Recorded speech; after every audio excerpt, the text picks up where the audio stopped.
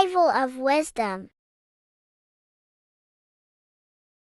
This video is going to be about the flat earth and the breakdown of the whole cosmology. We're going to be digging very deep. I've got a lot of pictures and images to show you, and a lot of dots to connect. So let's start with the Freemasonry art. So this artwork we have here is the Freemasonic cosmology as they know and believe. So what is it symbolizing? We obviously have to start off with the 4 pillars representing the 4 corners of the earth. The 4 corners with duality. You see, there's everything on earth. There's good and evil. Good, evil, positive, negative. Good, bad. This is the checkered board. This is what it symbolizes. Okay. Obviously, we have the sun, the moon. The sun gives you energy. It's the anode. The moon is the cathode. It's the opposite. It takes your energy. So therefore, you become sleepy when the moon comes out. You see, everything on earth, everything in the universe is balanced. There's complete balance symbolized by duality. There's always 2 opposites. We have the all-seeing eye, and obviously 7 stars representing the 7 planets, but not planets as in we know planets. They're not physical spinning balls of gas. They are energies. They are lights emitting from the realm above this realm. They are lights through the firmament, through the electromagnetic field. So let's go through that again. The 4 corners, duality, positive and negative, cold, dry. Everyone on earth has an opposite. Everyone, there's 2. Okay, and then we have the sun, the moon, the 7 planets with a 5-pointed star. What's the 5-pointed star? Of course, it's the 5 elements: spirit, water, earth, fire, and air. Okay, that's what the 5-pointed stars symbolizing, the 5 elements of earth. And then, most importantly, we have the compass. The compass is very, very important, hence why it's in the center. The compass is symbolizing many, many things. And one of the most important things, but we'll get into that after. We have a boat with water outside of the earth. So we have a boat on water, symbolizing the waters separated by the firmament, the waters above, separated by the firmament from the waters within the firmament, the earth. So this is what it's symbolizing. So the compass, what's the compass? This is where the compass comes from. The Polaris, the most important star there is, because it's in the center of Earth. The sun, the moon, and the black hole, black sun. Because all creation comes from center, the seed center. Okay, but we'll get into this after. But also, this is a very important Masonic symbol because they use this symbol a lot. This is one of their main symbols, hence why Neil Armstrong has the Masonic ring with the compass on it. The people who supposedly went to the moon, which obviously they faked to push this globe model, because the globe model is based upon fear. Because the globe model, if they can sell you the globe model, they can sell you anything then. You don't know where you actually are. The globe model is to push fear upon the masses, because the globe model means there's not enough resources. There's also risks of asteroids hitting the planet. There's also risks of space extraterrestrial invasions, global warming, asteroids. You see, this is all the fear that they can gain of selling you the globe model. okay, because they don't want you to know that this is an intelligent design. And also, they're hiding God, the creator, the source. This is why they are satanic. They are opposites. They are lefty, Lucifer, right, righteous, godly. Hence why they do the symbolism on their eyes. 666. This is another famous, what's it called? Sorry, famous astrologer, astronaut. This is another famous astronaut doing 666, showing that he's in the alliance of the occult. But even look at their 10th anniversary stamps. They have a Masonic compass on there. Also, the Order Out of Chaos. Order Out of Chaos, double-headed eagle. Okay, the Order Out of Chaos ring, which they wear. So all of these astronauts are in the occult. They are lying to you. They are in with this order, this Masonic New World Order, whatever you want to call it. So let's break this compass down a lot more. Because as I showed you here, the center, okay, this is what the compass is symbolizing. Let's go into the North Pole map. This is from 1595. This is a rough estimate of where this map came from. It's from around the 1500s to the 1600s, maybe 1400s. There's not an actual set date on this map because obviously our history has been tampered with. But let's break down this map and the symbolism that they use towards this map, because this map is the map of the North Pole. Okay, so in the center, we have the black rock symbolizing the tower, the pole, North Pole. And what's on top of the North Pole?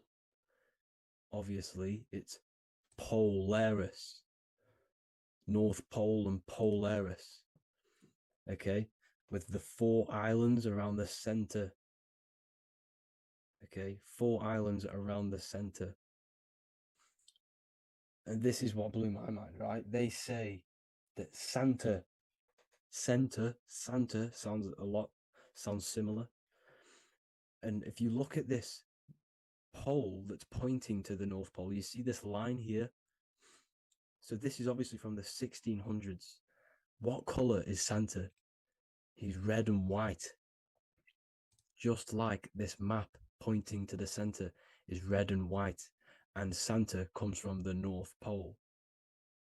So it's not a coincidence that they use red and white. They're mocking this map because obviously they took over after the 1500s, 1600s.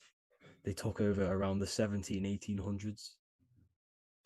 So they're mocking this map with Santa coming from the North Pole with this red and white line to the North Pole.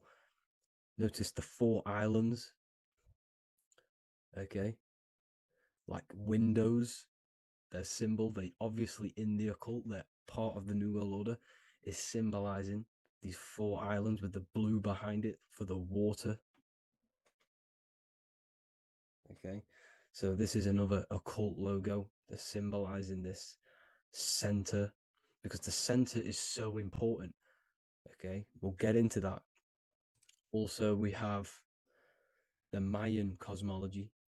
This is the Mayan cosmology. This is what they created. This is their artwork, with also 4 major lands around the center.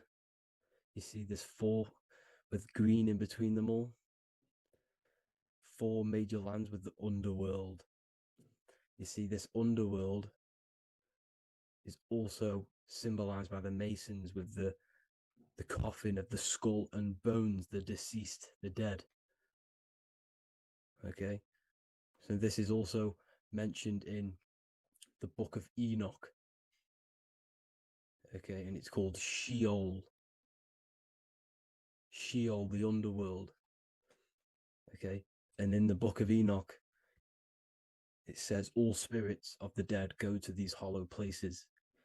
that they'll wait until their appointed time of judgment.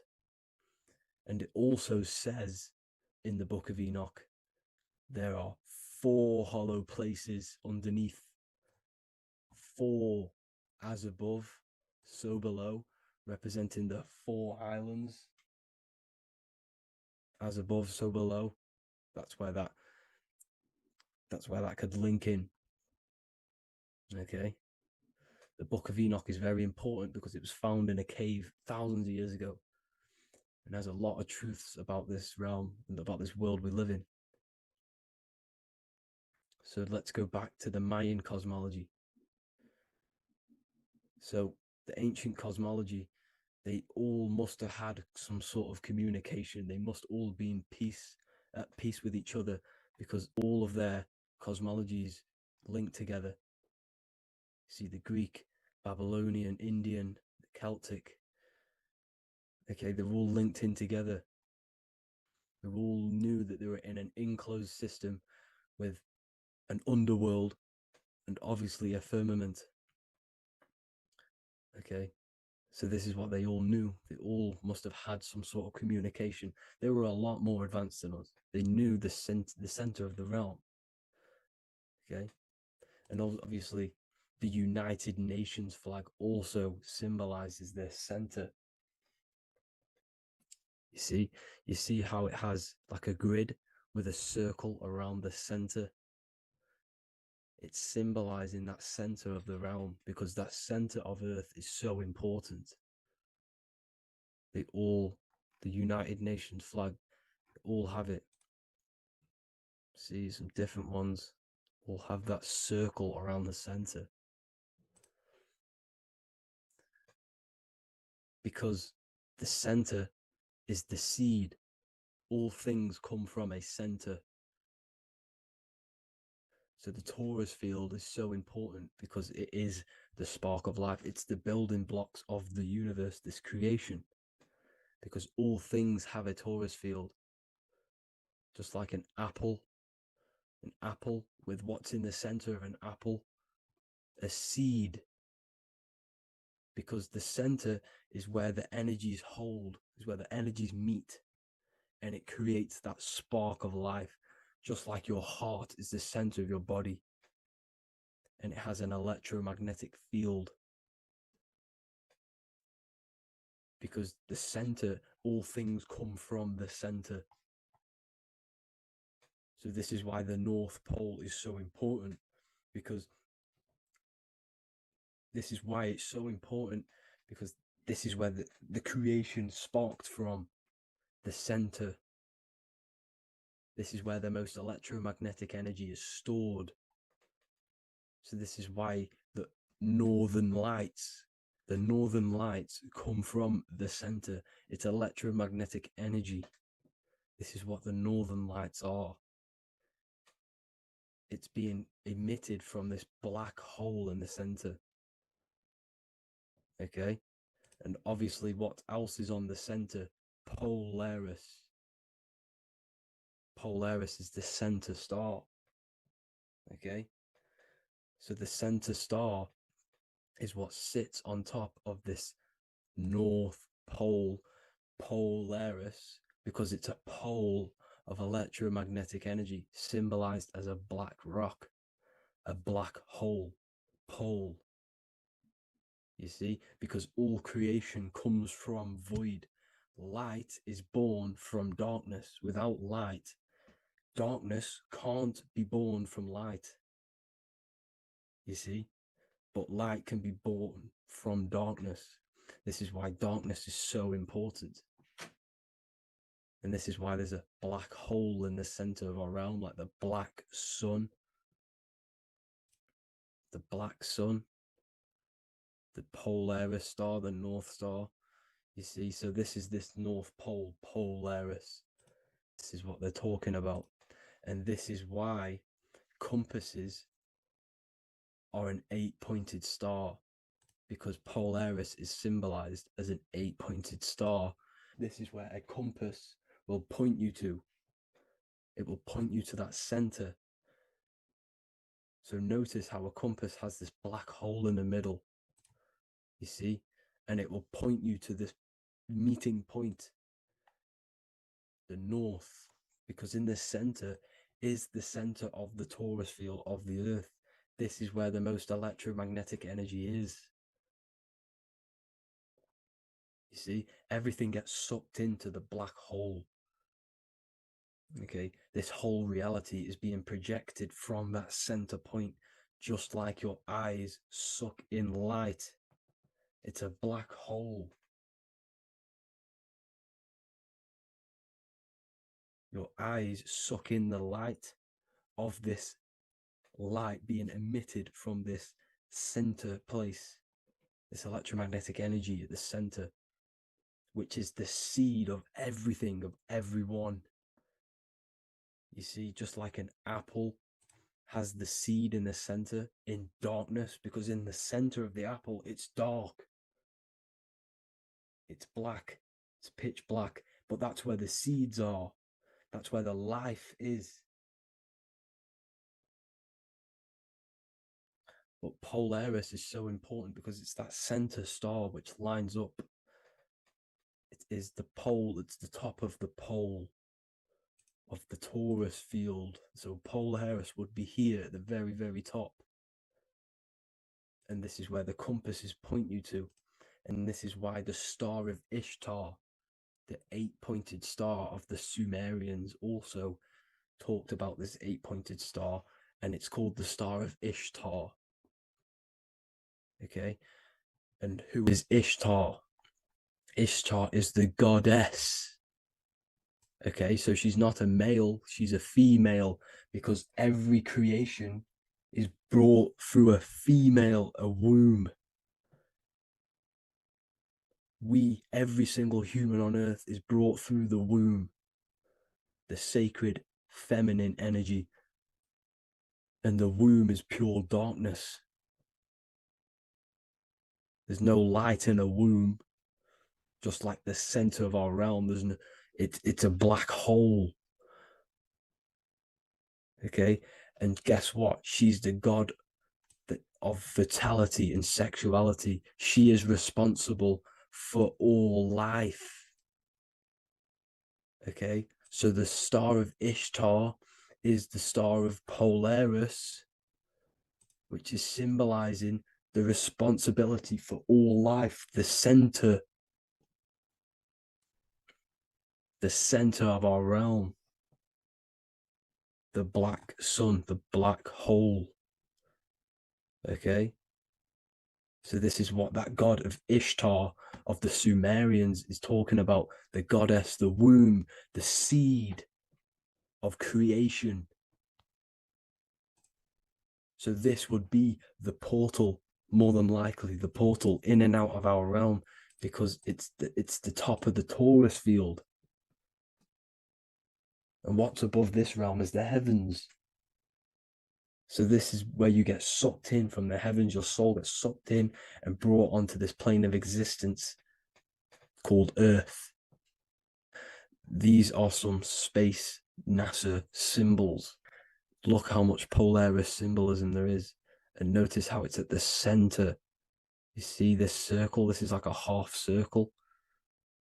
And at the center is an 8-pointed star of Ishtar. It's the same thing. It's Polaris. It's at the center.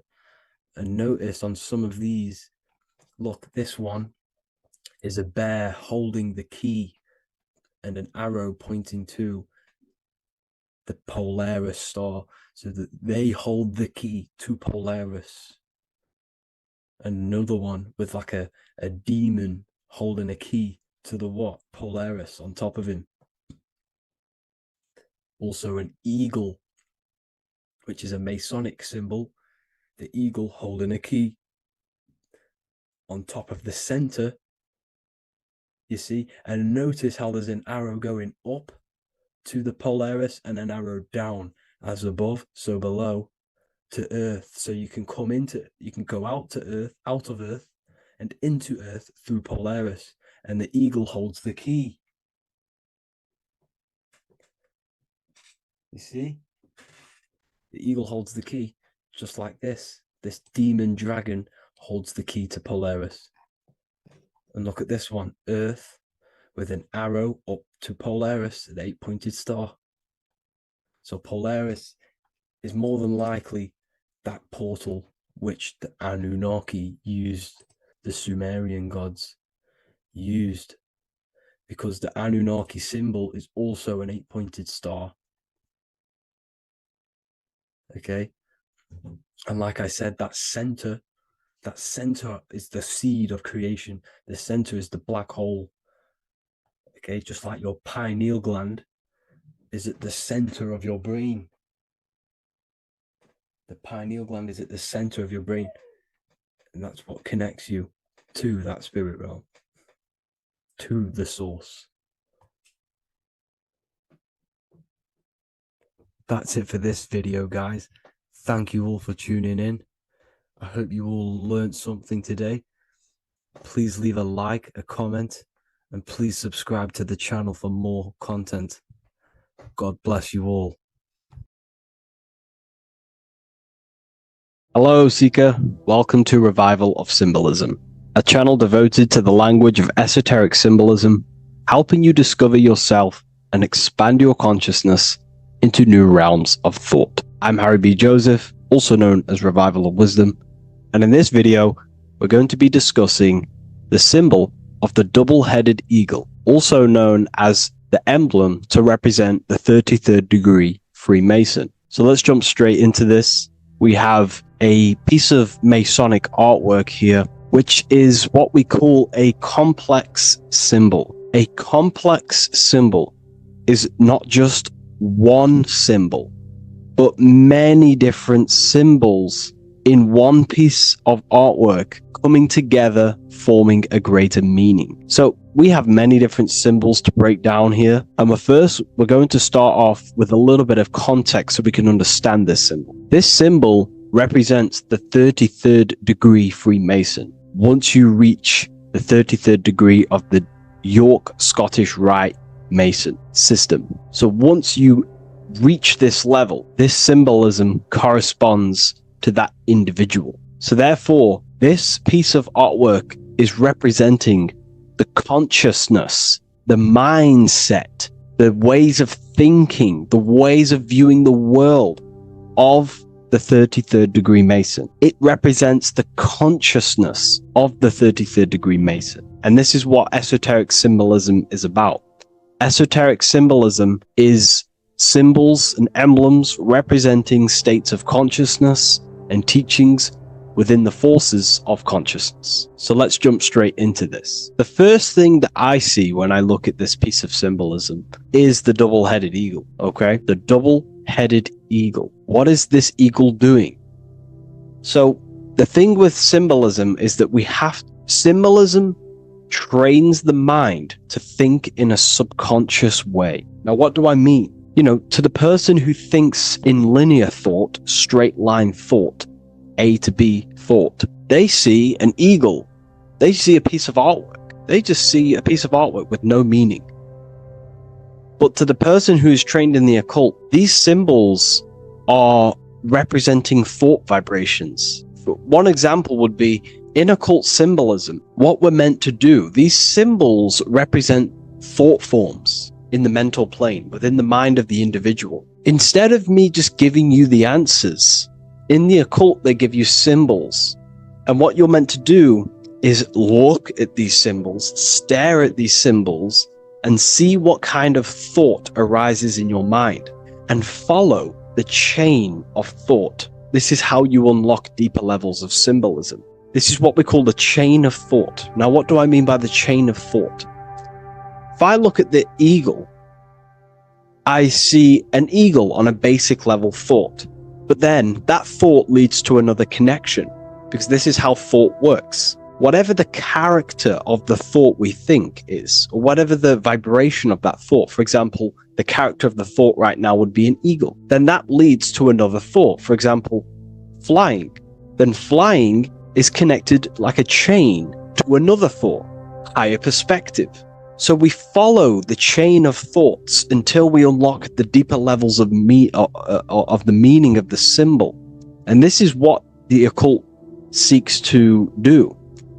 Symbols make and force the individual to go inward. You look at the symbol, it's not a direct meaning, but you have to go inward and start to think and follow the chain of thought that this symbol is connected to until you find its deeper meaning that relates to the individual, to you, to a teaching or a force of consciousness or a state of consciousness. Okay?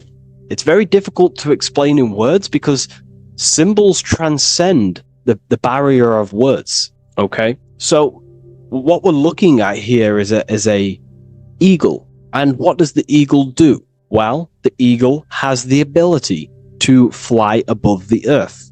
It looks down upon the earth. In allegory and metaphor, this represents a higher perspective of reality, a higher perspective of the world, of the self. So this is representing the consciousness of the 33rd degree Mason. They have a higher perspective of themselves. Why? Because they studied the mysteries. They studied the Kabbalah. They understand consciousness. They understand the human psyche. They understand the origins of consciousness, the forces of consciousness. They understand how the material world is created through the forces of consciousness. So the eagle represents higher perspective because it can fly above the earth. And here you have the earth, this circle here, this sphere. So it's flying above, symbolizing a higher perspective of reality, a higher perspective of the physical world, the physical body, and the self. Because ultimately, this is what it's about. Freemasonry is about, of course, self-mastery, building a better self. That's what the craft is. But it's ultimately trying to figure out the mysteries of consciousness itself and the origins of reality. We gain this insight through Kabbalah, the study of the Kabbalah tree. So let's not get off track here. So the eagle ultimately represents a higher perspective of reality because it can fly. On a deeper level, it also represents the astral body because the astral body can fly above the material plane. It has no connection, no limitation to the physical plane. It does have a connection to the physical plane because all of the dimensions, the mental, the astral, the etheric, the physical, are all interwoven to each other. However, it also represents the activation of the light body, hence why we see this light rays around it. But that's a bit too deep for now. Let's go a little bit deeper into about the basics of this symbol. If you look at this eagle here, this eagle's looking backwards, and this eagle's looking forward. So this is forward and backwards. This is symbolizing time. So we have an eagle looking into the past and an eagle looking into the future. This is called the mastery of time. This is how you master time. You have a crown in the middle of these two heads. A crown. A crown is something worn by royalty, and royalty has a lot of power. So this is symbolizing personal power and mastery. How do you gain your personal power and mastery over time, over the past and future? Well, it's very simple. In order to master time and master your future and master your past, you have to look at the forces in your past that have led you to this very moment. Here we have a triangle which represents the number 3.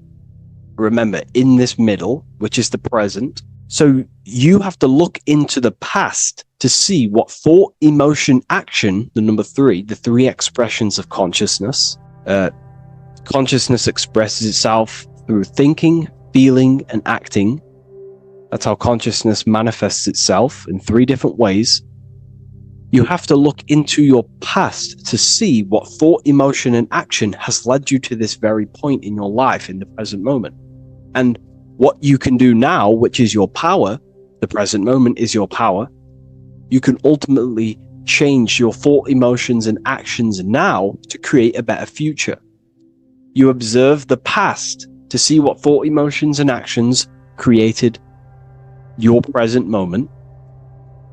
You notice the mistakes and you change the now through thought, emotion, and action to generate a better future.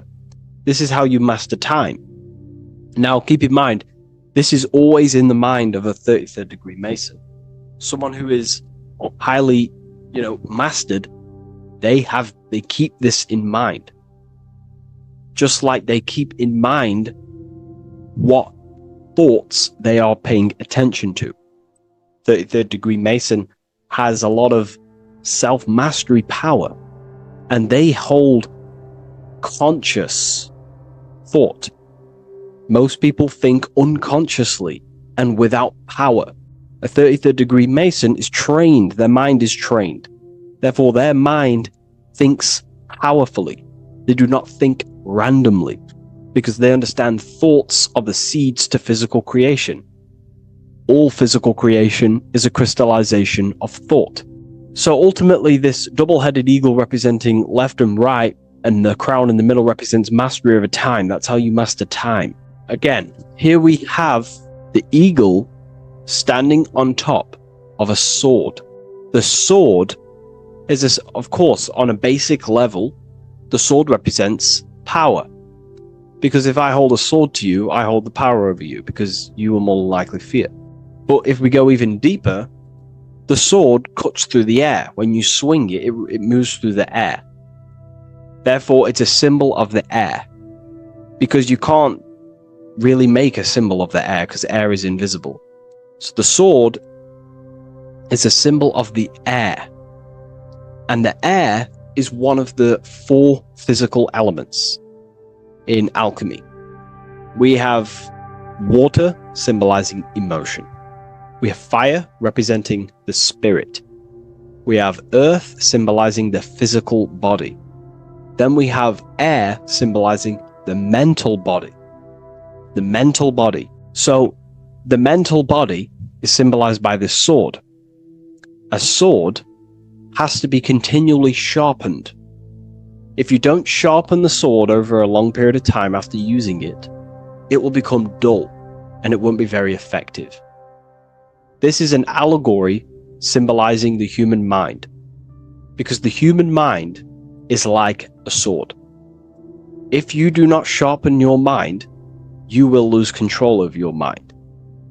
When you stop doing the meditations, when you stop being conscious, when you stop doing the affirmations, the mind falls back into old, unconscious thinking patterns, and we start to lose control of it. The mind is seen as a sword within the occult, because this is pretty much your tool. Your mind is your tool. This, just like the sword is a tool. Your mind is a tool to create reality. So we need to make sure this tool is always sharpened, that we stay on top of the mind, hence why the eagle is on top of the sword, symbolizing control over the sword, mastery over thought. This also goes into thought forms. In the occult, there's something called thought forms. Thought forms are basically taught to the individual and understood by the individual, who understands that the mind is not just in the brain. The mind is a part of a mental field. All around you, there is not just a field of energy. There's also a field of mind surrounding you. It's a mental universe. And this field of mind is what we call the mental plane. The field of mind is where all of the possible thoughts in the universe infinitely express itself. So each area has different thought forms. Each postcode, each place you go has different thought forms. This is why if you walk into a cathedral, for example, an ancient, amazing structure, your mind instantly becomes, you're amazed. You feel different when you walk into these areas, because all around you is a mental field. And there's something called thought forms.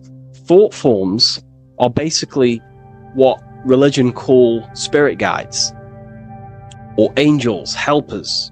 This is what thought forms are.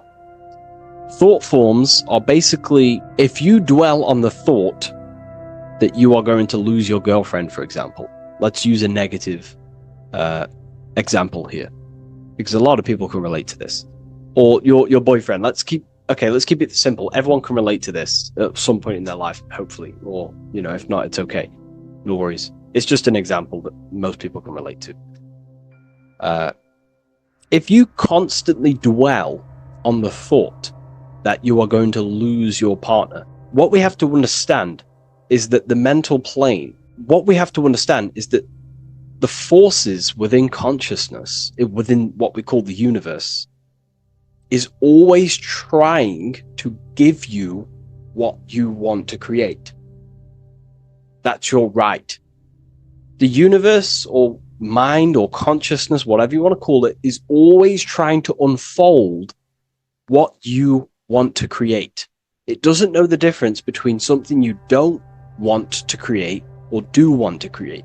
Whatever you think about is ultimately what this power of consciousness or the universe will try and manifest. This is why we have to gain mastery over our thought, because thought are basically the seeds that we impress into the dimensions. So we have a mental dimension, we have a higher, middle, lower subplanes of the mental dimension or the mental plane. Then that's just thought. The mental plane is just thought. Below the mental plane, thought takes the body of imagination, which is what we call the astral plane. And the astral plane also has higher, middle, and lower subplanes. Then we have the etheric plane. The etheric plane is basically an energetic copy of the physical plane. So you have an etheric brain, you have an etheric body. It's just basically an energetic, exact copy of everything that is physical. So if we think something within our mental body and we dwell on that thought, the more attention you give, the more you feel that anxiety about losing your partner, you're literally forcing energy and direction and attention into this thought idea, which manifests itself within your own aura. Your aura is basically, it's not just your electromagnetic field. Your aura has many different levels. It has a physical level, it has an etheric level, an astral level, and a mental level, like layer. So it has a layer for each one of these bodies. If you dwell on this thought and you keep giving attention, power, you start to imagine this because you're worrying about it. You literally create a elemental or energetic substance that clouds your aura. And this is what people have been called demons, people call spirit guides, whatever you want to call it. This is what it is. It's a thought form. But this is not something that's come after you. This is something that the individual has created. And wherever they go, this cloud of thought forms that they've manifested literally clouds their aura. You can see it within the astral plane and the mental plane. You can see how it's affecting them. Wherever you go, you start to randomly think about it. You keep thinking about it. You know, it's infecting you. It's like a demon. It's tormenting you. But it's simply just a force, an astral force, and a mental cloud that they've manifested within their aura. Thought forms. The 33rd degree Mason has very powerful thought forms. And this is, you know, if you're a Mason yourself, and you're not aware of this, this is why it's great to be around a 33rd degree Mason within your lodge, because they have very powerful thought forms, and you being in the present of them, you're also taking on his thought forms, and they can assist you. We're all affecting each other through thought transference through the mental field or the mental plane. Okay. Now I'm not going to go too deep into that because, you know, people can use that knowledge for really bad. But ultimately it represents thought forms also, symbolized by these clouds. Clouds are a symbol of thought forms, because they manifest themselves as basically like a cloud form energy within the aura of an individual. So this represents the mastery over the intellectual side of consciousness, of thought, sharpening the mind, gaining mastery. Then we have 33 in a triangle. A triangle in alchemy symbolizes, well, the upwards triangle, the upright facing triangle symbolizes the element of fire. The downright facing triangle represents the element of water. So an upright triangle represents fire. fire is very transformative. If you place, I don't know, a pencil into fire, the fire will burn it down into its raw material. And this is ultimately what this triangle represents. It represents the consciousness of the 33rd degree Mason, who has basically transformed themselves from ego consciousness, only dwelling within the limits of their ego, their old belief systems of thinking they were the body, only reacting to five sense thinking, linear thinking, low base consciousness, not knowing right from wrong. It's basically transforming themselves. They have burnt themselves down to their raw soul form, and they understand that they are a soul, and they've experienced this, by casting off all the attachments to consciousness. This is why there is the number 33 within this triangle, because 33 is the age that Jesus dies. It's also the number of the Kabbalah tree, because the Kabbalah tree has 10 Sephiroths, 22 pathways, and one hidden sphere called Dot, which all adds up to 33. And the Kabbalistic tree of life, just to give you a bit of context, basically is a blueprint of how God manifested the world, and you are an expression of God. So it's also representing how your soul fell into matter, how consciousness creates matter. And it's also a diagram of how reality is not fixed, but it's ever unfolding creation through these forces of consciousness. So the Kabbalah teaches a way back to source consciousness if you go from the bottom of the tree to the top. And in order to go to source consciousness, you have to die symbolically. It's the death of the self, the death of the ego, the death of the old self, the old belief systems that you had. That has to die. The old person has to die to give room to be spiritually reborn, so you can actually figure out who you actually are. Your ego has to die. Now, that's not saying ego death, but you have to basically give away all of your old belief systems to then be spiritually reborn. That's why Jesus dies at 33 and is resurrected. Ice melts from ice into water at 33rd degree. So it's symbolic of transforming. And again, the upright triangle is the fire element, symbolizing burning things to its base raw material. 33, which is again death and resurrection. So it's all about burning the old self and being spiritually reborn again. This is the teachings of Hermeticism, Christianity. It's in everything. You'll see this symbolism or this story of death and resurrection absolutely everywhere in the ancient myths, because it's all talking about the same thing. You have to symbolically die. You have to kill off the old self to be spiritually reborn, to be initiated into a mystery school. So the 33rd degree Masons basically saying, well, they have resurrected. They have resurrected the connection to their soul, because as we grow older in this life, we lose connection with our true authentic self as the ego develops as we get older. And if we don't stop developing the ego, we never actually connect with who we truly are, which is a divine, immortal, formless being who has the infinite power of creation. This is what you actually are.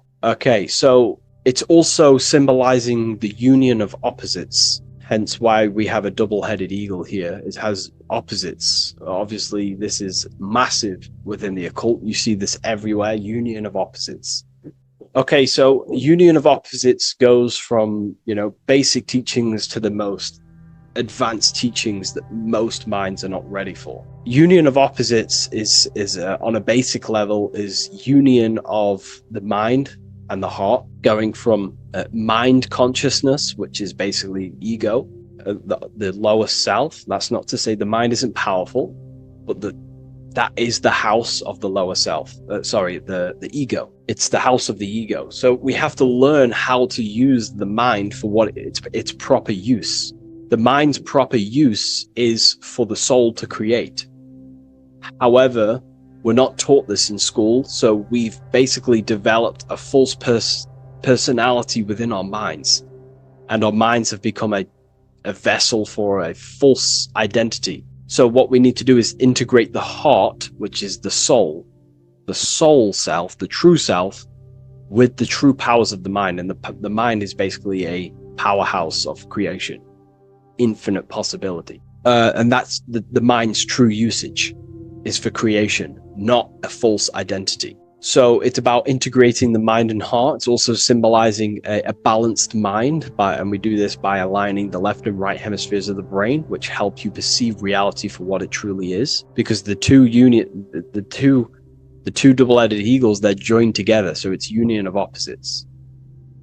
So it's about reintegrating the female and male aspects of self, such as the left and right hemispheres of the brain, the mind and the heart, all working as one system. When we align the left and right brain, we see reality for what it truly is. Now, what do I mean? Most 90% of people, I'm not putting anyone down, if you relate with this, it's fine. We're all here to work on ourselves. I'm not putting anyone down. People with a left hemisphere dominated view on reality see things as a very logical. They see reality logically, basically. Now, what do I mean? They see things as this is science, that's mathematics, that's religion, that's metaphysics. They're all separate and divided because that's what the left hemisphere does. The left hemisphere basically dissects everything down. The way the brain works is truly magical. The right hemisphere of the brain allows us to basically see a bigger perception on reality. It sees the bigger picture. The bigger picture, for example, the woods. It sees the woods as a whole unified woods. But then the left hemisphere of the brain takes that view and perception of the woods, dissects it down and analyzes it into individual branches, trees, leaves, animals, insects. But in reality, it's all one, because all is manifested from the one God, the one source, the unmanifested consciousness, the unmanifested force. So it's union of this. We have to view the world as in, yes, everything is one, but I'm also living in my personal consciousness. Yes, there is a collective consciousness. We're all one consciousness, but I also have my personal consciousness. I need to think about both, making sure that my thought, emotion, and action is contributing towards the evolution of myself and the evolution of humanity. A person who is only left hemisphered only thinks about themselves mainly, 90% of the time. They only, they're trapped in ego, and the individual can't see pattern recognition, really. Pattern recognition is more the right hemisphere because it sees the whole. So it's about aligning the brain hemisphere so we can actually see reality for what it is, so we can, without distortion or illusion, and be neutral. Okay, we have light rays. Light rays are very symbolic within the occult, especially Freemasonry. Light rays are symbolic of force and form. These are the two dualities within the occult, force and form. The internal world is force, external world is form. Everything outside of you is a formation of force. No force ever takes place on the physical plane. All force takes place within mental, astral, or etheric. The physical world is formation. Therefore, what is the force that drives you? What is the desire that's a force? Emotion, force, thought, force. What are the forces driving you to take action in the physical world? And we need to gain mastery over these forces. Light is also a symbolic of knowledge, because knowledge is considered light. This is why Freemasons say going from darkness to light. Darkness is ignorance. People who are only aware of their five senses, they don't want to know anything else. Their minds are completely shut off. I have my belief system.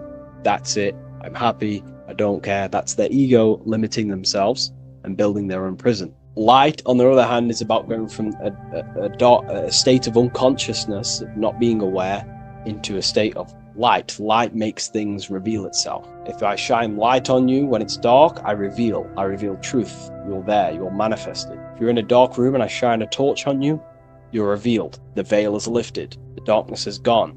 So this is symbolic of light revealing higher truths to yourself as you walk the path of self-realization and gnosis.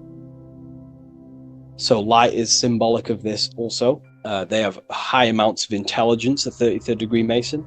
They have a lot of light. They have a lot of knowledge. They've researched a lot of things. They're intelligent in many different areas of life, within speech, within grammar, the way they portray thought, their mastery, their level of mastery, their understanding of themselves is very advanced. They also know a lot about physiology, about the brain, about the body, life, consciousness, astrology. They know a lot. They have a lot of light. 33rd degree Mason. Me, myself, I'm not a part of Freemasonry, and if I ever do become a part of Freemasonry or any order, I will openly share it to all of you. This information has come from following the chains of thought through self-study and self-realization, and studying Freemasonry from an external view. You can gain a lot of insight just by studying symbolism itself. Masonry is about being a builder. That's what the word Mason is. Mason is about building. The word Mason means builder, and it's about building the self. We're all building either our prison of our soul, or we're building our freedom of our soul. Every single one of you. Every time you reject something that if you did something wrong and you reject you being wrong, someone tells you were wrong, but you reject that, or they try to give you a piece of information and you reject it, you're building your mind's prison, stone by stone. But the person who has an open mind to all things is freeing their mind, freeing their soul. So we're all builders of our soul, and we're all builders of reality also. And we're all building Earth. This is the building project is Earth. We're all contributing towards it through our thoughts, emotions, and actions. These are our God-gifted powers: thought, emotion, action. These are our rights to operate in the world. These are your buttons to control the character in the game. So I hope this information has given you a lot of insight about this symbol. Please leave a like, comment, and subscribe. And if you wish to go even deeper, because the occult goes deeper than you could ever possibly imagine, I have a whole private community filled with hundreds of hours of esoteric teachings, self-mastery, things. We have a whole library. If you wish to go deeper, the invite is there and the door is open. I'll leave a link in the description. Have an amazing day, everyone. What if I told you that the seasons don't just change the external world, they also change your internal world? They have a psychological and a spiritual effect on your consciousness. If you're new to esotericism, you may not really understand this. But if you have some deep understanding of as above, so below, you already know this. But today we're going to be explaining it in great detail. So tune in, take a pen and paper, maybe make some notes. So we have 4 seasons. The sun is the main source of life on the earth, and it changes the circumstances on the earth in 4 different ways. Of course, we have spring, summer, winter, and autumn. These are the 4 states of the earth due to the sun's cycle. Not only do they take place on the earth, they also take place on you, your body, your mind, your spirit, your consciousness. They change things internally and externally. The first thing we need to understand is that we have a dual nature. We have a mind, and in that mind, we have an internal self. That's what we call the spiritual self. It is the individual that exists within their own mind, within their own consciousness. It is the self that imagines, thinks, feels. That's the spiritual self. And internally, that self is the true self. When it's detached from the false identifications, of course, such as the ego. But the true self dwells within the mind, and that's the immortal self. That's the self that will never die, never perish, that will always be there, and it always has been there. The internal self. But on the other side of the mind, the outside of the mind, we have this, what we call our physical human body. This is our external physical body. So outside of us is a physical reality, but inside of us is a spiritual non-physical reality. Inside of us cannot be measured, outside of us can be measured. So we have an internal world and an external world. I think this is the reason why the word individual has the word dual at the end. Dual meaning opposing or two. We have a dual nature. Inner world, in the mind, and a self out the mind. And the mind acts as some sort of doorway. It is a doorway into ourself. So in esotericism, this is what it's all about. It's about we work with the internal world. We try and figure out who we are from the inside out, not who we are outside of us. Because we realize that the external world is nothing but a crystallization of what's happening inside of us. Our lives are a result of every single thought that we thought in the past. So let's not get off track here. Let's carry on. As I was discussing the seasons, we have an internal world in the mind and a self outside the mind. And this is reflected even in the cycles of the heavens. This is how you know the universe is intelligently designed, and the law of correspondence corresponds with everything. The law of correspondence is as above, so below. It's not a Hermetic principle. It's not a Freemasonic principle. The law of correspondence, as above, so below, is just the law of life, of the universe. It is in everything. So the daytime, the sun, this is external impressions, or expressions, should I say. We express ourselves outside the mind, in the outside world, in the material body, taking actions outside of us during this daytime. The sun represents outward expression, the daytime. This is when we wake up, we're conscious, we do things outside of our mind. But then the nighttime comes around and it becomes dark and the moon rules over the nighttime. And we return back to our internal world. We return back to the darkness. We return back to the internal self, the self in the mind. Really is fascinating. And this is as above, so below. This follows the correspondence. This follows the law. Although that the outside world has a cycle of day and night, so does our own mind have this cycle. As above, so below. As within, so without.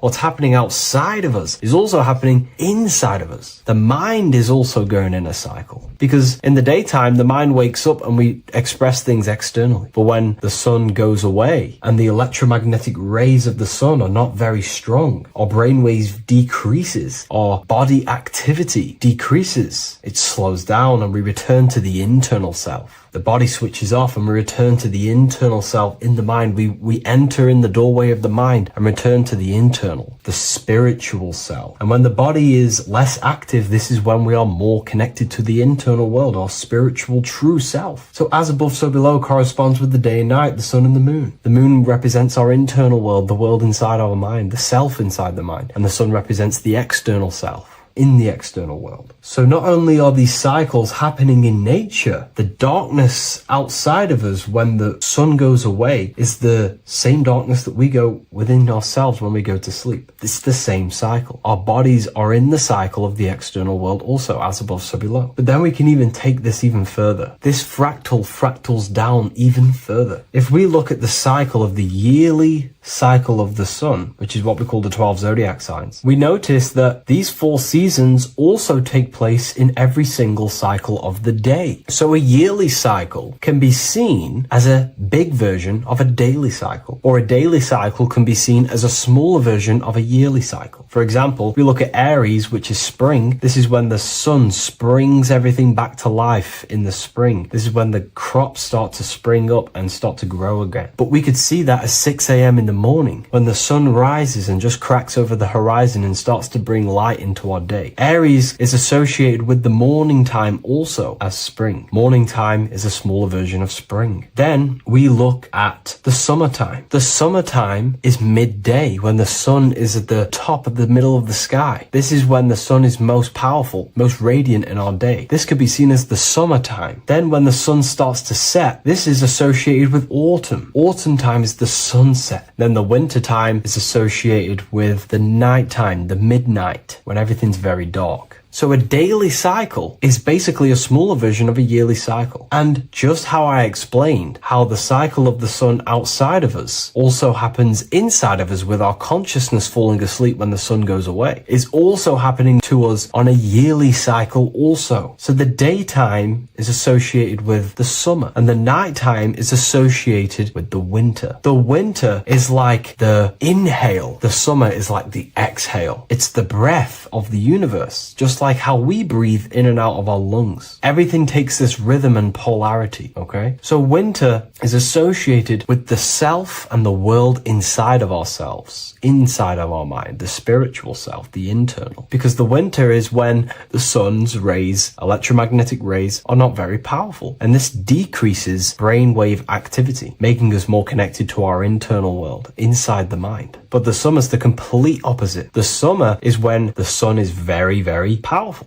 And the sun's powerful electromagnetic rays increase brain activity, making us more actionable in the physical world, outside of our mind, in the external world. So summer is the daytime, and winter is a big version of the nighttime. Vice versa. Just like how in the winter, we're more in the house. We're inside buildings because it's very cold outside. Animals hibernate. They go inside. They go into little places. They collect all their food and prepare for the winter. They go inside. They go in darkness to hibernate. So does our consciousness, our spirit, the self inside of our mind. We can use these cycles to our advantage, to evolve spiritually, to connect and be more balanced. You know, I've mentioned a lot of this inside the university to my members, to the family inside of there. We discussed this. We had a great discussion about this. And, you know, the live calls we have are priceless. The conversations you can have with someone when they're awake, you never forget them. You always have deep, meaningful conversations. And we discussed this deeply, and we were going into some interesting things about how we can use these types of changes in the seasons for our spiritual growth. We even discussed about spring and autumn and how they're associated with the different spiritual bodies that we have. But anyways, let's not get off track. Lucid dreaming,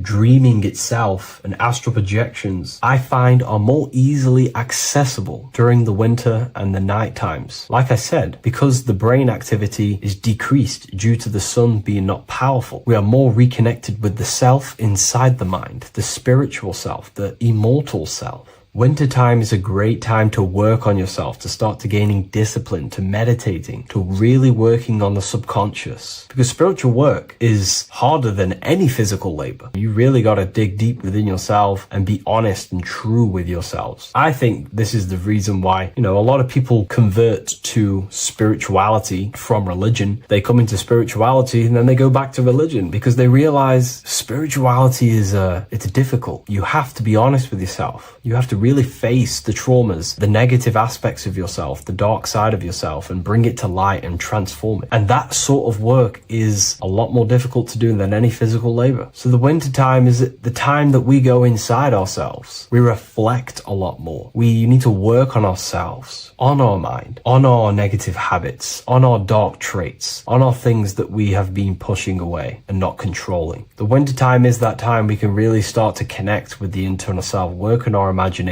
work on our mental willpower, work on all of these things like lucid dreaming, astral projections, and purifying ourselves, removing any mental barriers, any negative belief systems that may be subconsciously holding us back. It's easier to access the subconscious in the nighttime and in the winter, especially the winter. That's why I made this video, because we're in autumn now. We're transitioning into the winter. So I thought I'd share this with you all. And it's important to understand that you are a microcosm of God. Like I said, the law of correspondence associates with everything in the universe, people. Everything. And that's the best thing with the law of correspondence. And I've been using this for the past 3 to 4 years, right? The law of correspondence has determined and filtered out so many lies that was given to me, that's given to you, that's given to everyone in the world. The law of correspondence is like a filter. If someone gives you a piece of information, for example, gravity, and it does not apply with the law of correspondence, then you know it's a lie, because it's a universal thing. What happens inside of me also happens outside of me. What happens in my astral world happens in my material world, more than likely. As above, so below corresponds with everything. The same structure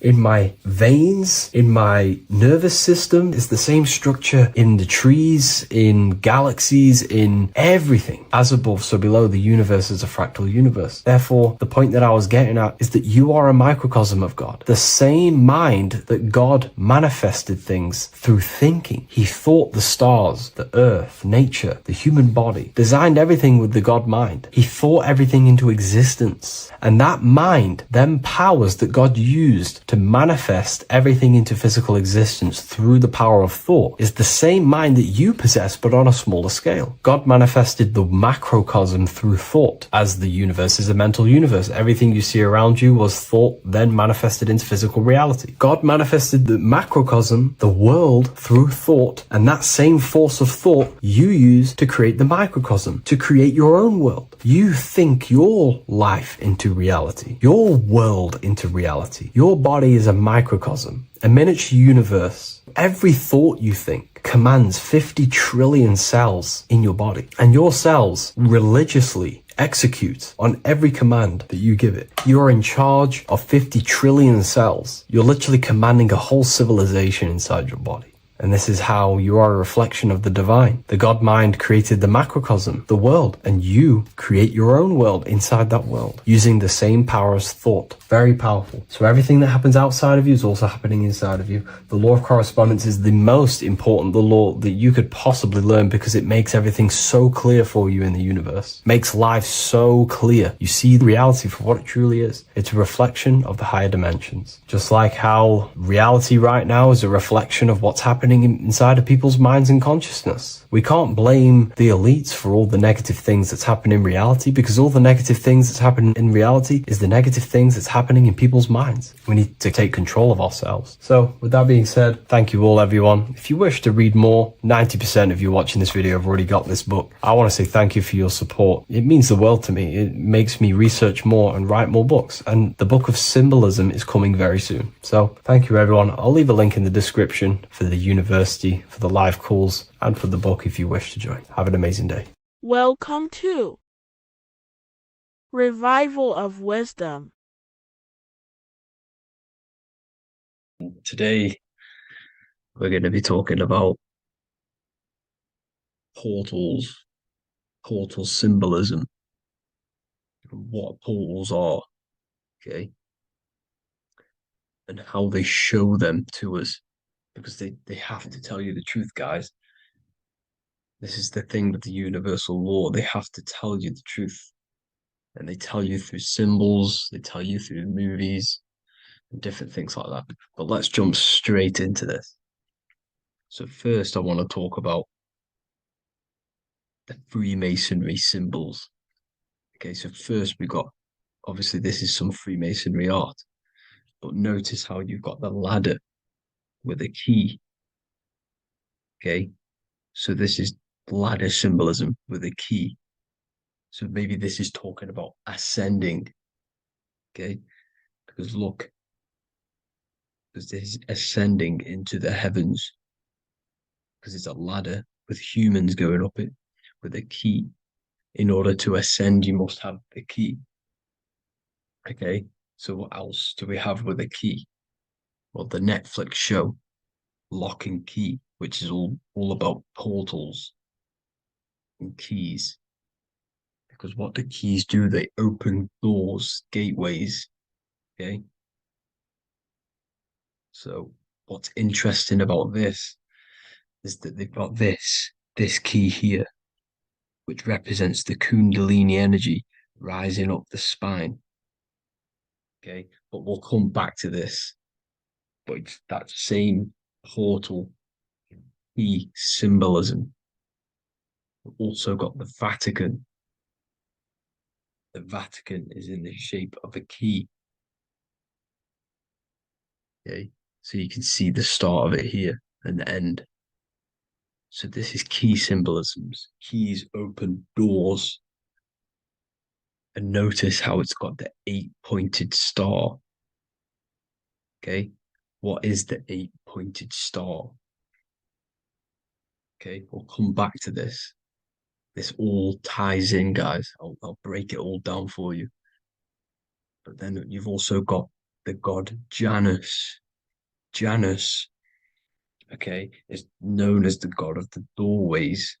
He's an ancient god of Rome, and they worshipped him. However, he's not a god, he's more like a high-level ranked demon. Because he is the god of the doorways.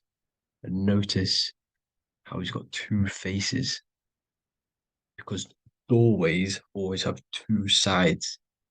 You're going into somewhere, There's always two sides of a door, and he's always depicted with two sides of a face and a key, because he holds the key to the doorways, to the portals, to other worlds and realms. Okay, as you can see, he's always got two faces and a key. Okay, so now we have the Sumerians, the Anunnaki, and they are always depicted with the two faces. Why do they have the two faces? Because they're symbolizing doorways, and the Anunnaki come to Earth through doorways and portals. So these are what these gods are symbolizing in their artwork. But they always have the 8-pointed star. Okay, what is the 8-pointed star? You see how they always have. Look, let me try to find another one. It's the 8-pointed star. This 8-pointed star is Polaris. Okay, Polaris, just like the Vatican has the 8-pointed star with a key. Polaris is the center star. Polaris is a fixed star, it doesn't move. Okay, so the Anunnaki's symbol is also the 8-pointed star. So this is symbolizing the portals and doorways that they come through in order to get to the earth. But Polaris is that center star which does not move. It's always symbolized with the 8-pointed star, just like a compass. Why is a compass the 8-pointed star? Because at the center of our realm is where the most electromagnetic energy is stored. As you can see, we have an aura field, an electromagnetic aura field. So does the earth. And in the center, so like our heart, for example, is where the most energy is stored. And like the center of the earth, this is why all compasses point to the center, because this is where the most electromagnetic energy is stored. Because it's at the center of our realm. Okay. So like I was saying with the lock and key series, see this here? The Kundalini energy rising up the spine, just like your Kundalini energy rising up the spine. Let me try. I can't zoom in, but you know what I'm trying to say here. Let's go back to Polaris, because at the center is where pole. Can you see the pole of electromagnetic energy? Polaris, the North Pole. It's symbolized. The truth is in the words. It's like a pole of electromagnetic energy. And this is where the aurora borealis comes from. Notice how it's got the word aura in it, because it's the Earth's aura, electromagnetic field. Just like you have an aura, also known as the Northern Lights, because it's coming out of this center hole in the center of our realm, where the black sun is. And this is where the electromagnetic energy is coming up from. And this is what the aurora borealis is, or the northern lights. It's just electromagnetic energy. And it's symbolized through our symbols, the original O. Okay, because it's like a pole through the middle. Polaris. So this Polaris is the sky vault. It's the portal into this realm, because this is what the Anunnaki are always talking about, always symbolize it with the 8-pointed star. And just like a compass, it's the 8-pointed star pointed to the center, to Polaris. Okay. See here on the Sumerian tablets with the 8-pointed star again. And how we know it's talking about portals with this 8-pointed star is because CERN 666 are opening up portals to the underworld, letting in demonic entities into this realm. How do we know it's a portal? Because their Hydro Collider has 8 points, just like the 8-pointed star. So they are creating synthetic portals to the underworld to let these demonic entities into our realm. But what is the key? Because if we're talking about ascending through Polaris, notice how here on the masonry art, this luminary here, so this is the sun, that's the moon. This is Polaris because it's a luminary with what? 1, 2, 3, 4, 5, 6, 7, 8 beams coming off the luminary, just like the 8-pointed star. So you see the ladder with the key going up to Polaris. It's symbolizing ascending out of Earth. So what is this key that they're keeping from us? Because it's a human holding a key going up the ladder to Polaris. Well, chakras. We have 7 chakras. Okay, so this is what they are telling us in the lock and key symbolism. The Kundalini energy rising up the spine. Okay, just like they have 33 vertebrae on the back of your spine. Okay, this represents the Kundalini energy going up your 33 vertebrae, just like in Masonry has 33rd degrees. Okay, so what is the key? Your chakras. Your chakras have to be unlocked. Okay, you have to unlock your chakras, and you can't unlock this one without going through this one. You have to go through them all. It's like a ladder, just like Jacob's ladder. You can't go from the bottom to the top. You have to unlock each one. Okay, just like you have 7 chakras, you have 7 layers of your aura. Okay, you have to unlock your chakras to the highest point in order to reach Christ consciousness. And this is the key that they're talking about. They're symbolizing the organic portal within each and every one of us to ascend out of this realm. Okay, so this is the key that they're talking about, and they're holding back this knowledge to keep us trapped in this 3D realm. Okay, so like I was saying with the 33 vertebrae and the Kundalini energy coming up the spine, 33 vertebrae, you can see this sort of symbolism going up to the light, because it's the light. You see here, your crown chakra turns on and becomes enlightened, just like the Illuminati symbol. Can you see it? But also, Jesus also died at 33. So this is symbolizing, okay, they're symbolizing the death of the ego, the body. So once you open up your chakras and reach Christ consciousness, which is your 33rd vertebrae, once your Kundalini energy goes up your 33rd vertebrae, your body technically, not physically, but spiritually dies, because you then become formless. You reach Christ consciousness. So then you can travel other worlds. Okay. This is what they're talking about with Vatican, 8-pointed star, and the key. Janus with the key. The Sumerians with the 8-pointed star. Anunnaki, the 8-pointed star.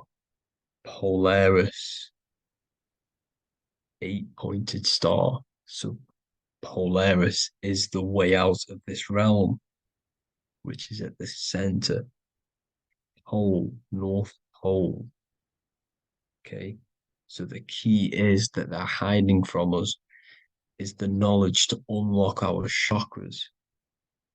Okay, and without this knowledge that they keep from us, is trapping our souls in this reality to keep reincarnating.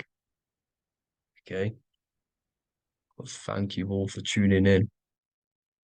I'm going to leave you all there.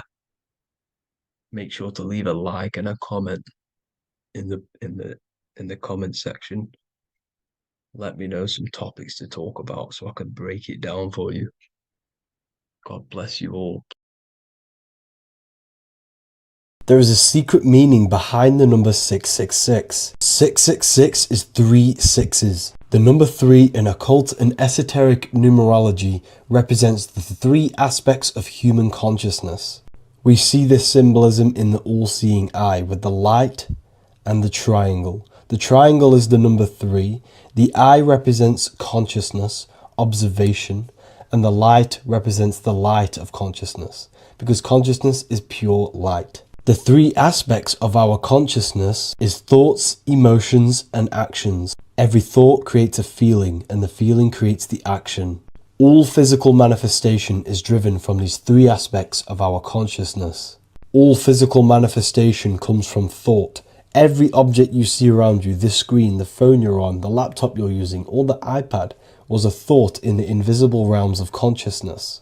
Then it was brought into physicality through feeling and action. This is because man is made in the image and likeness of God. We are all mini creators. We are all extensions of God's creative consciousness. Therefore, the number 666 represents 3 sixes. 3 is thoughts, emotions, actions. The number 6 represents the cube, because cubes have 6 sides. This material world that we experience, everything has 6 sides. Everything's created by cubes. We can move forward, we can move backwards, we can move left, right, up and down. This is the cube that we are stuck in. Therefore, 666 represents our 3 aspects of our consciousness, thoughts, emotions, actions, all contributing towards our physical self, material world, material pleasures, completely cutting ourselves off from our spiritual, true, divine self, which means 666 is representing a state of consciousness. A state of consciousness where we only operate from a place of material needs and survival things.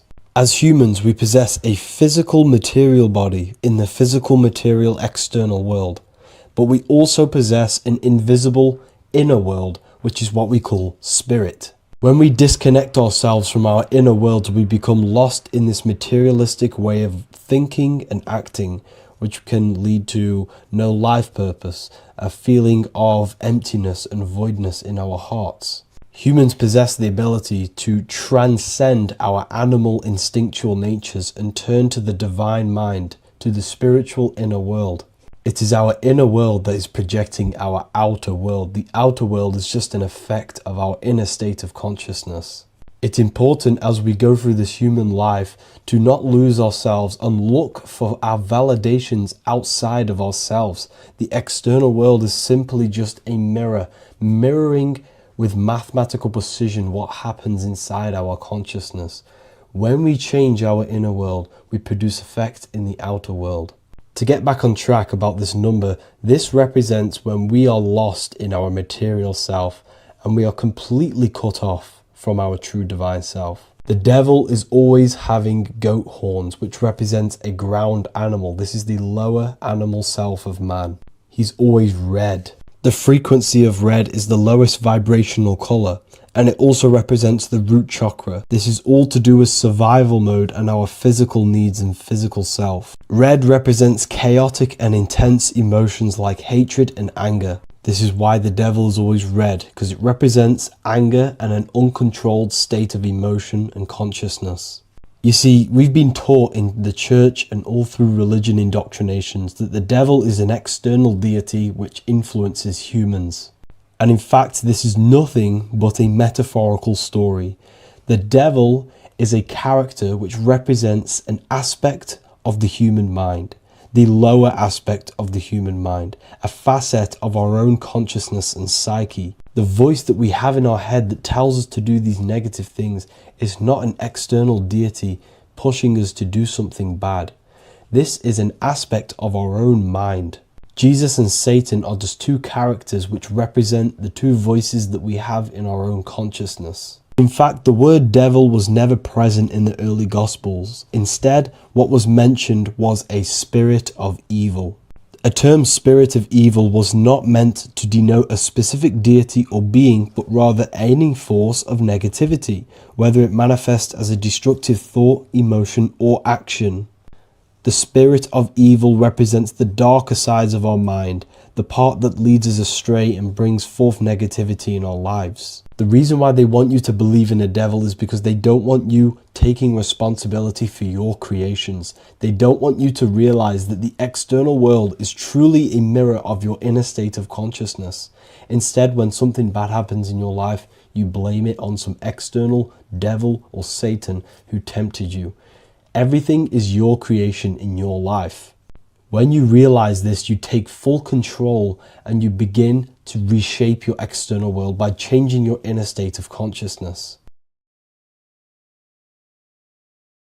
By the end of this video, you will understand the 3 expressions of consciousness, how to use them to create the life you truly want. You'll discover the hidden meaning of the word God, the secret power of the number 3, and how consciousness itself is the key to your reality. We have 3 main expressions of consciousness. We think, we feel, and we act. God is 3-fold. It stands for generator, operator, destroyer. The generator is the mind. This is what thinks, generates ideas. This is the beginning of all creation.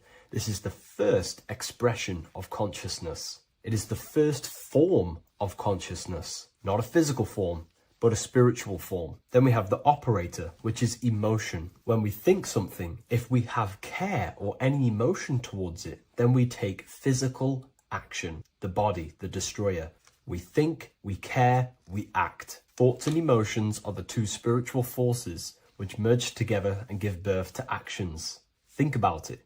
Why are you watching this video? Because you had a care to watch the video. Therefore, the reality in front of you is because you had a thought, you had a care, you took action to express that reality. Everything goes through this 3-fold process. This is why we say, follow your heart, because the body does follow the heart. We think something in the mind, we feel something in the heart, and the body takes action towards it. Everything operates on the care energy of the heart. The body follows the heart. If you do not care about something, then you do not act towards it. It is the care energy that guides our actions in this world. Going back to the generator, the mind is a part of the mental plane, the infinite dimension of infinite information. There is no limitations in the mind. Everything already exists as a piece of information or a thought. This is the beginning of all creation, the spark of creation itself, thought, the mental plane. And our mind exists like a radio, our conscious mind. This is why we call it a mindset.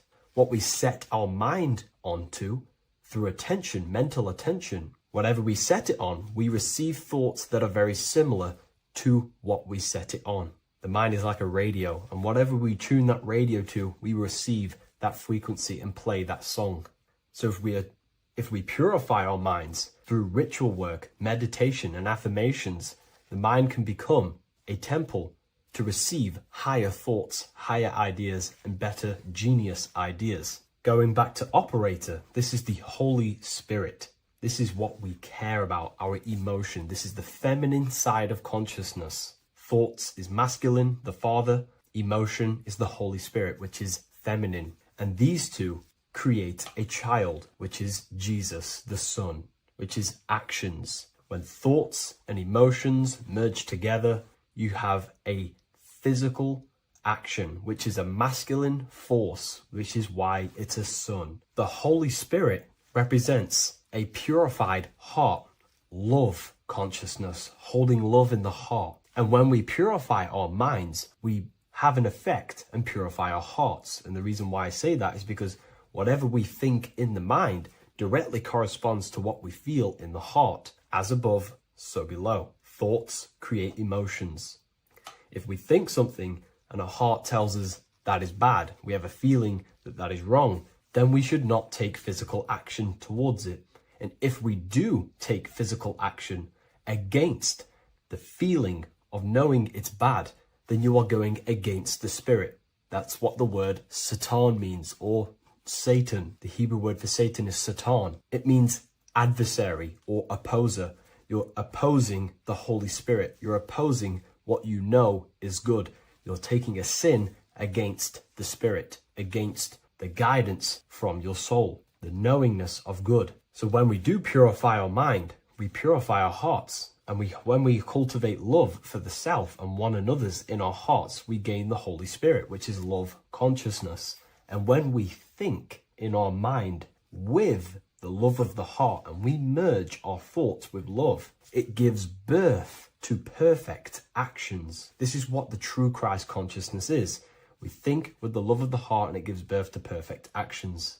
And if everyone did this in the world, we would live heaven on earth. Everyone would be balanced within themselves, and the world as a whole would be balanced. So we need to gain full mastery over these three aspects of our consciousness, over our what we give mental attention to, gaining love for ourselves and the collective in our hearts, and gaining a strong disciplined willpower for our physical actions. And if you can gain full control over these three-step process, you can gain full control over your reality. The number 3 represents this 3 aspects of creation or transformation. This is a transformative process from going invisible to the visible. This is also why Jesus dies in a cave for 3 days. It's all about transforming the self. Transformation is the number 3. Me personally, I think the Holy Spirit has been replaced for the sacred feminine aspect of consciousness. They do not want us connecting to our feminine side of consciousness, because then we will cultivate love in our hearts for the self and one another. And love is the most potent force there is in the whole universe. It is what unifies everything. It nurtures everything. It allows things to grow. Think about it. When you hold love or care for someone, you grow relationships. The sun is the perfect symbol and representation of love energy. The sun gives abundantly, expecting nothing back, and allows everything on the earth to grow.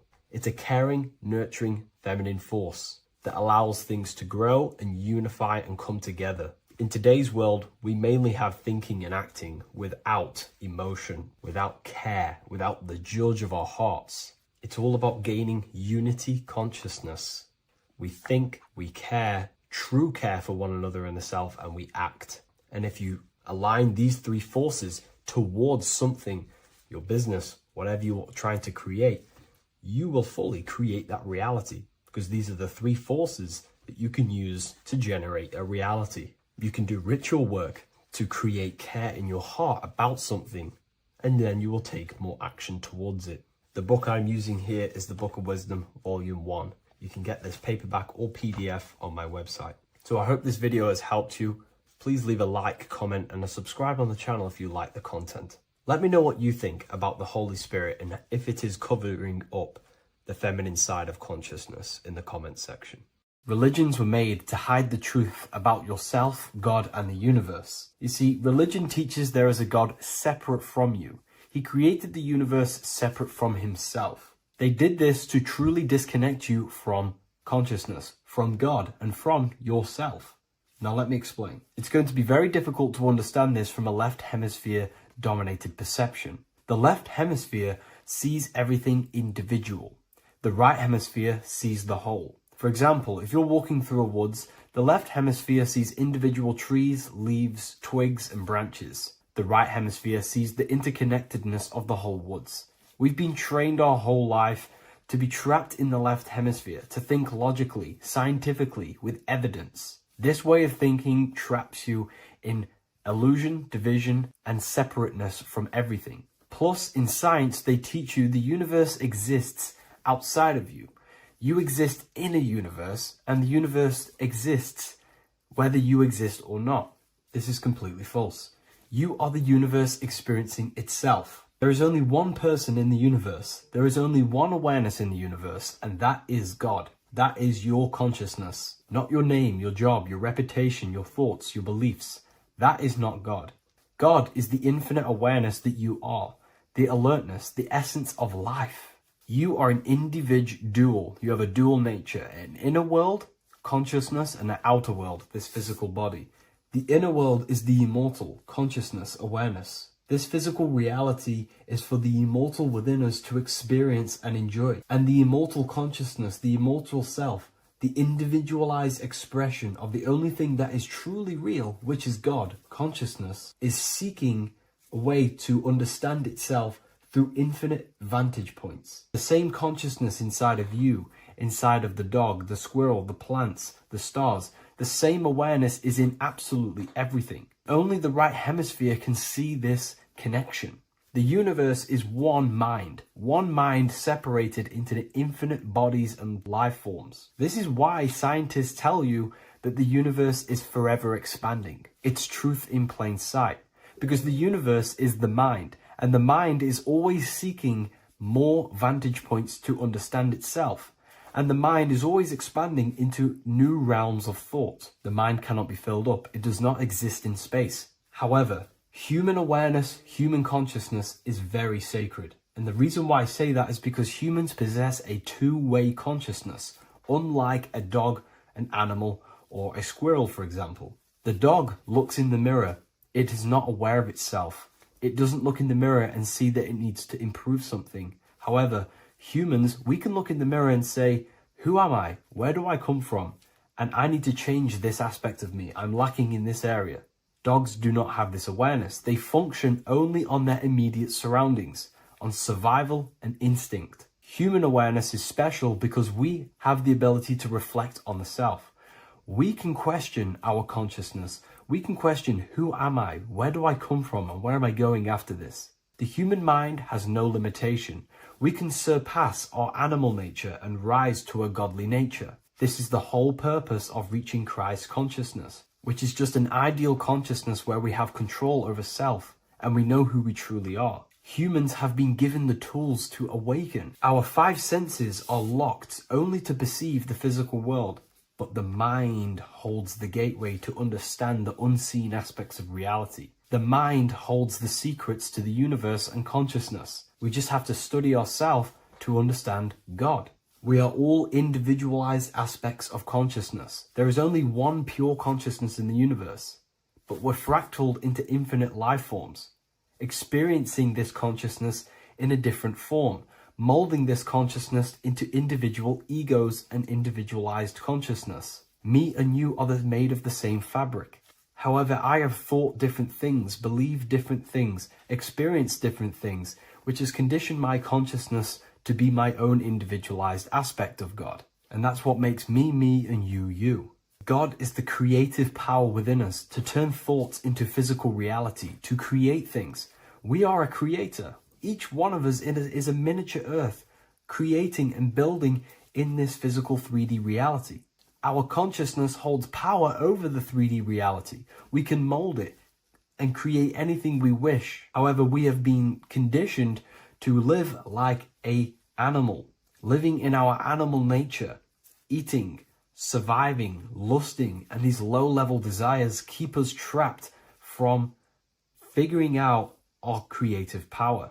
This is why the ancients always depicted God inside of the brain. Even in ancient Christian artwork, William Blake, Anton Raphael, all depict God inside of the brain.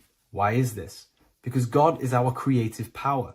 The spinal column acts as a type of ladder of consciousness. If you just think about sex and act on sex, eating, consuming, and living in a survival animalistic state, then your consciousness is functioning on the lower end of the spinal column, where your reproductive organs are and your gut organs are to consume food. In order to activate the God within us and to us to truly know God, we have to be aligned with the God consciousness. We have to unlock the God within us so we can truly actually experience God and understand it. However, God exists beyond our personal consciousness, beyond our human identity. In secret societies, satanic rituals and satanic societies, they are seeking a way to escape the human identity through ritual work, meditation, and trance-like states. A trance-like state is like the state that you enter just before you fall asleep, where there is no thought present in your mind.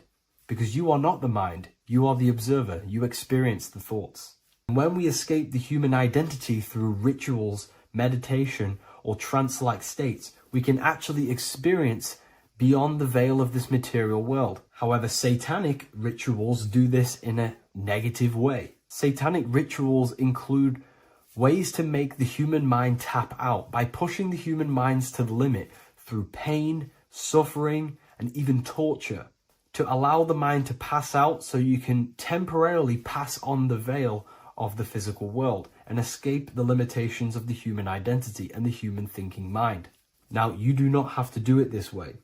You can experience the divine and beyond your human identity through many different ways, such as deep, deep meditation, rising above your thoughts, and setting 3 alarms, one for 6 a.m., one for 6:30, and one for 7:30. And when you wake up at these times, what you need to do each time you wake up is allow your mind to stay awake but your body to fall asleep. And you will enter this trance-like state. And you can gain ideas, experience lucid dreams, and maybe even astral project. All of these rituals in secret societies and satanic societies is all about escaping the human identity and experiencing the divine planes beyond the physical. To wrap all of this up, this is all about consciousness.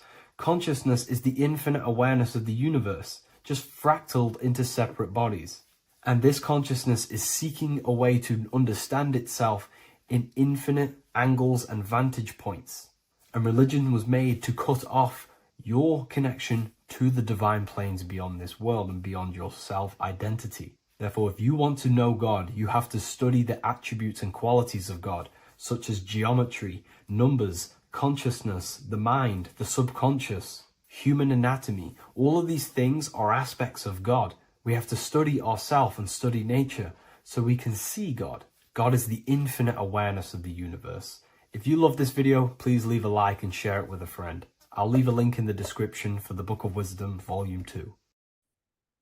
What if I told you that you are under a spell and this spell is controlling you in every aspect of your life and you don't even realize it? Spells are not what you've been taught. They're not fantasy magic wands that are casted over you. No, no, no. Spells are much, much deeper. A spell is a belief system that is installed into your subconscious mind, which holds power over you. Okay? If I install a belief into your mind and that belief holds power over you and controls you, that is you under my spell. A spell is a belief that someone has installed into you. Okay? You have a subconscious mind. The subconscious holds power over 90% of your daily basis behavior, thought patterns, and overall emotional state. Because the subconscious is the back end of our mind, the mind that we don't really have access to. It's the shadow self, where all of our programs, all of our memories, all of our traumas, all of our everything that we've ever experienced is recorded and kept in this vast database called the subconscious. Now, the subconscious is the 90% of our mind. We are only aware of 10% of our mind, which is the conscious mind, which is what you're using now, what you're consciously aware of. But there is a subconscious mind that holds power over your conscious decisions, and you don't even realize it. For example, as a child, you had a very, very traumatic event happen. Let's say as a child, you were not loved enough by your parents. And this feeling of you not being enough for your parents and feeling alone as a child implanted this seed. And this seed was planted by your emotions, a strong emotion. And over time, as you grew older into an adult, this seed grew and grew and grew. And what this seed grew into is you being very needy, you always seeking validation from others. Okay. But you taking this conscious decision 10 years down the line actually stems from this hidden cause within your subconscious mind, within this little feeling, this seed inside your subconscious where you don't feel like you are worthy. So this results in a conscious decision of you seeking validation from others, being very needy from others. Okay? This is what the subconscious is. The subconscious holds power over us. For example, posting on social media.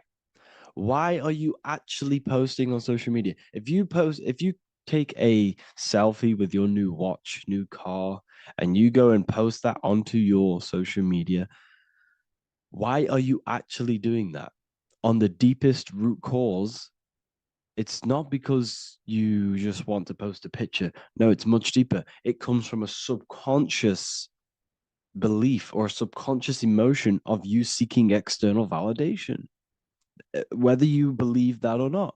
But that's what it is. If you're posting on social media, you're seeking attention, you're seeking validation from others on a deep level, on a subconscious level. You may not even realize this because it's subconscious. Now, this is what a spell is. Money is a type of spell. Remember, money doesn't actually exist. Money does not exist. Money is a physical object inside of the material plane. But the physical object has a belief in the mental plane. See, the mind is the highest plane. This is the root cause of reality, the mental plane. Okay?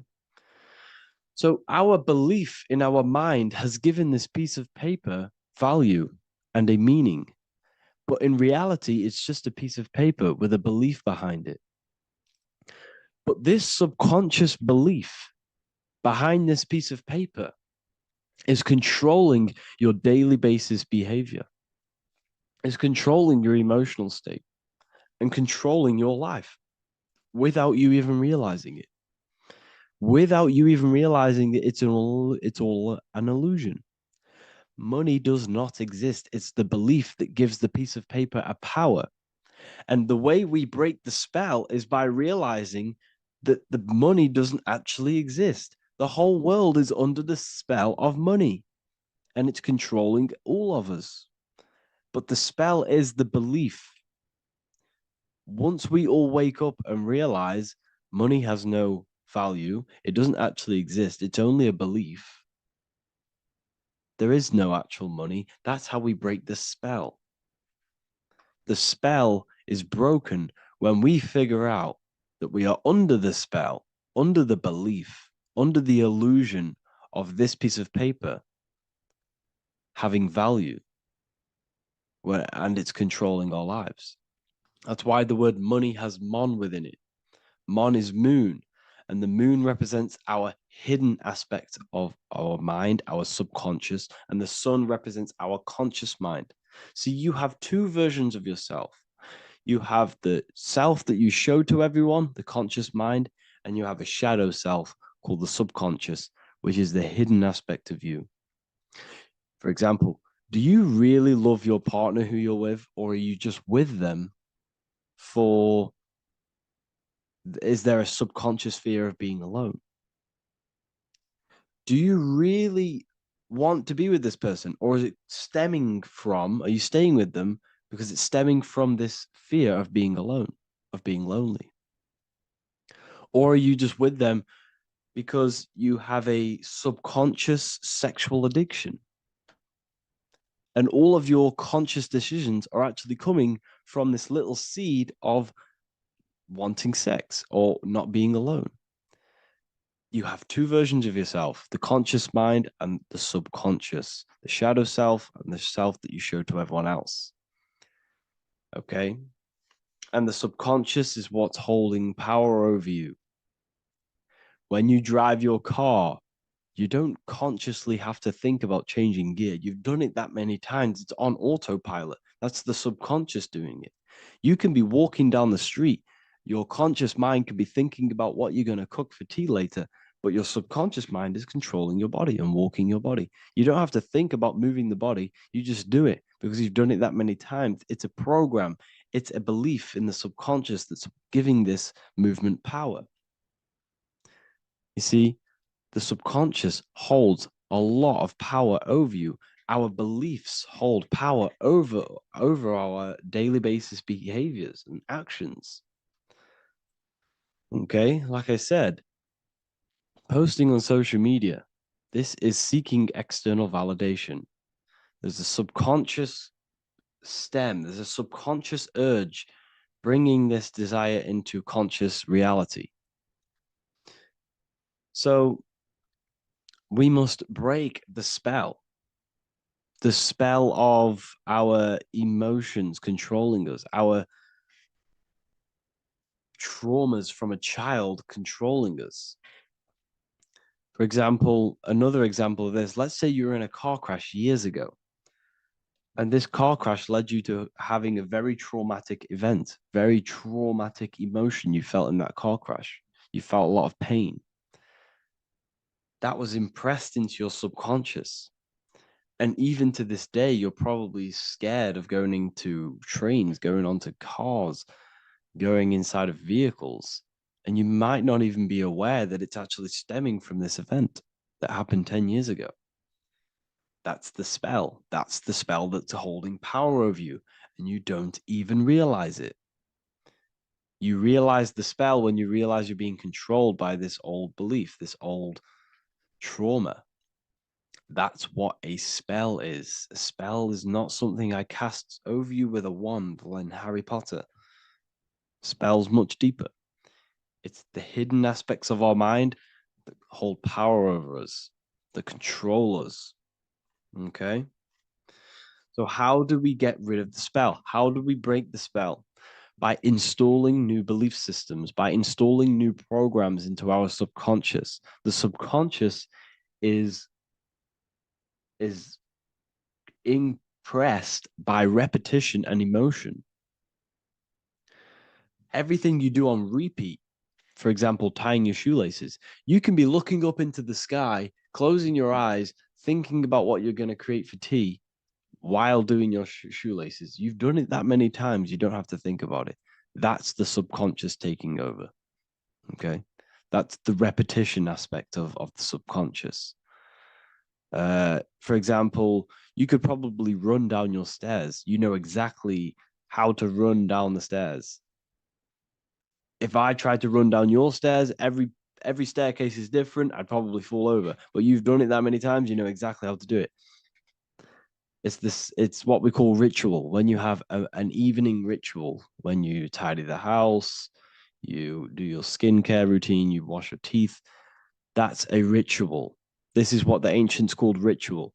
When we do rituals, we're trying to implant something into our subconscious to either remove an old program, an old seed that is controlling us, for a new one that's going to grow into new light, into a new reality. So you can implant messages, implant new programs into our subconscious, which will then grow into a new reality. Okay?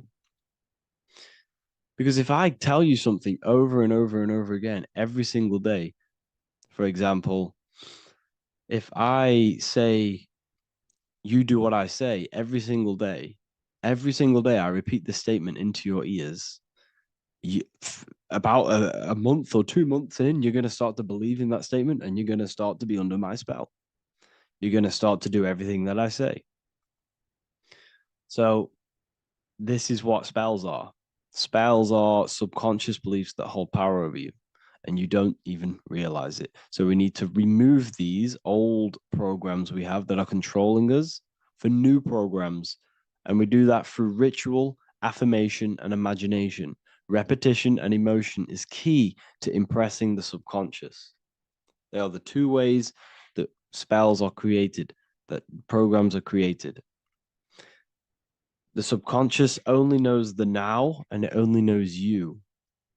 So every word you say is a spell. So when you call someone else a name, you're calling yourself a name, because your subconscious takes everything you say as truth, because it only knows you. It doesn't know anyone else.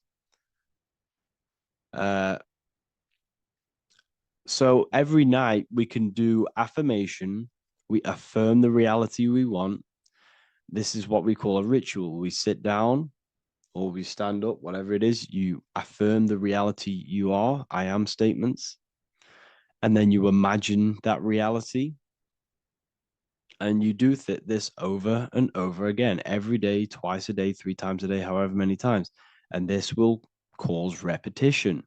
This will install a new belief system into your subconscious, which will then start to show in your external reality. It will start to put you under a spell of the new program. For example, if I install into my subconscious that I believe that I am rich, every single night I affirmate that I am rich, I am wealthy, I am free.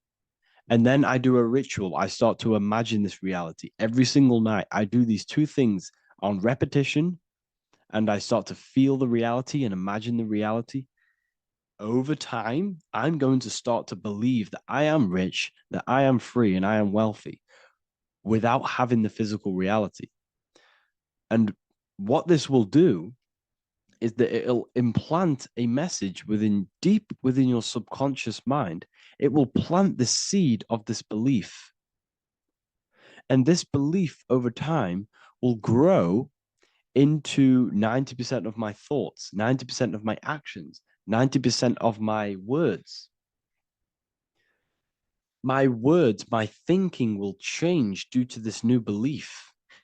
I may not even realize it, but I'm looking for more opportunities to make money. I'm speaking to more people because of this belief that I've installed. This belief has triggered new ways of thinking. My mind, my conscious mind is now only operating to fulfill this belief.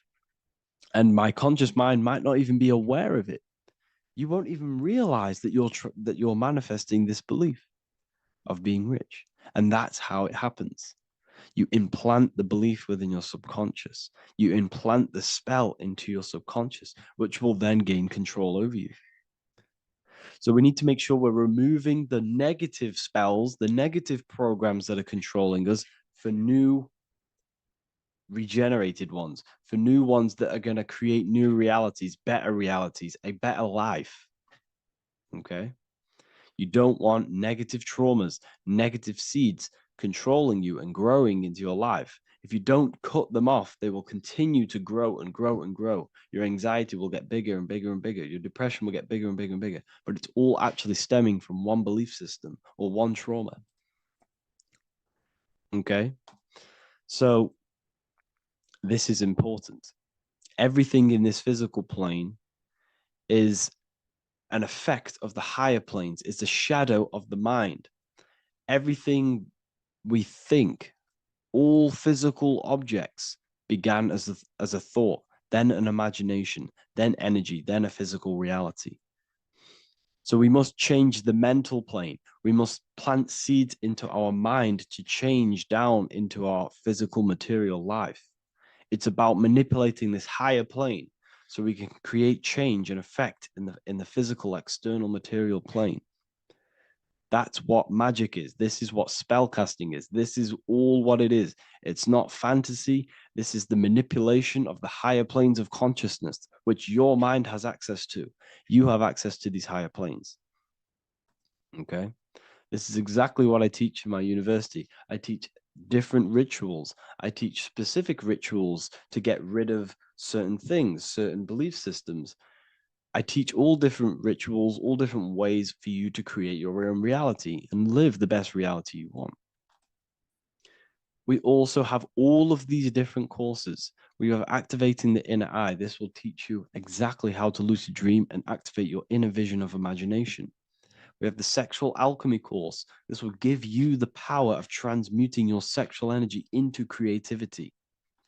We have electromagnetism studies. We have esoteric exchange and an exclusive live call that we do every single week. And I connect with all of the students. They can ask me questions, can speak with me one-on-one inside of these live calls. We have the real numerology section. We have the health section. We have a lecture section. Look at all of these lectures we have on occultism, symbolism. All of these lectures are designed to gain you power, to give your personal power back to you, to make you realize things about you.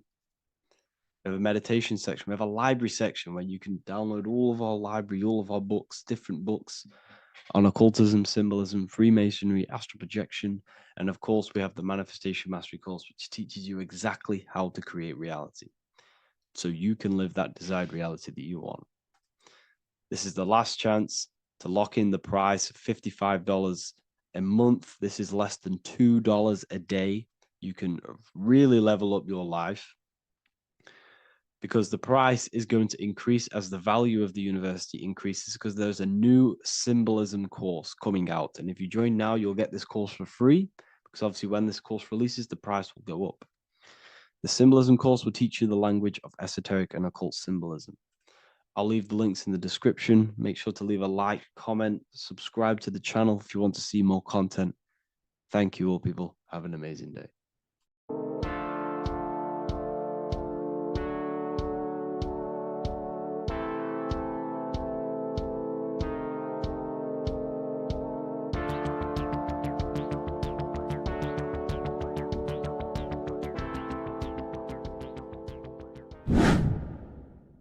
Welcome back, people, to another occult lecture by Revival of Wisdom. Today we're going to be talking about magic and how it's being used on us for the New World Order.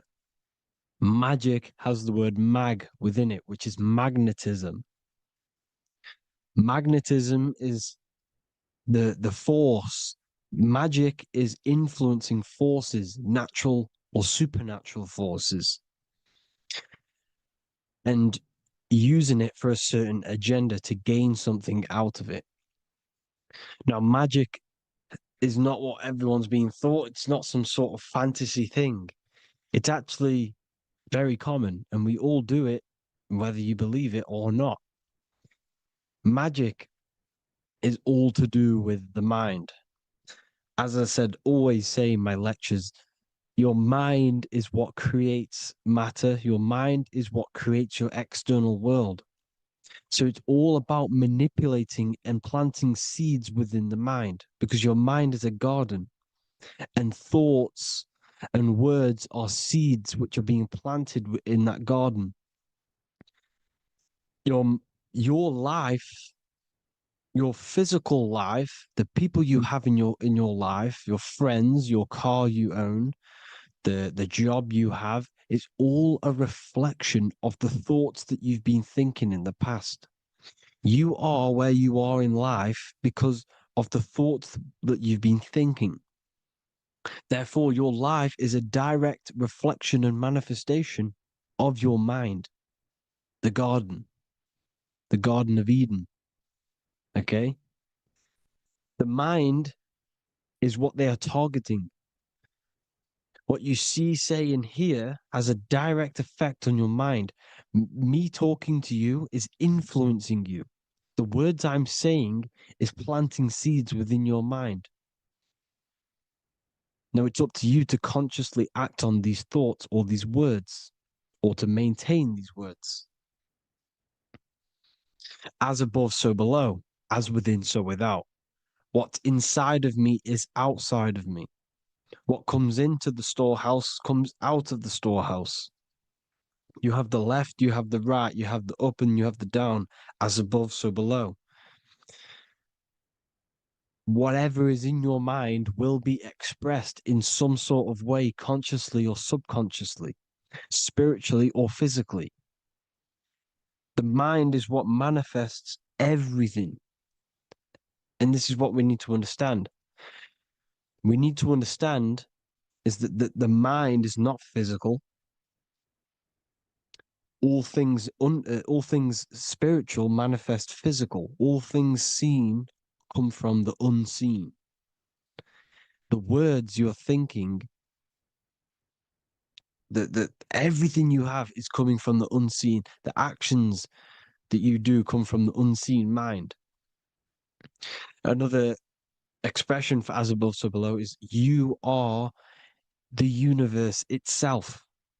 You are a universe, a mini universe. But just because you are mini does not mean you are the whole thing. If I take a little piece of infinite, let's say there's an infinite light source, Let's say I take a little chunk of that infinite light source. That little chunk I took is still infinite because it's been taken from infinite. You are the universe. Your awareness, your mind is the universe. It's information. You are the universe experiencing itself. This is why we say we are all God. As above, so below. What is in me is outside of me. The sun, the physical manifestation of the sun, is your soul. The 12 constellations are manifested in the physical body. The 5 elements are manifested in the physical body. They're manifested in the 5 fingers you have. As above, so below. This is manifested, well, this is a symbolized in Freemasonry and secret societies as the 2 pillars. The mirroring reflection, the reflection of reality, the mirror, as above, so below. What happens in the mind, what happens in the astral, happens in the physical. This is Aleister Crowley. This is all symbolism. This is the 2 pillars with the all-seeing eye and the triangle at the top. Aleister Crowley was a master magician, very powerful dark magician, black magician.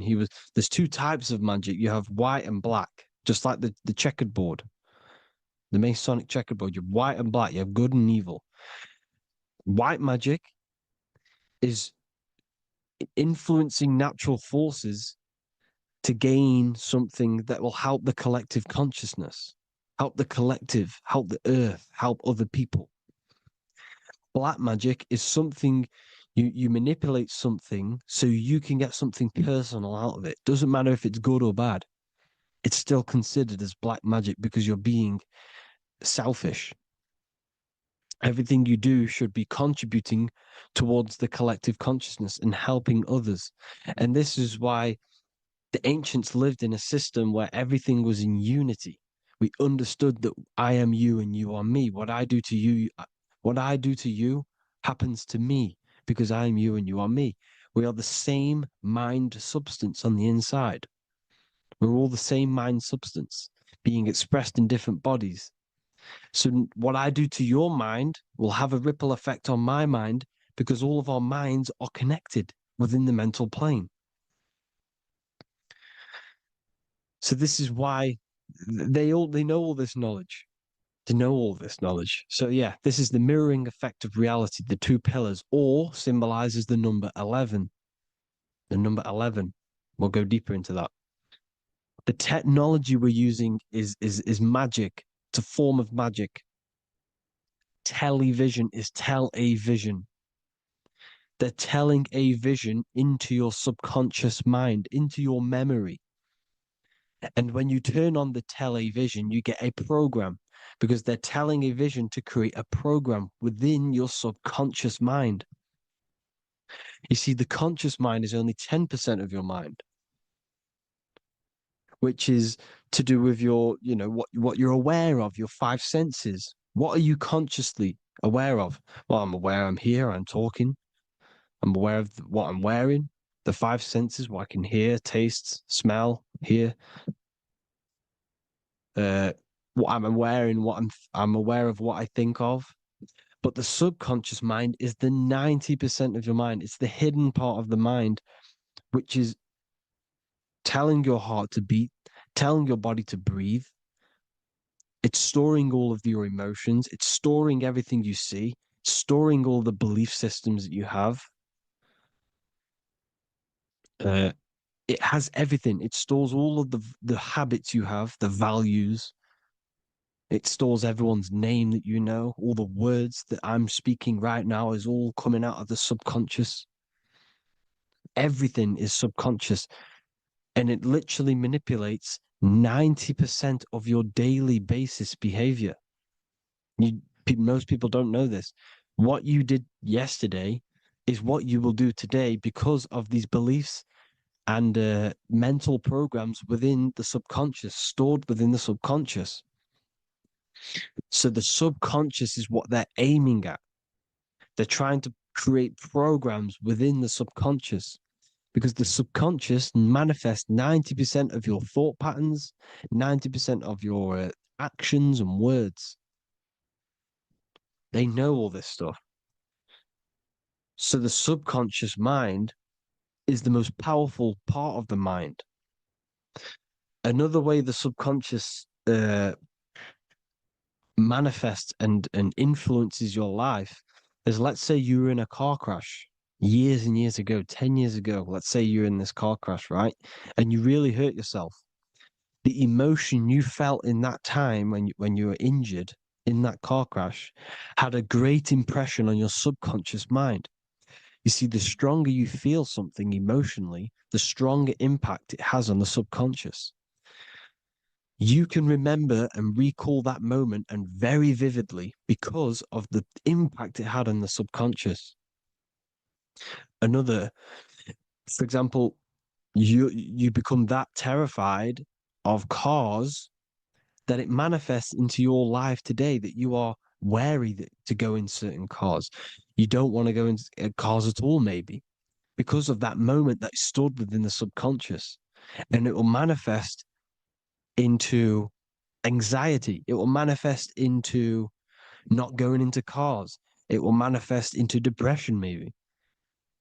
These things, these emotional, very emotional, traumatic events have a great impression on our subconscious, and they control your life. This is why you need to meditate and let go go deep within yourself and let go of these internal, deep emotions that you may have repressed and keep pressing down and ignoring. But you need to address it and let go of these subconscious impressions you have, which are controlling your life, like anxiety, depression. All of these things are stemming from things that are stored within your subconscious years and years ago, more than likely. Broadcasting. They're casting spells to a broad audience, to news, north, east, west, and south. They're casting spells. No, if you watch the news, everything's red. Breaking news in red writing or the red background, everything's red. Why? Because red's the root chakra, which is all to do with survival. They want to stimulate this root chakra because they want you down there in survival mode. They want you in survival mode because you're easier to control. They control out of fear. And not only they're casting these spells as if, because most of the things they cast in the news hasn't already happened. They're constantly bombarding you with, there might be a war breaking out, war this, war that, kill here, kill there, murders. It's impressing, it's casting spells on your subconscious mind. So when the event does turn up in real reality, in physical reality, you're less emotional, you're less surprised. You're not as surprised because you've already heard it before. Your subconscious has already heard it all before. If you never heard of a war and then a war broke out, you'd be going crazy. So they subtly program your subconscious mind through the words, because the words they say is impressing your mind. It has an effect on your mind, which will have an effect on your behavior, your words, your conversations you have with people.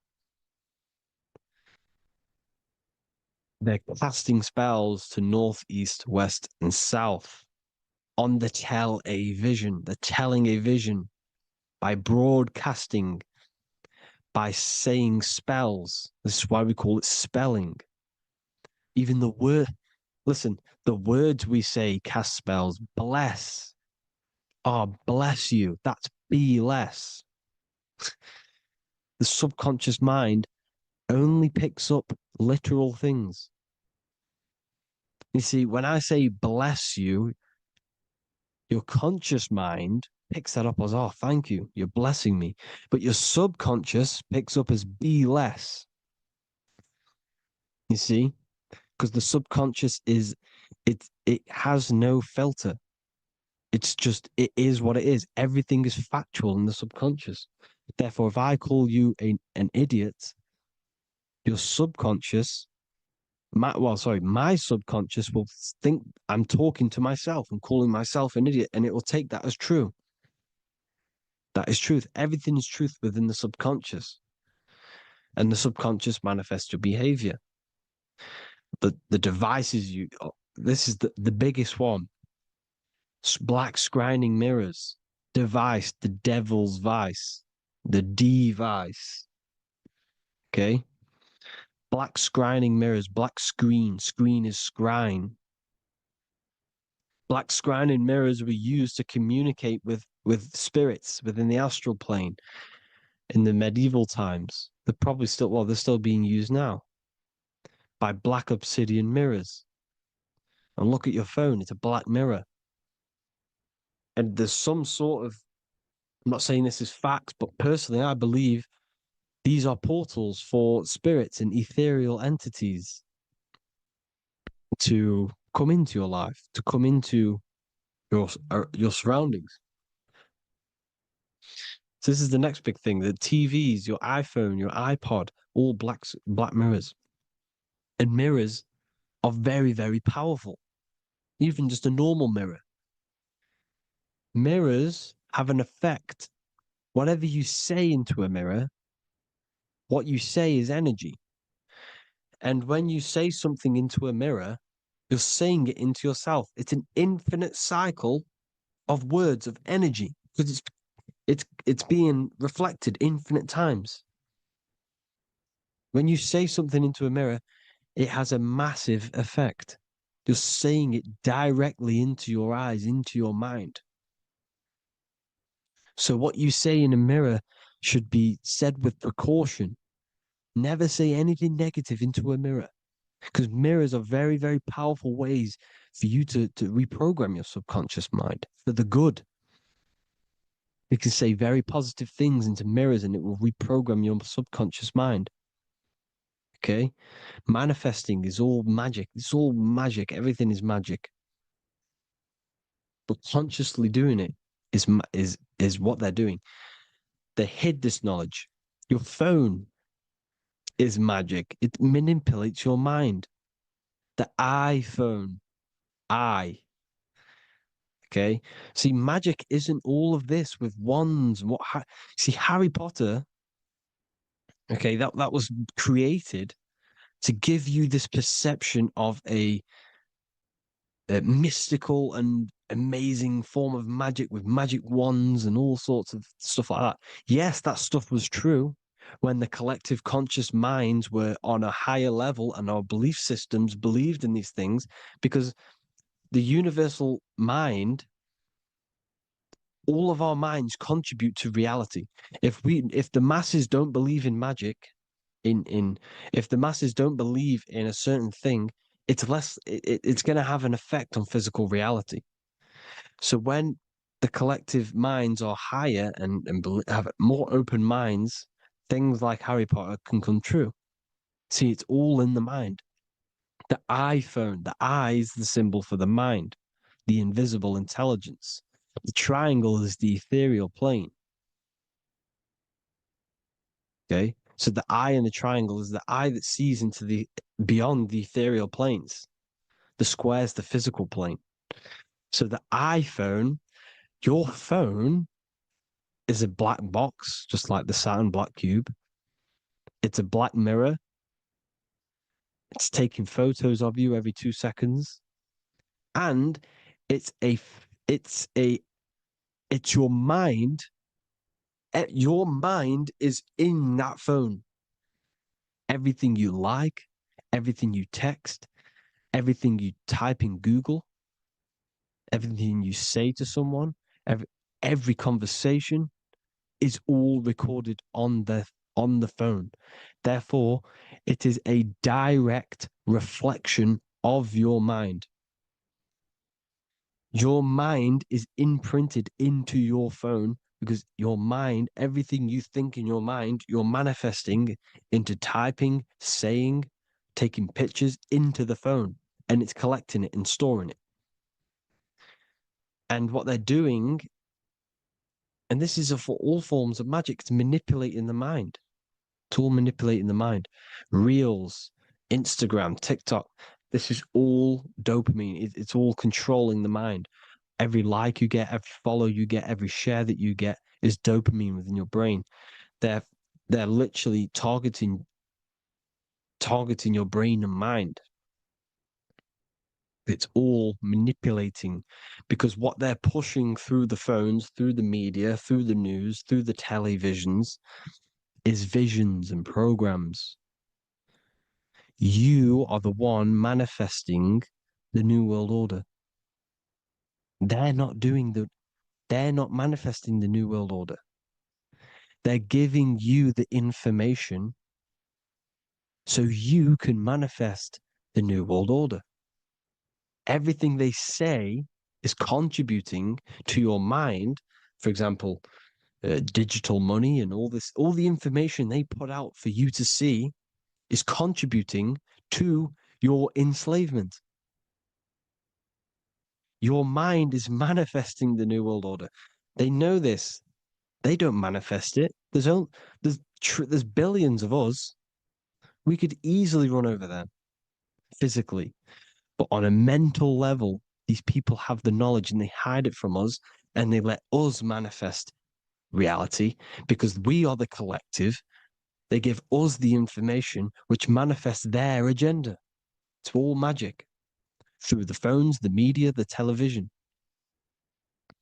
So your phone is a manifestation of your mind. It's a record of your mind. Hollywood, holly tree, holy tree. They used to make wands out of holy trees, because it was the most holiest wood, the best for casting and transmitting energy. So they used holly trees to cast spells. That's what Hollywood is. And in Hollywood, they have the red tear, the blood drop next to the Hollywood sign, because it's all satanic. They're all black magicians. They use Hollywood to cast the spells through the music, through the films. You see, music is a form of magic. All of this is magic. Everything they do is a form of magic because they want an agenda behind it. But it's not black magic. They're letting us create our prison. This is what you have to see. Yes, they're evil, but they're not doing anything evil, or else they would face the karma. They let us manifest this agenda through giving in the information, by telling you what's going to happen in the movies. Everything that happens in a movie, it's all there on purpose to program your subconscious, to plant a seed within your garden, your subconscious, your mind. Because when the mind is already seen something, when it comes up and turns up in physical reality, you will be less shocked and you won't rebel. So they lure you slowly. They make you aware of these things over time. They make you gradually think it's okay. Like the technology, we never used to use these phones. How did we become so addicted and reliant on them? Well, because first they gave you a little flick phone. Well, no, sorry, they gave you a phone in your house. And then once you got used to that, they say, oh, here's the newest version of a little flick phone. You started texting your friends. Everyone was loving it in high school. They could now meet up without saying, let's meet on the weekend at this point at this time, like your parents probably did. Or maybe some of you watching this, you probably had to tell your friend to meet on the weekend at a certain time because you had no way of communicating. So everyone got these phones and got addicted to them. Then they slowly got addicted to the new iPod with the touch screen. Now they invented touch screen. Then everyone got addicted to touch screens. Then because all of this is producing dopamine in the brain, which creates you to become mentally addicted to things and physically addicted, chemically addicted. Because dopamine's a chemical. Your subconscious becomes a program within your subconscious, and your body becomes chemically addicted to these phones. And these phones are the enslavement of humanity, technology. Without this, we wouldn't be in this mess without technology. Because they're creating a hive mind. We're creating a hive mind. So back on track anyways, they program you. Look at the films, 9/11, 9/11, all produced by Hollywood. Here's the 11, like I said at the beginning, the two pillars which reflect reality. What happens in the mind happens in the physical. What happens in the astral happens in the physical. Okay, what happens in the physical happens in the mind. It's the two pillars, the mirrors. 9/11. 9 plus 1 plus 1 is 11. Flight 11 was hijacked. New York is the 11th state. New York adds up to 111. This is not a coincidence. It's all a form of magic. It's a ritual, energy harvesting ritual, because your mind produces energy. Your mental attention produces energy. And they're feeding off this energy in the astral plane, these demons. Music is the most powerful. Personally, I think the music is one of the most powerful forms of magic they're using. Okay. Music is hypnosis. It puts your brain in a hypnotic state. It influences your electromagnetic field through vibrational energy. It reprograms your subconscious mind. Why do you think you remember the lyrics? You see, your subconscious stores all of the memories. Remember, the subconscious manifests 90% of your behavior. So therefore, the music you're listening to is manifesting your behavior. You wondered why some people wonder why they have drug addictions and they can't get out of violence and they can't get out of all this negative mind space. It's because the music they're listening to is creating a negative mind space. The words you listen to have plant seeds within your mind. So the reason you remember the lyrics is because that song created a program within your subconscious. Yes, that is what happens. You can use magic to reprogram your mind, but you can use music to reprogram your mind because it's all forms of magic. It's using natural mental energy forces to manipulate the physical reality. You manipulate your mind, you manipulate reality, physical reality. Okay. So the music, another very, very big one. When you turn on the radio, it's just all talks about alcohol, drugs, and sex because they want you down in the lower three chakras. They want your mind attached to matter when it's mind over matter. Your mind's not physical. You see, the word spirituality is the new trend. It's not about your spirit. It's not about your spirit. It's about your mind. It's not about, you know, uh, spirituality and looking after your spirit. And they've got you focused on your spirit. Why? Because they hide your mind from you. You see, a lot of people think their mind is their brain, but the mind is everything. There is no physical reality without mind. You can have a brain. Imagine if you had no mind but a brain. It wouldn't work. The mind is everything. The mind controls your avatar. It begins in the mind before it happens in the brain. Then the brain manifests through the body. The brain's just an electrical computer. So that they've got people scared, or do I have a soul or not, and all this stuff. Listen, if you have a mind, you have a soul, because you are not the mind. This is why everything is sort of an illusion, because beyond the mind is your soul. But what is the soul without a mind? You can't have a soul without the mind. But if the mind didn't exist, the soul doesn't exist. You are the person listening to your mind. I shouldn't say person because you're not the body. You're the entity behind the mind. But if you didn't have that mind, you couldn't understand what you even were. You would just be an observer who couldn't think. So yes, we all have a soul. If you have a mind, you have a soul. Everything is mind. Everything has mind. Mind creates everything. God is mind. And then manipulating your mind through TV, your phone, every little thing, the school, it's all about the mind, people. Control your mind, you control your reality. Just the last thing, here you go. Aleister Crowley, the dark magician, Kanye West doing the exact same thing because they're implementing magic in the music. Here's the Beatles with Aleister Crowley in the background. Bet you never noticed that.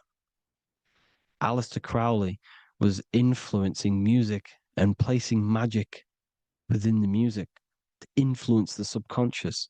This is what Baal worship was. This is why they kill children. They sacrifice these children. Why? Well, because in order to ascend, in order to raise your consciousness internally, godly, by being good, God, or being in order to be good and raise your consciousness and to get something in the physical world, you have to sacrifice yourself. And what do I mean by that? In order to raise your consciousness and ascend, you have to sacrifice the lower nature of yourself. You know, you got to abstain from having sex to retain your sexual energy, to transmute it, or staying away from negative, some poisonous foods like meat. So, staying away from blood. We shouldn't be consuming other animals' blood. We should be keeping our blood pure. We are humans. We shouldn't consume chicken blood, chicken germs. We are the most divine creatures on this creation. We are the most intellectual creatures in this creation. Therefore, we should keep our temples pure. We are not animals. If you want to associate yourself with an animal, go out in the wild, go and find a wild boar and go and try rip its guts out with your bare teeth, because you can't do it. You're not a cat. You're not a carnivore. Okay? So in order to ascend, you have to kill and sacrifice your lower part of yourself to ascend up to your spirit self, your mind self, the highest version. And the elites don't want to do this. So they sacrifice other things like babies to kill them, to exchange their life over to the astral plane, so these demigods in the astral plane can give them something in return in physical. They don't want to sacrifice their lower self, so they sacrifice other things for exchange, for physical pleasure. But the godly person sacrifices their lower self for their higher self to do good and ascend. So this is what all the Baal worship is, people, and this is why they're doing it. Hope you all had an amazing lecture. If you haven't already, go and get the Book of Wisdom for more information. You know, I don't go into dark stuff in this book because all I do is enlighten people in this book. You can get it in Spanish, English, German, Italian, and French. Worldwide shipping, you can get the PDF or paperback.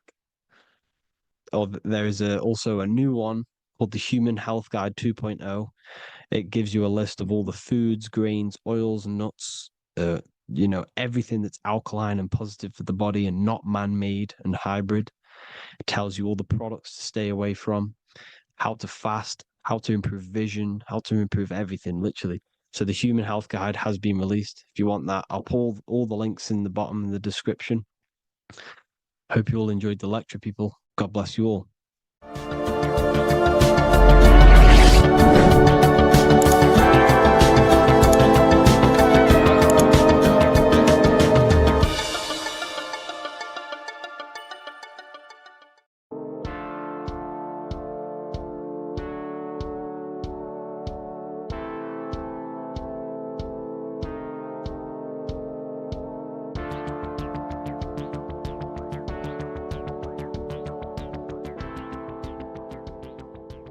What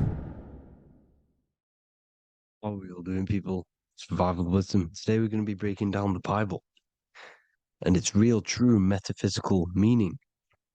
All of these slides within this video is taken from my book, The Book of Wisdom, so you can get all of these slides.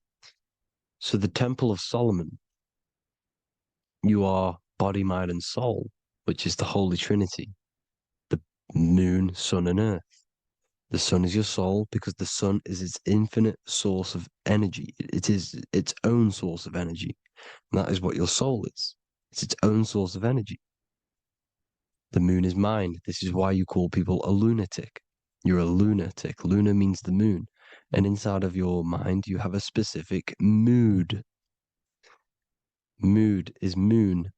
And mind in German is Mond. And the word Mond means moon.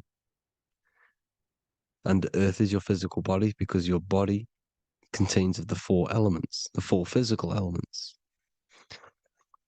Well, the Temple of Solomon is the temple of the soul and the mon, the soul and the mon, the soul and the mind.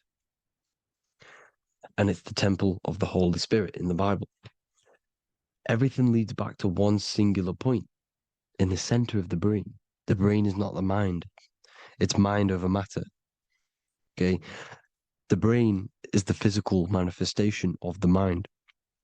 The brain is the electrical computer which decodes the light waves given to it by the mind.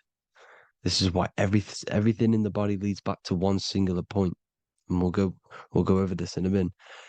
But this is controlling the physical body. This is the within. If you rearrange within, it spells high twin because within you is your twin, your true self. And it's just an entity in the center of the mind. And if you shut your eyes, you can feel it. Your awareness is in the center of the brain.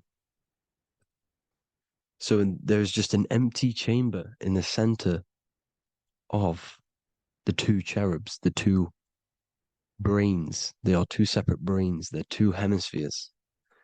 And the empty chamber, when scientists chop it up and see it's just an empty chamber, well, because you can't see in that plane of reality, you cannot see the mind. You cannot see thoughts. It is invisible to the human eyes, to the visible light spectrum, to the two eyes. The reason why we call it the third eye in the center of the brain, it's not the third eye, it's your true self. It's the mind and soul. It's an eye because it does see. It's the all-seeing eye that you always see here. There's some Masonic artwork showing the two pillars, the two cherubs, the two hemispheres of the brain, and the inner eye. This is the eye that sees all things. What do I mean by seeing all things? Not physically. It sees the mind. It's what, because your soul is watching the mind. You can observe the mind. You are not the mind. And if you meditate deeply enough, you can go beyond the mind. It's the all-seeing eye. It sees the mind. It sees what emotions you're feeling. It sees what you're thinking. It sees what you're seeing with the two eyes. It's the all-seeing eye. It sees all things. It's omnipresent. It's everywhere. Because the mind can be anywhere. The mind can switch itself into any place it wants. There is no limitations with the mind. So there is two hemispheres in the brain. And in the Bible, there is a quote saying the most holy place between the two cherubs. The two cherubs is the two hemispheres of the brain, and the most holy place is between them, which is what the Masonic artwork is showing. This is the all-seeing eye, the soul and the mind in the center of the brain. And you will not see this with the two eyes. So when scientists come to seeing the empty chamber in the center of the brain, they wonder because they do not understand the occult side of the world. They do not understand the layers of reality. How the two eyes, everything physical comes from the unseen. Everything seen comes from the unseen. Now, the two hemispheres of the brain play a major role in our lives. The right hemisphere is the artist. The left hemisphere is the scientist. the right hemisphere controls the left side of the body. The left hemisphere controls the right side. So there's a crossover. Now, the right hemisphere is to do with your feminine energy, creativity, unification, metaphors, visualization, intuition. The left hemisphere is to do with sequencing, facts, materialistic details, language, and logic. So they keep us normally trapped within the male aspect of our mind, which is the left hemisphere. You know, if you listen to Spotify, Apple Music, and radio, they're all tuned to 440 hertz, which shuts down the right side of the brain, makes you left brain dominant. And we learn, well, 90% of people learn to write with their right hand. They're taught to learn with their right hand, which is to do with the left brain. You see, so we are being trapped within this left side of the brain, which is all to do with logic, thinking logical, not creative. You know, very analytic. But the right side of the brain is to do with your creativity. So the right side of the brain is perceiving reality as a holistic perception. Now, what do I mean? If you're riding through a woods, for example, if you're riding through a woods, your right hemisphere is seeing the whole woods as one unified woods. The left hemisphere's job is to break down the perception given to it by the right hemisphere and break it down into individual trees. So what am I saying? The right hemisphere is seeing humans and everything in creation as one unified consciousness. The left hemisphere is seeing individual egos. This is why the left hemisphere is the place of the ego, the right hemisphere is to do with the higher self. They're both needed, though. I'm not saying one's better than the other. It's balance. Now, they don't want you to see the unified picture, perception of creation. They want you to think everything is individual, everything doesn't come from the one, because all things come from the one. And we experience the two in this reality, dualism. In order to understand the one, we have to experience the two to advance. So, anyways, let's get away from the two hemispheres. The right hemisphere, like I said, is to do with the higher self. And this is why in John 21:6, it says, cast the net onto the right-hand side of the boat and you will find fish. Meaning, cast your energy, cast your perception into the right hemisphere of the brain, and you will find God, unification, and higher self. You will see things from a unified perspective. How we are all one. Because we are all the same consciousness. The same spark that is in me is in you. This is why I am you and you are me. We are all the all-seeing eyes of God, just split up into individual bodies. We are all made up of the same essence, consciousness. And that consciousness, that mind and soul, is in the center of the brain. You are just in different avatars. And until we see this, we'll forever be divided and conquered. Until we figure this out as a collective consciousness, we will forever be divided and conquered and ruled over. This is why the Bible says, ye are gods. You are the sons of the Most High, because we are. We are the Word made flesh. We are God made flesh. Mark 16:19. So then after the Lord had spoken unto them, he was received up into heaven. Head is heaven, H-E-A, and sat on the right hand of God. God is the consciousness in the center of the brain. Heaven is the head, and the right hand of God is the right hemisphere of the brain, meaning he sees things in unification, creativity, intuition, the higher mind, the higher brain. When Moses crosses the Red Sea is the corpus callosum, moving from the left to the right hemisphere of the brain to see unified perception of reality. Head, H-E-A, heaven, same root word. This is why the ancients always depict God in the center of the brain. Here you see ancient Christian artwork showing God in the center of the brain, the light. Here you see it here. Here you see Ganesh, an Indian god, which is the brain. Here you see the Father, the Son, and the Holy Spirit in the dome, the brain. This is the brain, because you are God made flesh. That's what consciousness is. The upper room where Jesus meets the 12 disciples. It's the upper brain on the upper room. The upper room is the chamber, the empty chamber in the center of the brain. That's the room. And the 12 disciples are the 12 cranial nerves in the brain, which pretty much rule the body, all the cranial nerves. The tree of life, the cardiovascular system. This is why in Genesis it says the tree of life was in the midst of the garden. Midst meaning middle, because the middle of the body is the cardiovascular system, which is controlling all of the systems in the body. The tree of knowledge of good and evil is the nervous system. It's the spine and brain. This is what's detecting good and evil. The brain is the electrical computer with the left and the right hemisphere, decoding the dualistic world, decoding the light waves given to it by the external world. It is an electromagnetic computer. It is artificial intelligence. It is very intelligent, the brain and the nervous system, the human body as a whole. But the tree of knowledge of good and evil is the nervous system, because it is the tree that detects good and evil, makes you learn good and evil in this dualistic reality. Here you see Adam and Eve around the tree of knowledge of good and evil.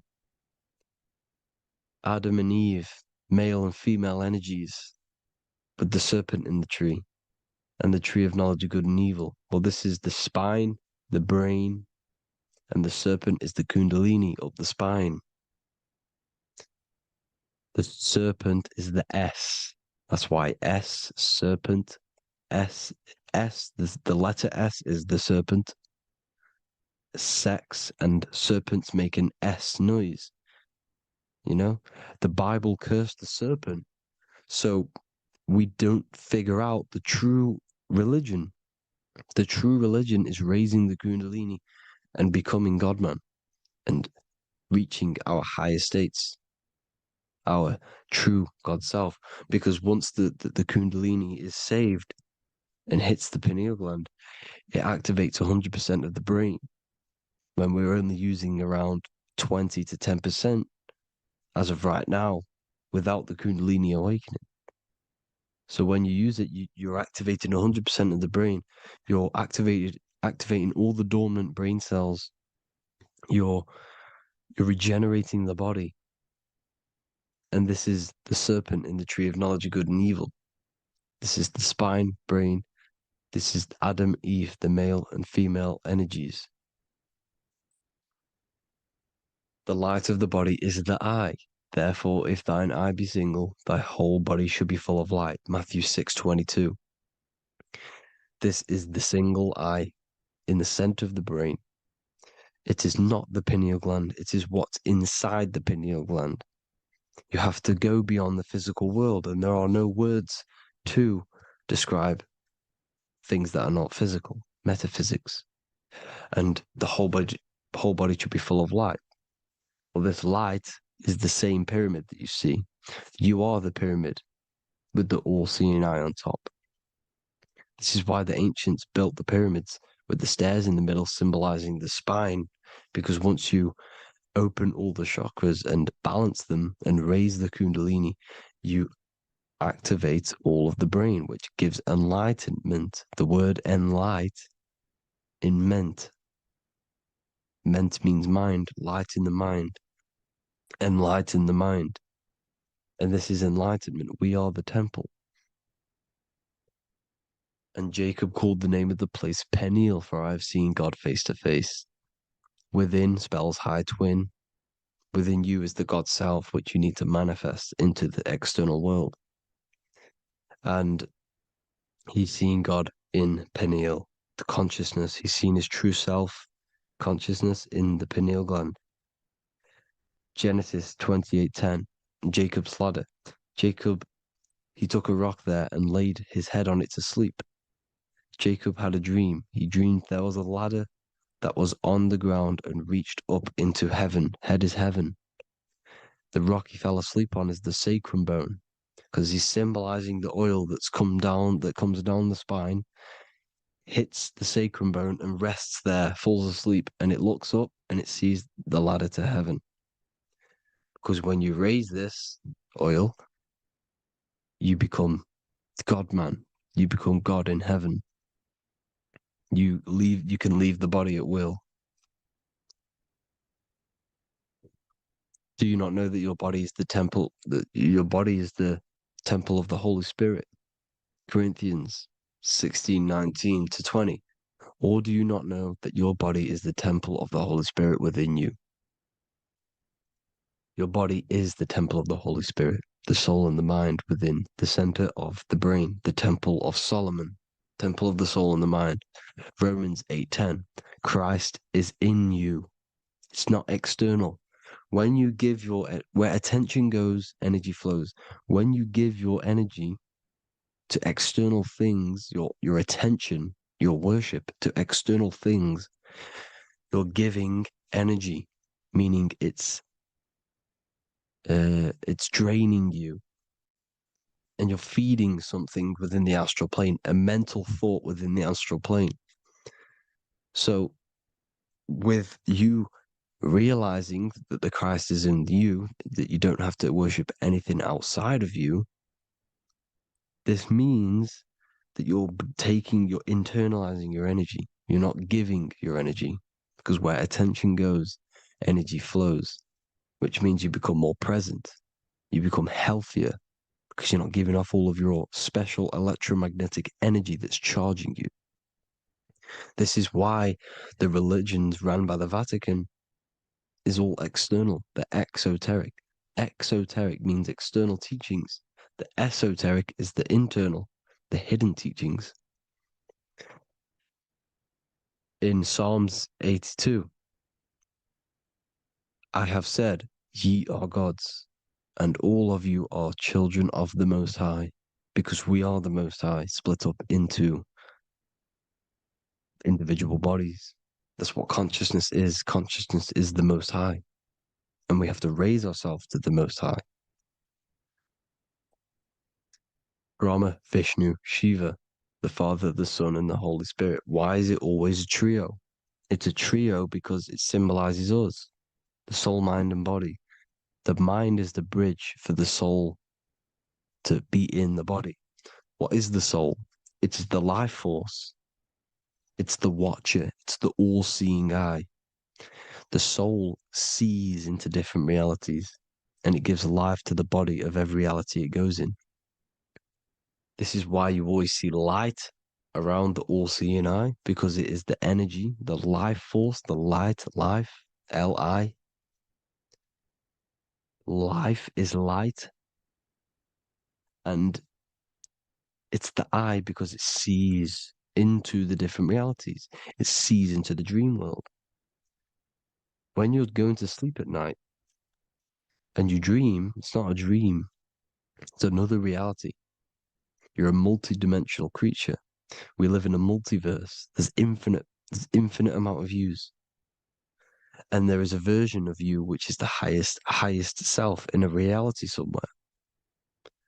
And this eye has the ability to switch realities, which is exactly what astral travel is. Astral travel is the ability to switch reality beyond the 3D construct of this world. The Father, the Son, and the Holy Spirit, Brahma, Vishnu, Shiva. Brahma, the soul, inhabits different bodies. This is why they have different heads. Vishnu, the mind, symbolizing gnosis, meaning knowledge. This is the serpent. The serpent symbolized knowledge. Shiva, the body. Father, the Son, and the Holy Spirit. The bird, the soul, because the bird symbolizes the soul. This is why you have here the Egyptians showing you the soul leaving the body. Here you see here with the twin head, the same head, and it's a bird. This is the soul self. This is the ego self. The Egyptians knew this. They knew all of this. Of course they did. Now, the whole story of Jesus is all metaphorical for the process which goes on within your body. Your neck and head is the holy grail which the sun and the moon creates. Sorry, the sun and the moon creates the fluid within the holy grail, the brain, the skull. And the moon creates the milk. Sorry, the moon makes the milk. The sun makes the honey, the land flowing with milk and honey in the Bible. The land flowing with milk and honey is the center of the brain in the Holy Grail. Here you see the Masonic artwork showing you the sun and the moon creating the fluid in the spine. Here's the serpent. Serpent symbolizing the two Kundalini channels, the Ida Pingala up the spine. Here's the furnace raising the Kundalini, raising the oil, heating it up, and rising it to the crown. You see? So here you see more Masonic art, seeing the sun and the moon creating the holy fluid in the brain, in the cup, filling the cup. This is why it's a cup, because it's the Holy Grail. This is the holy oil in the center of the brain that gets released down the spine, which is Jesus coming down from heaven. It comes down the spine, down the River Jordan in the Bible. This is when Jesus goes from Nazareth to Jerusalem. He comes down the River Jordan, and Joseph and Mary are in Nazareth waiting for Jesus' return. Joseph and Mary symbolize the pineal and pituitary gland, which produce the two oils created by the sun and the moon. And he returns. When he returns, he gets crucified at 33, because there's 33 vertebrae at the back of the spine, and it crosses the vagus nerve. The crucifixion of the oil past 33 vertebrae creates God-man, and it creates your higher self, and it activates 100% of the brain.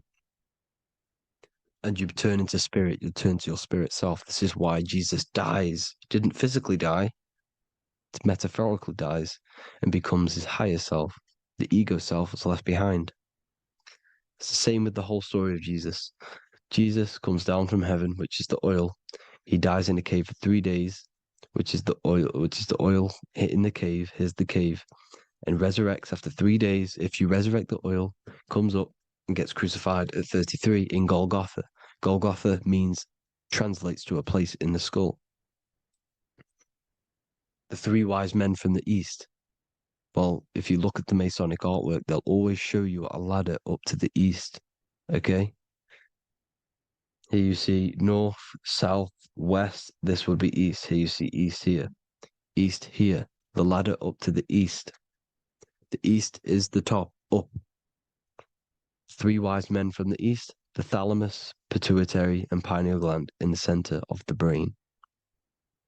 The most important glands in the body. Here you see the Egyptians with the spine, the sun, and the two hemispheres of the brain. What did I say at the beginning? The sun is the soul. The sun is its own source of energy. It's the life force, which gives life to anything it inhabits. The soul is the same thing. That's why sun and soul mean the same thing. So, what I'm saying is consciousness is God. And this is why when it refers to as God in the Bible, it means your higher self, pretty much. And returning back to this higher self, because God is something that you need to manifest. Consciousness is God, and your body is a reflection of the creation by God. This is why everything in the body corresponds with the stars. The stars rule the body. We are an image of the stars. This body is an image of the whole of creation. Aries rules the head. This is the cerebrum, the ram in the brain. Here's the ram, Aries. And we have something called the cerebrum, Aries, the ram. This is the Lamb of God moving to the higher mind. Taurus, which is the lower brain and neck, the cerebellum, the bull Taurus, the lower mind. And the cerebrum and the cerebellum, the ram and the bull, is what makes you ramble on. Ramble meaning walking. The higher mind and the lower mind working together makes the body ramble. Ramble is what makes you walk along. Thank you to Santos Bonacci. Gemini, the two twins, rules the two arms, the hands, and the lungs. These are the two twins of the body. Sagittarius, the horse, which rules the hips. Hips means hippo. Hippo means horse. Hippopotamus means water horse. Hippo means horse, and this is why we call them hips, because horses have massive hips. Capricorn, the kneecaps. Pisces, the two fish, the 2 feet. Then they make us swim. We are an image of the stars, people. Well, the body is anyway. Consciousness is God, and the body is the image of the whole of creation. It's a reflection of the whole creation, as above, so below. 12 systems in the body, 12 cranial nerves for the 12 constellations, 12 cell salts. The body's made out of 12 cell salts.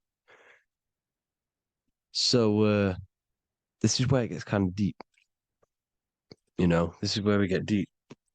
And he said Jesus was known as the fisher of man. And fisher of man, meaning man does not mean man as in the male. Man means mind. He's the fisher of minds. So the Bible is not patriarchal. It's not patriarchal. Man just means mind, pretty much. So the fisher of mind, man, because he was fishing minds out of this reality into the higher realities. He was teaching people how to leave the body when he walks on water. Walking on water is the physical, etheric, astral, and mental. These are the different planes of reality. The ether is the either, because the ether is the substance that's on either side, astral and physical. It's the 5th element, is ether. And the 5th element is the water. The same water at the beginning of the Bible when it says, let the firmament divide from the waters above from below. The water symbolizes the ether. It's the base of all physical matter. And the ether symbolized is known as the water. So when you're walking on water, you're walking on the ether, meaning you're leaving the physical body. So when Jesus walks on water and he's teaching Paul to walk on water, Paul becomes scared and falls back into the water. Well, when you astral travel and you become scared when you're projecting, you'll fall back into your body. So he's pretty much saying walking on water is leaving the body, and walking on the ether, because the ether is the veil between the astral, and that's what devil means. Devil has the word veil in it, because the devil is trapping you between one veil, which is this world. They're trapping you in this world, this thin layer of reality. Your dreams are different veils. The ether, the astral, the mental are different veils. Devil is deveil. Deveil. You need to escape being stuck in one reality and live in between realities. And this is when you truly become a multi-dimensional being, because your soul is just the eye. That's what you are. You're just an eye, and you see into different worlds. And it also, when Jesus means the fisher of man, the fisher of minds, I truly believe, because of my research, that there is other worlds. It's not just this one. There's higher worlds. There's an infinite amount of you, and you've been in them dreams. You call dreams. Them dreams are other realities that you are in. That's why when you're there, you don't feel like you're in a dream. You feel like it's 100% real, because it is real. So this is why the ancients always depicted the many different heads, because there's many different versions of you. And this I, the soul, the watcher, is switching itself into different bodies at all times. Well, when you sleep, when you astral project. And this is what the ancients were doing. They understood the multiverse, and they could switch bodies at will. And this is what the 7 seals are in the Bible, also known as the 7 chakras. These are literally portals within us to these different worlds. We're in the heart at the moment. Earth, rearranged spells heart, meaning middle. This is where good and evil exist. It's the middle point, the midpoint of realities. So, I hope you all enjoyed the video. All of this knowledge that I've give you in this video is inside of my book, the Book of Wisdom. The Book of Wisdom gets updated every single month with new pages. It's a one-time payment for a lifetime worth of research and knowledge by me. So if you do want to get it, the link will be in the description. But I hope you will gain some amazing insight. Please like, comment, and share to help the algorithm, and drop a subscription. And for more lectures, every 2 days, I drop lectures and knowledge within the Patreon. If you want to support the channel, join the Patreon. Everything's in the description, because we are not monetized on YouTube. Thank you all. Have an amazing day.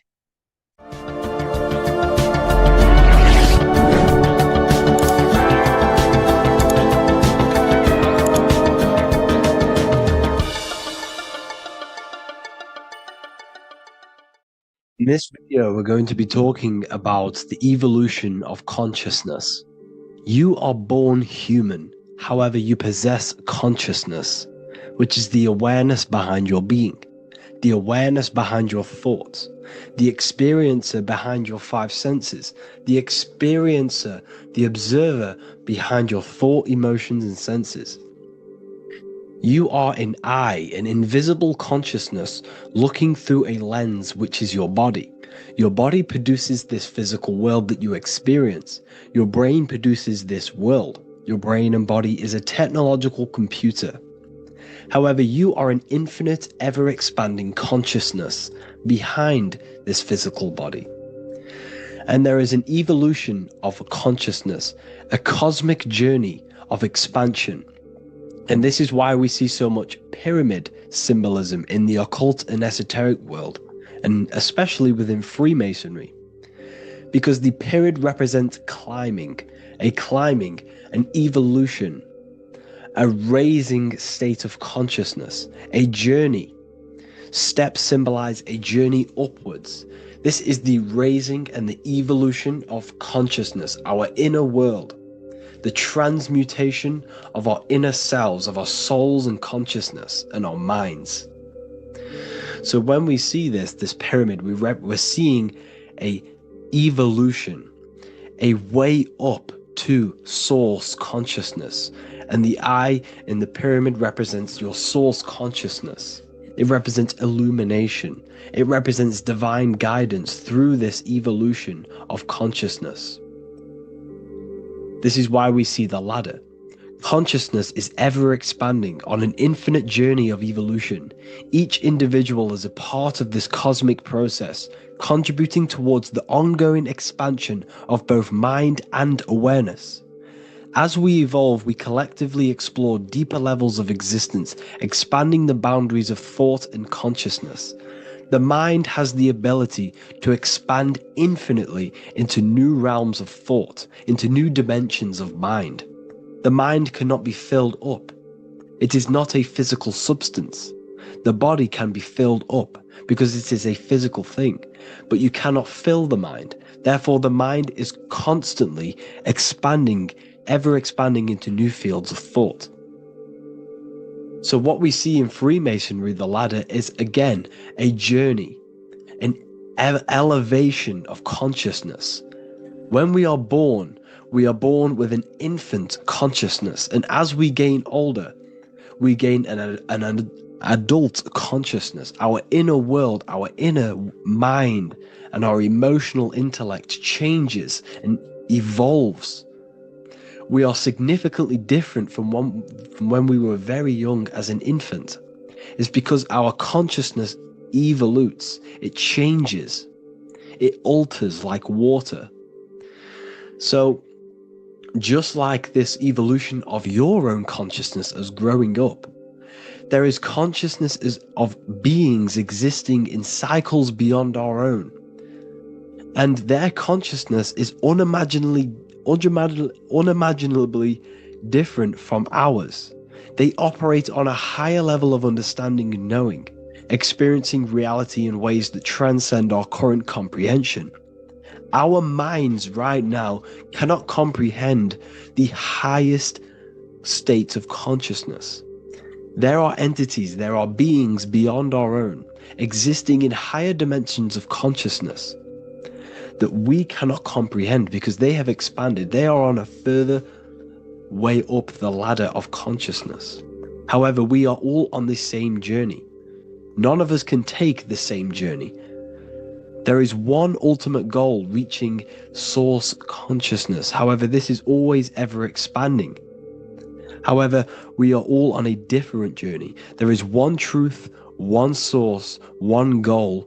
However, there are billions in different ways of reaching it, and we are all on these different paths to source consciousness, to this ladder, this evolution of universal evolution.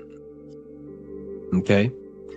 Their awareness is attuned to new dimensions of existence, reflecting a more advanced stage in the cosmic journey of consciousness evolution. So when you take DMT, you are shot into these higher realms of consciousness where you meet these beings who look similar to these images. They are not speaking to you physically. They don't speak to you three-dimensionally through vibration and words. They speak to you mentally. If you have done DMT, then you know this. And if you have met these beings, then you know this. You might have even met some of these types of beings on mushrooms or any psychedelic drugs.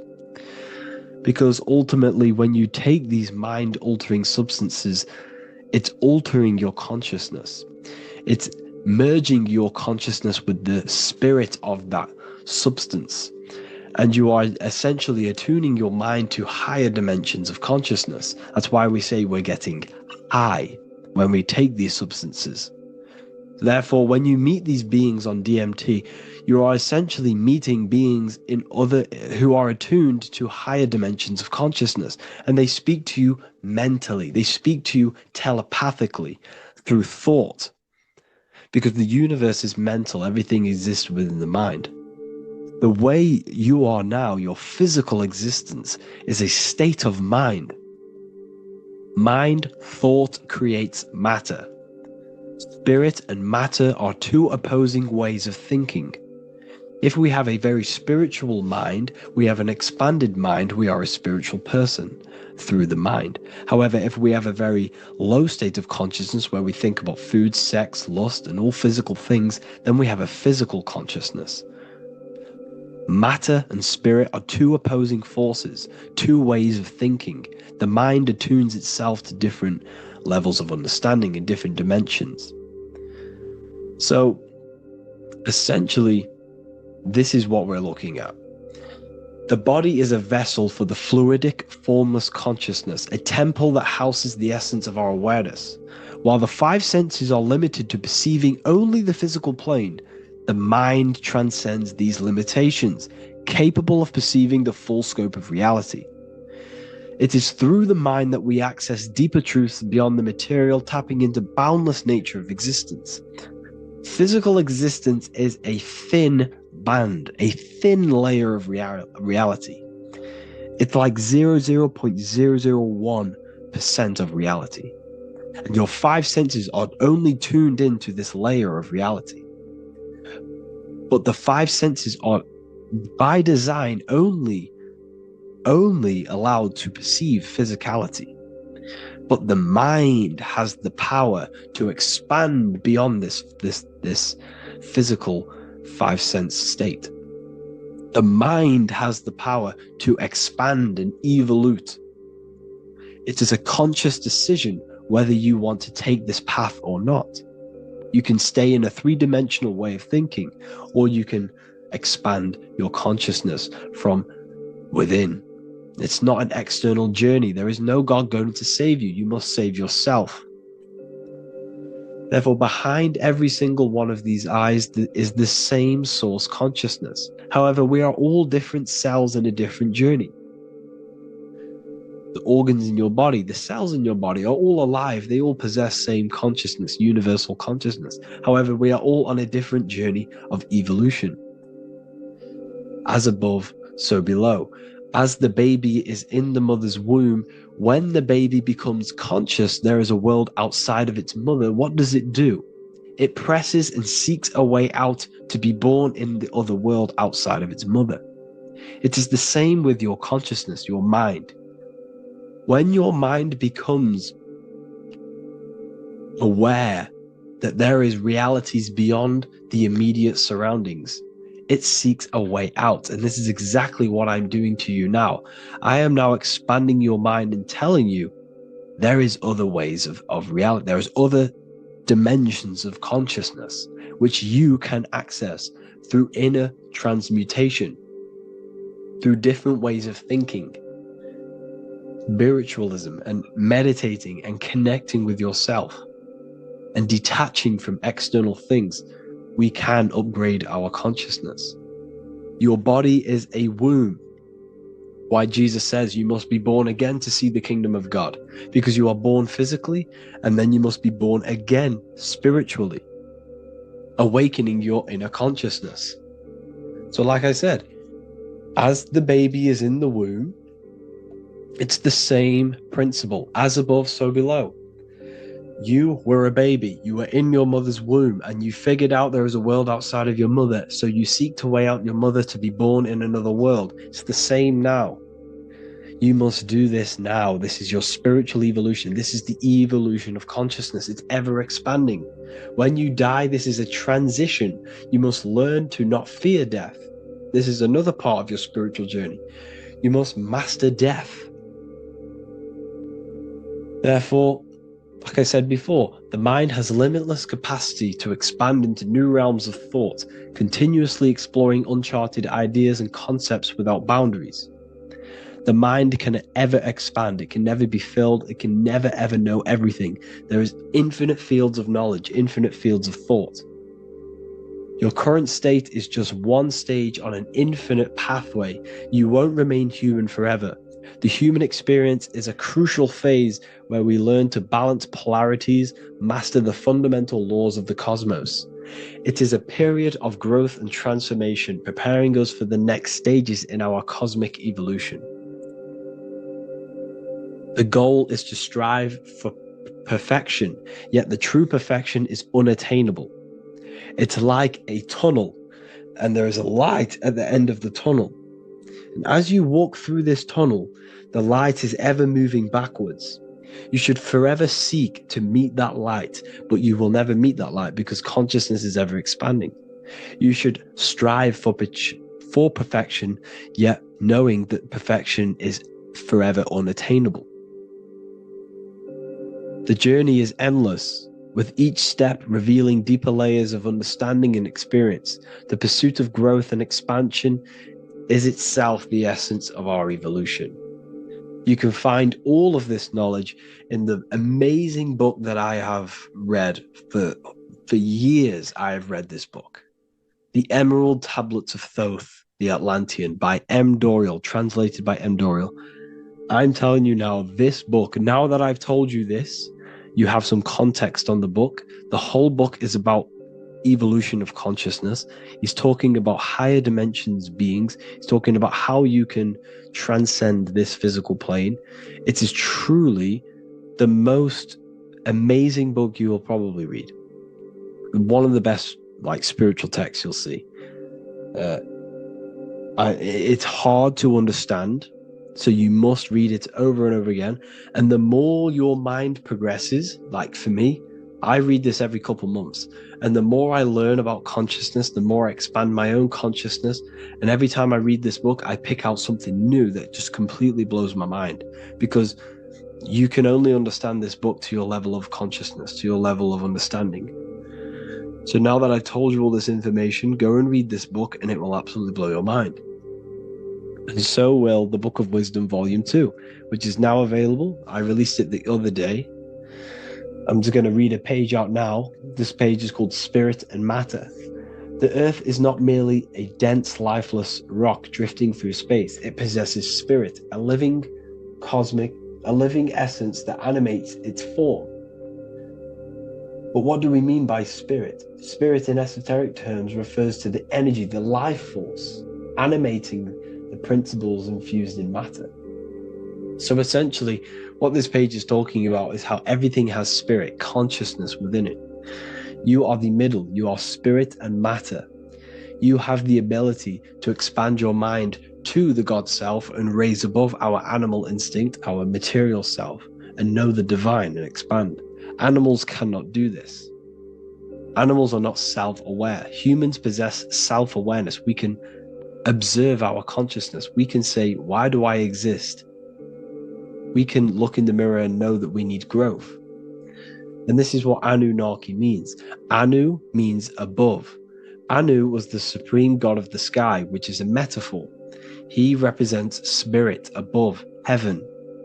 Anu came down to earth and married Ki, the goddess of the earth, which represents matter. It's a myth, it's an allegory. Anu married Ki and gave birth to the Anunnaki.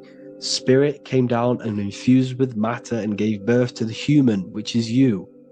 You are spirit infused in matter, Anu and Ki, Anunnaki.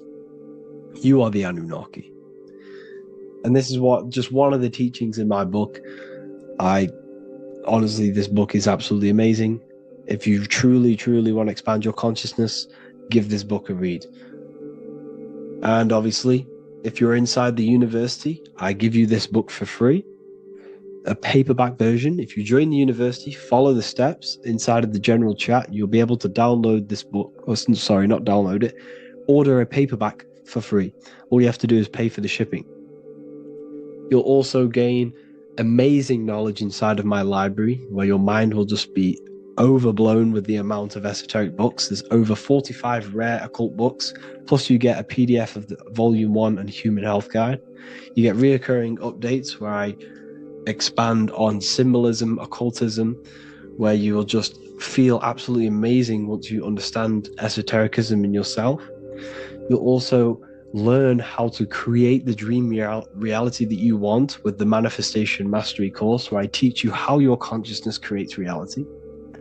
You'll have a real lectures where I post lectures on symbolism, occultism, esotericism. There's a conscious community and live calls and Q&A where you can ask me questions and I'll answer your questions. I just want to say thank you to everyone who has joined the university. Thank you for even liking and watching this video. Any support I just appreciate every single one of you. Please, if you can, leave a comment and a like on this video and let me know any videos you want me to make in the future. And I will start uploading a lot more to the YouTube. So yeah, thank you all for tuning in today. Have an amazing day.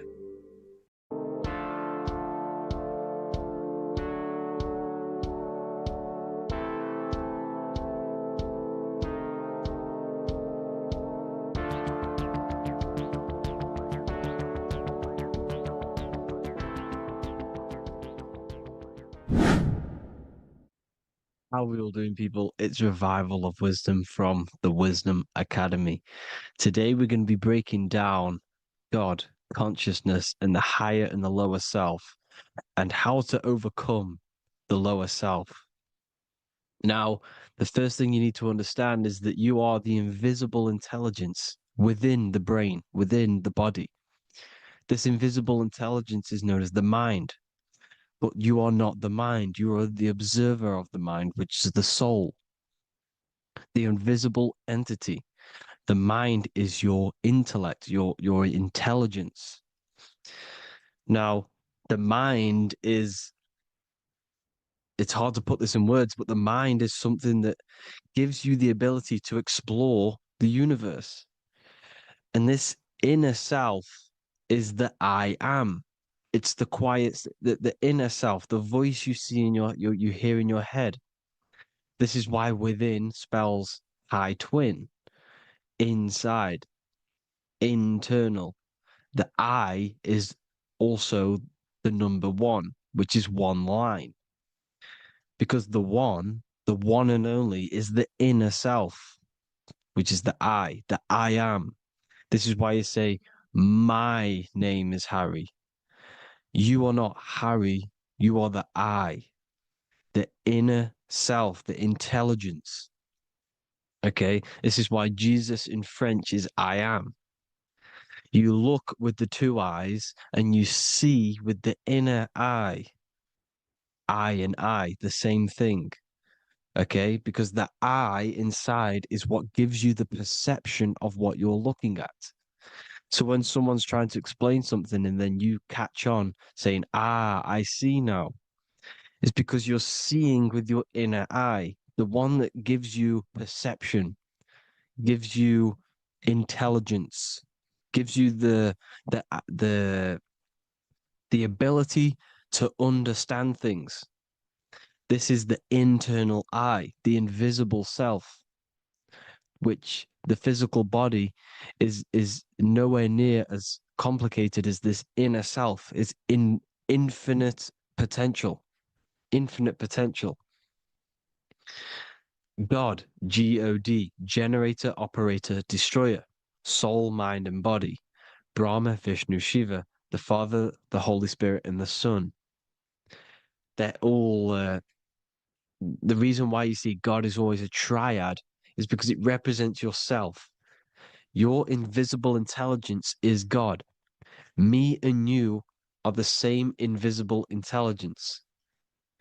We are the invisible intelligence experiencing the program being ran by the central nervous system and the brain. I always say this in my videos, but I have to, in order for you to understand the things that I'm going to say later on in the video, you need to understand this concept, is that you are the consciousness experiencing the nervous system, the tree of knowledge of good and evil, which is you here. You would be in this invisible intelligence right here in the center of the brain. Now, this is why the ancient Christians show God is in the brain. This is the brain stem. This is the brain. This is also the brain stem and the brain. The brain stem and the brain. It's all depictions of the brain because the brain's the computer, the electromagnetic computer, which decodes the demands created by the invisible intelligence, the I, the inner self, you, your true self. The person moving, if you observe what someone moving, this is going to sound, but if you observe someone walking, it's not the body. The body is moving, but the thing telling it to move is the invisible intelligence. Before you kick a football, a decision is made within your invisible intelligence, your mind. And this consciousness, this invisible intelligence, is either stuck between the lower self and the higher self. Okay? When the invisible intelligence, meaning the true self, identifies itself with the physical body, it will trap its mind within physicality. This consciousness that we have is either operating in the lower self or the higher self. It's either feeding the material body or it's feeding the spirit. Okay? But because we are physical and spiritual, we need to be even. We don't want to be meditating all day long because we do have a physical body as well whilst we are here. We are playing a game in physical matter. Okay? Now, the reason that you incarnated here is to learn a lesson because the mind can manifest anything it wants within the astral planes, within the world of imagination. It can manifest anything it likes, but it incarnates into matter, into this game, so we can understand Labor, because anything in matter you have to labor to manifest. But in the astral, you can manifest at the click of a finger. You come here to learn the knowledge of good and evil. And your consciousness, I came out a bit off topic there, but your consciousness is experiencing the lower or higher self. The lower self is manifested in the lower parts of the body. Sex, food, and power, the lower three energy centers. These centers are like mini brains. You are literally thinking with these centers. And when your mind is stuck within these lower centers, you'll think, have you ever heard the term of thinking with your penis or thinking with your, you know what, as a man? Even females maybe, but mainly this is a boy saying, you're thinking with your penis. This is a truth, it's truth in plain sight. You think with these energy centers. When you're living off the lower three centers, all you care about is sex, food, and power. Eating, sleeping, and greed. Power's kind of like greed. Now, when we move up to the higher parts of the body, when we live our life within the higher parts of the body, this is considered heaven. Love, expression, intuition, and wisdom. This is what we need to be aiming to do, moving out of the lower half of the body and living our life within the higher self, the higher parts of the body, thinking with the higher energy centers, thinking with love, expression, intuition, and wisdom, spreading love, expression, intuition, and wisdom to others. Heaven is even. This is why Jesus is pointing at the heart chakra, always pointing at the heart. Earth rearranged his heart because in earth you're manifested as a physical being. You're in the heart, good and bad. You need to be balanced between the good and bad. Because love can be a demon too. That's a whole nother video, but love can be a demon. Now, the seven chakras are known as the seven seals in the Bible. When the Lamb opened the seventh seal, there was silence in the heaven for about half an hour. This is a verse from the Bible. The Lamb is Aries, which is the higher brain, the cerebrum, Ram, Aries. Because when the Ram opens the seven seals, you enter the kingdom of heaven. Because these chakras seal your invisible intelligence. They seal your true self. You are behind these seven seals, your true invisible self, your true consciousness. Because behind these seven seals, you do not think about anything materialistic.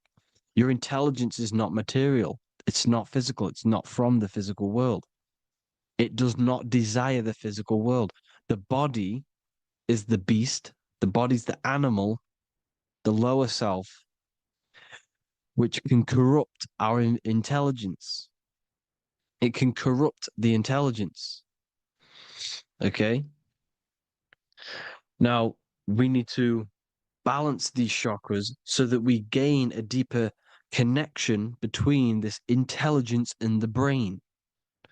Because when there's a strong connection between the brain and the intelligence, your body and the intelligence, you have a strong connection. Therefore, you can manifest what the intelligence is saying at all times.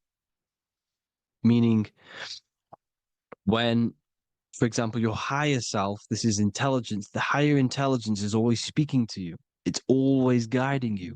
It's always telling you the right thing to do.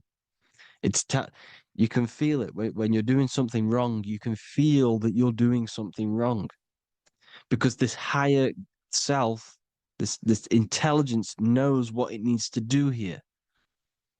And when there's no connection between the body and this our intelligence, our true self, when we strip away, when you close your eyes for long periods of time, you will figure out you are this invisible, infinite, creative being.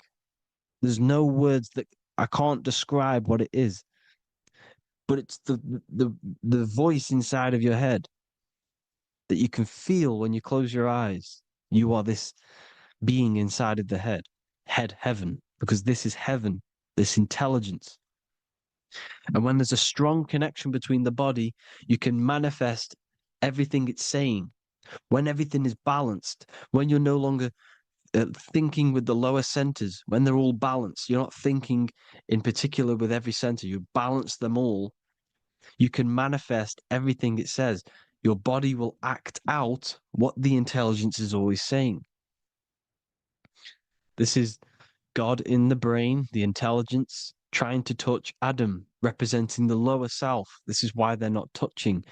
Notice how Adam is resting, but the intelligence is always reaching out, stretching, symbolizing metaphorically saying it's guiding. I'm always reaching out. The intelligence, your intelligence is always guiding you. It's always reaching out to you. But Adam is ignorant of it. The lower self is ignorant of it. And that's why he's so relaxed and God is so stretching out. Because at our highest self, that when you think of when you want to better your life, that highest true version of yourself is God. When you're manifesting this, your highest self, this is God.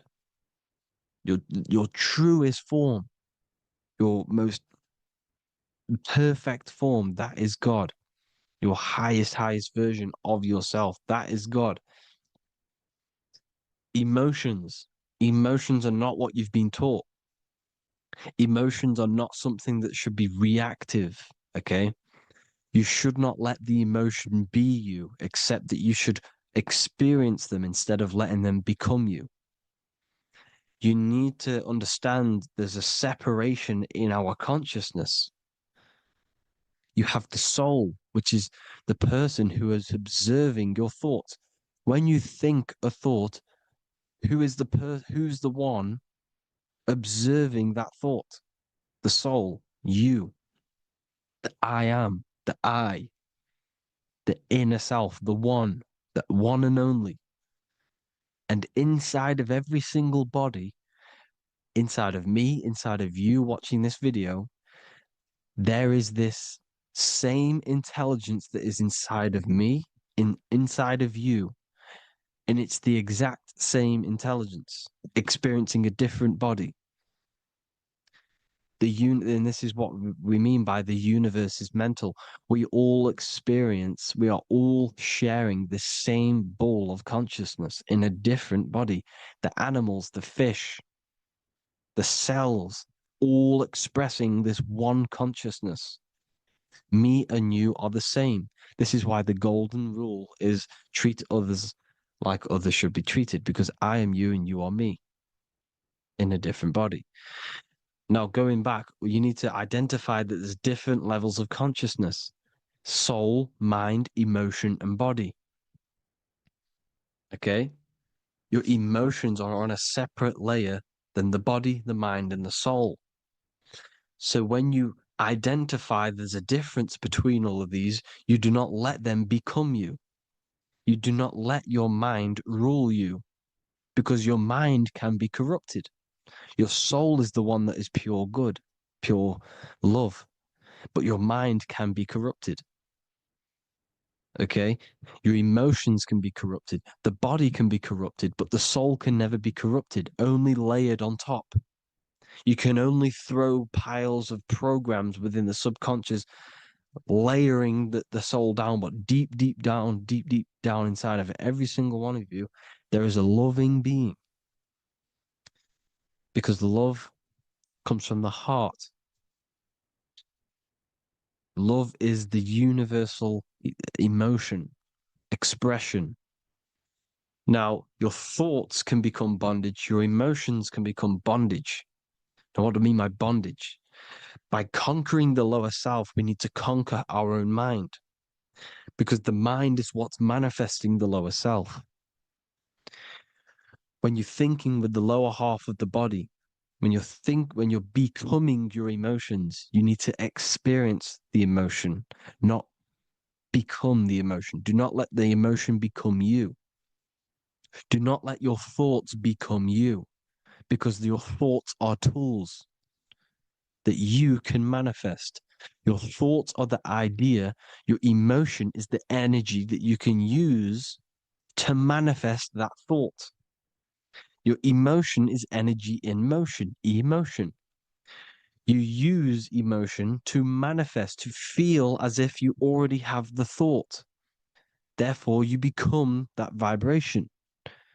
Therefore, your emotions are actually a creational force that is given to you to manifest things because you're a human, a manifester.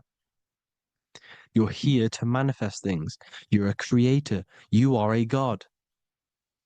Your inner self, your intelligence, your I am, the one and only inside of you, the inner self, the quiet one, the one that's deep, deep down, the invisible intelligence is it's creating things all the time.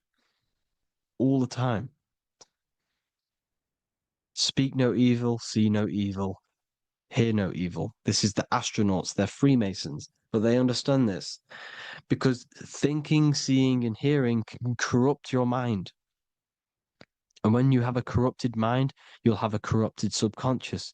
The subconscious will manifest into the body because 90% of your behavior comes from the subconscious mind. So you got to speak, see, and hear no evil. A sin, what is a sin? To overcome our lower self, to overcome our lower self, the 7 deadly sins are not something that goes against an external God. A sin is something that goes against your inner guide, your inner conscience, the inner self that is always speaking to you. It's always telling you the right thing to do. A sin is something that goes against this inner guide. And this is why you can feel something where you can feel you're doing something wrong. Because the inner guide is speaking constantly. And when you commit these 7 deadly sins, which are 7 internal states which keep your invisible intelligence bound to your physical body. Because evil, right? Evil love bondage. This is why they stay in this realm and they control this realm, because they love the bondage of the body. They like matter. They want to stay in matter for eternal life. They don't want to ascend back into the heavenly realms where you do not have a physical body. You can explore the universe within the astral planes. They stay bounded to the body, bounded to the 3D construct of the physical world. They have greed, lust, envy, gluttony, wrath, sloth, pride. They want all of this. And if you want that, that's okay. But deep, deep down, you don't want that because your soul is always telling you the right thing to do. Your soul knows what to do to get out of here. It needs to detach from the external world. Detach from all of these 7 internal states which bound you to your lower self, your lower centers. That's what a sin is. You know, you have a left and right brain. The left brain is always analytic. The right brain is metaphorical. So the right brain is producing a holistic view of reality. Now, what do I mean? And not view, perception. When you see, because your eyes are parts of the brain, so when you look at something and you look, that image is produced in the back of the brain in the visual cortex. And then the right brain produces a perception, a holistic, it breaks down what you're seeing into a holistic image, a holistic perception. So, for example, if you're in a woods, the right brain sees the whole woods as one big woods. The left brain is breaking that perception down into individual trees, branches, and leaves. So the left brain's to do with duality, the right brain's to do with wholeness, unified. The left brain's dualistic, analytic. This is necessary so that we can pick things up and manipulate them and break things down. We need the left brain, we need the right brain. I'm not saying any of them's bad, But the left brain, sinister in Latin, means left. Because when you're left-brained, you see everything in dualistic. You see everything is dual, when everything's actually one. We need to be focusing and strengthening our right hemisphere. I'm not saying sit in the right hemisphere all the time, but we need to be strengthening our right hemisphere. And this is why left is sin and right is right. Because when you focus on the right hemisphere, you see the holistic perception of creation. The right hemisphere sees humanity as one unified consciousness. The left hemisphere sees everyone as individual persons and egos. Because the left hemisphere is dualistic. And this is why the Bible says, cast the net onto the right side of the ship and ye shall find. John 21:6. What does that mean? Cast your energy, cast your perception into the right hemisphere of the brain, and ye shall find unified consciousness. You shall find your higher self, the one and only. If then you have been raised with Christ, seek the things that are above, where Christ is seated at the right hand of God. Wow. Powerful. What does this mean? Seek the things that are above, where the Christ is seated at the right hand of God. God is your consciousness, your invisible intelligence between the two hemispheres. The right hand of God is the right hemisphere. Seek the things that are above the heart. Love, intuition, expression, and wisdom. Seek the things that are above the heart, the higher self, the higher part of the body. Because when you seek the things of love, expression, intuition, and wisdom, you create a strong aura. You attract the same frequency. And this frequency is heaven, God. This is the Sumerian artwork showing the lamb. This is a step symbolizing stepping upwards, raising up. He's stepping over the lamb up to the bird. His hand is going to the bird. The lamb symbolizes the lower self. Okay? The bird with the wings is in the sky. It represents the higher self. This is why angels always have wings, because it represents the higher self in the sky. The lamb is a ground animal, symbolizing the lower self. He's stepping over the lamb to the bird, his higher self, his invisible intelligence. Horus and Set, Jesus and Satan. Look, Horus has an evil brother, Set, just like Jesus and Satan. Horus is a bird, higher self. Set is a ground animal, lower self, which is the devil and the angel on your shoulder. You see? The right and the left hemisphere, the two wings. So the devil and angels always speaking to you. The higher and the lower self. It's the battle between the higher and the lower self, between the invisible intelligence and the physical body, because the body's the one that wants the sugar, it wants the pleasure, it wants the sex, it wants the porn, it wants all of the materialistic things. It wants the 7 deadly things. Okay? It wants this. There's a battle between the higher and the lower self, your intelligence and the body. This is why you need to become balanced, so that there's a deep connection between the body and the invisible intelligence, the I am. You need to master your mind with discipline, and you gain a connection between the brain, the body and the intelligence. Resurrection, transmuting sexual energy. Okay, this is important. Res is Resh, which is Hebrew. The early Hebrew Resh symbol is the head. This is the head. Resh, erection. Erection is a sexual stimulation.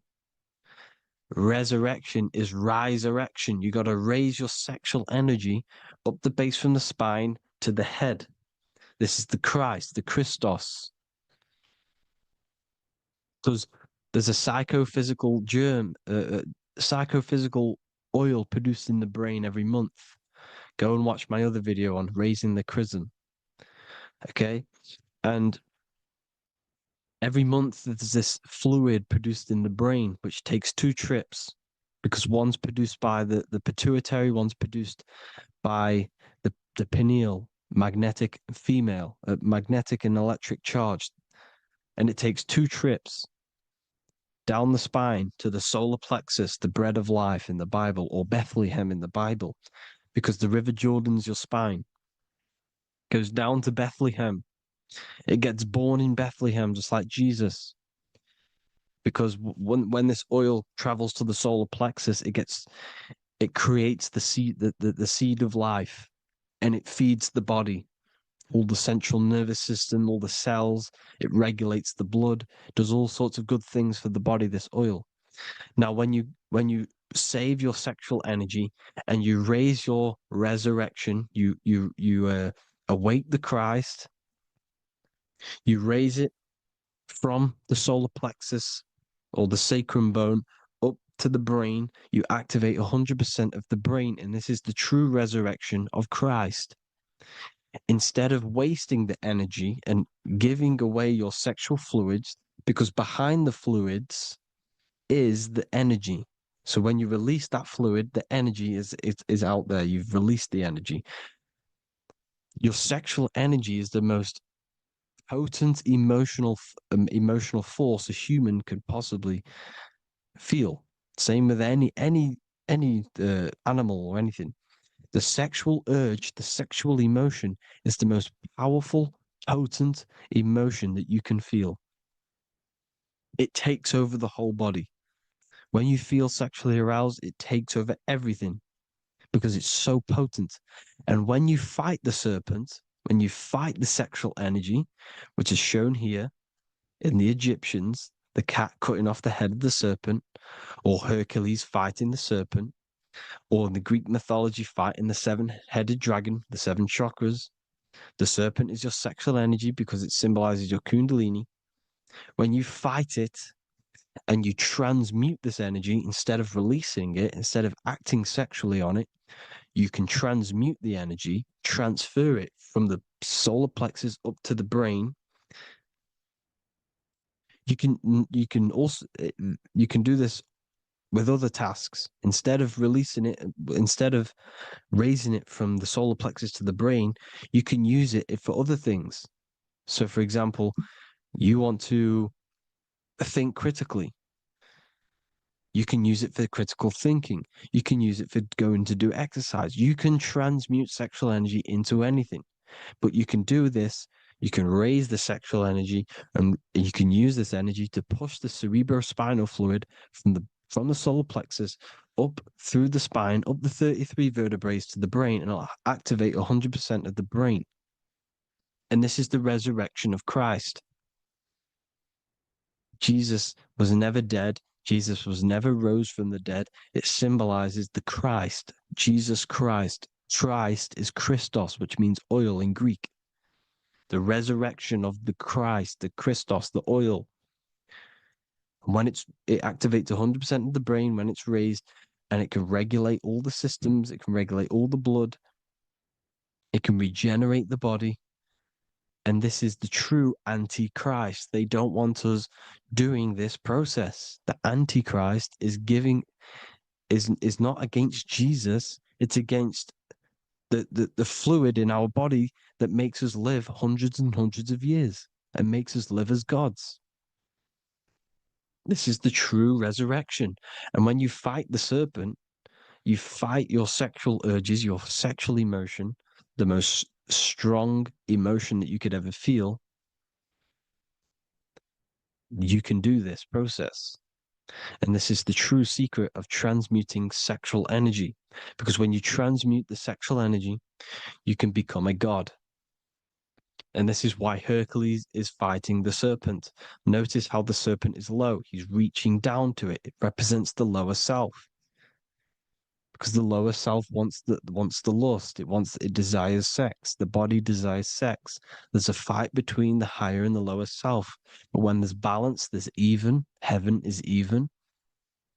When there's evenness between these, this is the kingdom of heaven.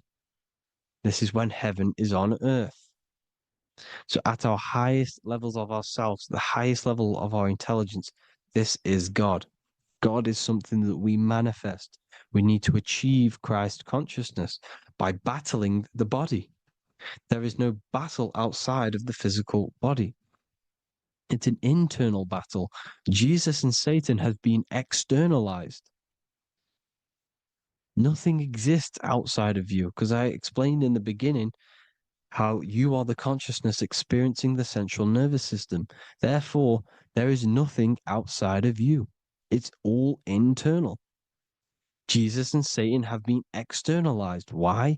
Because it's business. The church is a business. It's all a business. They've created these figures to be historical when they're not historical. The Bible's not historical. It's all externalized. It's called exoteric, when the truth is esoteric, internal teachings. So anyways, people, balance the chakras, balance the two hemispheres of the brain, balance the conscious and the subconscious. Balance is perfect, the yin and yang. You are spiritual and physical. You live in day and night. You need to be balanced. Oneness. Seek oneness. And this is the true kingdom of heaven. And when we all realize that we are all the same intelligence, the same consciousness expressed in different bodies, when we all realize this, we all realize we're all one. Doesn't matter what race you are.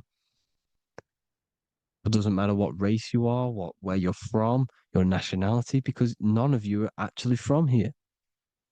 None of you are from the physical world. You're manipulating the physical world through the physical body. You are the I am. We all have a soul. Every single one of you has a soul. We all have souls. The reason why they say some people don't have souls is because they're trying to suppress your mind. They don't want you to know that you have a mind. That sounds crazy, I know. But a lot of people haven't realized that they have an infinite intelligence called a mind. And behind that mind, if you can observe your thoughts, the person who is observing the thoughts, you have a soul. Everyone has a soul. Don't listen to all these people saying some people don't have a soul, some people do. We all have a soul. Every single one of us. So anyway, you need to break the lower nature of yourself. At our highest levels, we are gods. Our intelligence, our universal intelligence, the I am, the intelligence that's inside of the brain, is God. Our minds are being corrupted within believing that you are the body, and the result of this is a society like today, because everyone thinks they're the body, and everyone's living in the lower nature of self, where everyone only cares about themselves. But when we realize we're all one big consciousness ball, we're all the same consciousness expressed in different bodies, there will be peace. So thank you all, people. If you do want to learn more, if you do want to read my book, it's called The Book of Wisdom. I'll put it in the description. It's an amazing book, people. It's going to give you the best understanding possible about creation, yourself, and the world. It's amazing. The Bible, everything. I have just launched a new cymatic library. A friend of mine has just added this to the website. He creates beats, and he creates the purest beats. So they are actually the frequency that it tells you. Most of the stuff on YouTube and Spotify and Apple Music it says it's a certain frequency, but we know these major platforms are all playing with the frequencies of the app. So if you want a real binaural beats, solfeggio scale frequencies to meditate on or listen to throughout the day, join the occult library. You can get a 2-day free trial. I'll put the link in the description. Thank you all, people. Hope you all enjoyed this video. God bless you all.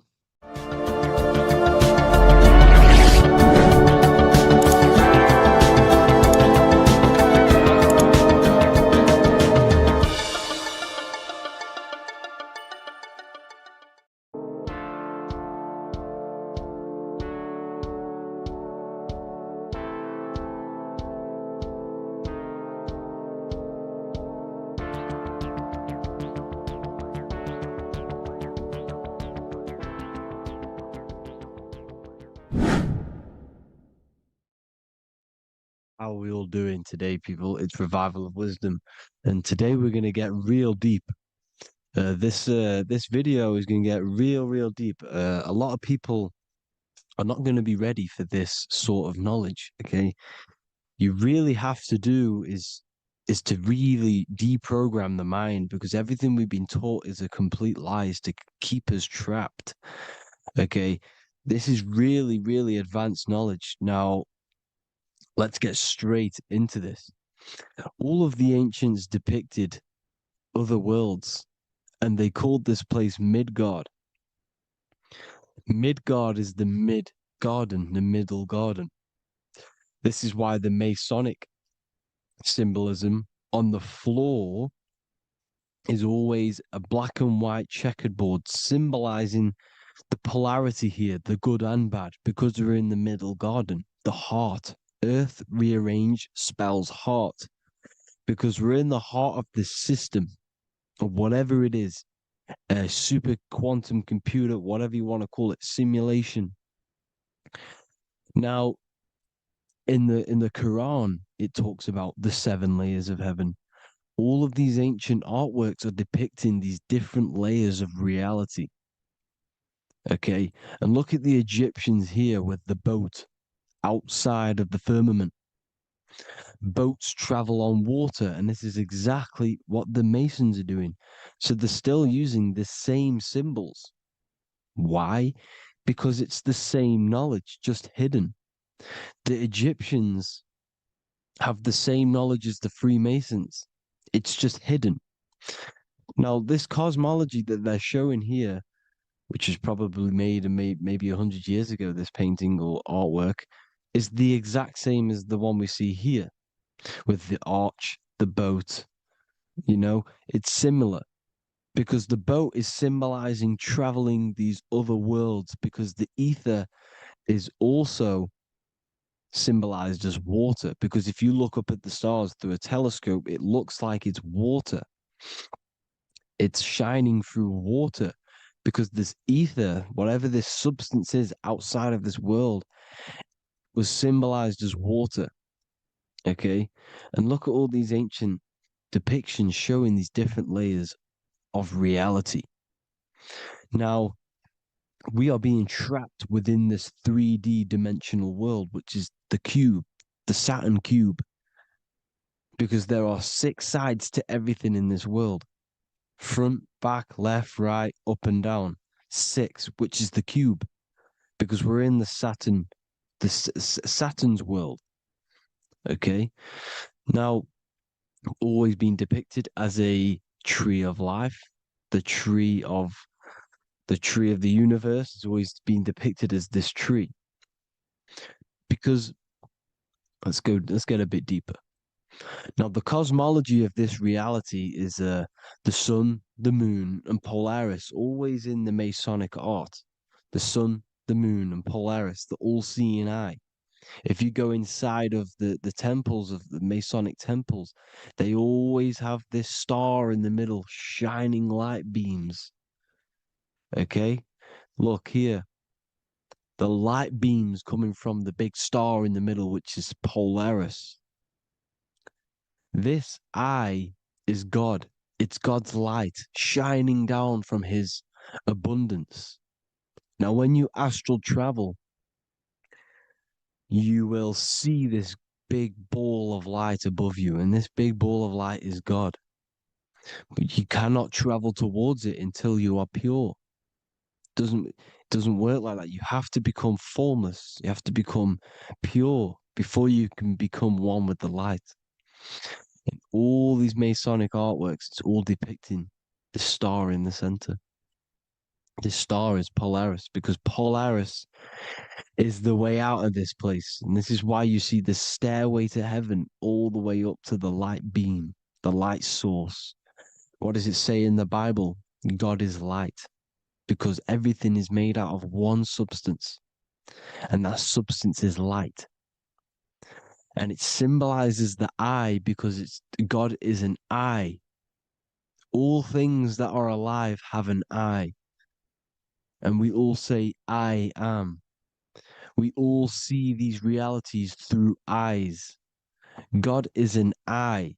He's the all-seeing eye. He sees all things at all times. And he is projecting this light. And this light comes down to create all the different levels of the worlds. And this is what the two pillars symbolize the number 11. 11, the number 1, is just a vertical line. It's the one. It's a 1 point. 11 symbolizes the mirror nature of reality. Everything's mirrored. As above, so below. Now, the 11 also symbolizes openings, doorways. And as you can see here, an opening to the all-seeing eye. And you see here again, an opening to the stairway all the way up to the light. This light is the light of God in the astral worlds, beyond this world. Now, Polaris has also been symbolized as the UFO. They put the truth in plain sight. So, you know, in the films, how the UFOs suck people up. That's what Polaris is doing if you ascend beyond this world. If you do not ascend beyond this world, you will be reincarnated in this world. The whole thing is to outgrow this consciousness to the plane above. And I'm not just making this up. I'm going to be bringing in scriptures after this. But you can see with the Christmas tree, we always put a high, big star at the center, at the top, which is the star of Polaris, which is exactly what the Masons are doing here. The star at the top. And it's on top of our Christmas trees. And all of these symbolize the other stars, because Polaris is the most high star. And all the other stars are wrapped around the firmament lower than Polaris. And that's exactly what the Christmas tree is. And it's a triangle. It's a triangle, just like light beams travel from one point in the triangle, just like the all-seeing eye. It's a triangle. The light is coming from one point and sending its rays downward. You see, it's kind of like you see here with the water. And the lower you go, the darker it gets, the more evil it becomes. And this is what the ancients would call hell. Now, this all-seeing eye is Polaris. And below Polaris is Mount Meru, the North Pole, the magnetic North Pole. The Tower of Babel, which is in the Bible. The etymology of the word Babel, Ba meaning spirit, which gives the ability to move the soul through the worlds, that's the ancient Egyptian description of the word Ba, meaning of the word Ba. You have the Ka, the Ba, the Ak, but the Ba is the one that gives the ability for the soul to move through the worlds. Your soul can't speak into a world without incarnating into it.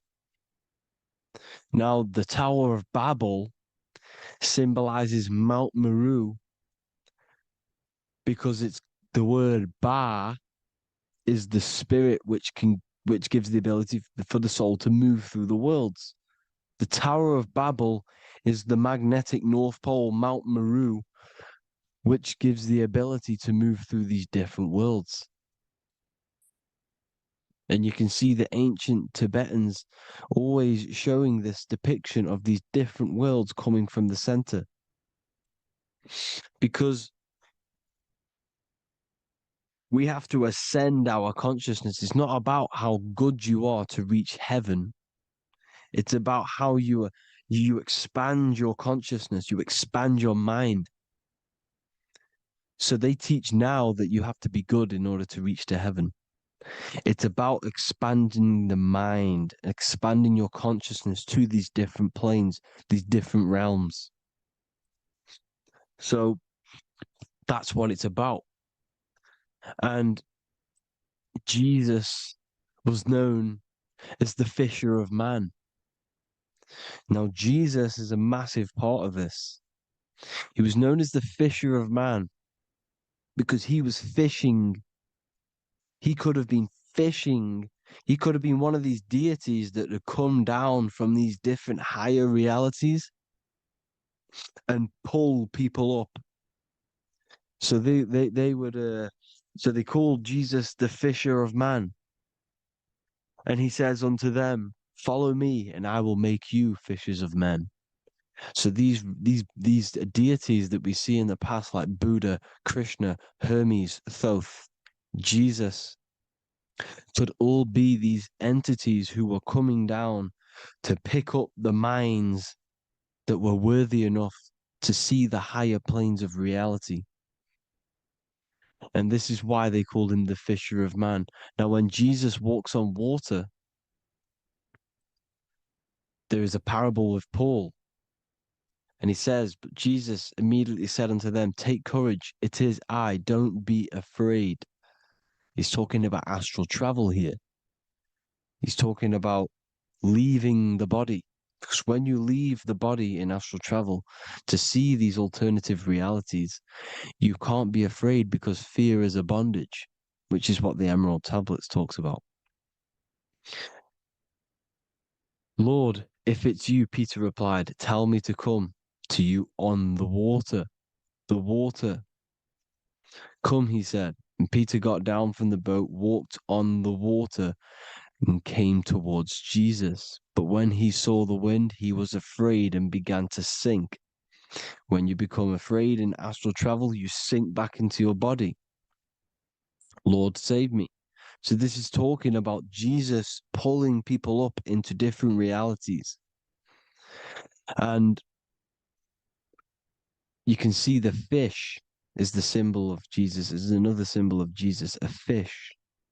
Because fish symbolize deep occult knowledge, because fish travel the depths of the ocean. And they symbolize us because we are fish underneath the ethers. And Jesus was pulling people up. You see, so the Bible is a people today believe the Bible is a book telling you how to reach to heaven, how to become godly and reach heaven. But you've got to become the Jesus Christ to see these alternative realities. Now look at the Emerald Tablets is a massive part, and it speaks so much about these different realities. Look what it says here. This is in Emerald Tablet 3. Then in my heart grew a great longing to conquer the pathway that led to the stars, which is exactly what the Masons depict in all of their art. Look, the ladder to the stars.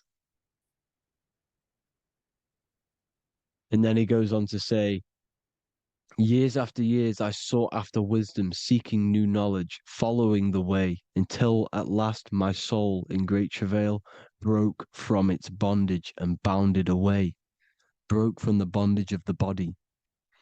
Free was I from the bondage of earth men. Free from the body, I flashed through the night. The stars. The stars are a massive part in the astral world. Each star is a different reality. And the true astrology is the star that you came from. You came through a star to reach this, to reach here. There is a reason why you are here. There's a reason why you have the personality traits, because your soul came from a specific star. This is why we call them stargates, because they are gates in and out of this reality. And Polaris is the way out to the higher worlds. Now look, far into space, my soul traveled freely into the infinite circles of light.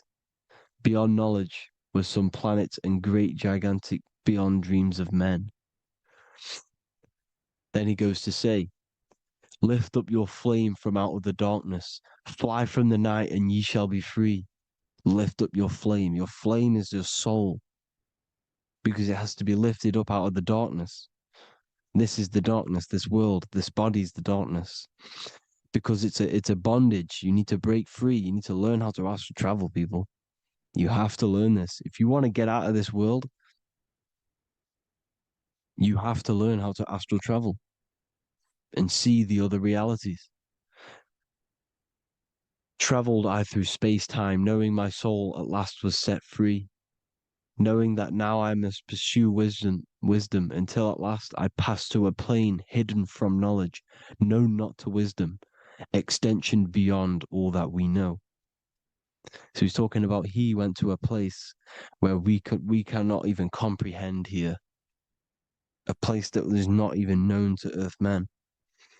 He's telling you he's ascended out of this world to the planes that are beyond.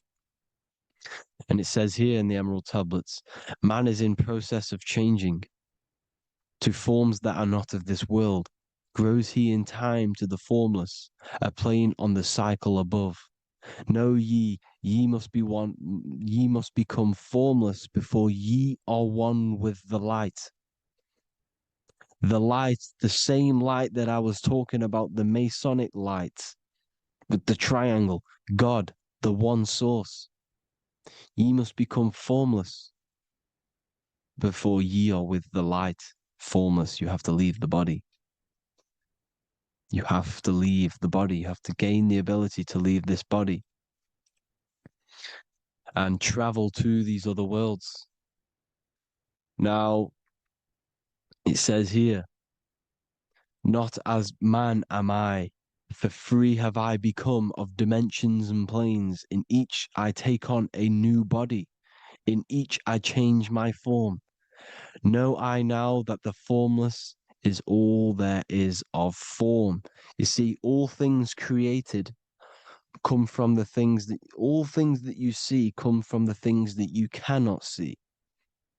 All of us have the same spark of consciousness, the same I am. Every dog, every animal, every human has this same I, this same thing which sees through the eye. It's formless.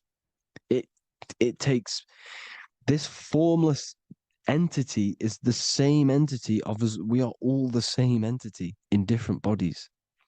And this entity it was represented as the flame, the cosmic flame, which is inside of all of us. And this is why the Masons depicted your spine as a candle or the Holy Grail. You would either see this or a candle with a flame on the top, because the Holy Grail is your consciousness, which is on top of your spine, which is the candle. Now, Jesus, Thoth, Buddha were all these deities which were coming down to lift people up because they were fishermen of men. And he would lift you up to the higher worlds, out of this world, to the ones above. Now, Thoth, you can see him here, he's leading the way. He's holding someone and he's leading the way with knowledge and power. He was leading the way to other worlds, out of this world. There's no point trying to change this world. This world will stay the same. It will stay the same. You have to get out of this world. And that's what they're telling you. That's what they're keeping you from. They're keeping you stuck within this thin layer of reality. So what the Masons are doing, they have the ability to astral travel. They're living not stuck and bound to one reality, but living within the different layers of reality. And this is what Morpheus was doing in the Matrix. Morpheus was going into the Matrix to go and get Neo, which is exactly what Jesus was doing, pulling up people out of this world to the ones higher. And that's exactly what Morpheus is doing in the Matrix. If you haven't watched the Matrix, go and watch it. It will blow your mind. Everything I'm saying in this video, you will see it. Except that you don't need to use a machine to enter the Matrix. You just use your body. Well, you use your consciousness to leave this body. You see, Neo was also uploading himself into the simulation to pull people out of the simulation. And this is exactly what all of these gods were doing. The Fisher of Man. Look, he was pulling people up out of this reality with the knowledge. Now, Jesus was always depicted with the mushrooms. Look at all this mushroom art. Mushrooms were literally the origin of Christianity. You can see it everywhere. There's mushrooms in all of the ancient art. Every single one of these paintings you see here, there's mushrooms on them. Mushrooms have the ability to see alternative states of consciousness. Now, if you go and do them and you go to sleep, if you pop mushrooms, you go to sleep and you will wake up in another reality. You will wake up in another reality. Don't try it if you don't want to do it. But if you've got the heart to do it, do it. Eat them and go to sleep. You'll wake up in another reality. And Jesus was handing out mushrooms to the bright minds, to the minds that he wanted to fish out and pull up to the higher realities. He was giving them mushrooms to see themselves in an alternative state, in an alternative reality. This is why there was so much mushroom art, and it's not just ancient Christians. It's Sumerians, it's the Mayans, the Celtics, the Egyptians. All used mushrooms. All of them. Look at all this art. It's on stones. It's everywhere because mushrooms. See, everything in nature is a macro. Look at the form of a mushroom. It's literally your spine and brain because they alter your consciousness. Your body is just a radio receiver. Everything that you're experiencing is a program being ran by the central nervous system, and your consciousness is experiencing this program, these electrical impulses of the nervous system, because it's all feeding back to one point, which is the pineal gland. And this is the candle with the light on it. Type in Masonic candle and you'll see it. It's your spine with your spark of consciousness on top of the spine. And it's a mushroom because this sends you to alternative states of consciousness, alternative realities. Now, they were all doing this, the Egyptians, the Mayans. Now, there's more symbolism which goes into this.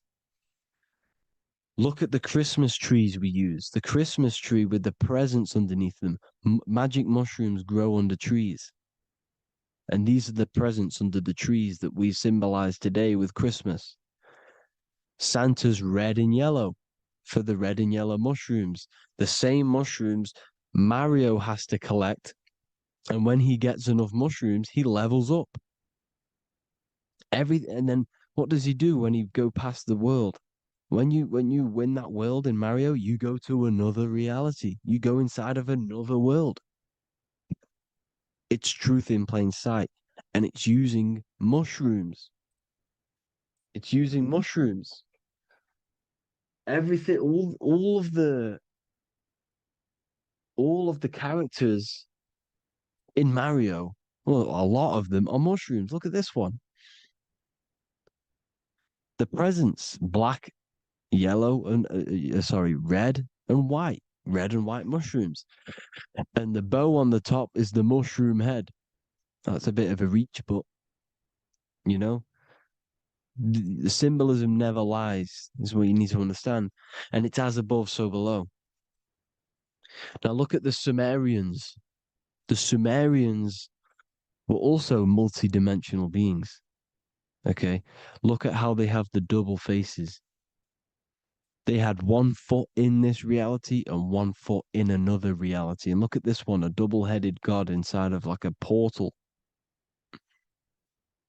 You see? Because and look at these with the wings, the astral travel. Birds, ancient birds symbolize the soul. Because the soul is a bird, it flies to different worlds, it flies around the cosmos. And mushrooms gave you the ability to see these alternative states of consciousness, these alternate realities, because you exist in infinite realities. You exist in infinite realities. Now look at the 33rd degree Ordo Ab Chao badge. You get this badge when you become a 33rd degree Freemason, and it's a double-headed eagle. A double-headed eagle. And you can see this in Sumeria first. Sumeria have the same symbol, a double-headed, bird. You can see it here as well. And the Masons are still using this symbol today. And when you become a 33rd degree, 33 vertebrae on the back of your spine, above the vertebrae is your consciousness, and it's a double-headed eagle. One reality in one. You become a multi-dimensional being in the 33rd degree. And I've heard many interviews of Masons say it becomes Luciferian. You see, they speak in code. These Masons can't tell you about what they learn about, but they will speak in code. They said it becomes Luciferian. The word Luciferian is lucid. The root word of Luciferian is lucid, and lucid is lucid dreaming, alternative realities, dream worlds. You become a god. Luciferian means you're becoming your own god, pretty much. Because you are becoming a multi-dimensional being living in between the different layers of reality at the 33rd degree of Freemasonry. And look at the double-headed eagle, because the birds symbolize the soul. And they reach high, they fly high, just like the soul wants to fly high to the light, to become one with the light, like the Emerald Tablet says. Now look at Janus. Janus was another god, and he's known as the god of doorways. Janus always depicted with a double head. Janus is why we say janitor or January. And January is entering a new year.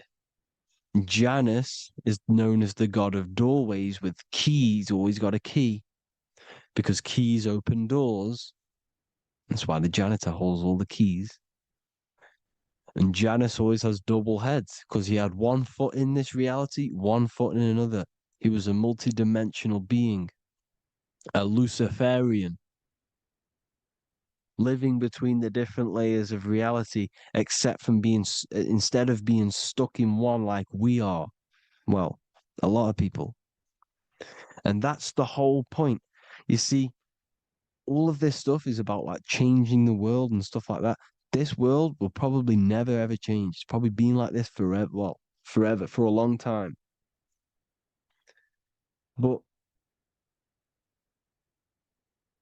it's about moving out of this reality to the higher states. And the Masons always depict the ladder to the luminaries, the stars, with a key, the same key of Janus.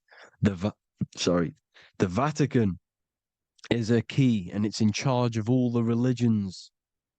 Why is it a key? Because they're holding back the key. They're keeping you stuck within this reality, keeping you stuck as identifying yourself with the body, identifying yourself with this world. You are not in the world is within you. This is a program being ran by your central nervous system, and your consciousness is experiencing this reality. Now, this is going to be a mind-blowing video for some people. You have to have an open mind. You have to let go of all the programs. I'm repeating what the ancients are talking about and the ancient symbolism. Look at Janus with the double-headed god. He was just another god coming down, giving keys to people who had the worthy mind to be pulled up out of this reality, to be pulled up to heaven, just like Jesus was teaching how to reach heaven. But really, it's an encoded scripture. But anyways, hope you all gained some insight on this video. Have an amazing day. Please like, share, comment. All the links are in the bio for the PDF, for the Manifestation Mastery course, and all the other amazing stuff. And if you want to support the channel, I'd greatly appreciate it if you became a Patreon member. Hope you'll have an amazing day, people. God bless.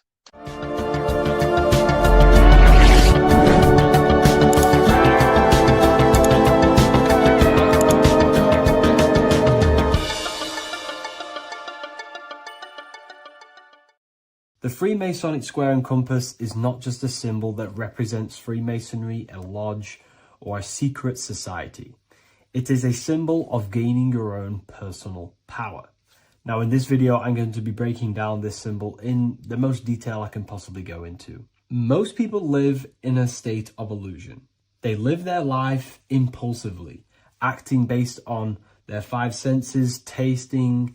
They want to feel a certain thing like an orgasm, or they're basically just slaves to external things and their five senses, which leads to a very dark path where you'll never actually become a conscious creator and you'll never actually be internally happy.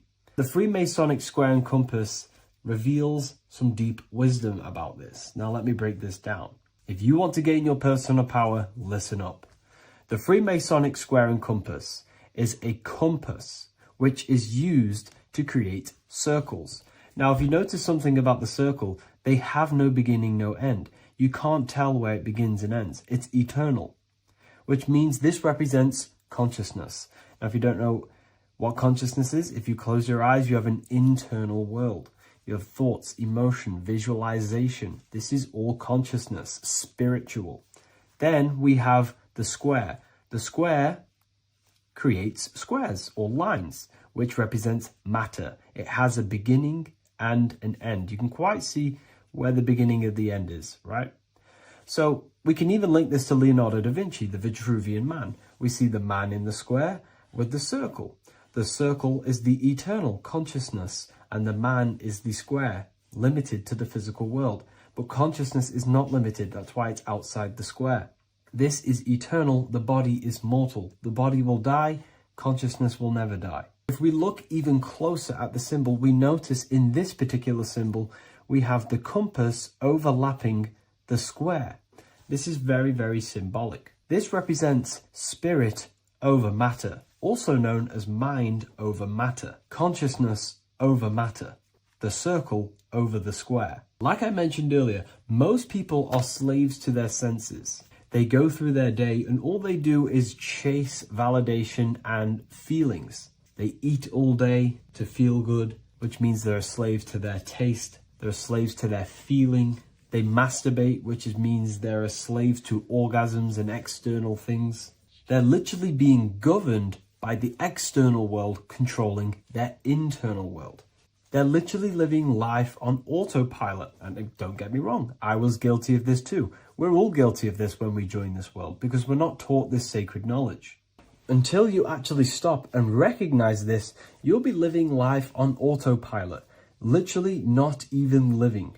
You'll be running off subconscious programs, seeking external validation, and being ruled by these five senses. The square underneath the compass represents consciousness on top of matter, which means the internal world is controlling the external world.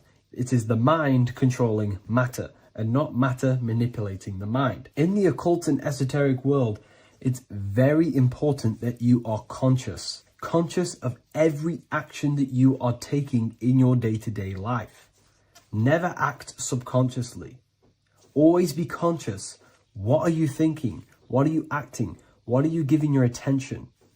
All of this is contributing towards creating, because you are a creator. Consciousness is a creative force. You need to make sure that the compass is on top of the square, that your inner world is controlling the outer world and not the outer world controlling the inner. As I've mentioned in many videos before, the internal world of consciousness is what's producing the external world. Your life is just a result of every thought and emotion that you felt in the past. Everything you own, everything you possess, your friends, are all reflections of your consciousness. They're all reflections of what you are thinking about. When you change your thinking, your external world starts to rearrange itself. On a basic level, this symbol represents the combination of spirit and matter. You are a spiritual being and a material being. You are heaven, the sky, and earth, the ground. You are heaven and earth, spirit and matter infused into one. You are a bridge between the divine and the earthly worlds. And you can bring down these higher realms of consciousness, thought, imagination, and emotions into a physical, tangible reality. To do this consciously, we need to make sure the external world is not manipulating the inner world. Because if your internal world is being controlled by external circumstances, for example, you have a circumstance happen in your reality, an emotion triggers inside of you, and that emotion is a command to create more of that. And the thoughts that you think are creating more of that negativity. So it's a constant cycle of negative manifestation if you let the external world control your internal world of consciousness. So we need to make sure the compass is on top of the square, that the internal world are commands and not reactions to create your external reality. And not only just to create, but to actually enjoy life. If we let the external world bother our internal world, this means that we have some sort of mental or emotional attachment to the external world. We need to detach from the external world. Why do I say that? Because it's temporary. It's an illusion. We are going to die one day, and none of this will matter. You need to understand that everything in this world is temporary. You have to be okay with losing things, losing family, losing things in this world, because it's guaranteed to be temporary. We need to make sure the internal world is order and not chaos, commands and not reactions. Now, at the back of the Book of Wisdom, Volume 2, the book that I've wrote here, I go over the different meanings of the different arrangements of the square and compass. Sometimes we see the square overlapping the compass, which is the opposite of what we've just broken down. Or sometimes we see one leg of the compass on top of the square and one leg of the square on top of the compass. These are all highly symbolic. When we see the square overlapping the compass, this pretty much represents the beginning of the Freemasons' journey, when their internal world is being controlled by the external. They have a lot of spiritual growth and a lot of learning and inner work to do.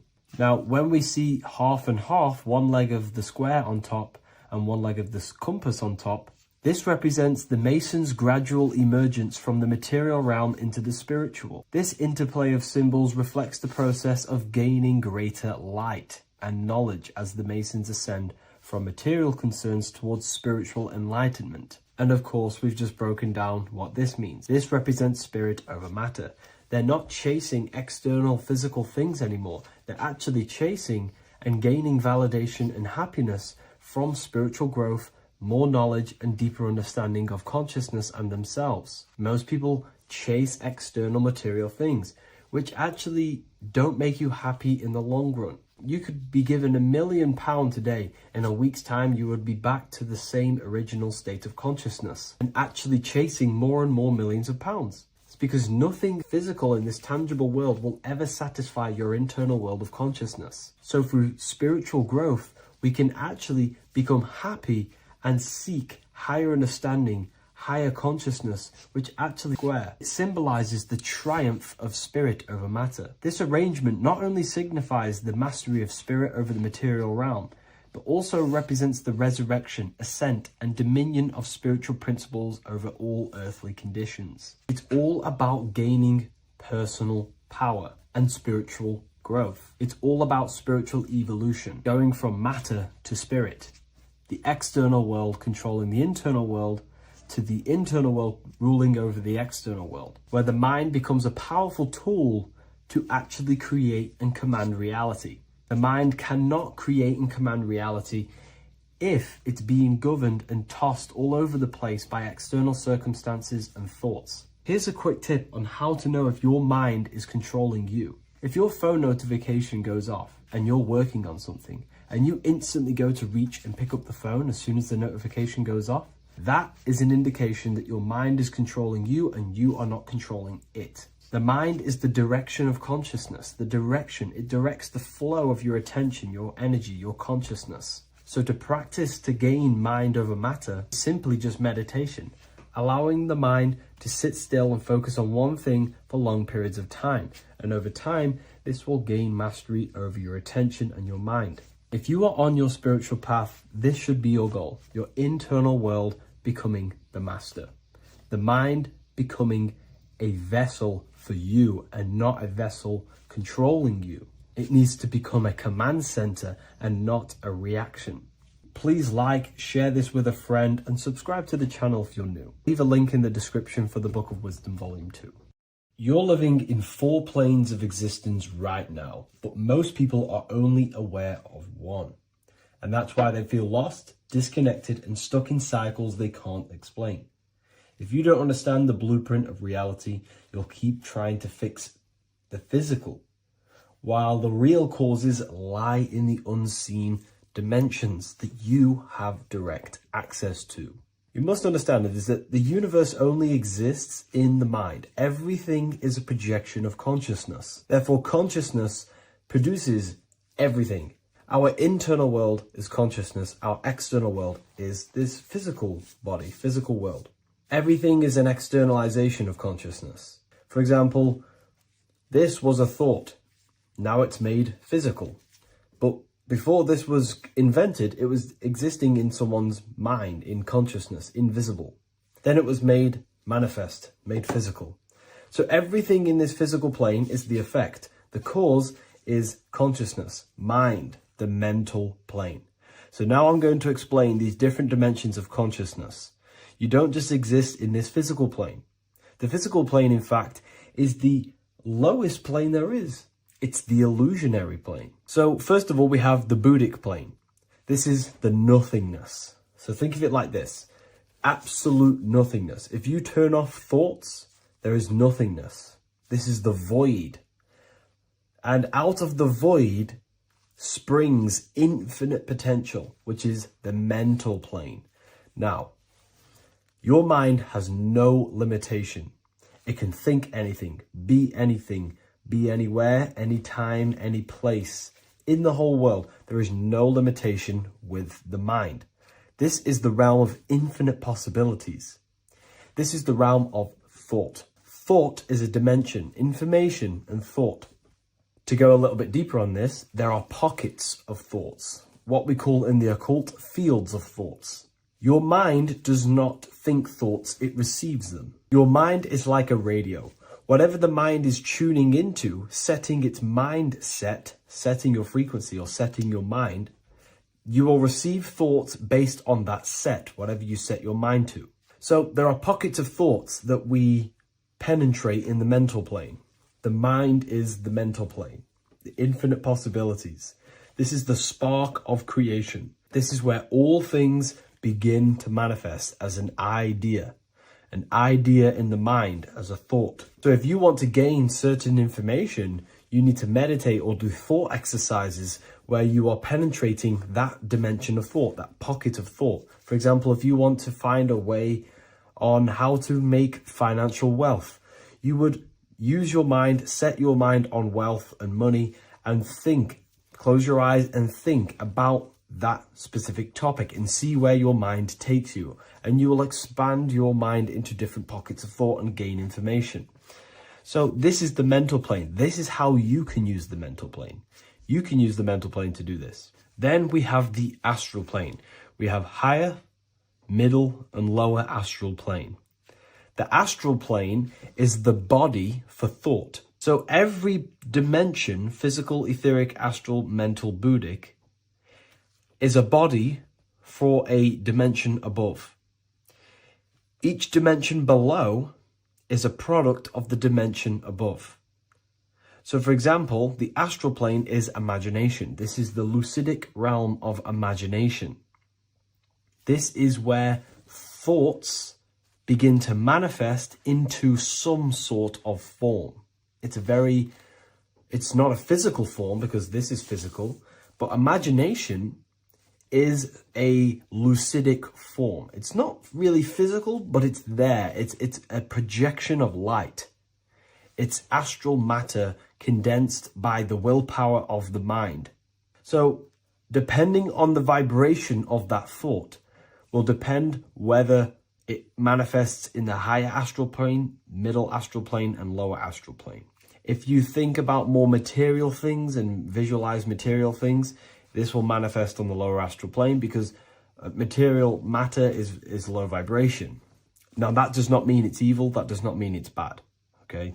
It just means low vibration just means more material. But if you think and imagine more spiritual things, this manifests on the higher astral plane. So the astral plane is the screen in your mind that allows you to vision an apple, that allows you to vision anything. It's that mental projection that's inside of your mind. Now, this is what we call the third eye. It's an eye because the eye is the mind, and the mind can see into the astral plane. It perceives this spiritual world, this lucidic realm that we have access to. This is where also infinite potential takes place. This is the realm of spirits, demons, jinns, whatever you want to call them. Spiritual entities exist in this because this is where thought forms manifest into form. This is where thoughts create bodies. Think of it like this. The mental plane is a thought of a chair. The astral plane is the imagination of that chair and all of the different possible chairs that could possibly be. The etheric plane is the energy double of that chair. And the physical plane is the physical chair. So as you can see, the higher we go up, the more formless and lucidic it is. The lower we go down planes, the more dense it becomes. This is formless and this is form. Everything manifests through this process. This highlighter is down here in the physical plane, but the idea began in the mental plane. Everything begins in consciousness before it creates a physical body. It goes through this process. Therefore, if you want to start to mold and create your own reality and create things in your world, you can use these planes to your advantage. You can use your mind to do mental thinking exercises by closing your eyes and expanding your mind into a different pocket of thought to gain wisdom, gain information, gain downloads. The way you do that is simply get into a meditative state, close your eyes, pick a topic that you want to think about and see where your mind takes you, but always remain centered on that topic. And you can do this for maybe an hour or two or half an hour, and your mind will take you places where you will unlock information. You can even use this to make decisions in your life. Think of the topic and see where your mind takes you. You'll gain information. This is how you use the mental plane for ideas. The astral plane is imagination. You have to reconnect with your imagination very vividly. Your imagination, your consciousness is infinite. It's not a three-dimensional plane. It's an infinite plane. You can think and make form anything in your consciousness, in your imagination. You can think anything and you can imagine anything in the most vast details. You just have to reconnect with your imagination. I have a free book on my website. I'll leave the link in the description. It's an ebook. It's called Activating the Inner Eye.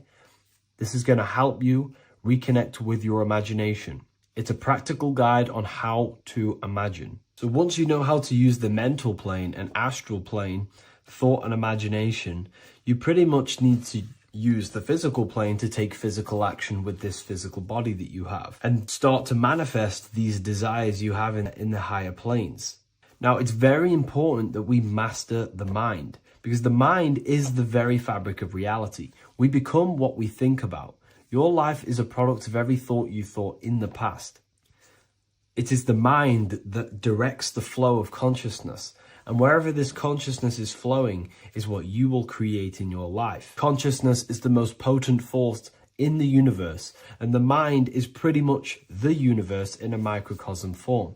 It is infinite potential, and your mind will continue to expand into new realms of thought forever and ever and ever. You are eternal. You are not this physical body down here. You are consciousness, literally dreaming that you are in this physical body. So everything begins with the mind. We need to be conscious of the thoughts that enter our mental field of consciousness. There is a level of self-awareness that you can reach where you can become conscious of pretty much every single thought that enters your mental field. Now, we have over 7,000 thoughts a day. You can gain such mastery over your mind where you can become conscious of every thought you think. And that is when you gain superior power. Because when the mind is fully under control of self, you can direct the mind's potent force into a specific goal. Most people's minds are dualistic. They want something, but their mind is thinking something else. They have limiting belief systems. They have the little voice that comes in and says, you can't do this, you're a failure. That is a fractaled mind. The mind needs to be singular. It needs to be on your team and not an enemy. Do not let your own mind take away your power. Your mind should be on your team, giving you power, giving you the best possible thoughts and the best possible beliefs. When the mind is in this condition and on your team and not taking away your power through the destructive thoughts, it becomes a potent, powerful force used for manifestation to create anything. And the way we get the mind on your team is through constant meditation to learn how to control the mind and turn it on and off. Subconscious reprogramming through visualization, affirmations, cultivating emotions associated with your goal. All these three ways we can reprogram the mind slowly over time so that it becomes powerful and becomes on your team and doesn't give you negative contradicting thoughts. When the mind is fully aligned on one thing, it can create massive empires and things in your physical reality. So I hope this video helps, and I'll see you in the next one.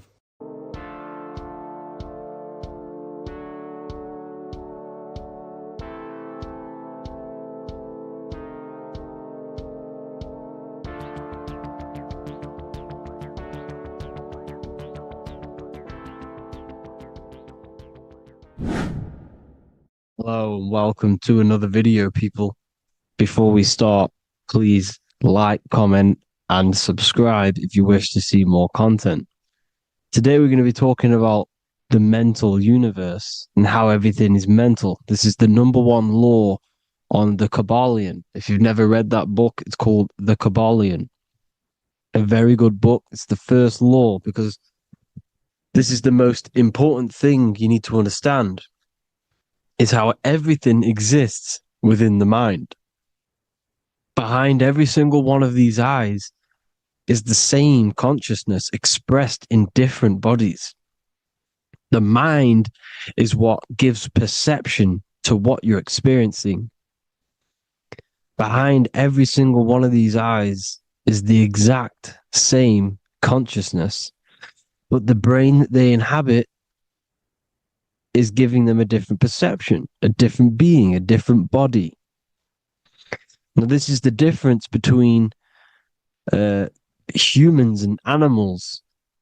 Humans possess a advanced consciousness, an advanced mind that gives us the ability to be aware of ourselves mentally, physically, and spiritually. We can reflect on ourselves.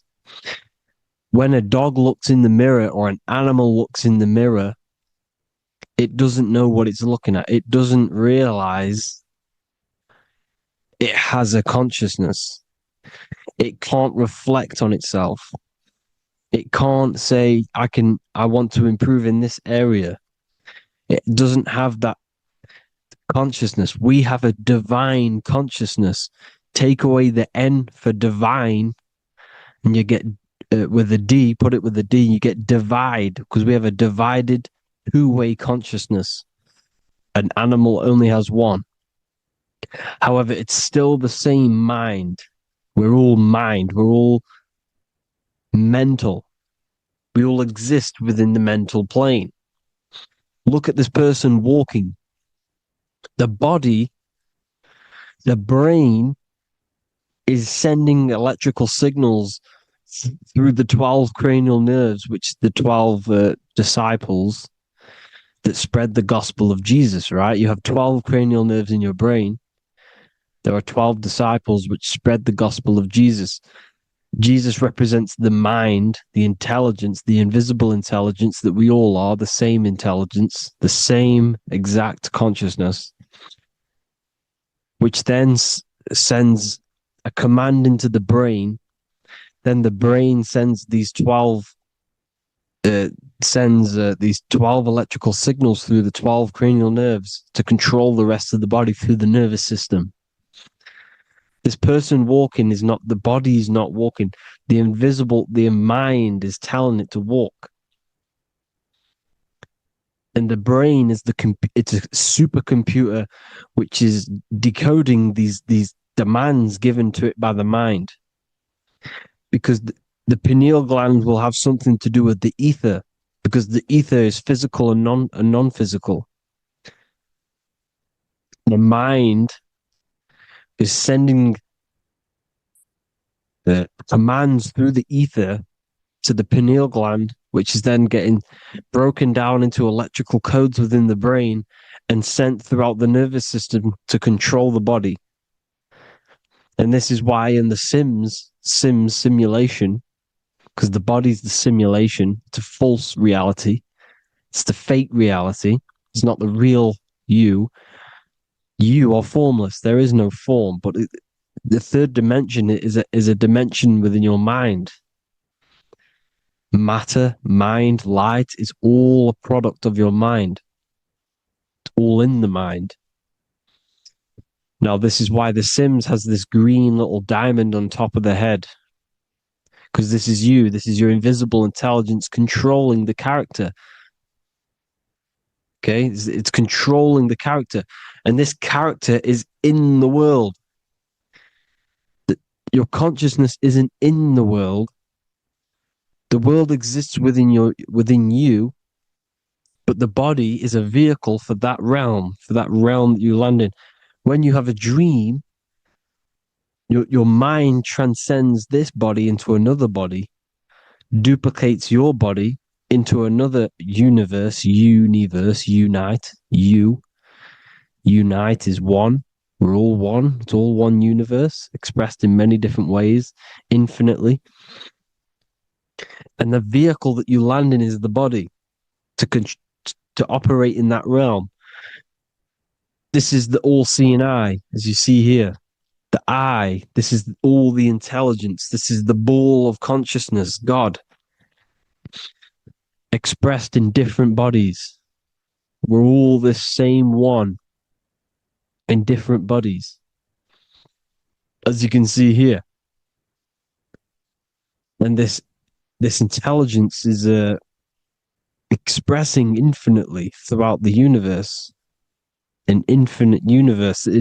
There's no beginning, no end. There was no beginning of the universe. There is no end. It's infinite. Always has and always will. But the mind is what gives you the ability to explore the universe, to make perception of it. We are God in disguise. We are God in disguise. We are God in flesh. But the body can become attached to the mind, can become attached to the body if the mind is not aware of itself. when the mind is that blinded by matter, and we lack knowledge and understanding of what we truly are, a formless, infinite being, a traveler. This is why Freemasons are called Freemasons. Mason means traveler, free. You're a free traveler because your consciousness is a traveler of the universe. When we lack understanding, our mind bounds to the body because we don't separate the body with our different layers of consciousness. When we separate them and identify that we are mind, body, emotion, you then can apply this knowledge to when you want to astral travel and explore the different realms of your mind, because the mind is the universe. People, this is what we need to understand. The mind is the universe. I am you and you are me. This is the Egyptians showing you this. The Ankh is the symbol of life. This is the one ball of consciousness, mind, giving it the Ankh life to all the different life forms. The cows, the birds, the snakes, and the big Ankh given to the humans, because the humans are the most intelligent. We have the most advanced consciousness. We have the most advanced consciousness. This is why the one is giving a big Ankh to the humans here. Here you see again, this is not the sun. This is also showing Ankh giving out its life to all things infinitely. And this is the Most High. We are the Most High in disguise. When we strip off the body, we strip off the desires for the physical world, we strip off all of these fake identities that the mind gets attached to.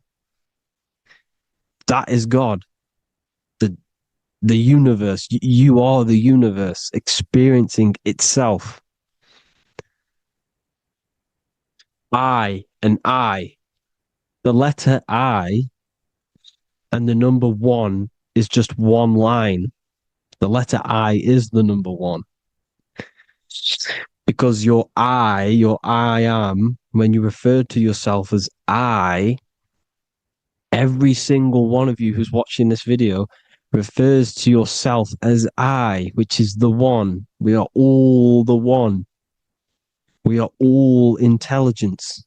We are all invisible. We are all the one. 1 is the only number. 1, 2, 3. Everything goes up in ones because there is only one.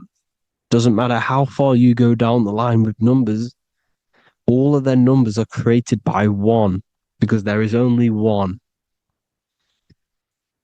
To me and you are the exact same consciousness expressed in different bodies. Mind.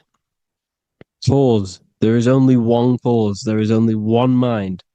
There is only one being. But because we lack understanding of this, we think we are the bodies. And this causes division because the physical world is the most illusionary world. It's an illusion. It's all an illusion. Now you see with the two, you look with the two eyes, but you see with the inner eye, the mind. Okay, the mind is the mental plane is a shared plane, and it gives perception to what you're looking at. The mind. I'm affecting you when I speak because the mental plane is shared. We all share mind. We all express mind. When I'm speaking to you, I'm affecting you because we are mind. So the words that I'm saying, which are being manifested from my mind, being manifested through my body into vibration is affecting you. I'm affecting you with what I'm saying. And these words are having an effect on your mind because we're all mind. This is why you need to be careful what you're listening to, music and all sorts. Because music can also create thought loops within your mind.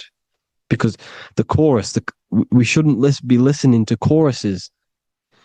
Choruses are loops. And what they're saying in the chorus is being looped. And this can create thought loops within your mind.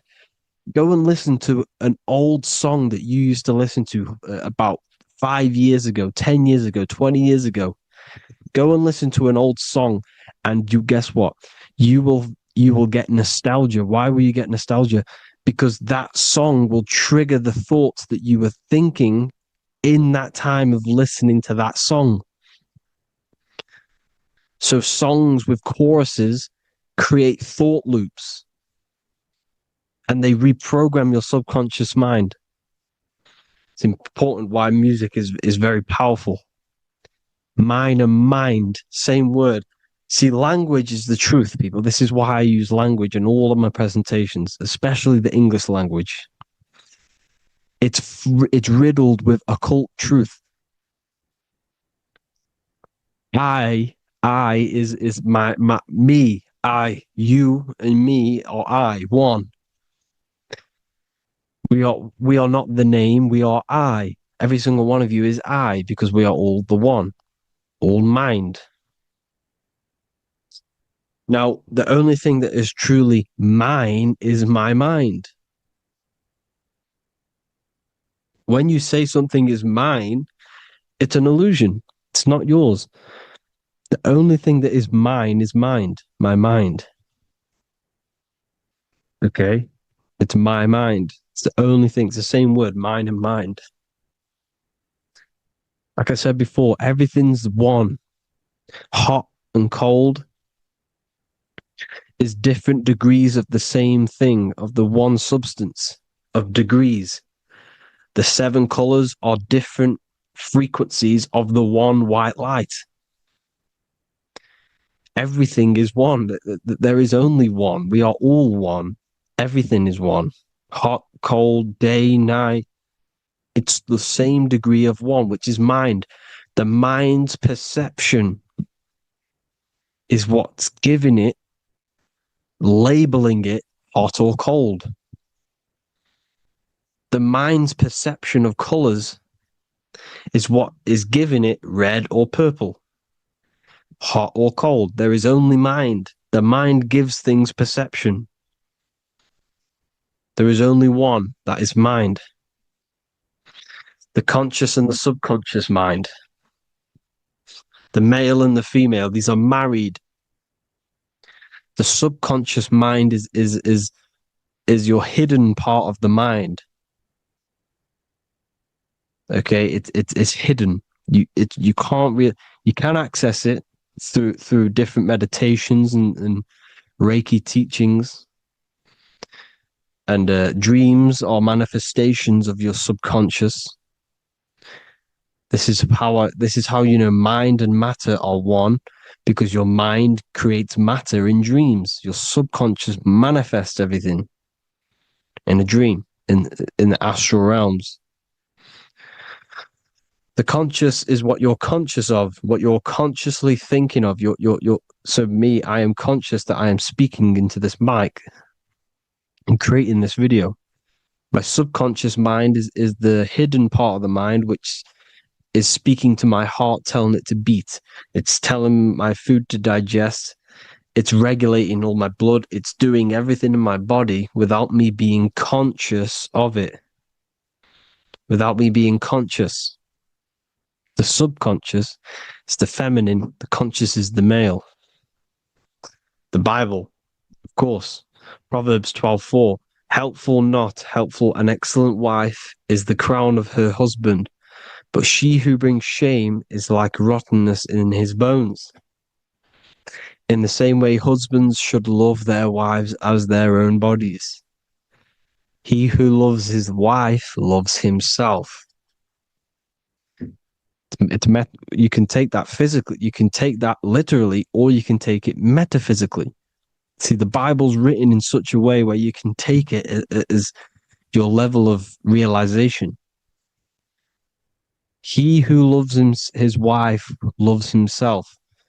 If you love your subconscious, if you love yourself, you speak good about yourself, because your subconscious takes everything literally. If you say, I hate you to someone, your subconscious does not know the difference between me and someone else. It only thinks me, me, me. Why? Because mind is the only thing that exists. You are mind, I am mind. If I say, I hate you, you're saying that to yourself. Your subconscious picks that up and says, I hate myself. And that's telling your subconscious that's what you want. Because your subconscious manifests 90% of your behavior. The programs within your subconscious. Tying your shoelace is a program. You don't need to be conscious of it. You can just do it because it's a program. It's deeply interwoven in the subconscious. Driving your car, texting on your phone. You don't have to think about what letter. You just do it because you know where the letters are. It's a program. Therefore, if you look after your subconscious, they are a married couple.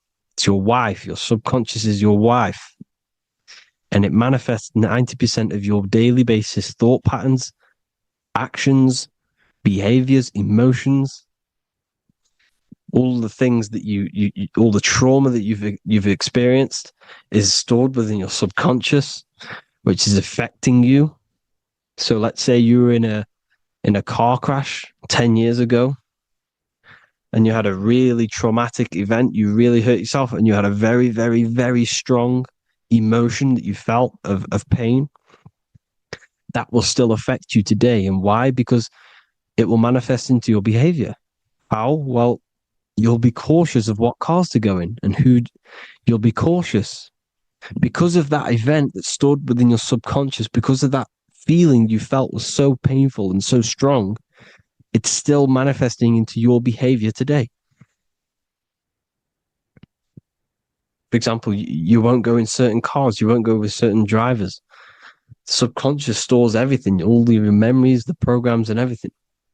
So if you trick the subconscious, that's how you manifest your life. If you trick the subconscious, you already have something. And therefore it will manifest into your life, into your behavior, thoughts, and actions. This is why the golden rule is to treat others like you want to be treated. Because I am you and you are me. We are all subconscious. We all have subconscious. Whatever I do to you, I do to me. Because my subconscious picks that up and thinks I'm speaking to me. Mind is very powerful. Whatever I do to you, I do to me. Treat others like you want to be treated. The golden rule. That is the only rule we need in this realm, in the universe. If everyone understood this rule and how the subconscious works and how karma works, we'd live in heaven on earth, the Garden of Eden, the golden age. As a man thinketh in his heart, so is he. Proverbs 23:7. Where your heart is, there will be your treasure. Your heart's the emotions. This is the storehouse of emotions. It is where you feel emotions. You have to let your emotions move through you, not become you. You can't let your emotions become you. Or except be like the sky and let them pass through you. Be like the clouds and the stars passing over. Let them pass through you. Do not let them become you. And this is how emotions can take over your mind. We are driven by, when a man is driven by emotions, he has no self to control.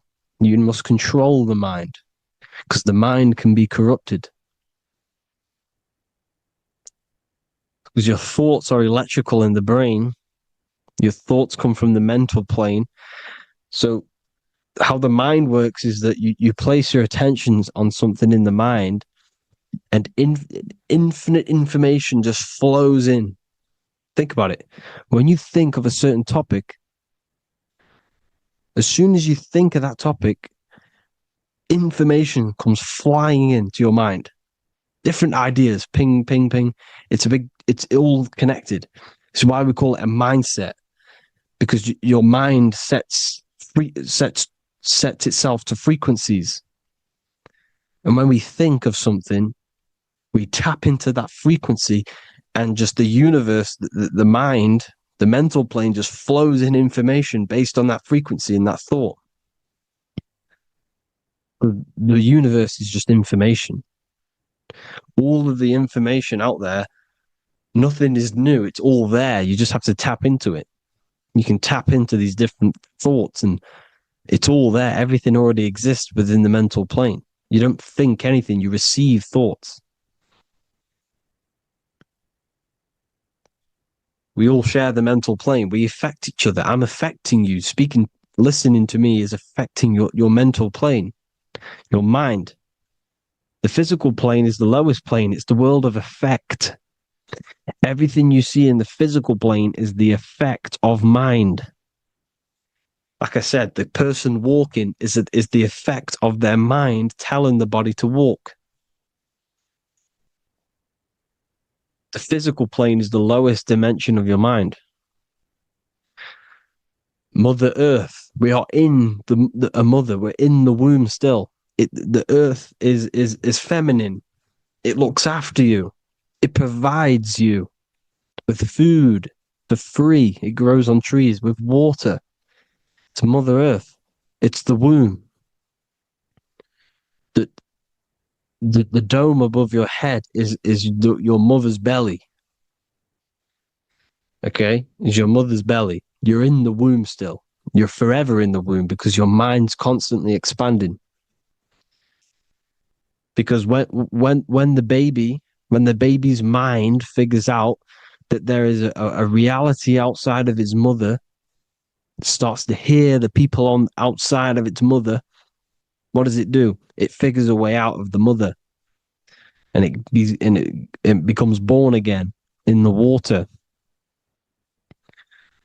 in a hospital, into the other world. It's the same with our minds. When our minds figure out there is other worlds beyond this physical, we explore them. The astral plane, for example. You figure a way out of the body. Because when you're the firmament, look at the word firmament, meant at the end. Firm is firm, something strong, something like a rock is firm. If your mind is firm like a rock, you will be stuck under the firmament. So, for example, people who are very programmed and can't think outside the box, they have a firm mind and they'll be stuck under the firmament because your mind is the only thing that's keeping you under the firmament. It's the only thing. When you're doomed, doom is dome. This is the dome, which is your head. Your head is the dome. Above your head, above the earth is the dome, the ethereal barrier. But that's just an external manifestation of your head. You don't leave the earth, you leave your body to leave the earth, because your body is the earth. It's a dimension within your mind. So when you're doomed, you're domed. Your reality is your level of realization. You realize something, or when you have an idea, the mind,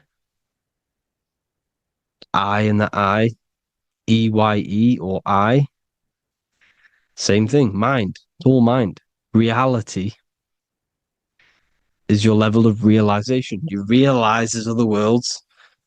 That's your reality. Your perception's your reality. Mind in Latin is mens.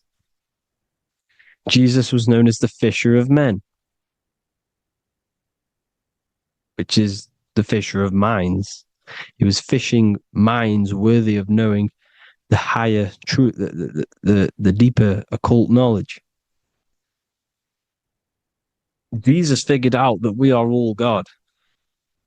And he got killed for it because in that age they were trying to suppress this information. Jesus figured out he was God because we are all God, every single one of you, and they killed him because we're all mind. We are not the body. We're the invisible intelligence, which is God. But you are not God if your mind is attached to this physical world, to the worldly pleasures. If you master your mind and travel the depths of your mind, that is God. Mental and men. Look at the word mental. It has men in it. Men in the Bible means mind. Here you see Masonic. The Masonic symbol with the eye, the mind. Looking over everything is the one. Everything comes from the one. All the lines coming off it. Giving its life to all of the life forms. Down here on the bottom, you have duality, black and white. Up here, you have singularity. One and the two. Unification and division. The lower self is divided into the left and the right. So the Bible even says, I forgot what verse it is, but it says, it's better to go through life with one eye than to have two and be cast into the fiery abyss of hell. I'm not sure what verse it is, but you can research it yourself. It's better to go through life with one eye, to be unified. Unified consciousness. Dimension. No brainer. No brainer. The language tells you the truth, people. Dimension. The dimensions are in your mind. Entertainment. Entertain the mind. Disappointment. It's all in the mind. Environment. The environment that you are in is a product of your mind. Within, rearrange spells high twin. Within is your mind, and your external world is mirrored from the decisions you make in your mind. Advertisement, commitment, it's all meant, it's all mind. Everything is mind. Everything. So, this is important. The collective thoughts and collective beliefs. The collective, because we all share the mental plane. And because of this is why we are in a weakened state of consciousness at the moment. Because the collective thoughts and the collective minds overall are asleep. And they don't believe in anything. You see, everything is true within the mind. You think of something, it is there instantly. You think of a chair, it's there in your mind. You think of anything, it's there instantly. So everything's true within the mind. Anything can happen in the mind. Anything can happen on the physical plane if the collective consciousness, the collective minds, believe it to be true. This is why back in the days, in the ancient days, you look at all the old world stuff, you see all this crazy technology, and it's because as a collective, as humanity back then, they believed that they had much more open minds. Therefore, the things manifested in the physical world were a lot more out of the box, so to say, compared to today. For example, magic is not as powerful today because the masses don't believe in it. It's still powerful, don't get me wrong, but if the masses believed, or if everyone knew magic could be real, because it is, anything's real in the mind, it would be a lot more powerful. You see? So and what they're trying to do is create a hive mind worldwide. They're trying to make one religion, an external God. What happens when you worship something external? You give energy to it, because where attention goes, energy flows. Where your mind gives attention to, energy goes there. And when we all believe in external gods and give our worship and our power to these external things, we all give energy to it, which will manifest as a demon in the astral planes. It's a hive mind. They're trying to make a hive mind to summon our energy. Trying to summon our energy. And it through mind, through collective thoughts. The hive mind. They want one religion, one government, one currency, one belief system. And that will create a hive mind, which will limit our consciousness, which will limit what we can do in the physical world. Because if everyone doesn't believe in certain things, it cannot happen, because it's all in mind. Mind is so powerful. I am you and you are me. I hope you all enjoyed this video, people. If you haven't already, join the Wisdom Academy. The Wisdom Academy, we have many occult lectures just like this one. Also, we have just launched Mindwave Hub. If you want genuine frequencies, genuine binaural beats, because the ones on YouTube, the ones on Spotify, Apple Music, they're all tuned to A440 hertz, which shuts down the right hemisphere of the brain. If you want to gain access to your true consciousness, your mind, you need to balance the two hemispheres and balance the chakras. You can do that externally by listening to binaural beats. If you want true frequencies, true binaural beats to hemisync the chakras, hemisync the brain, to gain access to the different dimensions of your mind, well, you can gain access anyway, but it's going to help you if you're trying to learn this. Join Mindwave Hub. The link will be in the description. Listen to the binaural beats, meditate to them, listen to when you go to sleep. They'll massively benefit you. Thank you all, people. Hope you had an amazing, lesson. Hope you learned a lot. And please subscribe. God bless you all.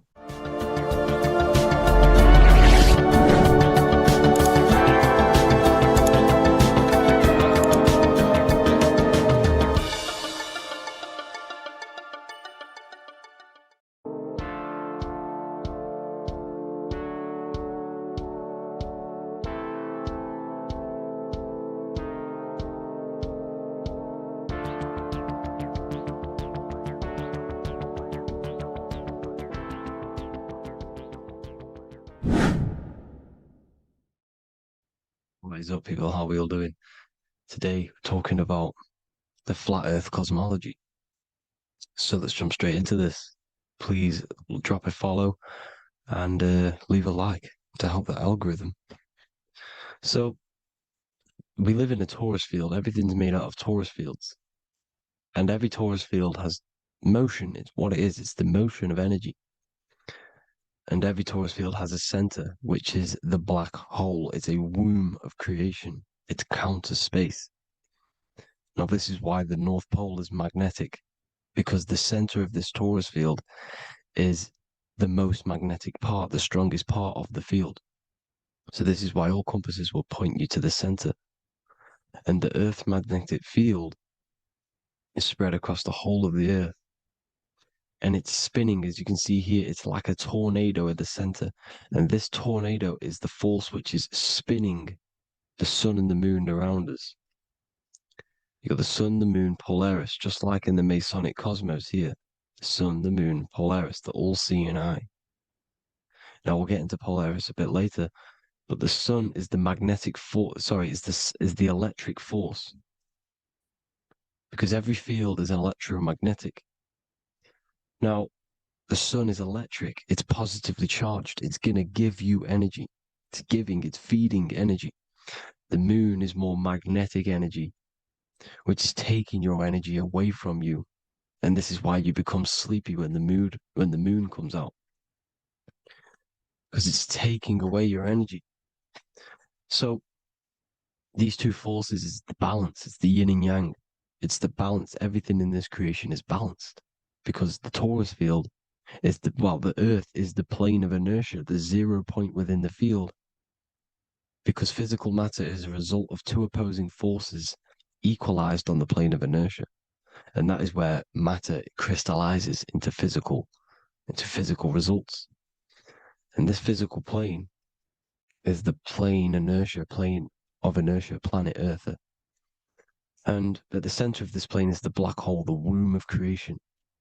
And outside of this black hole gives birth to light. So the torus field is constantly rotating, going into counter space, the black hole, and then out of counter space gives birth to the white hole, white light. You see? So it's going around, black hole, birth again, black hole, birth again. And it just keeps going around. It's an infinite cycle of energy. And this is where the infinity sign comes from. This is the motion, this is the force which is creating everything to spin inside of this circle. Okay?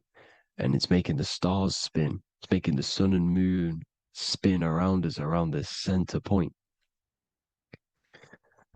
Now here you see Horus and Set putting their feet inside of this dome. This is the royal arch, the arch of the dome above us, which like you see in the Masonic cosmos, the royal arch of Freemasonry. This is the dome above us, the firmament that the Bible talks about. You see, they're putting their feet in because Set symbolizes the moon and Horus is the sun. Horizon, Horus. Horus is rising, the sun. So they're both putting their feet around this center magnetic pole, which is the pole, North Pole. And above the North Pole, you have Polaris, the pole of electromagnetic energy. You see? And this is how we get the sun and the seasons. Because the sun, for us, when it becomes summer, it's on the Tropic of Cancer.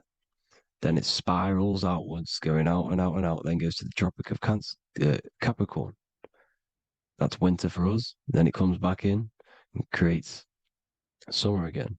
So it's constantly spiraling around this center magnetic North Pole. You see? So this roof above our heads is the firmament, and this is what they've taken off of us. They haven't physically taken it, but mentally they have taken this away from you. It's a female energy, and this is what the Egyptians called Nut, the sky god Nut. And this is the womb. We are inside God's creation, God's womb. And the woman's womb, when she has a baby, is a microcosm of this, because everything inside of this creation is micro, macro. It's a reflection of the bigger things, as above, so below. So the dome above our heads is the dome we are in when we are a baby. And you can see the sacred geometry of it is the exact same. It's the dome. And when we are inside of the womb, the woman, the sacred maker, which is the M, the Masonic M, this is the G male symbol. The Masonic M is maker, mason, matter, male. She delivers the male, you see. She delivers the male because it's the maker, the female, the magnetic. The woman is magnetic in nature. The male is electric in nature. So when we are in this womb, the female, we are being fed by the center umbilical cord, by the center of the mother's stomach. We're connected to the center of the woman's stomach, just like we are when we are in the earth. The center is where the aurora borealis is being emitted from, the electromagnetic aurora borealis, the northern lights. This is our spiritual umbilical cord, connecting us to counter space, connecting us to the realms beyond this world. Because at the center of every torus field is counter space. And at the center of the earth is our spiritual umbilical cord. And this is the earth's belly button, as you see.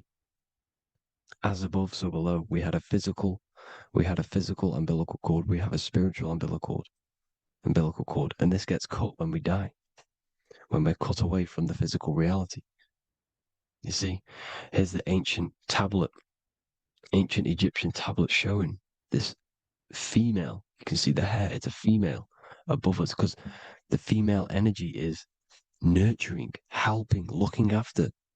And that's exactly what the dome is. It's protecting us. It's the Ark of the Covenant, the Ark covering us, you see? And this is what they've taken away from us. By you believing in space, it completely destroys the idea of this being a sacred creation. They've taken the roof off your head, whether if you believe in space, you believe that there's chaos, there's planets, there's asteroids about that could kill us at any moment. But this isn't true. They've made you fear your own creation that you're inside of. They've made you fear what's above you. You see, and it's to hide the power of astrology, the power of the lights in the firmament, which are constantly flowing through the ether.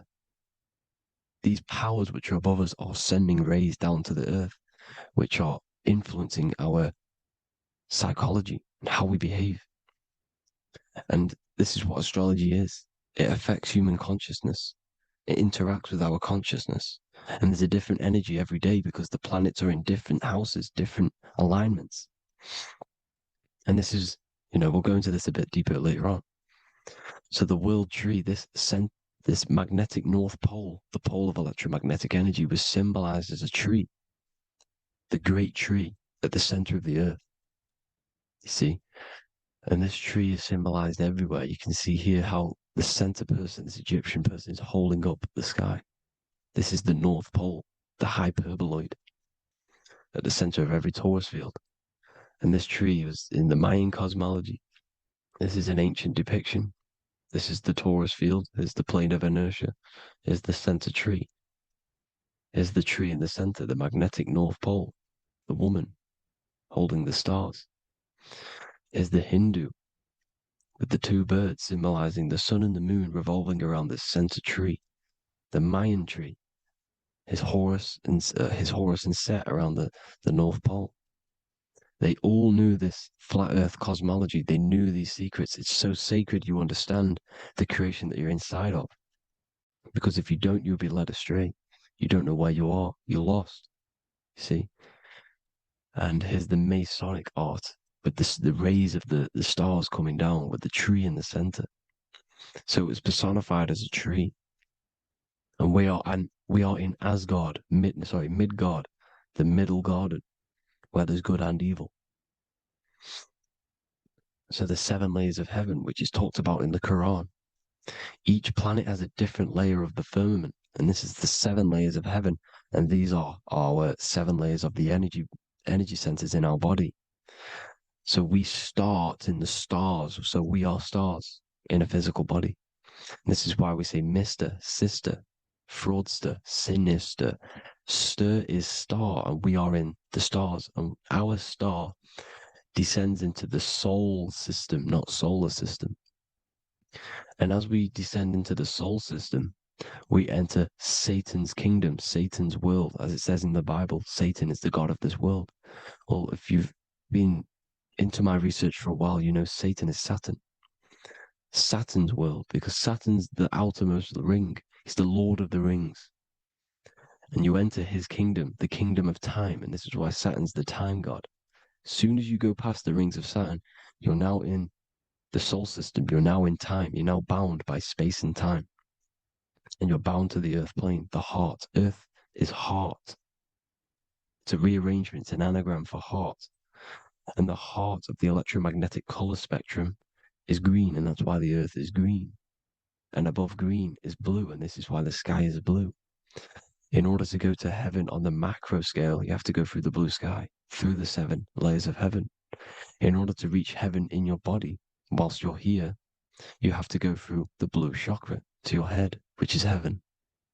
It's micro, macro. Everything is micro, macro inside of this creation. It's an ancient, I think this is a French image, piece of art from the ancient French, with obviously the 7 layers of heaven, which they all depict. And notice how it's like a dome. We'll go into this dome symbolization, the Royal Arch of Masonry, which is next. But these 7 layers of heaven give us the 7 metals, the 7 days of the week, the 7 diatonic tones, the 7 chakras, the 7 everything. It's God's favorite number. And this is why the Masons use the G inside of the compass, because the G is the 7th letter, and God starts with G. You see? So it's 7. God is 7. Here's another depiction of the heart, the soul system, the 7 layers of heaven. La fermente, la fermette. You see, la firmament, with the stars on the outermost layer. Here are the 7 planets: Jupiter, Mars, la Sophie, the sun, la luna, the moon. So Saturn.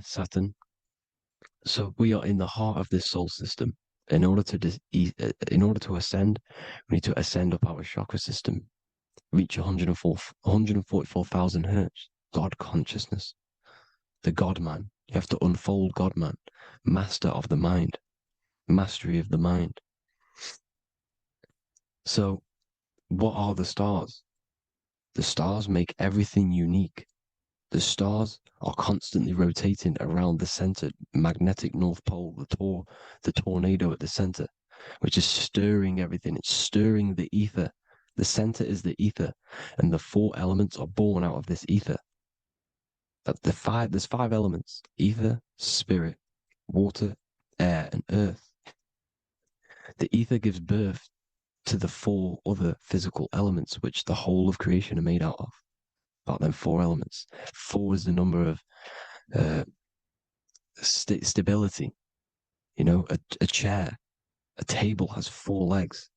It stables things. It's a foundation, and these 4 elements are the foundation of this creation.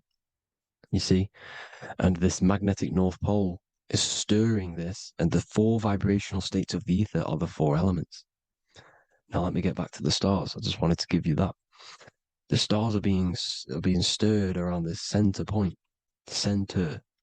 It's stirring everything, and they're always in different alignments. Every millisecond, they're moving in different placements of the stars. And the planets are called the 7 wanderers because they're not fixed. The stars are fixed, but the planets are called the 7 wanderers, the 7 layers of heaven, because they move faster and slower than each other. Each planet is slower and faster, has a different rate of speed it's moving. So these alignments are mixing in with the energies of the different 12 constellations. And this is why you have a unique characteristic. You have a unique look, a unique energy, a unique personality. This is because when you were born and you took your first breath, that energy which was in the ether, because the ether is all around you, and energy travels through the ether. The energy that the stars were casting down and the energy that the planets was mixing in with the 12 constellations was in the ether. So when you came out of the womb and your first breath, because breath is spirit, okay? So that first breath you took, that is the energy that is imprinted within your DNA, your soul. And you reflect that energy, you emit that energy. That's the energy that is with you forever until you die. Till this physical body dies off. And that's what the stars are. The stars are giving a unique energy, characteristic, personality to every living thing. Every dog, every cat, every animal has a unique personality because it was born at a different time and place in the sky. Okay? The stars are your destiny. Now, the stars are constantly changing as well. If you look at stars through a telescope, they're constantly changing and forming different forms. You can see here, it looks like water. It looks like light through water because it's the ether above us, a sea of ether. And this light is being emitted through it, and it's just constantly changing, giving different energies, each star. So this is why this is what the zodiac is. It's the expression of energy. It's the expression of the stars. And each constellation has many different personality, different energies, different traits. Each planet has different traits, depending where your planets are, depending what energies you hold. No two person have the same energy. There's no one. It could be similar, but no one's the exact same. It's because of the stars. The stars are never in the exact same split place. The planets are always in different houses. So here's some Royal Arch symbolism. Here's the Royal Arch of Masonry, as it says here. The sun and the moon, the constellations. Here's Cancer, the 7 planets, the 7 stars. Here's the Royal Arch. This is the firmament. Here's the duality. Black and white, duality, good and evil. rest and motion, dielectricity, magnetism. See? So this is what the Royal Arch is. It's symbolizing the cosmic dome above us. The womb we're in. We're inside God's womb. And here's George Washington, the Freemason, inside of the Royal Arch. See? With the G, the Masonic G, God, 7. Here you see another depiction of George Washington with the stars in the dome above his head, his Polaris, the sky vault, Polaris. We'll get into that later. Go inside of all of your ancient churches, you will see the dome. Go to the Vatican, you'll see the dome. All of your ancient churches have this dome because it's the dome above your head. The ancients knew this. This was known. We did not live in space. It was known back then. They all knew. This is Crown Court, which is one of the most important courts in the UK. You can see it's clearly so much Masonic symbolism. You've got the 4 pillars of Masonry. The Royal Arch is like an arrow pointing upwards to Polaris. As the Disney World is under a dome. In his Polaris, the sky vault. You see? And also 666 in the symbol. Here's more 7 layers of heaven. Here's an ancient depiction. The firmament. Here's the astral plane outside of the firmament. The Royal Arch. You see? It's everywhere. Here's Polaris, the 8-pointed star. Polaris is in between the sun and the moon. It's at the center of the Taurus field. And Polaris corresponds with the pineal gland as well because it's the all-seeing eye. See? So, is Polaris the 8-pointed star, which is at the very top. It's the very center. It's on top of the North Pole. And it's an 8-pointed star that's always symbolized as an 8-pointed star. Here you see the Vatican. The Vatican is a giant key with an 8-pointed star. See, it's a key. Here's the dome. Here's the Space Delta, the USA Space Delta logos. Here you see the Egyptian god looking from the center of the North Pole, looking upward to an 8-pointed star, Polaris. An arrow pointing up to Polaris. Here's another, the bear holding a key with an arrow up to Polaris, 7. Holds the key to Polaris. Here's an eagle holding a key above the North Pole to Polaris. Polaris, and here's another one. There's another bird, like a dragon, holding a key to Polaris. Because Polaris is definitely something to do with leaving this creation. Okay, maybe, I can't say for sure, but maybe it's to do with ascension, and this is why the Vatican hold the key to the 8-pointed star. And this is why the space, well, we all know space is a lie, but they're showing Polaris and its sacred symbology. Maybe it's to do with something leaving this creation, going to another.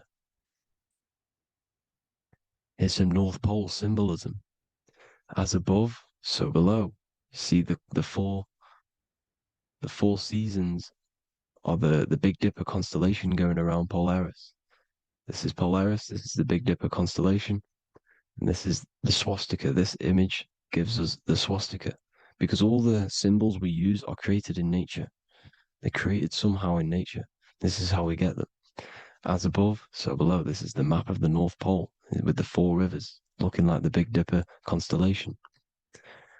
It's the Masonic, here's the ancient cosmology with the 4, you see the 4 islands, Mayan cosmology, 4 islands. This is the alchemical symbol for Earth, 4 sections. The windows, because the center of the North Pole is a window to another dimension. The 4 lucky 4-leaf clover, which is supposed to be lucky. It's just, it's truth in plain sight. And here's Hitler looking at 2 flat Earth maps. So this swastika has been used for thousands of years, thousands and thousands of years. And it's symbolic for the most sacred land on this plane, the North Pole. Shambhala. Do some research on Shambhala, people. It's a it's a Hindu mythology about the sacred lands at the center of the earth. And it's known to be full of enlightened beings And it's all symbolized at the center. You can see their paintings of Shambhala. It's all at the center, the North Pole.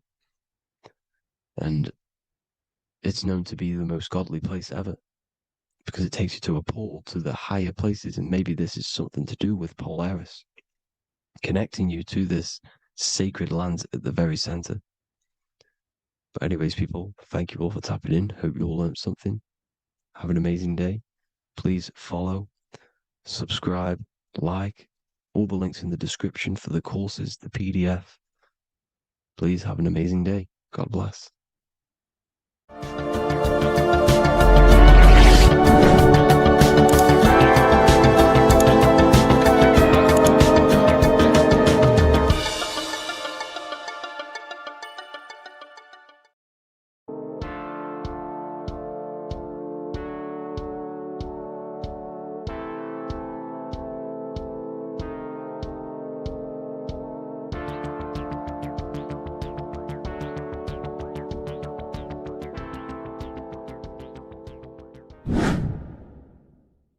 What is good, YouTube? Today we're going to be talking about the astral plane and how the cosmology fits into the astral plane. Okay, so first let's go over the astral plane and go over the different layers of reality so that you can understand reality more. You are a multi-dimensional being. You are not in these, you are in all of these realities at the same time. They all interweave into one big reality. But there are different planes. They are different vibrational dimensions. There are different dimensions of reality. The mind is the root cause of reality. We're living in the mind of God. Everything is being thought into existence from the root cause, from the universal mind. This is why the ancient Egyptians said, all is mind. We're living in the mind of God. And we are a microcosm of this mind. This is why we all have the same mind. This mind is the world of thoughts. Now, this world of thoughts is just the thought alone. For example, it is the thought of a chair.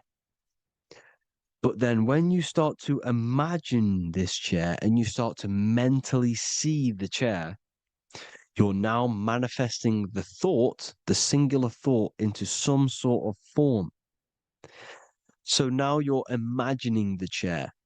You're imagining the form of this chair, which is then manifesting into the astral plane. The astral plane is the world of thought forms manifesting. So when you are imagining something, you are seeing into the astral plane. Okay? Your third eye, it is an eye because it sees the astral plane.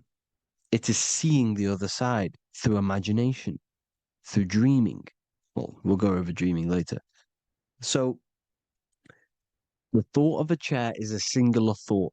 The imagination of the chair is the manifestation of the chair. And in the astral plane, it's basically the world of all the chairs that could ever exist. So you're thinking of the chair as a singular thought, which is the mental plane. The astral plane is the imagination of that chair, is the thought, the manifestation of it. Depending on the vibrational state of the thought will depend what level of the astral plane it will go to. For example, if you're thinking about a chair to torture someone on it, it's going to go on the lower astral plane. Or if you're thinking and imagining happy things, it's going to go to the higher astral plane. So wherever your mindset is, that we call it a mindset because your mind is setting frequencies to certain things. Thoughts are frequencies. And a mindset is setting your frequency, setting your mind to a certain frequency. So when you set your mind to a certain frequency and you imagine something in that frequency, you're going to match everything in the astral plane that are on that similar frequency, just like you would in the physical world. Because we're all in these worlds right now as we speak, but we can't see them with the two physical eyes. We can feel it though. When you're around someone and you've just met a new person, for example, you can feel their vibration, and if you're not on a similar vibrational match, you will not get along with that person, or you just won't not get along, but you won't connect with that person because you're on two opposing frequencies, not matching. And this is something you can't see, you can only feel, because it's the astral plane. It exists within the astral plane. Everything in the astral plane is made out of vibrations.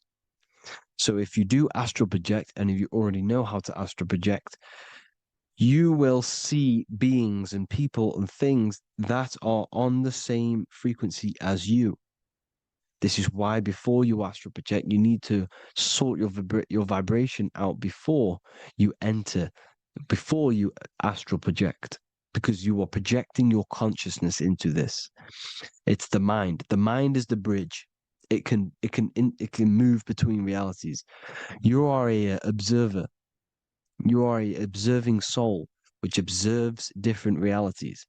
And the mind is the bridge between all of these different realities. The mind can choose. If you want to project into the astral, you set your mind to it, you can. Okay? So let's not get off track. The lower astral plane is where demons are. The higher astral plane is where heavenly beings are. Heaven and hell are kind of a real thing. The etheric plane is a powerful substance, the ether, the fifth element that they don't tell us about. If you type in on Google the 5 elements, they will try to remove it with wood or metal, because they don't want you knowing about the ether. Ether is the energy double behind all physical objects. So the ether is very important. It is the 5th element. It is part of the physical world, but it's also part of the astral world. It is on either side. You see how they're showing you the truth in the language? Ether and either are the same word. The ether has 1 foot in the astral and 1 foot in the physical world. It's a substance that connects the physical to the astral world. It is the either. It's on either side of reality. It's on the other side. Other, either, same word. Ether is connecting the physical to the astral plane. It's the world of frequency.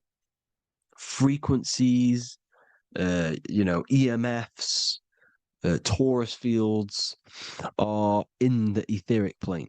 It is the energy plane. It's where energy moves through the ether. Okay? So then you have the physical world, the world of effect. Everything you see in the physical world is the effect of the higher planes.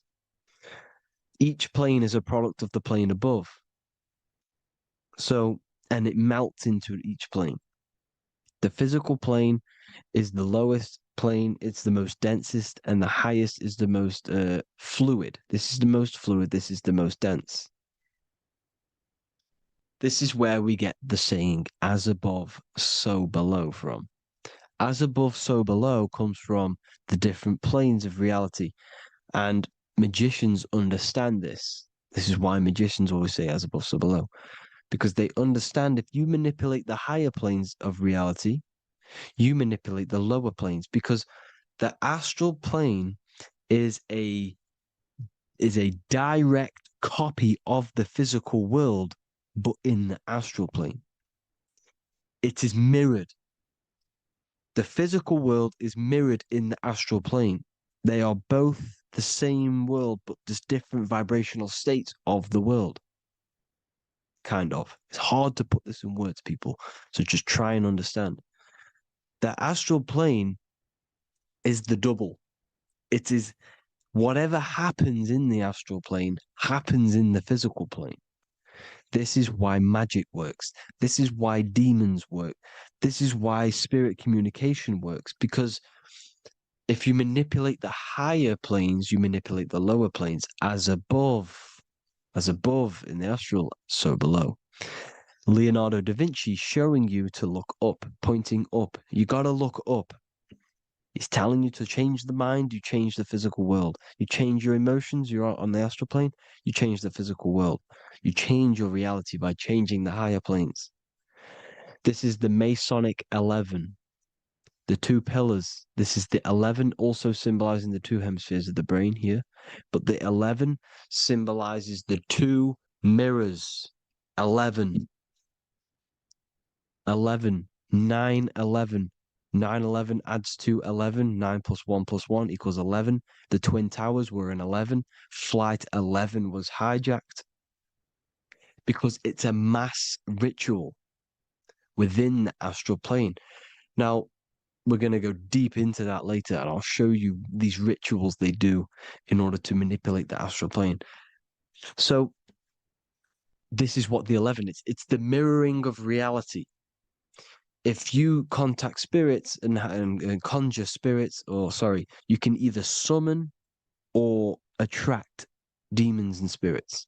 Summoning is creating a spirit. You create demons. Okay?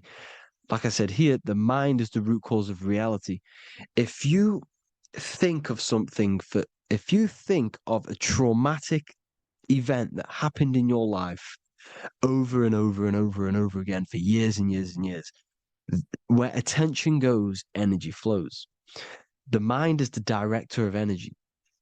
If you are directing energy into the specific emotion, the specific thing that is torturing you in your mind, that will manifest as some sort of being in the astral plane, which is called an elemental. And this elemental being that you have created through your thought forms and emotions will latch onto you and feed off this energy. So it's important that you get your mind right, okay? It's important that you sort that you file the mind and you discipline the mind. Make sure it's only entertaining positive things, because you are quite literally creating your own demons. The word demon has the word mon in it. And if you've watched my videos, to know mon means moon. The moon is your mind, the sun is your soul, the earth is your physical body. Demon is mon means mind, moon is mind. You create demons with your mind, summoning. Now, this is where the rituals come in. 9/11 was a ritual because everyone was thinking about this big fearing, the death of 9/11. Everyone was thinking about it. And all of their minds thinking about this horrific thing will manifest and summon a negative energy spirit elemental within the astral plane. That's how all of this works. This is why it was a mass ritual. Okay, Chris Brown, new album name 11/11, release date on the 11/11. This will be my 11th album and contain 11 songs.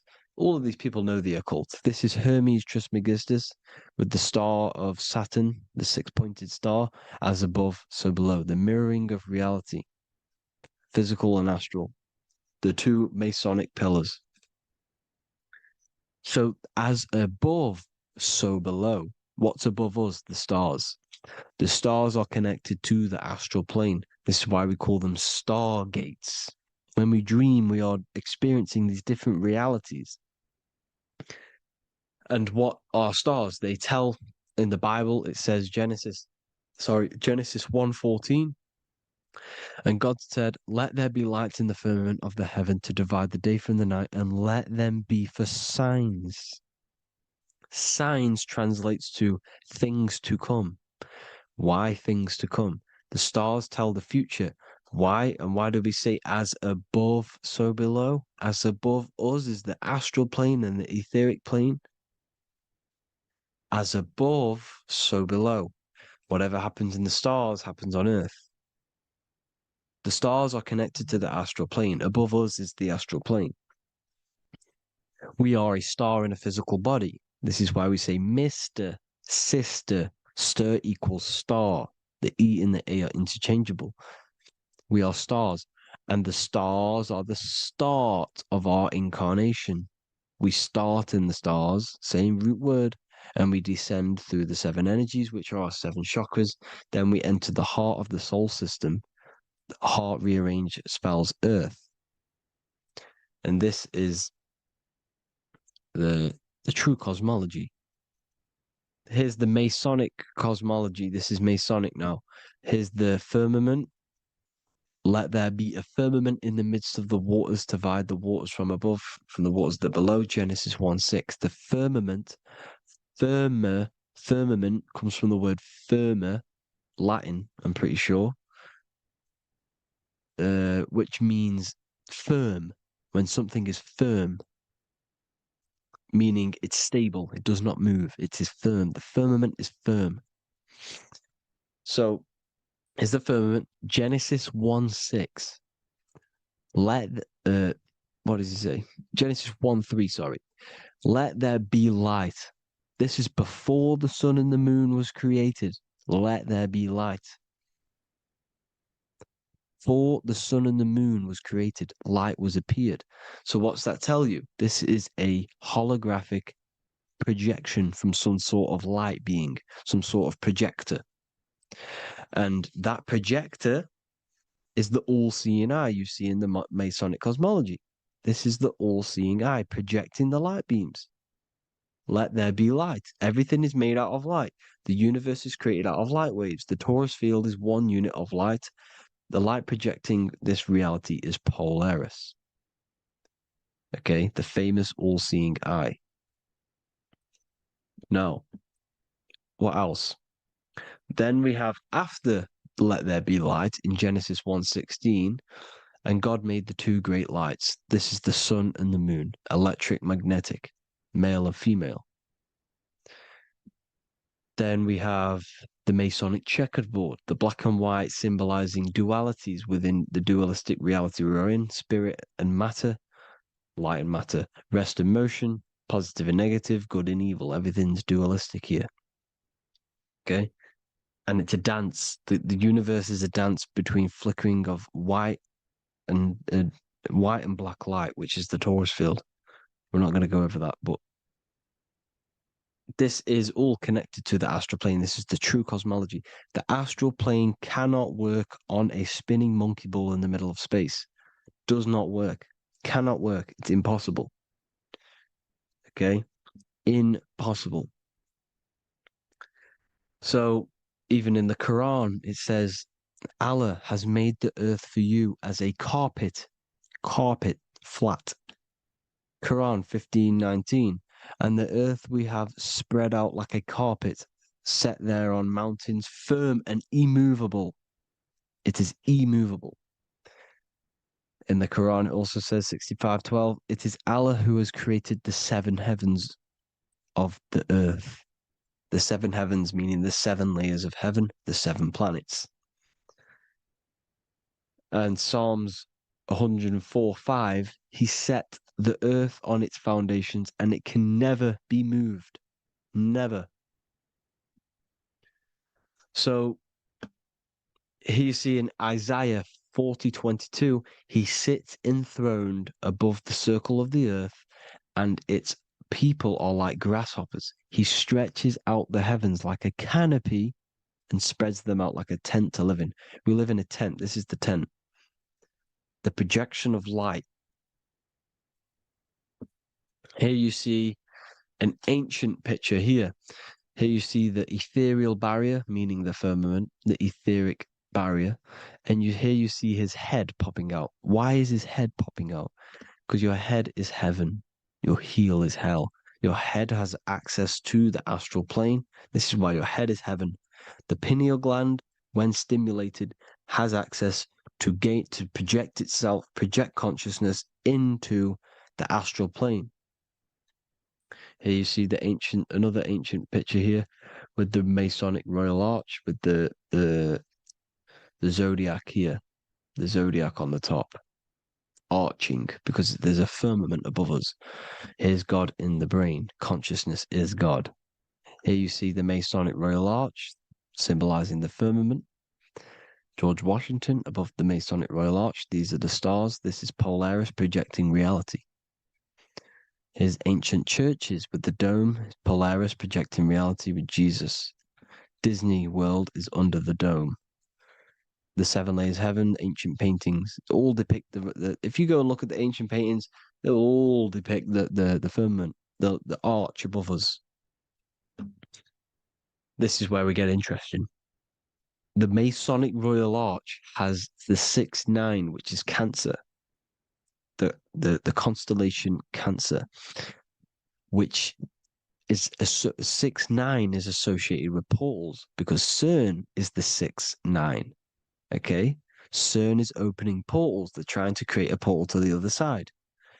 Cancer has the word CERN within it, so there's a link between Cancer and the opening, the firmament opening above us to ascension. Here you see the Masonic art with the Royal Arch and the light and the opening. Here you see the light and the opening. This is the opening of the firmament. Here's the Hebrew cosmology with Sheol, the underworld, and the opening. So Cancer is definitely some sort of portal in and out of this reality. I'm just connecting dots here. Now, we're going to go change a bit now. These celebrities that you are seeing they have not sold their soul to Satan, okay? They have not sold their soul to Satan. Satan is a demonic, low vibrational energy that has been summoned over the thousands and thousands and thousands of years of evil occult arts. So since Babylon was summoning this demonic energy, and this demonic energy in the astral plane will grow and grow and grow. It has no form. It has no physical form. Okay? But you can see it in the rappers. If your third eye is open, you can see clearly that these people are demonic. You can sense the energy that they're manifesting. Selling your soul is not what you've been told. It is gaining, because your soul is pure love, okay? Your soul does not want to do anything bad.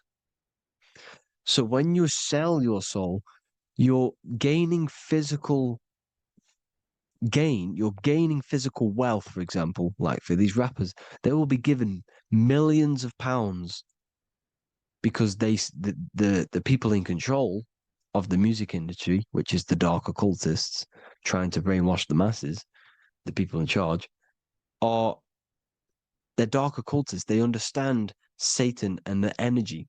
They are satanic energy, which has been summoned in the astral plane. They see that they have influence over the masses, so they will go to them and say, "I will give you this amount of money forever if you manifest this satanic, demonic energy through the music and through social media to blind the masses, to brainwash the masses into this demonic energy." Because when you listen to music is frequency. Whatever you listen to, you become that frequency. So if you're listening to these people, they're throwing energy, this demonic, satanic energy that they sold out to. Soul, same word. When you sold something, you've got your soul involved. They have exchanged money, physical gain, so that they manifest this satanic energy within the astral plane and through the music, through the videos, through social media, to keep us in this vibrational frequency, in this low state of consciousness. This is what it actually is. It's not, you're not selling your soul to some sort of devil. This satanic energy has no physical form it is formless in the astral plane. It's a summoned energy. Now, the root chakra is red. This is why the devil is red, because it symbolizes the animal nature of man. When you are operating off your root chakra, you will kill, you will fight, you will do anything to survive, because it's all about survival mode in the root chakra. They want you keeping in that fighting mode, that surviving mode, so that you are manifesting this low vibrational frequency, this satanic energy, this demonic red energy. This is why the devil is red. And the devil has a tail with the red arrow pointing down because it symbolizes your light body. This is your Merkaba. Your Merkaba is your light body. Mer equals light, Ka equals spirit, Ba equals body. Merkaba, this is the devil's tail pointing down, the descension, your heel, up to your heel, hell. Ascension to heaven, head. You see? This is the all-seeing eye with the illumination coming off it, your head, when you're illuminated.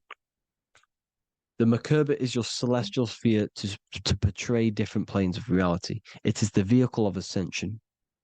It's your light body. It's in the word Kabbalah, Kabbalah, Ka, spirit, Ba, body, La, light. Same thing, Kabbalah, Merkaba. Same thing. It's all about the light body. This light body sees different realities. So when you see the goat in the music industry, it's this satanic summoned energy that's been summoning for thousands of years within the astral plane.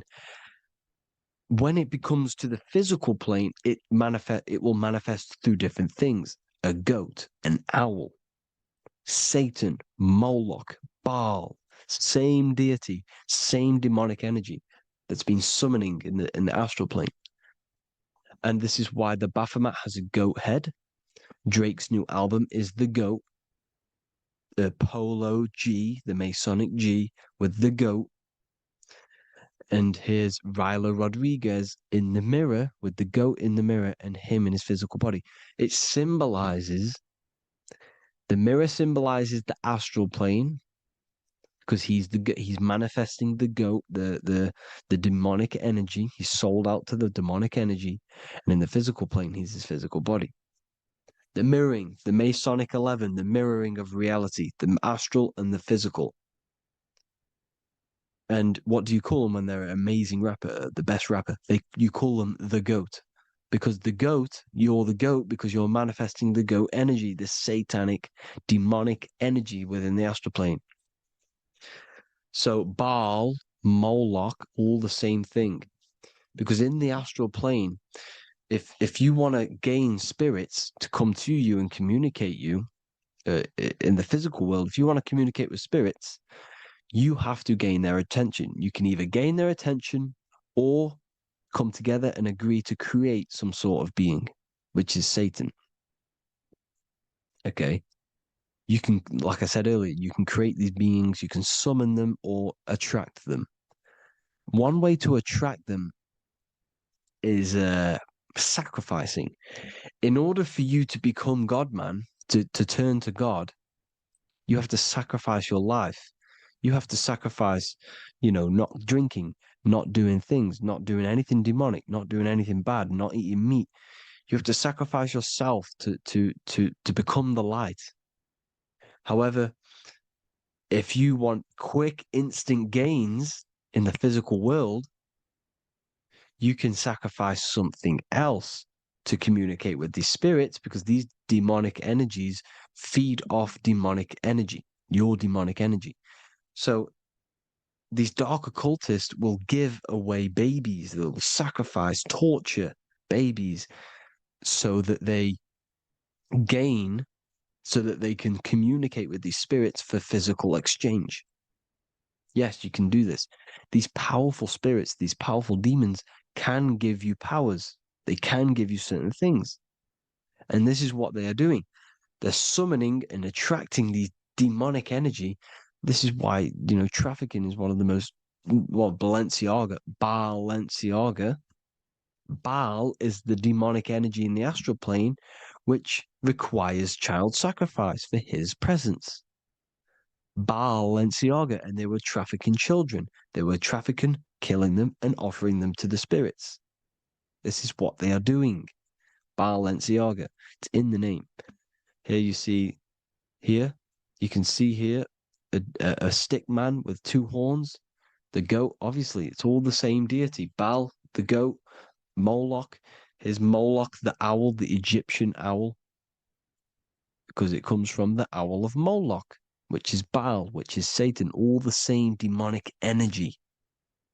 And it's on the dollar bill, a tiny dollar bill, tiny, on the $1 bill. All the same thing. Bohemian Grove, they worship the big owl, Moloch. It's all the same thing. It's all one big demonic energy which has been summoning in the astral plane. And it's trying to take over Earth, the physical plane. That's what it's doing. So I hope you all gained a deeper understanding of the astral plane and what's actually going on in the world. Please leave a comment if you can to help the algorithm. Drop a like if you like this content. And hope you all learned something today. And God bless you all. Thank you all.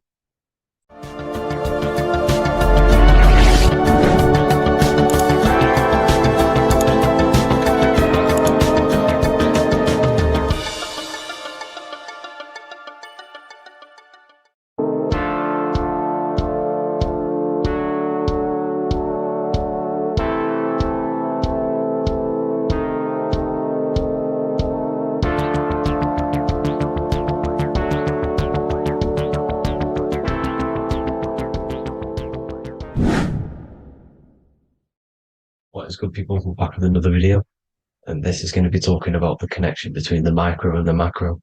You know, you are the universe, everything is inside of you. So the first thing you need to understand is that the law of mentalism, we are a thought in the creator's mind, everything's being thought into existence. We have a spark of this mind, this same mind of the creator, and everything is a state of mind. Particles or atoms, whatever you want to call them, are a mental thing. They're a product of the mind. Everything's thought into existence. Thoughts influence everything. Thoughts are energetic effects which send out waves into the quantum field around you. And your consciousness is actually the universe experiencing itself, expressing itself, and viewing itself. So we are the creator, but viewing itself in separate bodies. And this is why they call the material world the world of illusions. Because everything's separate here, but we all forget that we are all one. We've all been brainwashed to think we're all separate, but we're all one. We're all the same mind, the same consciousness, everything. So everything's created out of toroidal fields. God created the toroidal field. That's the only thing that exists because the atoms are toroidal fields. And it's the basis behind all creation. As you can see it in the owl's eyes. It creates the infinity symbol. And this was the apple. That apple is a toroidal field. And the toroidal field is made out of dielectricity, which is ether. Ether is black light, and this is counter space. This is another realm. This is what creates God to be omnipresent, to be everywhere at one place at all times. He is everywhere because ether is everywhere. And ether is infinite potential. It connects everything together, and that's what energy moves through. It moves through the ether. And that's black light. Everything is light, as it says in John 4:2. God is light. Everything's a vibrational state of light. So the torus field is made out of dielectricity, ether, black light, magnetism, which is white light, which is the center of the toroidal field. And magnetism radiates, it has no vibration. And then when white light splits, it turns into electricity, which is physical material, and that has a vibration. This is the Holy Trinity. The sun, the moon, Saturn. Saturn, the god of materialism. If you've watched my videos on Saturn, you know that Saturn is crystallizing everything into physical matter. And that's why his old name was El. The ancients called him El. And this is why we get El electricity. This is where El electricity comes from. Because El electricity is only a product of the physical world, which is redshift, blueshift, Adam and Eve. And this is what creates the redshift, blueshift is a product of magnetism. When magnetism, white light splits, and this gives us vibration. And this what creates the toroidal field, which is the basis of all physical creation. The sine wave is created out of the magnetic wave and the electric wave. The electric wave is the blue wave, and the magnetic wave is the straight wave, which is radiation. This is vibration, frequency. So the magnetic wave is straight, and then you have longitude and amplitude. which is depth, which is dimension. You see how the electric wave has depth and a dimension. This is why you get the cross. This is the cross of Earth. This is the symbol of Earth, of bondage, of physical matter, because it consists of magnetic wave and depth, which is electric wave. And this is where you get the sun cross or the earth cross, whatever you want to call it. It's the cross of physical matter, and the ancients knew this. This is why they used that symbol. Red shift, blue shift, which is the toroidal field, is the basis of all creation, physical creation. And this is why you have the police siren is red and blue. The Matrix movie, red pill, blue pill. You have red blood and blue blood in your body. The Democrat and Republic, the two parties, red and blue. Like your taps on your taps, you have a red and blue tap. One's generative and one's destruction. Fire, destruction, water, generative. So this is the basis of all things. And electric wave has dimension, like I've already said, depth, material, and it's measured in hertz. It's measured in hertz because it hurts you. It decays because the electric wave has a vibration, and vibration always has to go back to a standstill point. This wave cannot go forever, but the magnetic wave will go forever. It's radiation. Magnetic is radiation. It radiates forever. It pulses. But the electric wave will at some point come back to a standstill point, and that's why it hurts. It decays. That's why our physical body decays, because we contain of electricity. This body is an electric body, and it will return back to stillness like a guitar string. If you vibrate a guitar string, you pull it, it will vibrate, make a sound, and then go back to a standstill point. It's the exact same with every single toroidal field within the body. It will decay, and this is why our bodies decay, and everything in creation decays. So we're born into sin. The sin of Eve. The sin of Eve is us biting into the tree of knowledge of good and evil, which is the systems in the body. And the sin of Eve is biting into the sine wave. We bit into the sine wave. The sun moves in a sine wave. Our DNA is a sine wave. Time is a sine wave. Everything in this creation is a sine wave. This is why the dollar bill is a sine wave. Magnetism and electricity and electric waves in one. And this is the sun doing its sine wave, which creates, when you go bowling, it kind of creates that pin that you hit over. That's the pin of the sun. The zodiac sign is a sine wave because the zodiac sign is an expression of the toroidal field, because magnetism unfolds into 12ness. And that's why you have 12 zodiac signs, 12 systems in your body, 12 cranial nerves in your head, in your brain. So if you can imagine this, see where my pointer is. Always starts with Aries. Aries is the head. It's the first thing that's created in the womb.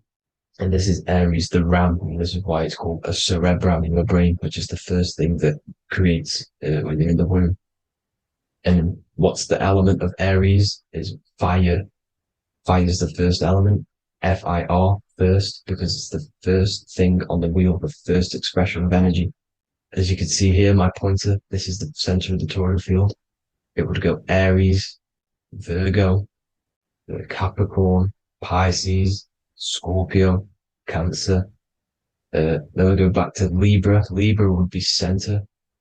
But you see how the toroidal field is the expression of the 12 energies. That's what the constellations are, the energy expressions of the toroidal field.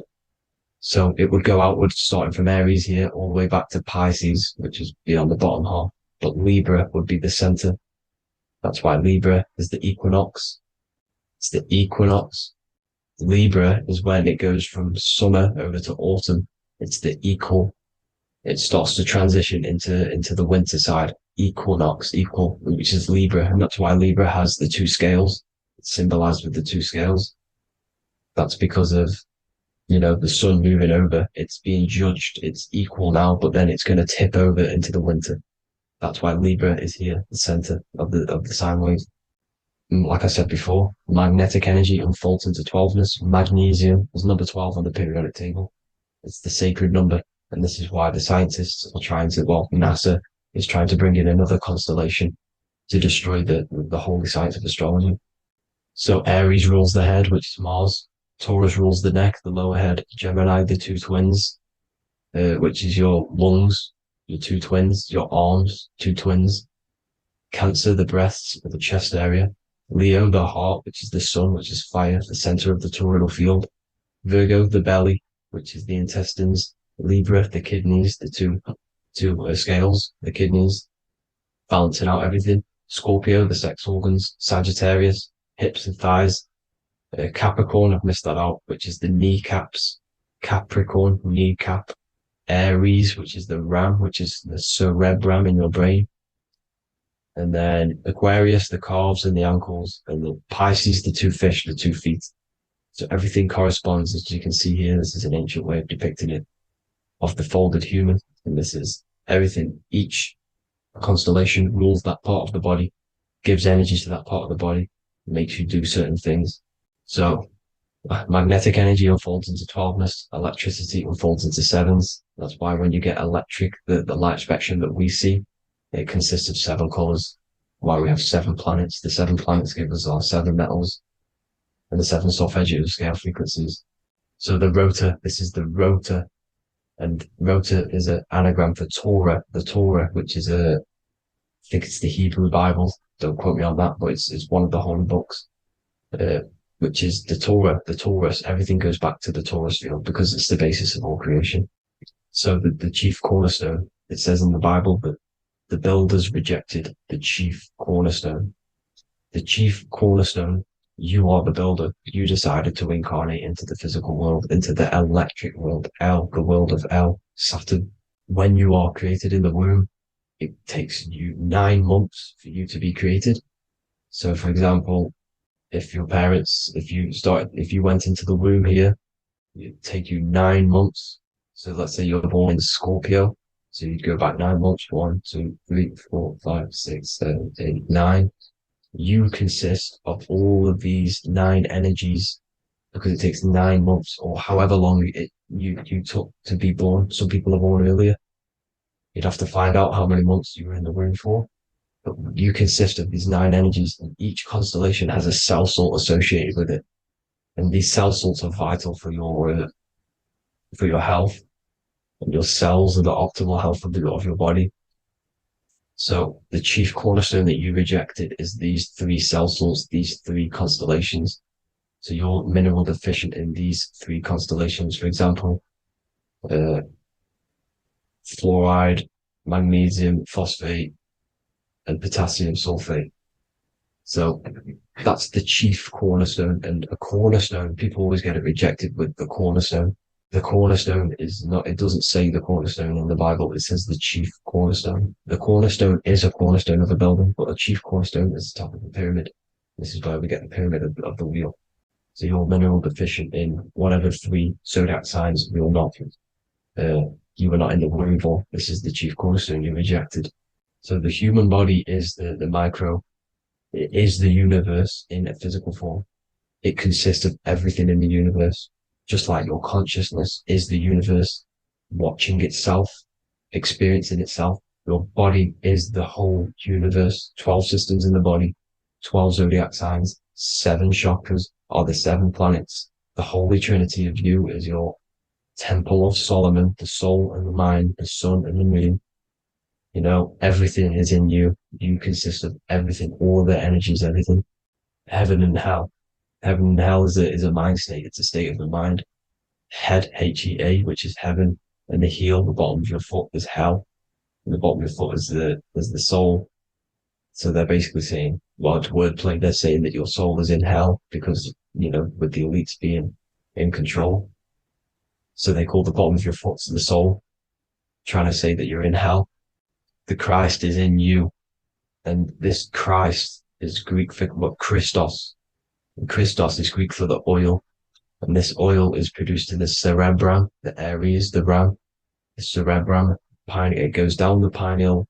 Well, the pineal and the pituitary are underneath the cerebrum. Goes down the pingala and the ida. The pingala being the positive charge connected to the pineal gland, pin, and the ida connected to the pituitary. And this is the 2 serpents going down the spinal column. And this is why Jesus goes from Nazareth to Bethlehem, and then Joseph and Mary are waiting for Jesus in Nazareth. Joseph and Mary are the pineal and the pituitary gland waiting for Jesus to come back up the River Jordan, your spinal column. So this is the oil. This is the story of Santa as well. Santa comes from the North Pole. Why? Because the North Pole of the Earth is the center of the toroidal field, and the North Pole of you is your spinal column, which is the North Pole of the toroidal field. The North Pole, he comes from the North Pole. This is the North Pole. This is the South Pole of the toroidal field. Comes from the North Pole, which is your mind. And he goes down the chimney and then back up the chimney. This is the chimney. And he drops off the present, which is the Christos, the oil. And this is why Jesus is crucified at 33, because he crosses over the vagus nerve at the top of your spine. When this oil comes back up the 33 vertebrae, these are your vertebrae here. When it goes up the 33 vertebrae, it gets crucified at 33 because it crosses the vagus nerve, and he's crucified on a cross at 33. This is the story behind Jesus and Santa. The Ark of the Covenant in the Bible is the two hemispheres which cover the vital parts of your mind, the brain side, which is the cerebrum, the pineal, the pituitary, etc. So the two hemispheres are the two angels, the Ark of the Covenant. This is the Ark of the Covenant covering the two vital parts of your brain. So these are the optic thalamus is another part, and it protects the Christ oil, which is inside at the center of the brain. See, the Bible is all a massive metaphor about yourself, because you are the universe. You are a microcosm of the universe. Your consciousness has experienced itself, and the universe experiencing, and your body is the whole universe. Your head's heaven. So Moses crosses the Red Sea. These are the two hemispheres of your brain. This is the corpus callosum, the Red Sea. So he's pretty much saying that he's uniting the two hemispheres of your brain, because most people in this generation are stuck in the left brain, which is just logic, reasoning, science and maths, writing. You know, this is what school teaches you to do. It keeps you stuck in your left brain. And you want to cross over to you want to cross the Red Sea, which is the corpus callosum, to the right brain, which is awareness, art awareness, creativity, imagination, intuition, insight, you know, using the higher mind, creativity, imagination. If you don't have intuition, then you can't read energy, you can't pick up on bad things. This is what Moses is symbolizing by crossing the Red Sea. And it's also the upper room where Jesus met the 12 disciples. 12 disciples are the 12 cranial nerves in your brain. It doesn't just represent the 12 zodiac signs, the 12 disciples. It symbolizes many different things. Because like I said, energy the universe consists of 12ness. So you have 12 cranial nerves in your brain. And that's the 12 disciples as well. And they want you stuck in your left brain, which is the five senses, materialism. So they say in the Bible that Satan blinds the mind. Satan is Saturn. If you've watched my videos, Satan is Saturn. And you consist of the whole Trinity, which is the sun, moon, and earth. The soul, the moon, the soul being your sun, the solar, the moon being your mind, the earth, your physical body. And Satan blinds the mind. Why? Because we enter a soul system. This is a soul system, not a solar system. And Saturn is the Lord of the Rings, which is the outer ring. When your soul enters the soul system, your soul starts to materialize. It hits Saturn. Why? Because Saturn starts to materialize you. You take on the 7 virtues, which are the 7 planets, which are your 7 chakras. And to get out of this soul system, you must get out of your lower nature, your animal nature, which is lust, desire, greed. You know, the number of the beast, 666, which is Saturn, Satan. So you enter the soul system, you take on the 7 energies, which you turn into physical matter. And this is your descension from heaven to what to say hell. And then you must raise back up from matter to spirit. They say Satan blinds the mind. Why? Because your mind gets materialized. Your soul and mind get materialized. And when you get materialized, it's an intense experience. You lose the divinity within you. You forget the divinity. So Satan, which is the first planet, the first energy you take on, the material body, he blinds the mind. He makes you forget everything, your divinity. Then you must remember, ascend up Jacob's ladder, the 33 vertebrae, to heaven. And this is a microcosm of the macro. because you will ascend back up to heaven if you do this, when you leave your physical body, when your body decays. So when it talks about in the Bible, completely destroy them, the Hittites, the Amorites, the Canaanites, all the ites, this is what God says to the Israelites. It says completely destroy them. It's basically symbolizing saying destroy your lower nature. The Canaanites, cannibals. We're under a Canaanite system now, which is cannibalism. And this is flesh eating, lust, greed, all the demonic stuff, all the lower vibrational stuff, the lower nature, eating, sex, and survival, the lower three chakras. You must get out of these lower three chakras and return back to spirit, which is heaven, which is spirit, love, being holy, being truthful, being passionate, going back to Satan blinding the mind. All of the planets are made out of these three symbols. Satan blinds the mind. And that's why Satan's symbol, this is the symbol for Saturn, Satan, the symbol of Saturn is the cross, which is physical matter, the earth, over the moon. The moon is your mind. So the Saturn symbol saying matter over mind. He blinds the mind. Satan blinds the mind once you enter the soul system. And you must remember, in the Bible, it talks about the Genesis, which is Eve, the sin of Eve, which is biting of the tree of knowledge. The serpent, which wraps around the tree. It says the serpent placed himself on the tree. Well, the serpent is the spinal column. It's the serpent telling you eat from the tree of knowledge of good and evil, which is your nervous system. And eating from the tree of knowledge of good and evil is doing bad things. For example, over-sexualized, overeating, eating the wrong food. That's eating from your nervous system. It's decaying you, and it's preventing you from achieving the God self, the God consciousness. This is the symbolism of, the tree on the serpent, telling you to eat from the left brain, with the left brain being the sinister. Sinister is Latin for left. That's sin. Sin is left. And left is lefty Lucy, Lucifer, right, righteousness, right, God, godly. The tree of knowledge of good and evil, which is your nervous system, because it determines good or bad. That's the only thing you experience in this world is your nervous system. And then the tree of life is the cardiovascular system, and the Garden of Eden is your body. So that's it for this video, people. I hope you've got a greater understanding of how you are the universe and everything is inside of you.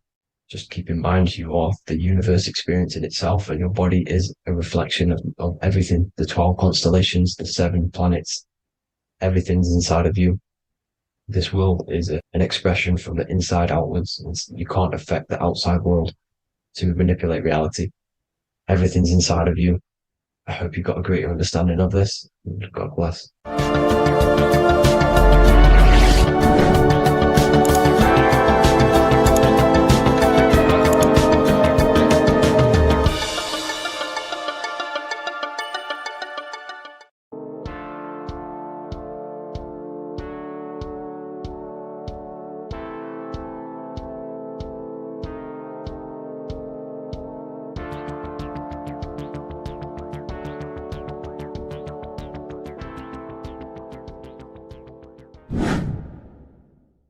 The earth has become a realm in order to trap souls within so that they can harness our electricity, our energy. Even the Bible is talking about how this realm is controlled by the wicked one in John 5:19. We know that we are the children of God and that the whole world is under the control of the evil one. Ephesians 6:12. For our struggle is not against flesh and blood, but against the rulers, against the authorities, against the powers of this dark world, and against the spiritual forces of evil in the heavenly realms. So the Bible is telling us that this is not the only world. There are other worlds, there are other realms that we can go to, considered as heaven. Heaven being a higher realm where there is no evil, no darkness. This is a midpoint realm where there is good and evil. Now, we're going to explain how the soul trap is how it's working, and how your soul is being harnessed for its energy, and how you are tricked to come back to this realm after death. What you need to understand is first is that you are the invisible intelligence behind the physical body. You are the mind and soul. The soul is the true you, the good you. It is pure love, pure bliss, eternal, never dies. The mind can be corrupted though. The mind is the intelligence of the soul. It is invisible. It has no true form. The intelligence inhabits the brain. The brain is the computer to control the electrical machine called the nervous system, which is choice, program, and action. You are the invisible intelligence behind the body, and this will prove it even more. You do not even see into the external world. You are seeing an image produced by the brain because the light is being sucked through the retinas of the eyes. The image is produced in the visual cortex at the back of the brain. What does this mean? This means that we are the consciousness in the center of the brain, in the pineal gland, that is experiencing the program being ran by the central nervous system in the brain. This is the sigil of Lucifer. Lucifer in Latin is Lucy. Lucy is light in Latin. Lucifer is known as the light bearer. This is how the eyes work, people. It's not a demon or a devil. The sigil for Lucifer is how the eyes work, and how the left eye is controlled by the right brain. The right eye is controlled by the left brain. There is a crossover. It's the same with the body. The left side of the body is controlled by the right brain. The right side of the body is controlled by the left brain. There's a crossover with our hemispheres in the brain. Now, this empty chamber in the center of the brain is where this universal cosmic intelligence is held, known as the most holy place in the Bible, the throne of God. Okay, this is above the 33 vertebrae on the spine. As you can see here, you are the being in the center of this point. All of the nerves are being sent back to this one particular point, which is the seat of our invisible intelligence. You can see it's an empty chamber. Our consciousness, our intelligence is not a physical thing. This intelligence is the true voice inside of your head. This is why your head is heaven, your heart is earth, your heel is hell. Your head is heaven because this is the seat, the throne of God. God is in heaven because the consciousness, this divine intelligence that's controlling the body, is sat in the center of the brain. The brain is taking commands of this invisible intelligence.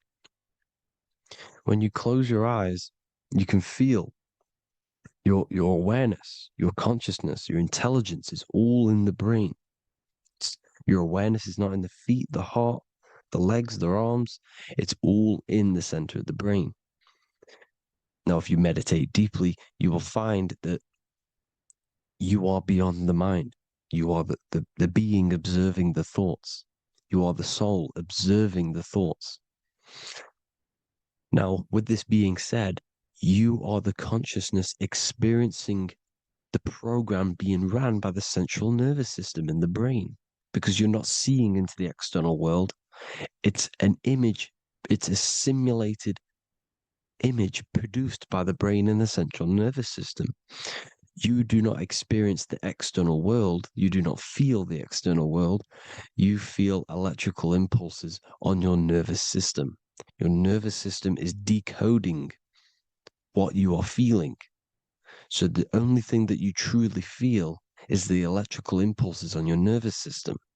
This is why the nervous system is the tree of knowledge of good and evil, because it gives your invisible intelligence, your mind, the knowledge of good and evil.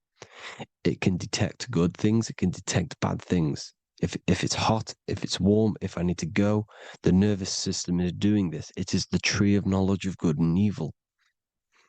Okay, now this universal intelligence is symbolized as the single eye.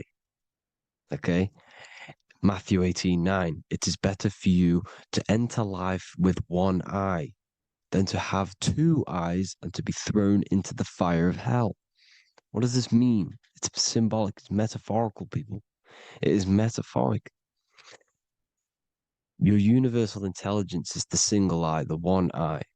It's the balance between the two poles, between the left and the right, the good and the evil. It knows the right thing to do all the time. This is our inner guide. The inner self is the inner guide. And when you are operating your life off duality, using your two eyes, you'll be thrown into the fire of hell, lower states of consciousness. Because you're split.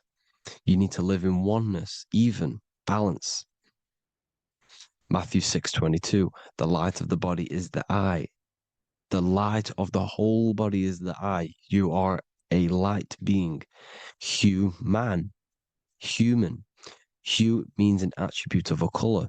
Man is the word manifested. We are light manifested into physical form.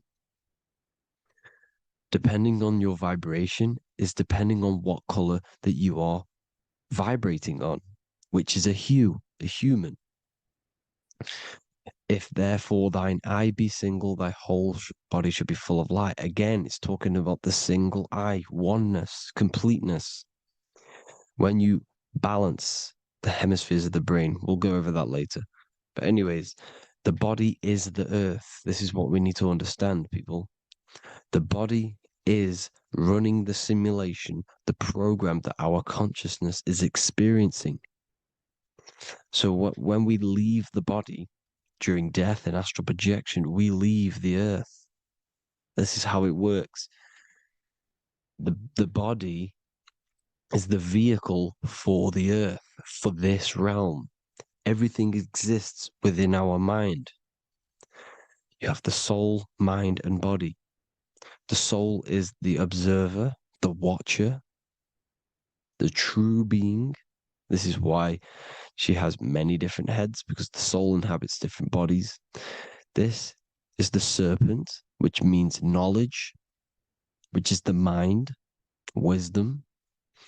And this is the body, soul, mind, and body, Brahma, Vishnu, Shiva. The mind is the bridge between the soul and the body. So what do I mean? When you astral project, you are using your mind to project your awareness, your observing consciousness outside of the physical body. The mind is the projector, projecting consciousness. By using your mind, you can project your consciousness outside of the body, which is known as the astral realms, which is known as walking on water. Jesus was never walking on physical water, people. It's metaphorical. Believing the physical body. The water is the ether, which is the veil between the physical and the astral realm. It's a fluid substance. It's on either side. It's physical and astral. The ether is the fifth element that they hide from us. Why? Because they're trapping you in the physical. They are hiding all of these realms. Etheric, astral, and mental. People think their mind is their brain. It's two separate dimensions. These are completely different dimensions. The mind is way more intelligent. The mind is formless. There is no form to the mind. You can think anything you want. You can manifest anything you want within your mind. It is not a physical object. The physical realm is being controlled by the mind. Everything's being controlled by the mind. Everything exists within the mind. This is why the Egyptian says the universe is mental. So when we project our consciousness outside of the physical, we go to the astral. The ether is the water that Jesus is walking on. This is the veil between the physical and the astral world. The word together has ether within it because it joins the two worlds together, together, the astral and the physical.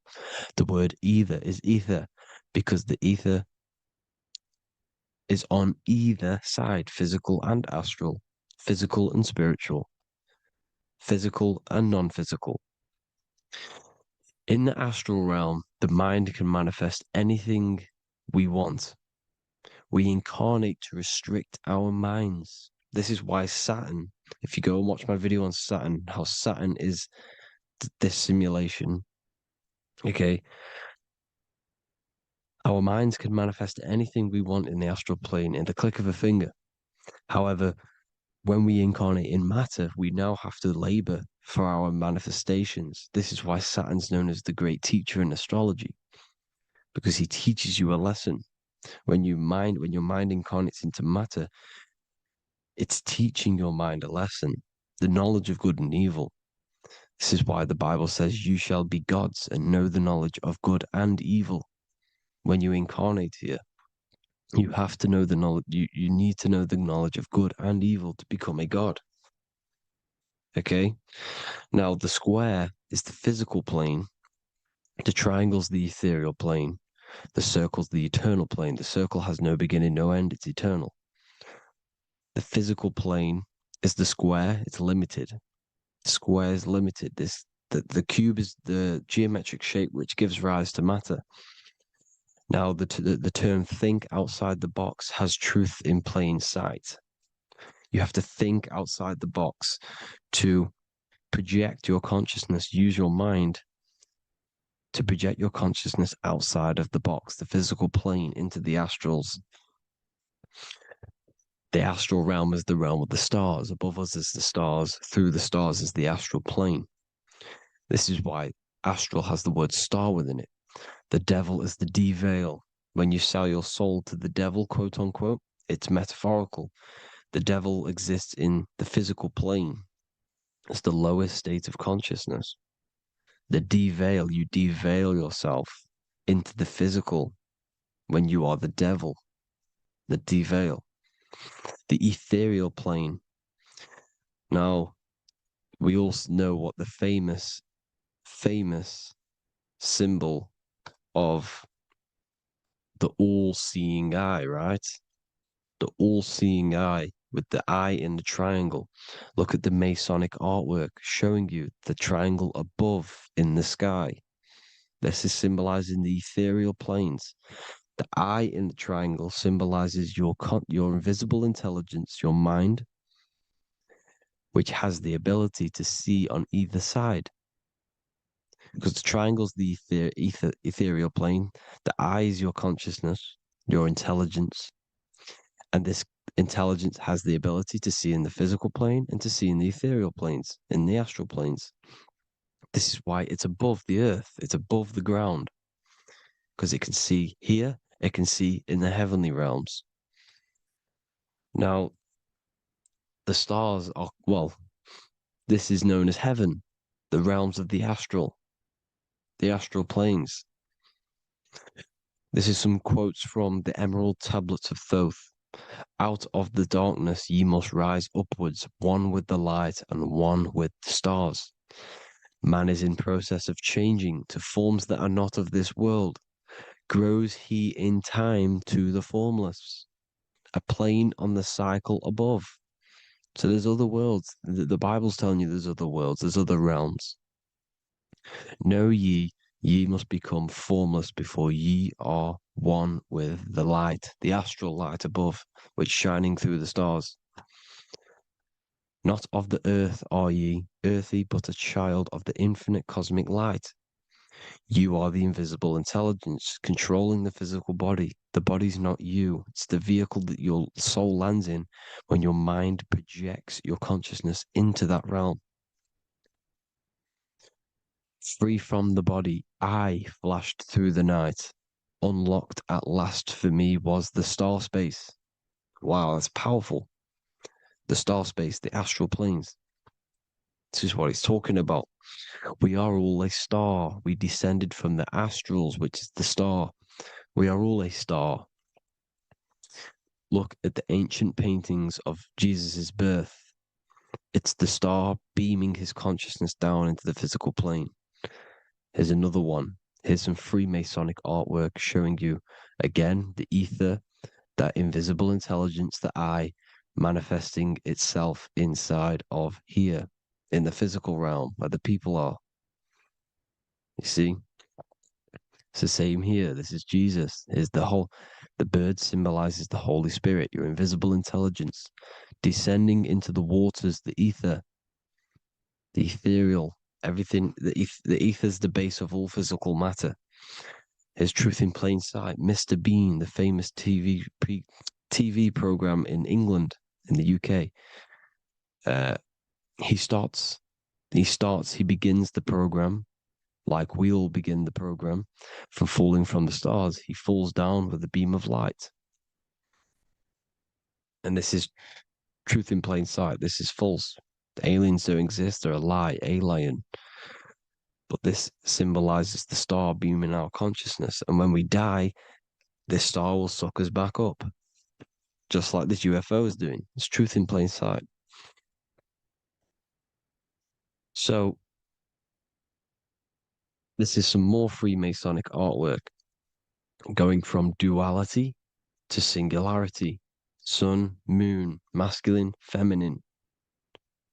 Right hemisphere, feminine, left hemisphere, masculine.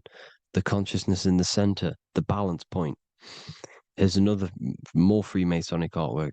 The two pillars, left and right hemispheres, and the invisible intelligence between the left and right hemispheres, the light of the body. This is why light's coming off it. Because it's light, it's pure light. The blazing star. The stairs go from the checkered board, the duality, up to oneness, in between the sun and the moon, the masculine and the feminine. This is symbolizing going into oneness. What did the Emerald Tablet say? You've got to become one with the stars, one with the one with the self. Balancing the two hemispheres so that you can gain, because when the two hemispheres are balanced, you can gain a more deeper connection with your invisible intelligence. Same with the chakras. When the chakras, the 7 seals in the Bible, these are 7 seals because when you conquer the 7 chakras, when you balance the 7 chakras, you then gain a more deeper connection with your internal self, because your mind is not filled, it's not being ran, it's not being dominated by these 7 deadly sins, the 7 seals, the 7 chakras. These are 7 energy centers which are concealing our true form. Balance makes us have a stronger connection with our true cosmic intelligence. Heaven is even. This is why Jesus is pointing at the heart. The even point is the heart. You got to balance the chakras and live from the heart, because the heart is the earth. You're in good and evil. The body manifests the lower and the higher self. The higher self is in the higher parts of the body. Wisdom, intuition, expression. The lower self is in the lower parts of the body. Sex, food, and power. This is how they are trapping your soul, people. Like I said, the mind is the bridge between the soul and the body. So by tricking the mind, not giving it the right knowledge, and keeping the mind stuck in the lower 3 centers, thinking about power, food, and sex, this is low vibrating energy. It's going to keep your mind addicted to the physical realms. Okay? This is why you need to go even, balance, heaven. Okay? I will explain the soul trap in a second, how it fully works. But I'm telling you all the science behind it so you can understand. When you are doomed, you are domed. This is the dome, the firmament, the firmament, the mind. Ment is mind, firm is firm. A firmament is doomed under the firmament.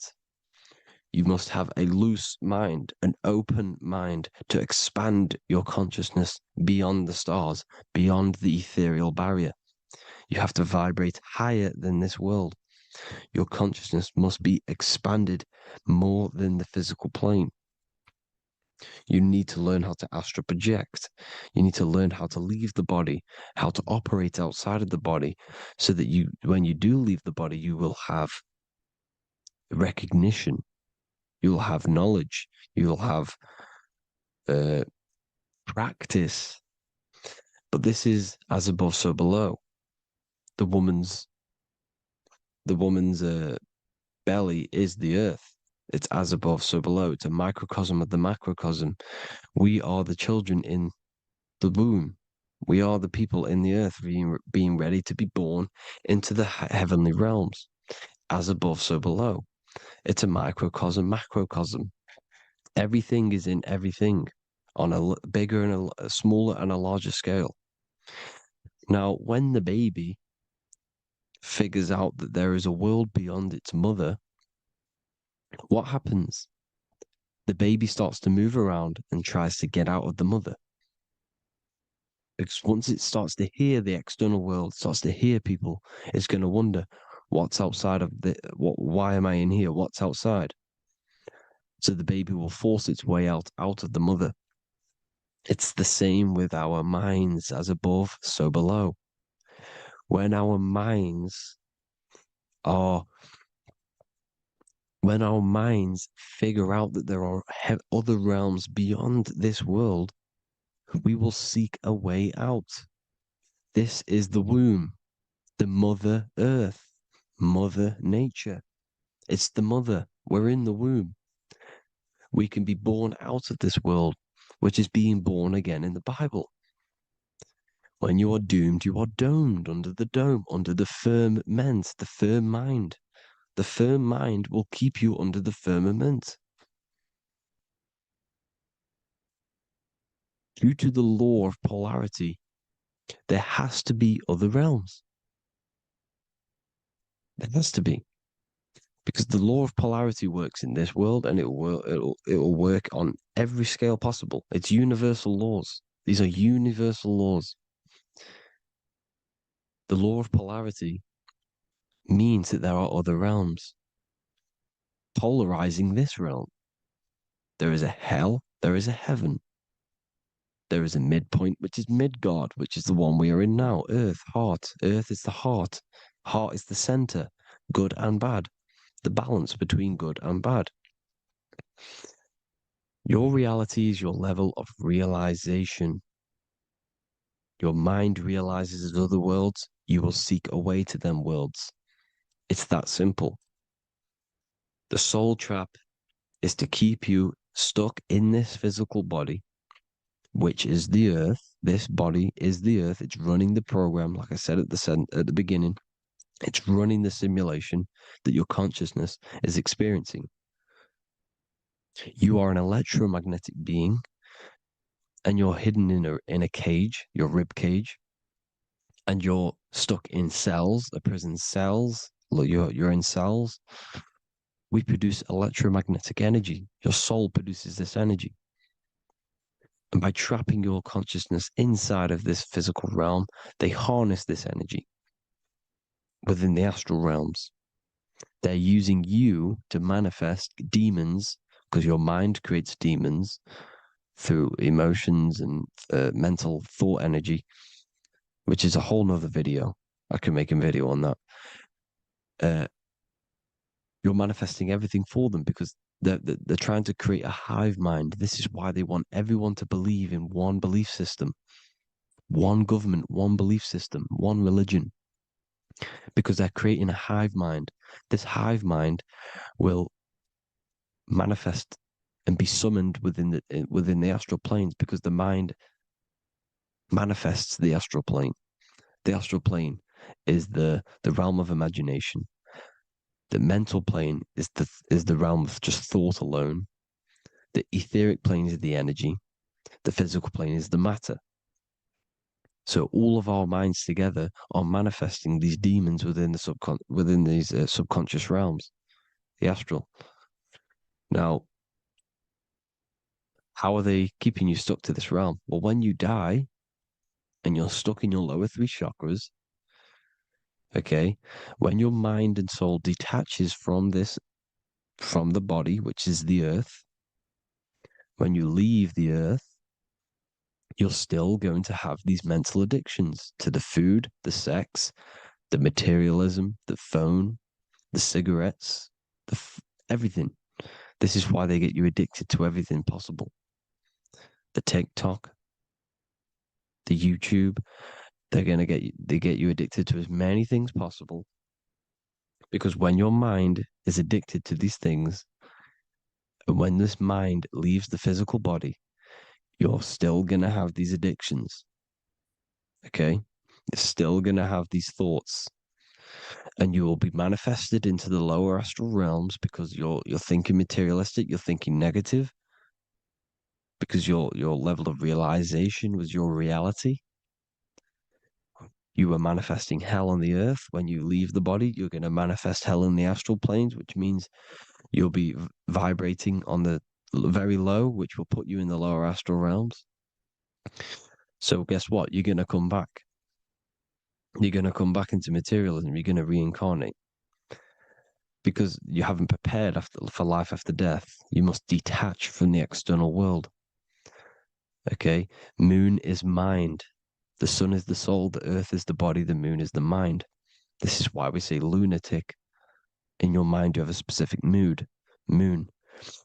Money, M-O-N, is the moon. Money exists in the mind. They get you addicted to the money.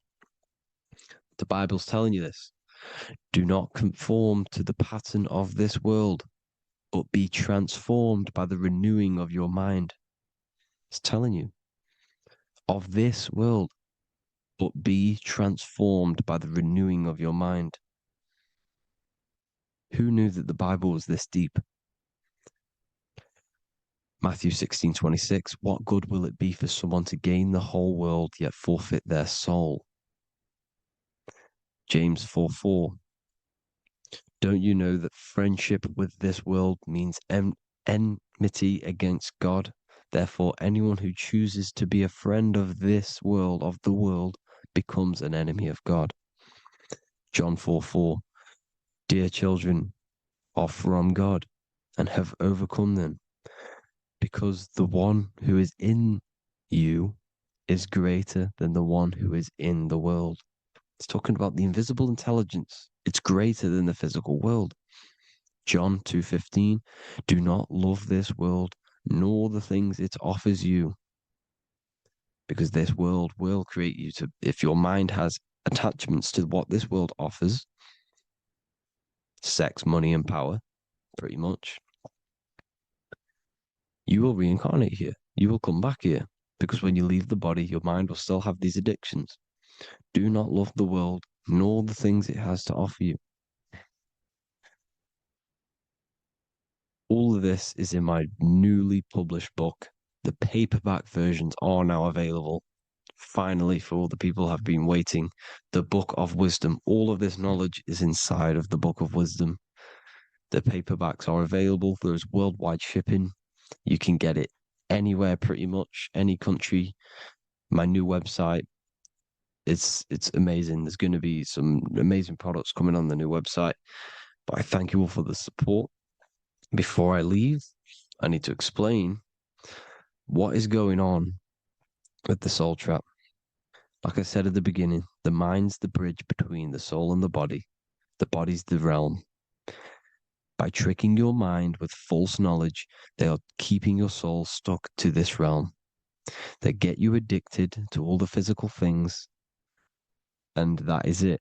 As soon as you're addicted and you die, you're going to come back. So by tricking your mind, which is the bridge between the realms, they keep your mind stuck within this body. They keep you in physicality. They deveil you, the devil, the deveil. Thank you all for the support, people. If you do want to join the Academy, all the links will be posted below this video for the book, The Academy. Thank you all for the support and have an amazing day.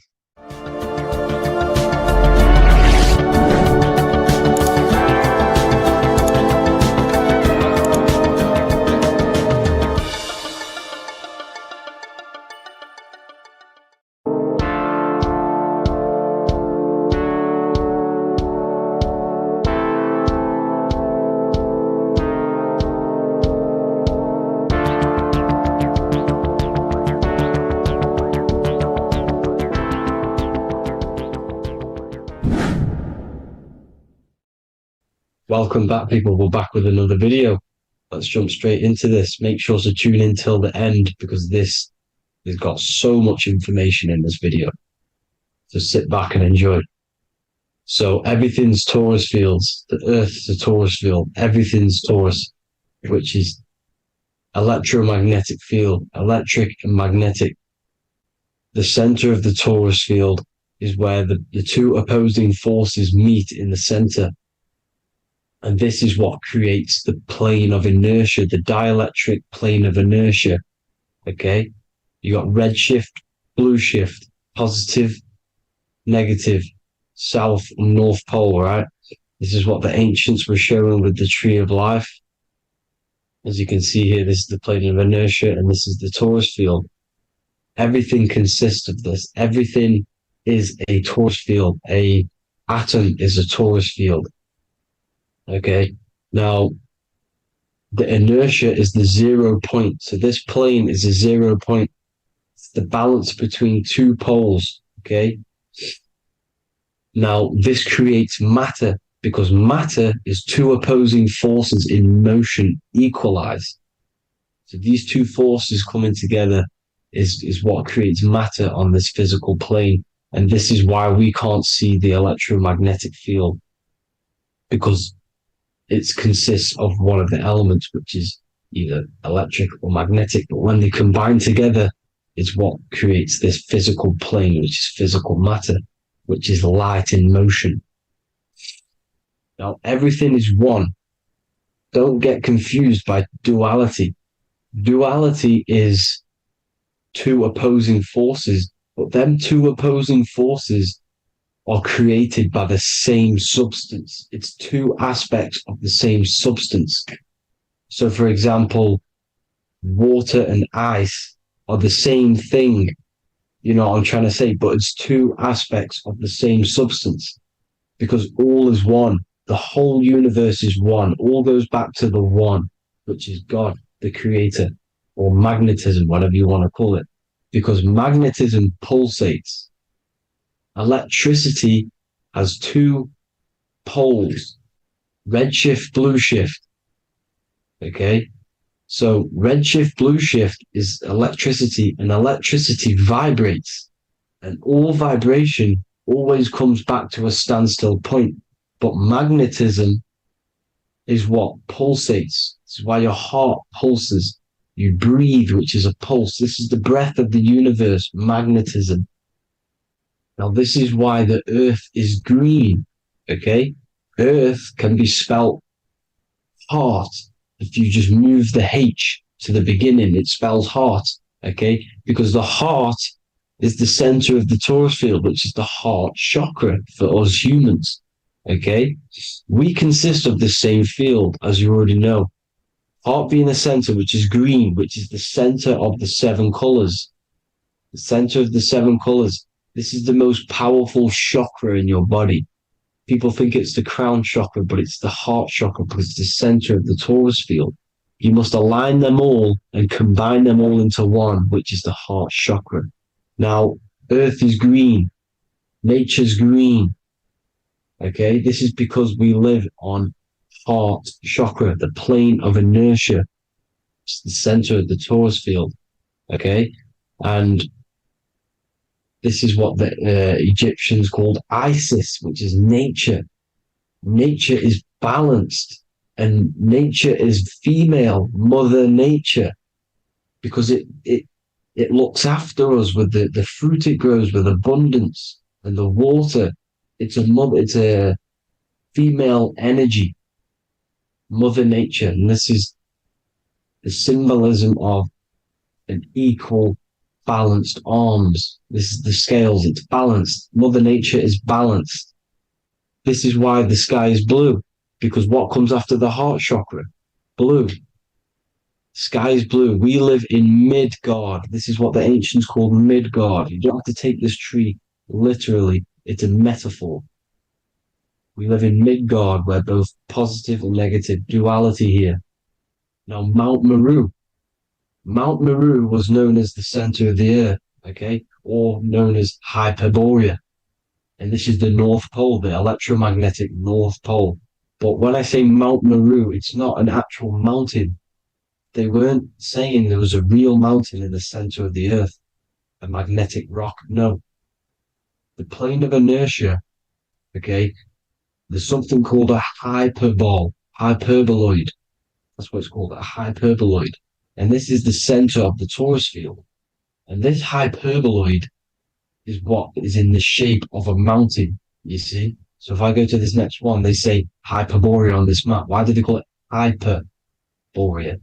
Because this is the hyperboloid in the center of the torus field. And this is the electromagnetic mountain, a metaphor.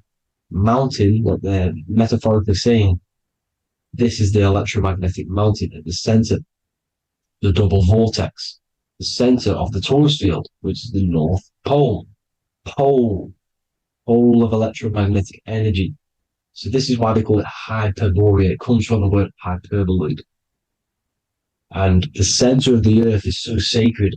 And they symbolize this with, obviously, the North Star, which is Polaris. And this is where the swastika comes from, because it's the 4 seasons moving around the North Star.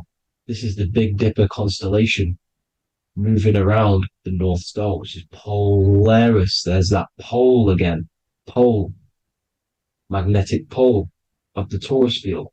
And this is where the green, emerald green, aurora borealis comes from. It comes from this center hyperboloid at the center of the earth, where the most electromagnetic energy is stored. The center of the plane of inertia. The center of the plane of inertia. This is the all-seeing eye as well. As you can see, they got the sun, the moon, this is the Masonic cosmos, the sun, the moon, and the all-seeing eye, because the eye is Polaris, the eye of the stars. It's all a big eye. Now, the eye means a lot more as well. It's not just that. There's different ways you can interpret symbols. Now, this is the emerald tablets. Deep in Earth's heart lies the flower, the source of the spirit that binds all in its form. Okay? The flower of life is thine own place of thine spirit, and stream through the earth as thine flows through thy form, giving off life to the earth and its children, renewing the spirit from form unto form. This is the North Pole. This is what he's talking about. He's talking about the aurora borealis. Aurora borealis. It's the earth's aura. Emerald green. Heart chakra. Plane of inertia. Green. Earth. Heart. You see? All related. Now, there's many symbolism of this. So much symbolism of the ancients. The 7 layers of heaven. 7 layers of heaven, which are the 7 planets. Okay? These planets are the solar system. It's the solar system because we are the soul. We are the sun, the soul. And we're inside of a solar system, which is the 7 planets. That's why there's 7 layers of heaven. Okay? The rings of Saturn, the rings of the planets are moving around us. Okay? So this is what the ancients were depicting in their cosmology. Now this is the Hebrew cosmology of the earth. This is the Mayan cosmology of the earth. You see, it's all an enclosed system. We live inside of a giant torus field. All is atum. It's what the ancients said, ancient Egyptians said. All is atum. Atoms are torus fields. Don't be tricked by the modern science today with the current model of an atom. It's completely wrong. They're hiding the torus field. They're hiding the electromagnetic field, which is in everything. Absolutely everything is in motion, and motion comes from this field. And you see, this is upside down, but this is I think it's pretty sure it's candles, but the 7 candles, the 7 planets, the 7 Elohim. You see, it all goes back to the stars and the heavens. Now, this is how the earth really works, with the stars on the outside of the cosmic egg, and then the torus field spinning around the sun and the moon, the positive and the negative charge. The sun gives you energy, the moon takes your energy. The moon controls monthly cycles. Moon is mon. This is etymology. Mon, month, money, demon, monster.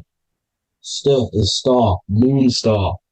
We are all stars. youngster, minister, superstar, a Hollywood star. We're all stars. We come from the stars, which is heaven. Our soul comes from the stars. You see? We are the universe, the image of man is made in the universe. We are a microcosm of the universe. The universe is a macro. We are micro. We consist of everything. The body, mind, and spirit. The sun, the soul. Moon, the mind. Earth, the body. Body, mind, and spirit. We have 12 systems in the body, which are governed by the 12 zodiac signs. Starting at the Aries, which is the ram, the ram of God, all the way down to Pisces and Capricorn, kneecap. It all goes back to the stars. We are the stars. We are the universe. Everything is inside of us. Everything.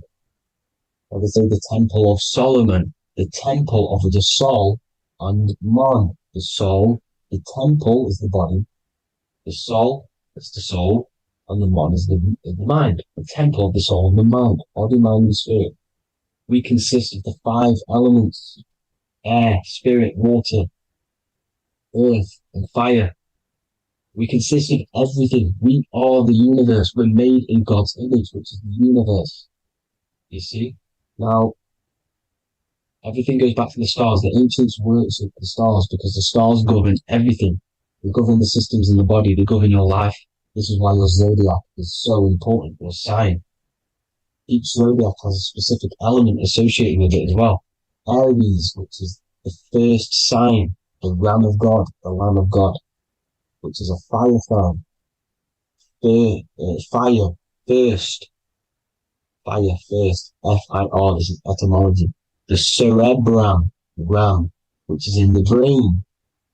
Aries, the ram, control the head, the face, and the nose upwards. So it controls the cerebrum. The Torah, which is, I'm pretty sure it's a Hebrew Bible, which is the Taurus. Tornado comes from the Taurus field. You see? Everything's inside of you. It all goes back to the Taurus field, and the Taurus field is everything. Now, like I said, 12 zodiac signs, 12 systems, 12 cranial nerves in the brain, the 12 disciples of the Bible. All symbolic. Have to read the Bible properly. Now, this center, at the center of the earth, right? This is what's stirring the ether. And the ether consists of the 4 elements. Because there's 5 elements. Spirit can be called ether. People call it spirit or ether. Ether is pure potential, pure energy. It's what connects the astral to the physical. It's the dimension between the physical realm, which we're on, and the astral. So it has pure potential. It's pure energy. This is why we say either. I either want to go there or there. It's connecting 2 scenarios. That's what the ether is. It's connecting the 2 worlds, the astral and the physical. The center is like the cosmic womb. There's a black hole in the center. This is the center of the Taurus field. This is the womb of creation. This is the womb of creation. And inside of this black womb are the 5 elements, and everything's being stirred around. Everything's in motion. Light is motion. Everything's motion. Now, like I said earlier, light crystallizes into physical matter. They are the same substance. Spirit and matter are the same substance, but different variations, different aspects of the same substance. Low vibrational spirit turns into matter. High vibrational matter turns into spirit. Or light, whatever you want to call it. Matter is light crystallized. This is where we get the 7 metals from. The planets. The planets are light. Specific frequencies and vibrations of light. When these lights, or the planets, materialize, material metals materialize, they turn into the 7 metals. Saturn turns into lead. That's why lead is red. Saturn is red. The sun turns into gold. That's why the gold is yellow and the sun is yellow. You see, Saturn is the time god. What happens in autumn? The leaves turn red and they die. This is why Satan, time god, the reaper, everything is crystallized till it's death and then reborn again. You see? Rust. When things rust, it turns to red. Because it's Saturn. Saturn crystallizes everything. He's the reaper who comes around in winter. You see? He's Satan. Jesus and Satan, the sun and Saturn. They say we live in a solar system. The solar system. I think I've already just broke this down. The 7 planets are the 7 chakras. Everyone already knows this. But I'm going through it anyway. But this is where we get the 7 planets from. And the 7 metals. You see, all the ancients knew it was an enclosed electromagnetic system. It's not a spinning ball in the middle of space, people. They want you to believe this so you get stuck in this material world. Because if you believe everything's material, you can never affect this plane effectively. You can never create your life effectively. You don't understand the planes of existence. Because the mental plane is a higher plane. And it breaks down and it controls the planes below it. The mental plane, hold on, I've got it here for you. The mental, the astral, etheric, then physical. Etheric connects the physical to the astral, but the mental is what's above them all. You see? Now, it's important to understand this. It's important.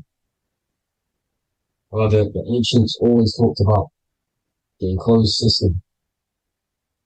Only NASA, which is introduced around the Roman times, not NASA, but the globe Earth was introduced around the Roman times. Okay? By these Masons. These Masons introduced this because they wanted to take over the minds of the masses and control them.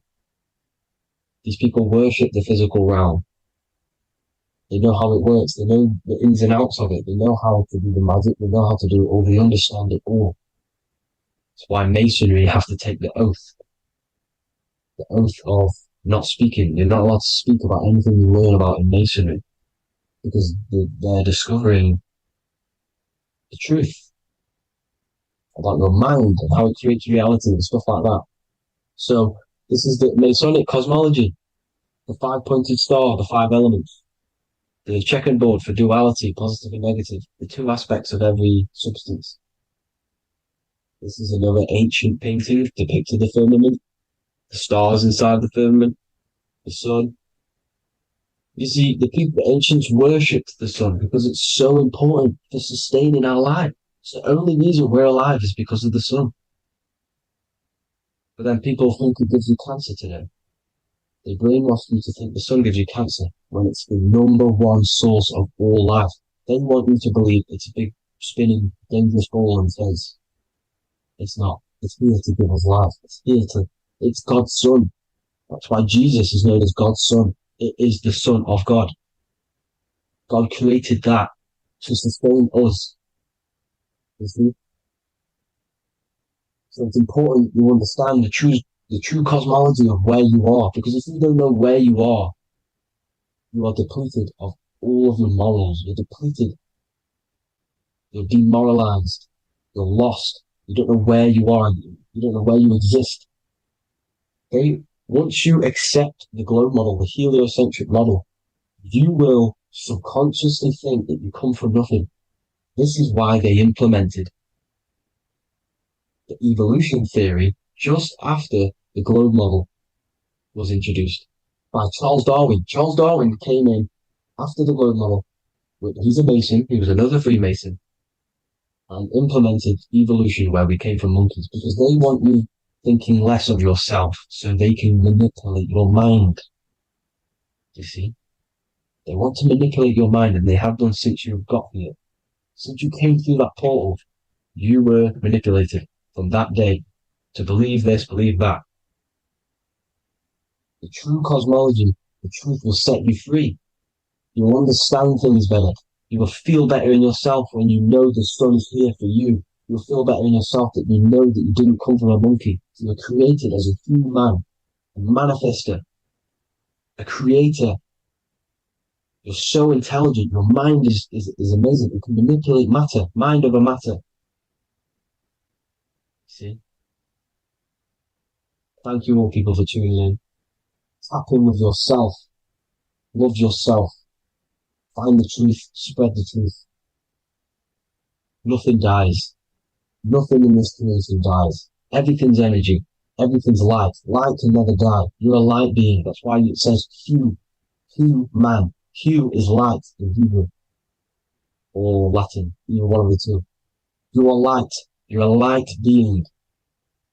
You never die. Ever, ever, ever die. Ever.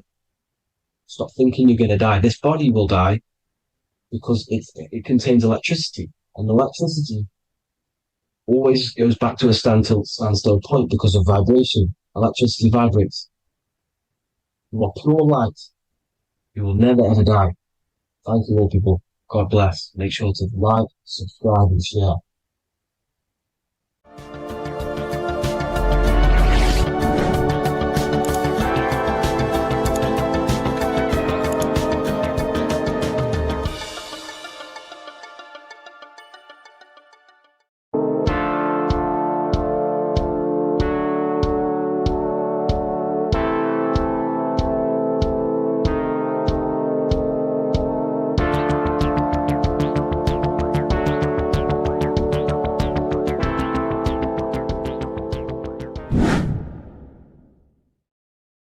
What's good people? We're back with another video. This is going to just be a quick video. Manifestation, magic, bending reality. So let's jump straight into this. So you have a conscious and a subconscious part of your mind.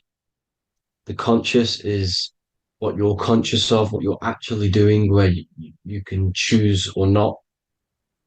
However, the subconscious is the part of your brain which is automatic. So all of the systems in your body, like the digestive system, your heartbeat, these are automatically being ran. And you do not have to tell these systems to do anything. You do not have to consciously tell your heart to beat. It's automatically doing it. And this is what the subconscious mind is controlling. It's like the dark aspect of your brain or your mind. It is the way bigger aspect of your mind. Okay, it controls all the systems in your body. Okay, and this is where all of your programs are. So when you're in it from your childhood, what you've learned in school, all of these things are being kept in your subconscious, maybe traumas and stuff like that. So the subconscious is the female aspect, and the conscious is the male aspect, because the male is all about action and doing, and the female is more about creation, creativity, intuition. So you have a right and a left hemisphere of your brain, and these are obviously male and female. The right side of your brain is your female. It's to do with creativity, imagination, intuition, insight. Okay. And this is one of the most important sides of the brain. This side of the brain is the most attacked by the elites, whatever you want to call them. This side is one of the most important, because obviously your intuition is a massive part of reality. And if you don't have intuition, then you lose track of the things around you. You can't consciously feel if things are wrong or right. They don't want you to have intuition or creativity or imagination. They want you in the left side of your brain, which is just reasoning, logic, and basic things. So they just want you to tell you what you want, tell you what to learn, and then that's it. They don't want you thinking for yourself, which is the right side of the brain. So whatever the conscious side of your mind impresses the subconscious side of your mind. So if you do affirmations, for example, if you consciously do affirmations every day, you're reprogramming your subconscious mind. You're impressing a vibration and a word into your subconscious mind, and therefore it will reprogram it. So the male and female aspect are symbolized by the Star of David as well. The male being the upside triangle, the female being the downside, connected all in one, because we both have male and female energy. So Every thoughts are electric, which is the male aspect. Emotions are magnetic, which is the female. Each thought creates a wave of vibration in all directions. So think of it like a water drop in a pool, but it going out in every single direction. It's not just flat. And these thoughts have a certain frequency, well, has a certain vibration. That vibration has a certain frequency. And this affects your aura. Every thought, every emotion directly impacts your aura and the strength of your aura. So if you're angry all the time, your aura in the astral plane will look red. However, if you're happy, it'll be more like blue and green. So it's very important. Your electromagnetic field is created out of your emotions and thoughts, and that affects reality because you're 60% water, and frequency and vibration create certain patterns and has a certain effect on water. We'll get into that after this slide. So each thought that people are thinking around you, you are actually subconsciously picking up these thoughts because it's emitting this vibration in all directions. So this is why you can pick up thoughts of other people on the odd occasion. However, when you're more in tune with your intuition, your right side of your brain, you can start to pick up on vibrations, thoughts, and other people's auras. You can pick up on the energy once your third eye is open, and you know whether you should be in that environment or not. This is what we call an atmosphere when we go into a room and you can feel the tension if someone's been arguing, for example. This is the atmosphere, this is the vibrations, these are people's auras emitting these certain frequencies and vibrations. Okay, so our aura is contained of multiple layers. Obviously, we have the physical body.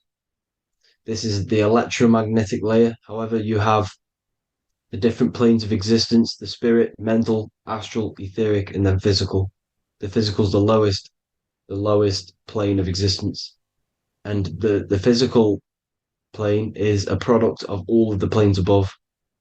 So the mental impresses on the astral impresses into the etheric, and then the etheric creates the physical object. So the mind is the root cause of reality. The mind is the cause of everything. Your consciousness is pure cause. There's no effect. Everything you see in this reality is the effect. Everything that you experience is the effect because the root cause was the mind. The decisions you made you experience that certain experience. And that decision was created on the mental plane. And this is just pure thoughts. And thoughts are things. If it exists in your mind, it is a thing. It's a certain frequency. So if you have a certain level of thoughts, if you're thinking positive, for example, you're going to have a strong aura, you're going to have a higher vibration. And that attracts like. Like attracts like when it comes to thoughts and vibrations and electromagnetism. So if you're thinking positive all the time, speaking positive, doing positive, you're then creating a higher vibration, and that's going to attract people on that similar frequency to you. Everything is electromagnetism, frequency, and vibration. Everything. You see, so this is why, for example, if I put my hand to a TV screen, if my finger was the same vibration as the TV screen, it would go straight through it. However, the particles in my hand and the particles on the TV screen are two separate vibrations, and this is what causes the friction to stop and not my finger to go straight through it. So, like I said, when you don't feel the vibe of someone, when you don't feel right, you don't really get along with someone, this is a vibration. Your vibrations are not matching, they're not similar, they're two complete different vibrations, and they're not aligning properly. So music has a massive part on this. Music is a massive, massive tool for the elites because music is frequency.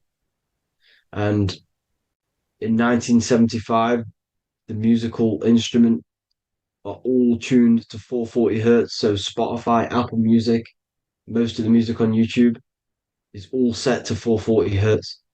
And 440 hertz is not divisible by 3, 6, or 9. And when you can't divide a frequency by 3, 6, or 9, it's not a natural frequency. As you can see here, this is 432 hertz. This makes a nice geometric pattern. However, 440 hertz is a distorted pattern. So when you listen to this, this actually shuts off the whole right side of your brain. Like I said at the start, this is the most attacked side of your brain. It's to do with creativity, imagination, intuition.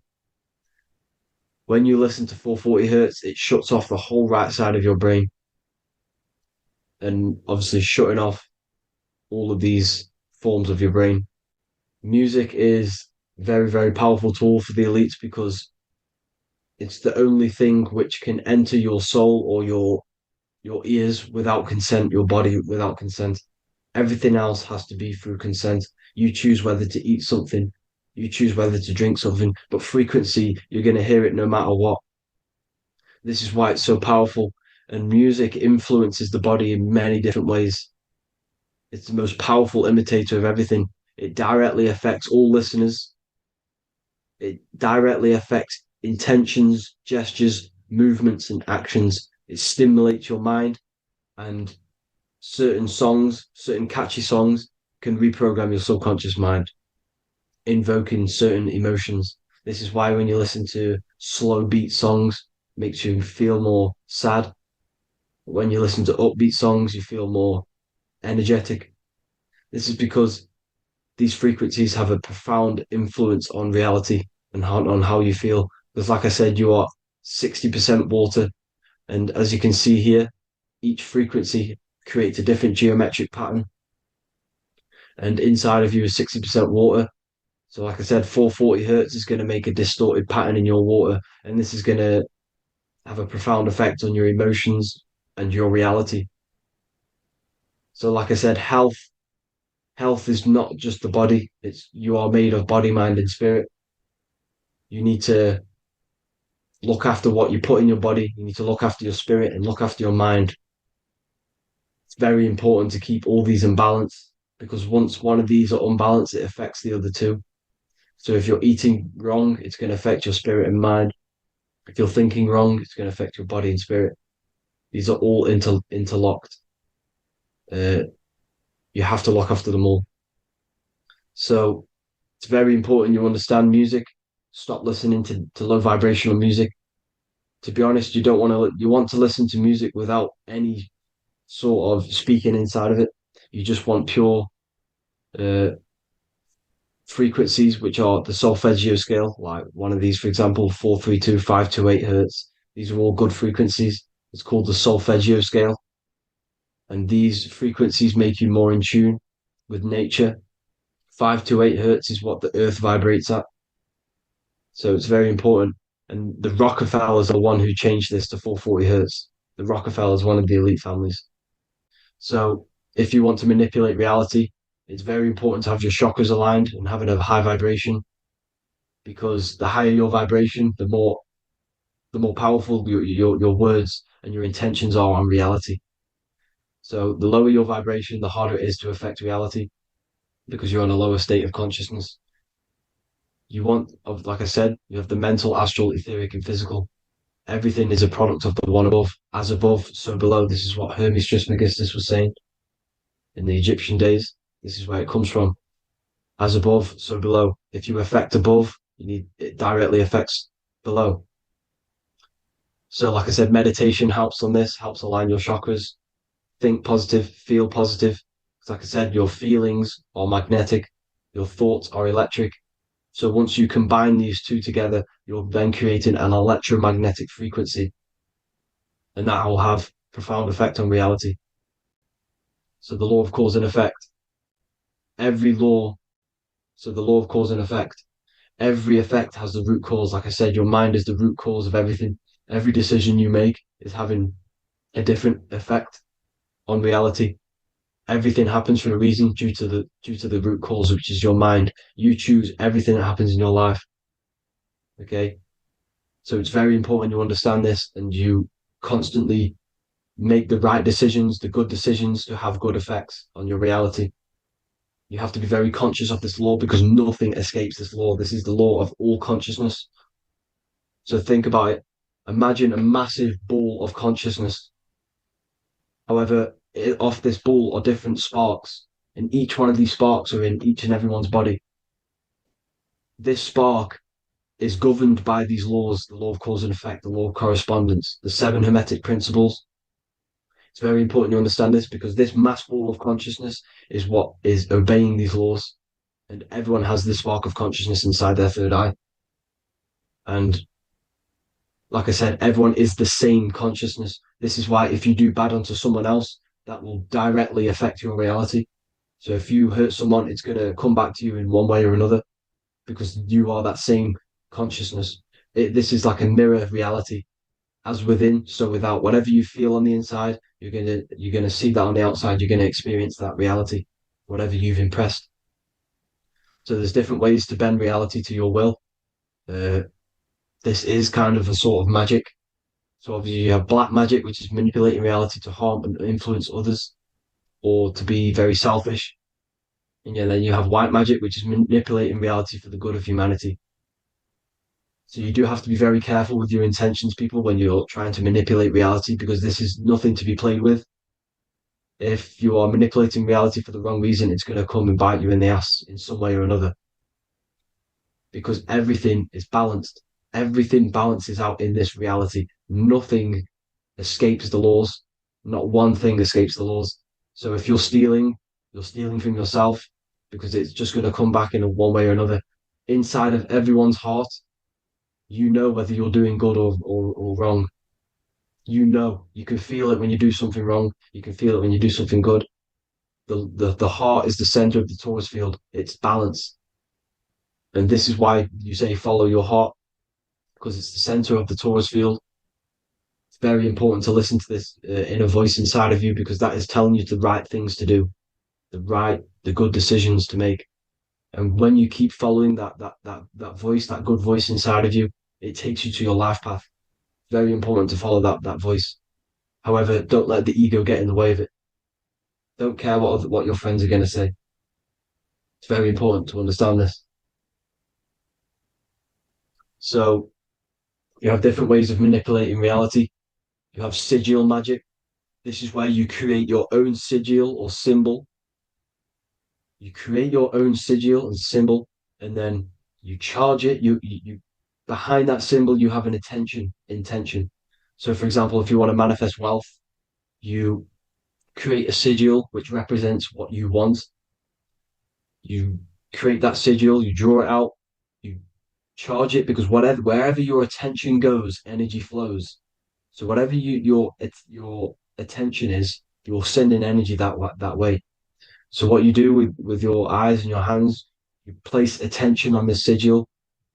Imagine that it's glowing. Imagine that you're sending energy to the sigil.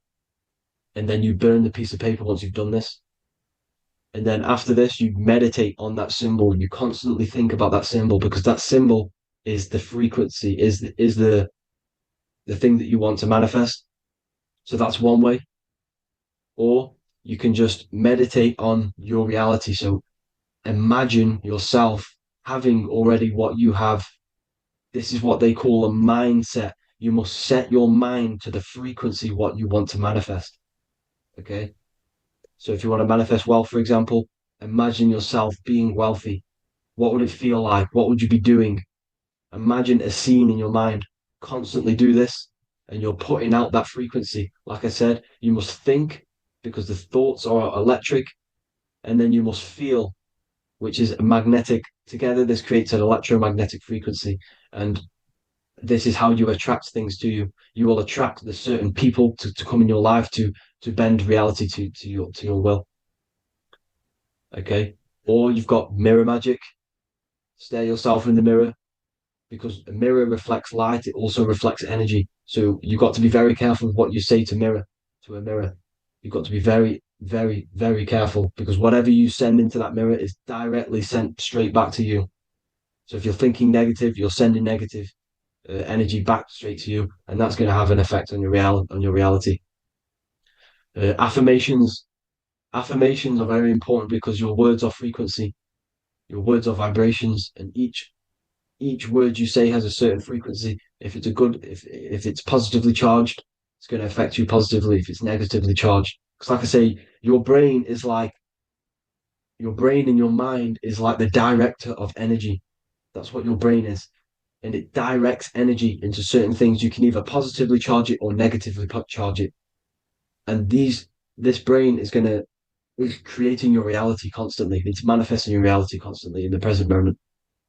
So this is what the government knows. The government know your mind is the root cause of reality. This is why they call themselves a government. Government. The New World Order is not being manifested by them. They are controlling the information. They are controlling your perception of this reality. And they know the mind is the root cause of reality. Therefore, if they control your perception of reality and your information, what you believe, you're going to manifest that information, that perception. So we, the people, as a collective consciousness, are the ones uh, manifesting this new world order. You see, so this isn't black magic. They're actually tricking us into manifesting their own their plans. This new world order. You see, this is how smart these people are. They know how to get around the laws of reality. They know how to bend reality to their will without facing the consequences. They're getting humanity to do it. You see, there is a collective consciousness. As like I said, we all have that same spark of consciousness, right? So as a collective consciousness, we are on a very low vibration at the moment. However, we are waking up rapidly. There are more and more people waking up at the moment, and light always chases away the shadow. Light is a lot more powerful than darkness, you see. So one person waking up has a massive effect than one person being asleep. It has a profound effect. Because, like I say, the light always chases away the darkness. It's more powerful. The light is always more powerful. High vibrations are more powerful than lower. So that's it for this, people. I hope you all enjoyed. This is a short, quick video. God bless you all.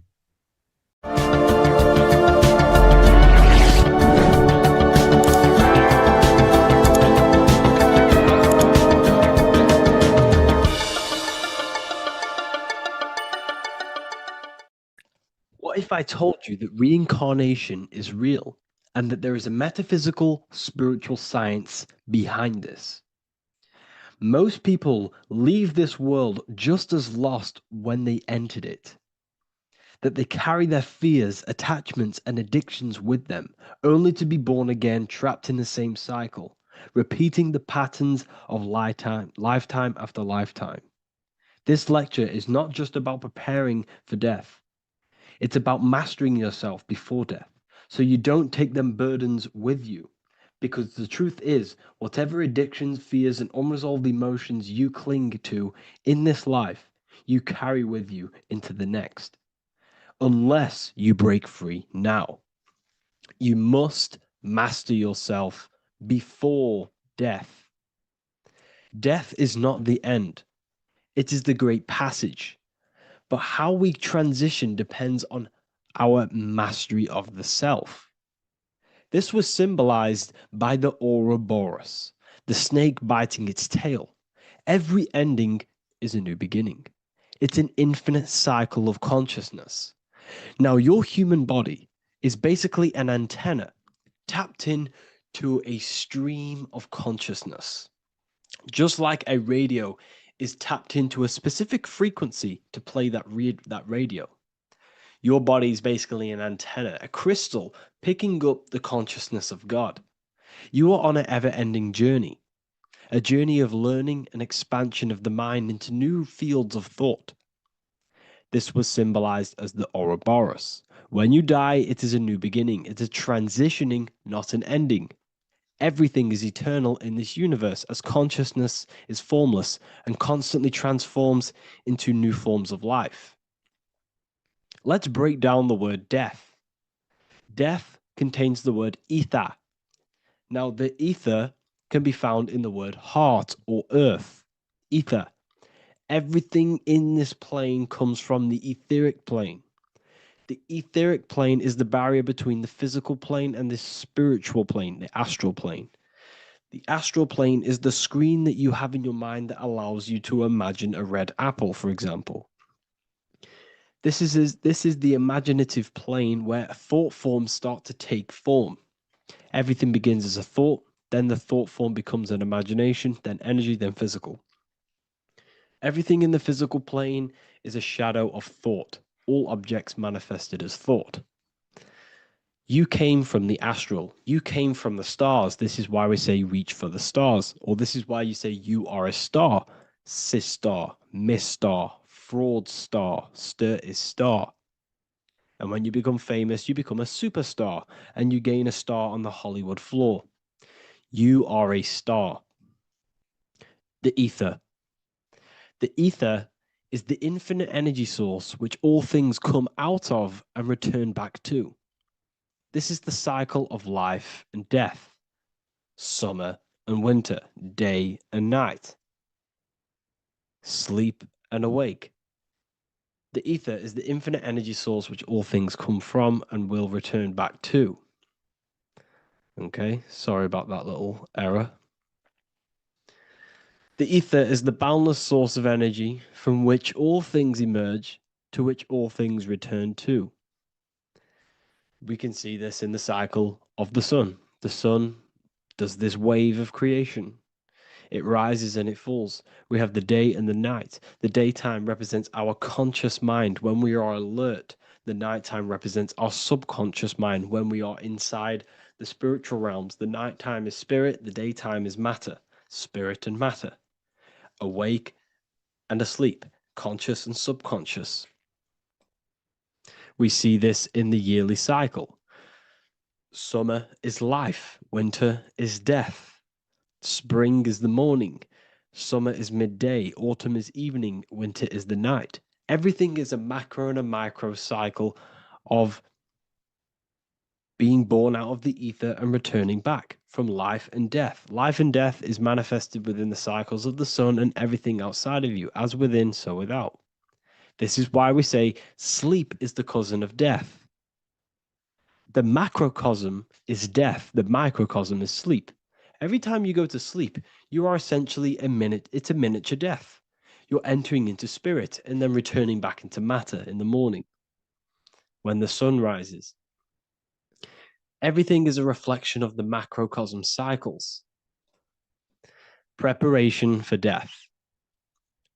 The first thing we must do in order to prepare for death, for life after death, in order to stop being reincarnated in this cycle of materialism, in order to progress as a soul, because remember, you are a soul in a body. Just like the sun gives power and life to the earth, your soul gives power and life to your body. When you say I, you're referring to the soul. And your soul can be stuck underneath layers of false identifications. Who you believe yourself to be is merely a collection of subconscious programs running within your mind. Now that's very deep. That is very, very deep. Who you think you are is a part of your thinking mind. Your name, your job, your reputation, your family, your friends. These things are not you. They're all aspects of the thinking mind. What happens if you meditate and you turn off the mind? Then all these things do not exist. You're left with the pure soul, the pure awareness, the pure observation. If you turn off the thinking mind, you're no longer your body. You're no longer your reputation. You're no longer your friends. You're no longer your job and your labels. You are the soul. That's the true you, the observation of the mind, not the thinking mind. The ego is the echo. It's an echo of your true self. The ego is your mind's perception of itself shaped by experiences, trauma, emotions, and beliefs. It is merely an echo of your true soul self. The ego is not you. Your mind is not you. You are the soul. And this is the true self that we must express within our life and we must connect with before we die. Because when we die under the echo, under these false layers of the emotions, the traumas, the experiences, the addictions, the emotional attachments, when we die underneath all of this, when we don't know our true self, the soul is still hidden. The true you is hidden underneath these layers of false identification. We must remove these layers of false identifications. We must remove them. We must destroy the echo. Remember, the ego, you never had an ego when you were a child. When you were a child, you were pure. You didn't, you didn't show off things. When you were a child, you were pure. You expressed yourself freely with you didn't hide anything. You didn't hide any aspect of yourself. You didn't suppress any aspect of yourself to fit in as a child, as a baby. Because the ego was not here when you came here. The ego grows with experience. The ego is a false perception of yourself while being incarnated in this material world. It's your mind's perception of itself and it's created through your experience. Remember, you are unconditioned consciousness, and your experiences, thoughts, traumas, emotions, and beliefs have conditioned your consciousness into believing you're only a physical body, but you are the soul. We have to remove these layers. How do we remove these layers? Like I said, the best thing, meditation. Meditation. There is a great meditation that you can do every single morning and every single nighttime. You can sit there and repeat over and over before you meditate. You can repeat that you are not this, you are not that, you are not this. You can label them one by one. Start with, I am not my body, I am not my job, I am not my name, and then detach from absolutely everything until you are left with nothingness. And when you start to meditate, detach from everything. Nothing matters. I am here right now. And what will be left?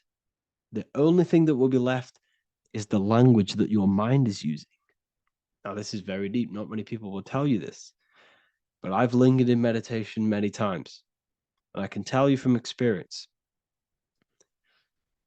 that the only thing left once you detach from everything is the language that your mind is attached to. So whether that's English, Italian, French. Once you detach the language of the mind that that little voice in your head's using, you're left with the soul. Once the mind is switched off, you're left with the soul, and you have detached from all of these external things. You're left with the soul. That's you. That's the power. That's the source of all creation, where everything you've ever done has come from. Every thought, every idea has come from your soul. Number two, that's meant to say number two. Sorry about that. Mental addictions and emotional addictions. Okay. These two are very important. Mental addictions, this could be thought patterns. This could be the labels that we've just been talking about. Then you have emotional attachments, which is maybe you're too attached to an external thing. Maybe you're too attached to your phone. Maybe you're too attached to family. Maybe you're too attached to loved ones. Yes, I'm not saying don't love them, but what I'm saying is do not rely on anything in this world to make you happy, to fulfill your emotional needs. Everything is found within you. You must look within, and if you're looking without, if you're trying to find yourself in the outer world, you'll never find yourself. You'll constantly be looking around in loops. Because you cannot find yourself in the outer world. Nothing will give you long-term validation. Seeking validation in the outer world will leave you soulless, leave you feeling empty inside and sad and depressed. You have to find yourself within. You have to detach from everything you are relying on to give you emotional stableness. You have to detach from all. Yes, love your children. Yes, love these people, but do not rely on them. Because everything in this world is temporary. Do not conform to this world. The Bible tells you this. Everything in modern society nurtures the body but neglects the soul. They keep you addicted to as many things as possible. Smoking, you have to detach. Drugs, you have to detach. Alcohol, detach. You cannot rely on anything. This is why this path is very, very difficult to walk. But I'm showing you the way. These are the things you must do before death. You have to detach from absolutely everything. If you die and your mind and soul is still addicted to these worldly things, then guess what? You're going to reincarnate. You're going to reincarnate because your mind is still thinking about these material earthly things. And if you are operating in that vibration, you're going to project that vibration and come back here. You have to detach. You have to master the soul and master the mind. Like I said, the matrix is designed to keep you addicted to as many things as possible. Your phone, food, smoking, drugs, alcohol, clubbing, all of these things. Everything in society is made to trap your soul and reincarnate in this world. That's why it's very, very, very difficult to walk this path. Very difficult. Matrix, matter tricks. John 2:15 to 17. Do not love this world, nor the things it offers you. For when you love the world, you will lose God. Do not love this world, nor the things it offers you. Do not conform to the pattern of this world, but be transformed by the renewing of your mind. Great quote. Do not conform to the pattern of this world, but be transformed. Let this world transform you. Learn from this, expand from this, but do not be mentally and emotionally attached. Okay? What good will it be for someone to gain the whole world yet forfeit their soul? Like I said, everything in the Bible is telling you the truth. You just got to read it correctly. This is spirituality. This is spirituality. The Bible is spiritual. It's a spiritual text. We must disconnect from everything outside of us and connect with the true soul. Here we have the Egyptians showing you the soul leaving the body. Here we have the soul here. Here we have the Masons showing you the soul coming out. The soul is real. You are the soul. And when you leave this physical plane, you will go into the astral plane. That's where you came from. You came from the astral. You came from the stars. You incarnated into this physical body. Your consciousness fell into this material form to experience limitation, to experience a 3D world. So in order to ascend properly before we die, we have to let go of all the attachments. Every addiction you have, write them down. And one by one, tackle them. Before you die, you have to, or else you will reincarnate. This is the teachings of Egyptians. This is the teachings of Masonry. All of these addictions contribute towards life after death. Everything must be controlled. And we must be attached to the soul. I'm not saying I'm perfect. I'm not saying I'm perfect, people. We're all not perfect. We're all under psychological operation by the government. We're all in a very difficult situation with this awakening. I'm simply pointing out what I know from my journey and what I've been learning through occultism and research and reading lots of books and many different things. I'm on this journey just as you are. Maybe I'm further. Maybe you're ahead of me. We don't know. But this is what I'm sharing with the world. This is what I'm sharing with my research. And this is what makes sense. It's common sense. Look at everything around you. Everything's made to feed the body, not the soul. So my beautiful watchers and fans and supporters, I appreciate every single one of you, and I hope this video has supported your journey. If you're feeling lost in life, if you're searching for deeper answers, whether you're seeking clarity, looking to expand your studies, or ready for personalized mentoring, this is your chance to connect with me live and receive insights tailored just for you. Start your path to self-mastery and enlightenment inside the world's best esoteric school. Your journey starts now. Tap the link in the description if you want to join Ethereal University, or feel free to check out my books. I thank you all, and I really appreciate for 100,000 subscribers on YouTube. I love every single one of you. Make sure to drop a like, a comment, and subscribe to the channel if you're new. Let me know some ideas for, lectures, anything that you want to know. I can make lectures on them. Just drop it in the comments. I appreciate every single one of you. Take care.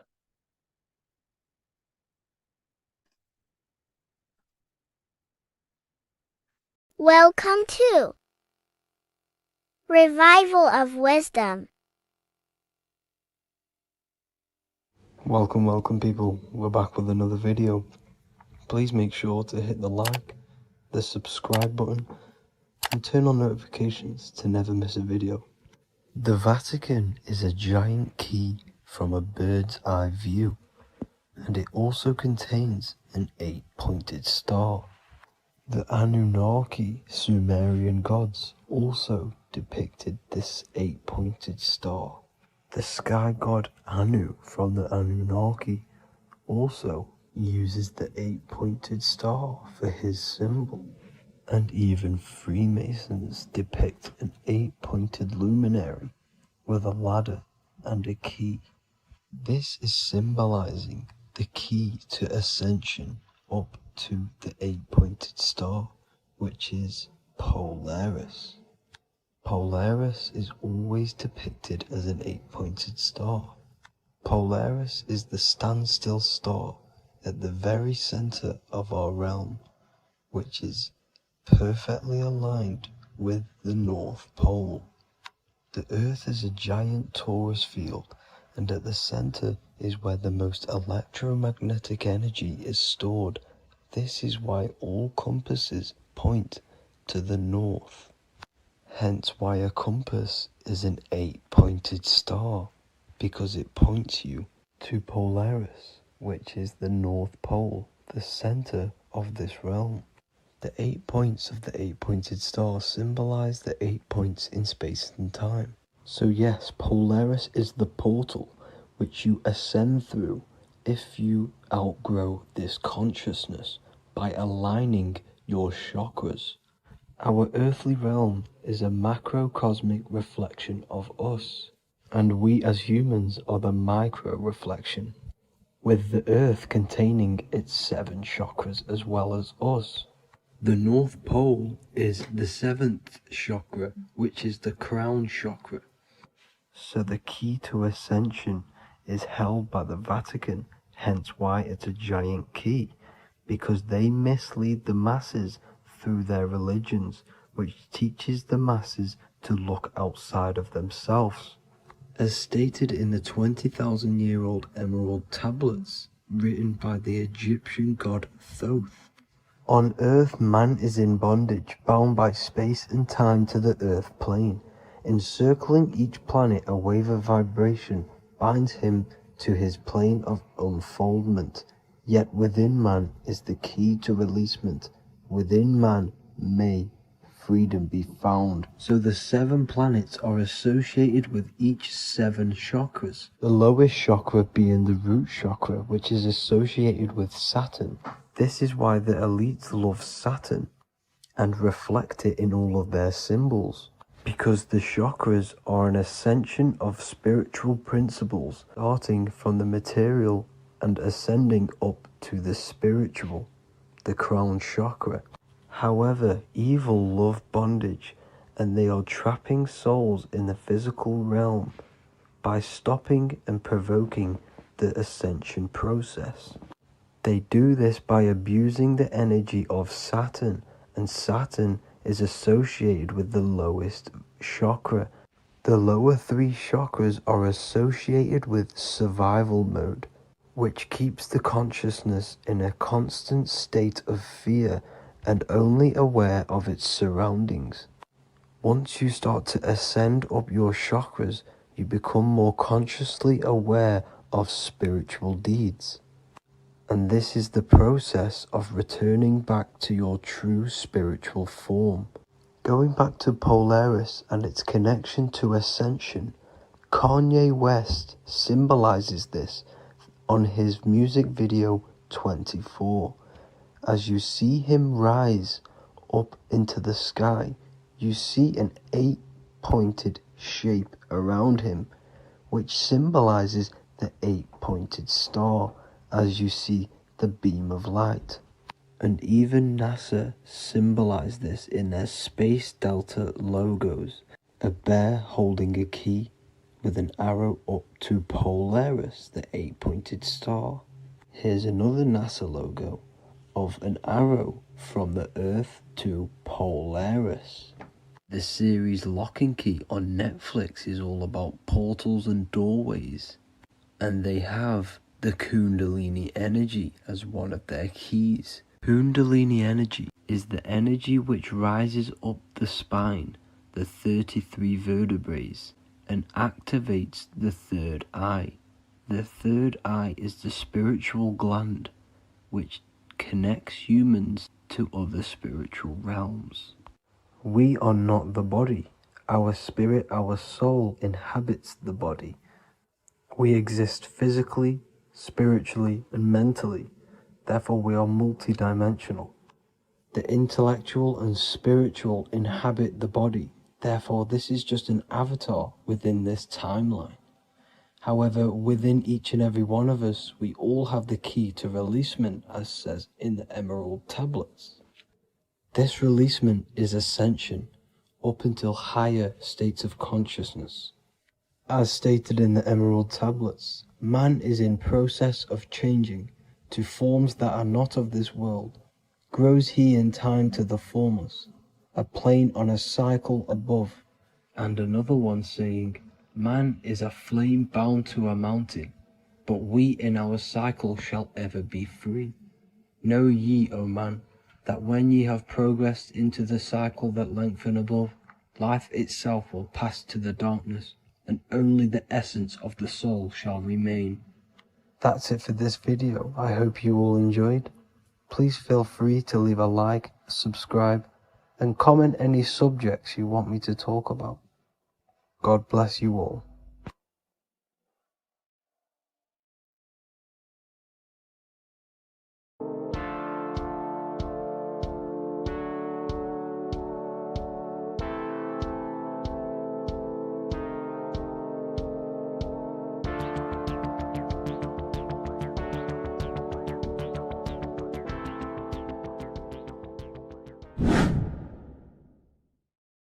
How are we doing, people? It's Revival of Wisdom.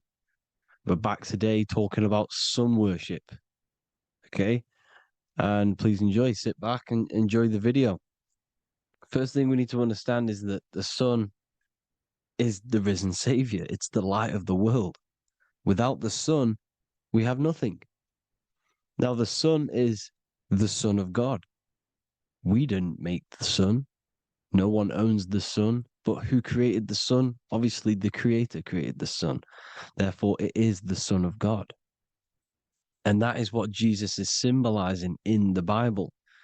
The Bible is a metaphorical story. That's why it's called the greatest story ever told, because it is a story about the sun, the zodiac. It's about you, the systems in the body. It's about everything that is sacred in this creation. Now you can see the suns behind Jesus' head in all of the ancient portraits, even the ones that are more modern. You still see a sun on the back of his head because he is the sun. He's the light of the world, our risen savior. And this is what Christians are lost because they don't realize it's a symbolic story and they think Jesus was a historical person. He's not a historical person. Okay, this is what we need to get out of our mind. This wasn't a historical person. It's the Son, our risen Savior. The Son is the soul. It's the soul of this creation. Because what is a soul? A soul is pure life force, pure energy. Whatever a soul inhabits, it gives life to. Like our soul feeds our body. The sun feeds the earth because the sun is a soul, and that's why the ancients called it Sol. Because it's the soul and it's in you and it's the light of the world. It's the light of everything. gives life to all things. Here's Jesus and his 12 disciples. The 12 disciples symbolize the 12 zodiac signs. Aries, it rules the head region because the 12 zodiac constellations rule specific regions of your body. Aries, the ram, you have a cerebrum in your head. This is Aries on the head of the table.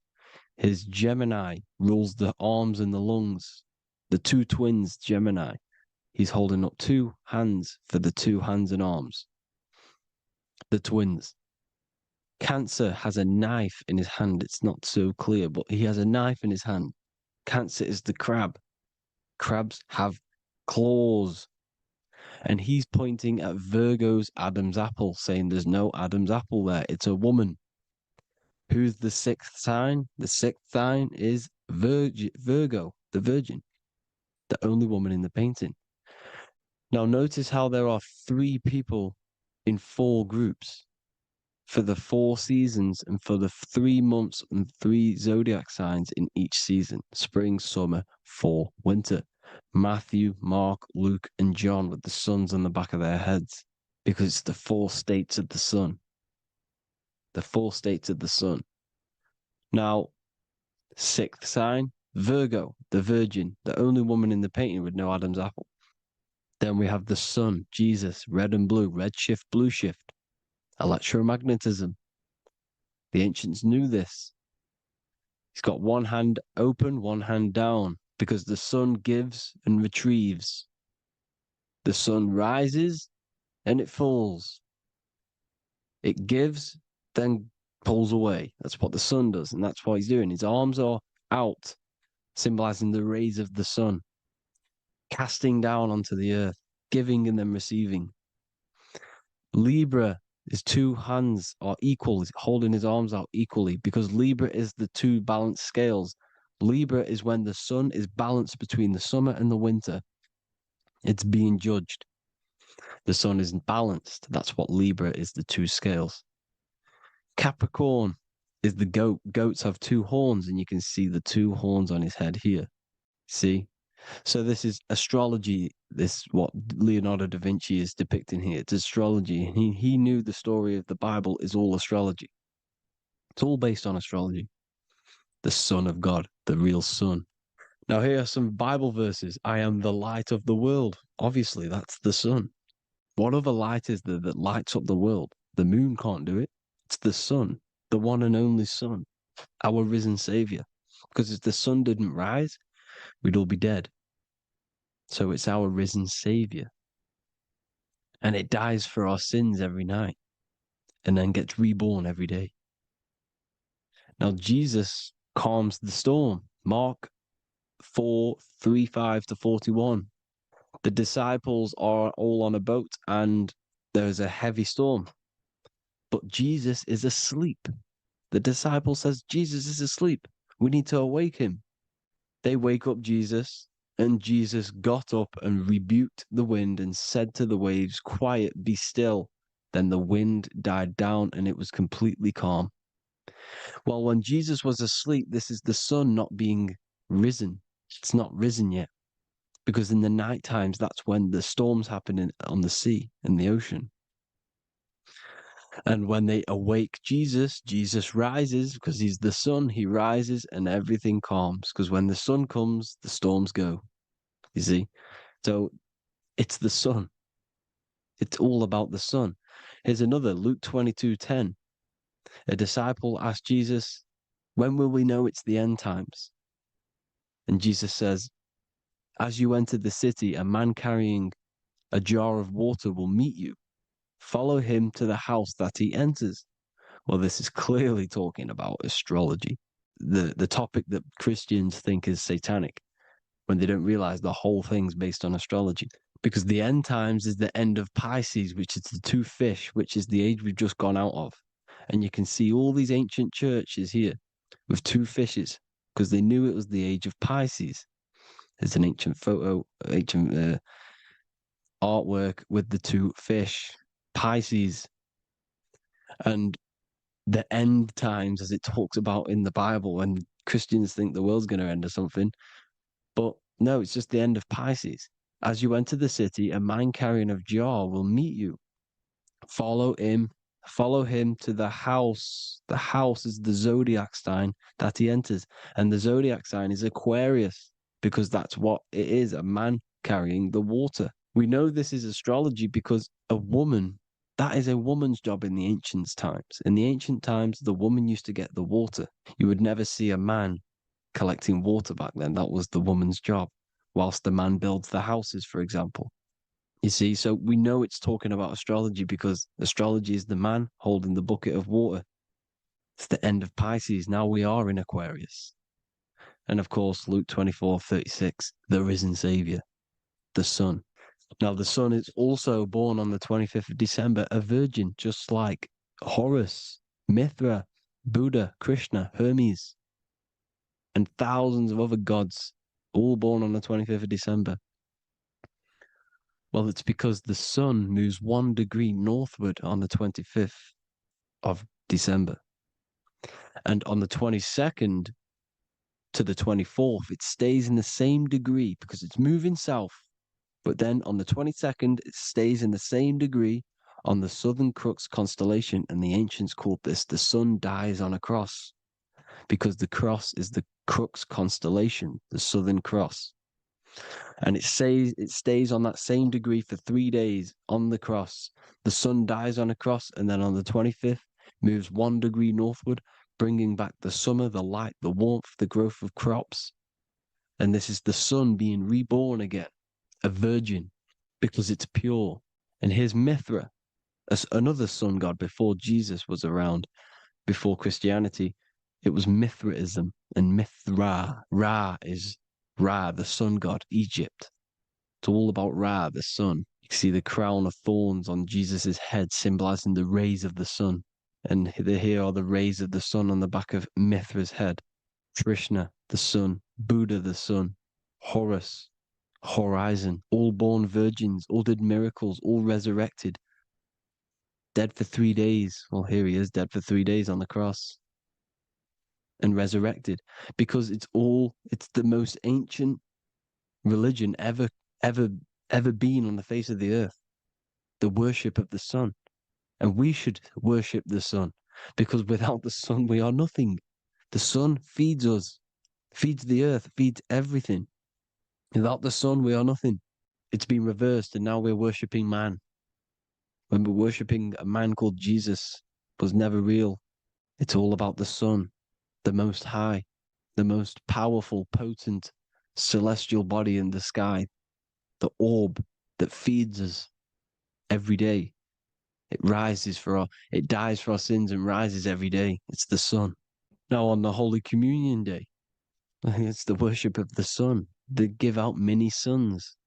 It's Jesus holding a sun. And they raise the sun on Sunday because they go to worship their sun god on Sunday. Not Saturn Day, not Moon Day, Monday, but on Sunday when the sun is exalting. And they hold suns up above their heads because the sun rises. They're symbolizing the sun rising above their heads as Savior. It's the sun. It's the Holy Communion Day. And here's Jesus giving a piece of himself to the children. It's the sun, the light. Judas was known as a backbiter, a backstabber, because he stabbed Jesus in the back. He betrayed Jesus. Well, this is just another astrological story about the constellation Scorpio, because the Scorpio is the J, looks like a J. J for Judas, the scorpion, the backbiter. Scorpions backbite, they bite with their back. And what does Judas do? He betrays Jesus by kissing him to let the warriors know who they need to get. So he kisses Jesus and Jesus gets stabbed in the back. Well, when you get stung or bit by a scorpion, they leave like a kiss. So Judas kisses him and gets betrayed. Well, this is because the sun, when it hits Libra, it's balanced. The sun is balanced because it comes through summer. Now the sun's starting to die. The sun's starting to die. It hits Libra. And then as soon as it hits the Scorpio, It gets betrayed because now the sun has to fall to winter, and Saturn is there waiting to take over the darkness of the winter. So he gets stabbed in the back by Scorpio, Judas, the scorpion, the backstabber. You see, it's an astrological story. Here's Mary. Mary means marry, which means pure. The sun is pure. No one gave birth to the sun but the God. And it's born every day. It's born every day on every year. It's born pure. There was no controversy. There was no, activity for the sun to be born. It's pure. Now, the 7 metals come from the 7 planets. The sun gives you gold, and this is why the sun is golden. It looks gold. And this is why the banks are backed by gold, because gold is the most valuable metal, because it's the sun, the most valuable celestial orb in the sky, in the heavens. Well, here's Jesus, another ancient symbol of him being crucified on the cross with the big sun, the Southern Crux constellation. The sun dies on the cross constellation. And if you go to the old etymology dictionaries, you will see sun and son is the same word. They come from the same etymology roots. You can use them for no matter what, but they've been confused today. But if you go back to the old dictionaries of etymology, they are interchangeable. You can use them. Son, sun, sol, it's all the same thing. The 12 disciples, 12 brothers of Joseph, 12 tribes of Israel, 12 breastplates on the stones, because it's all the 12 astrological signs. They could have used any other number, but there's 12. Because 12 is the mind, which is God. 7 is the number of matter, which is man. 7 energy centers in the body. 12 cranial nerves in the brain, because it's the mind. 12 is the 12ness. The zodiac is literally the mind of God, the signs of God. Now here we see here, Job 38, 31 to 33. Can you lead forth a constellation in the season? He's asking you, can you read the sky? Can you read the heavens? Canst thou bring forth the Mazzaroth in its season? Mazzaroth means 12 signs, the zodiac. Why did they translated every single Hebrew word in the Bible into English, but they decided to leave out Mazzaroth? Why? It's because if that said zodiac, Christians would have a different view on the Bible, but they leave that out. But Mazzaroth actually means the 12 signs, the zodiac, and the stars means sign. The word stars means sign because the stars are signs, things to come, which is off in Hebrew, which means sign, things to come. You see a sign on the road, it's something coming. But God is saying, what does he say? To qualify as a director, a judge of man's life on earth, one must be able to govern the heavenly bodies that rule the earth. It's telling you to read the heavens. We need to read the heavens. Astrology, the 12 zodiac signs, the mind of God. It's telling you, read the Mazzaroth, read the zodiac, because they are things to come in your life. They are signs. It's not satanic, it's made by God. God said, let there be lights in the firmament of the heavens to divide the day from the night, and let them be for signs. Signs are things to come. The 12 zodiac signs. It's all about astrology. Here's Mary holding the sun. His son, her son. It's the sun in the sky. The one and only, the most high. The soul, the solo because it's on its own. The most powerful, Ra, radiance. Here's the Pope holding the sun.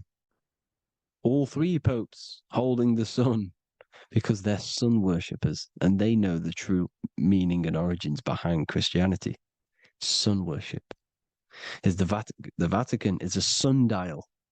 Yes, this is literally a clock. Your watch is a sundial. It's got 12 sections on it for the 12 zodiac signs. 12 hours, 12 Horuses. Now here you see Jesus walking on water. Well, it's the sun, and here's the beard of the sun. Here's the pyramid of the sun, the illuminated one, the all-seeing eye, the sun. Here's the Ankh. The sun creates these symbols. The ancients knew this. Now, when you see these headdresses, these are actually the days of procession of the sun. Aries, Cancer, Libra. It's all about the sun. Here's some more sun worship going back to Egypt. Ra, Horus, Osiris, and Set. Jesus and Satan is Horus and Set. The sun and Saturn. Saturn rules the winter, Satan. Jesus, the sun, the light of the world, rules the summer, rules the day. Satan's the night, Saturn's the night, the sun is the day. The evil brother, Satan. Well, Horus comes, well, this is where we get the word hours from. There are 12 Horuses. The sun moves in 12 Horuses, 12 hours. Where's Horus? What hour is it? Where's Horus?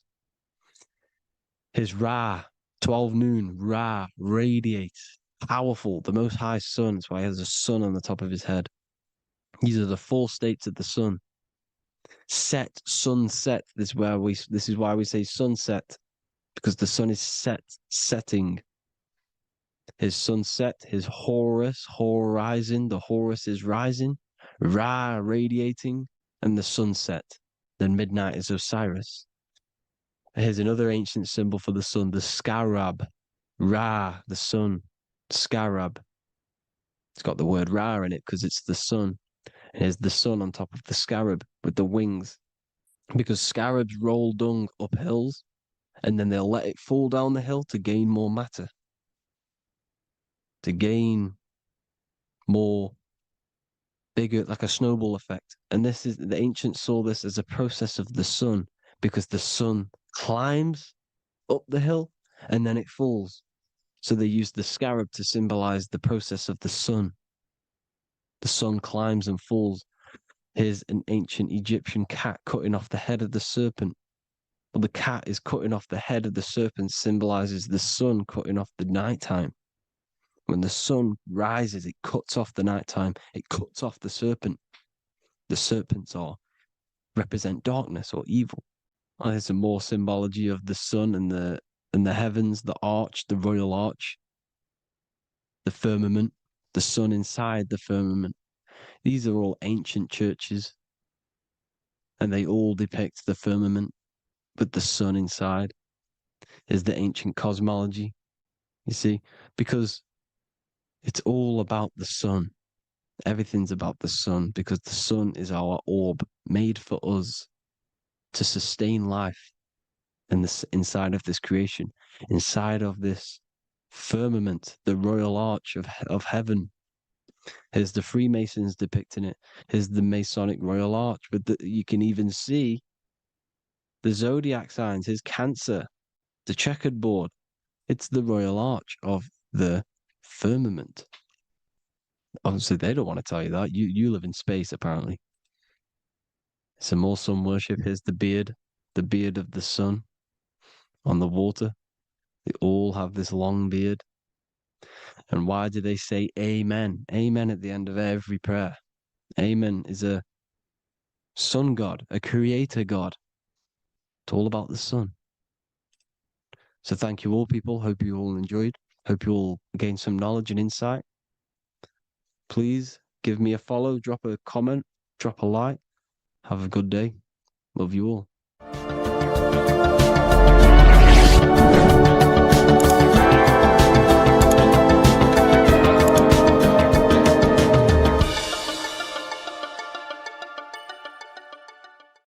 In this video, we're going to be talking about the evolution of consciousness. You are born human, however, you possess consciousness, which is the awareness behind your being, the awareness behind your thoughts, the experiencer behind your 5 senses, the experiencer, the observer behind your thought, emotions, and senses. You are an eye, an invisible consciousness looking through a lens, which is your body. Your body produces this physical world that you experience. Your brain produces this world. Your brain and body is a technological computer.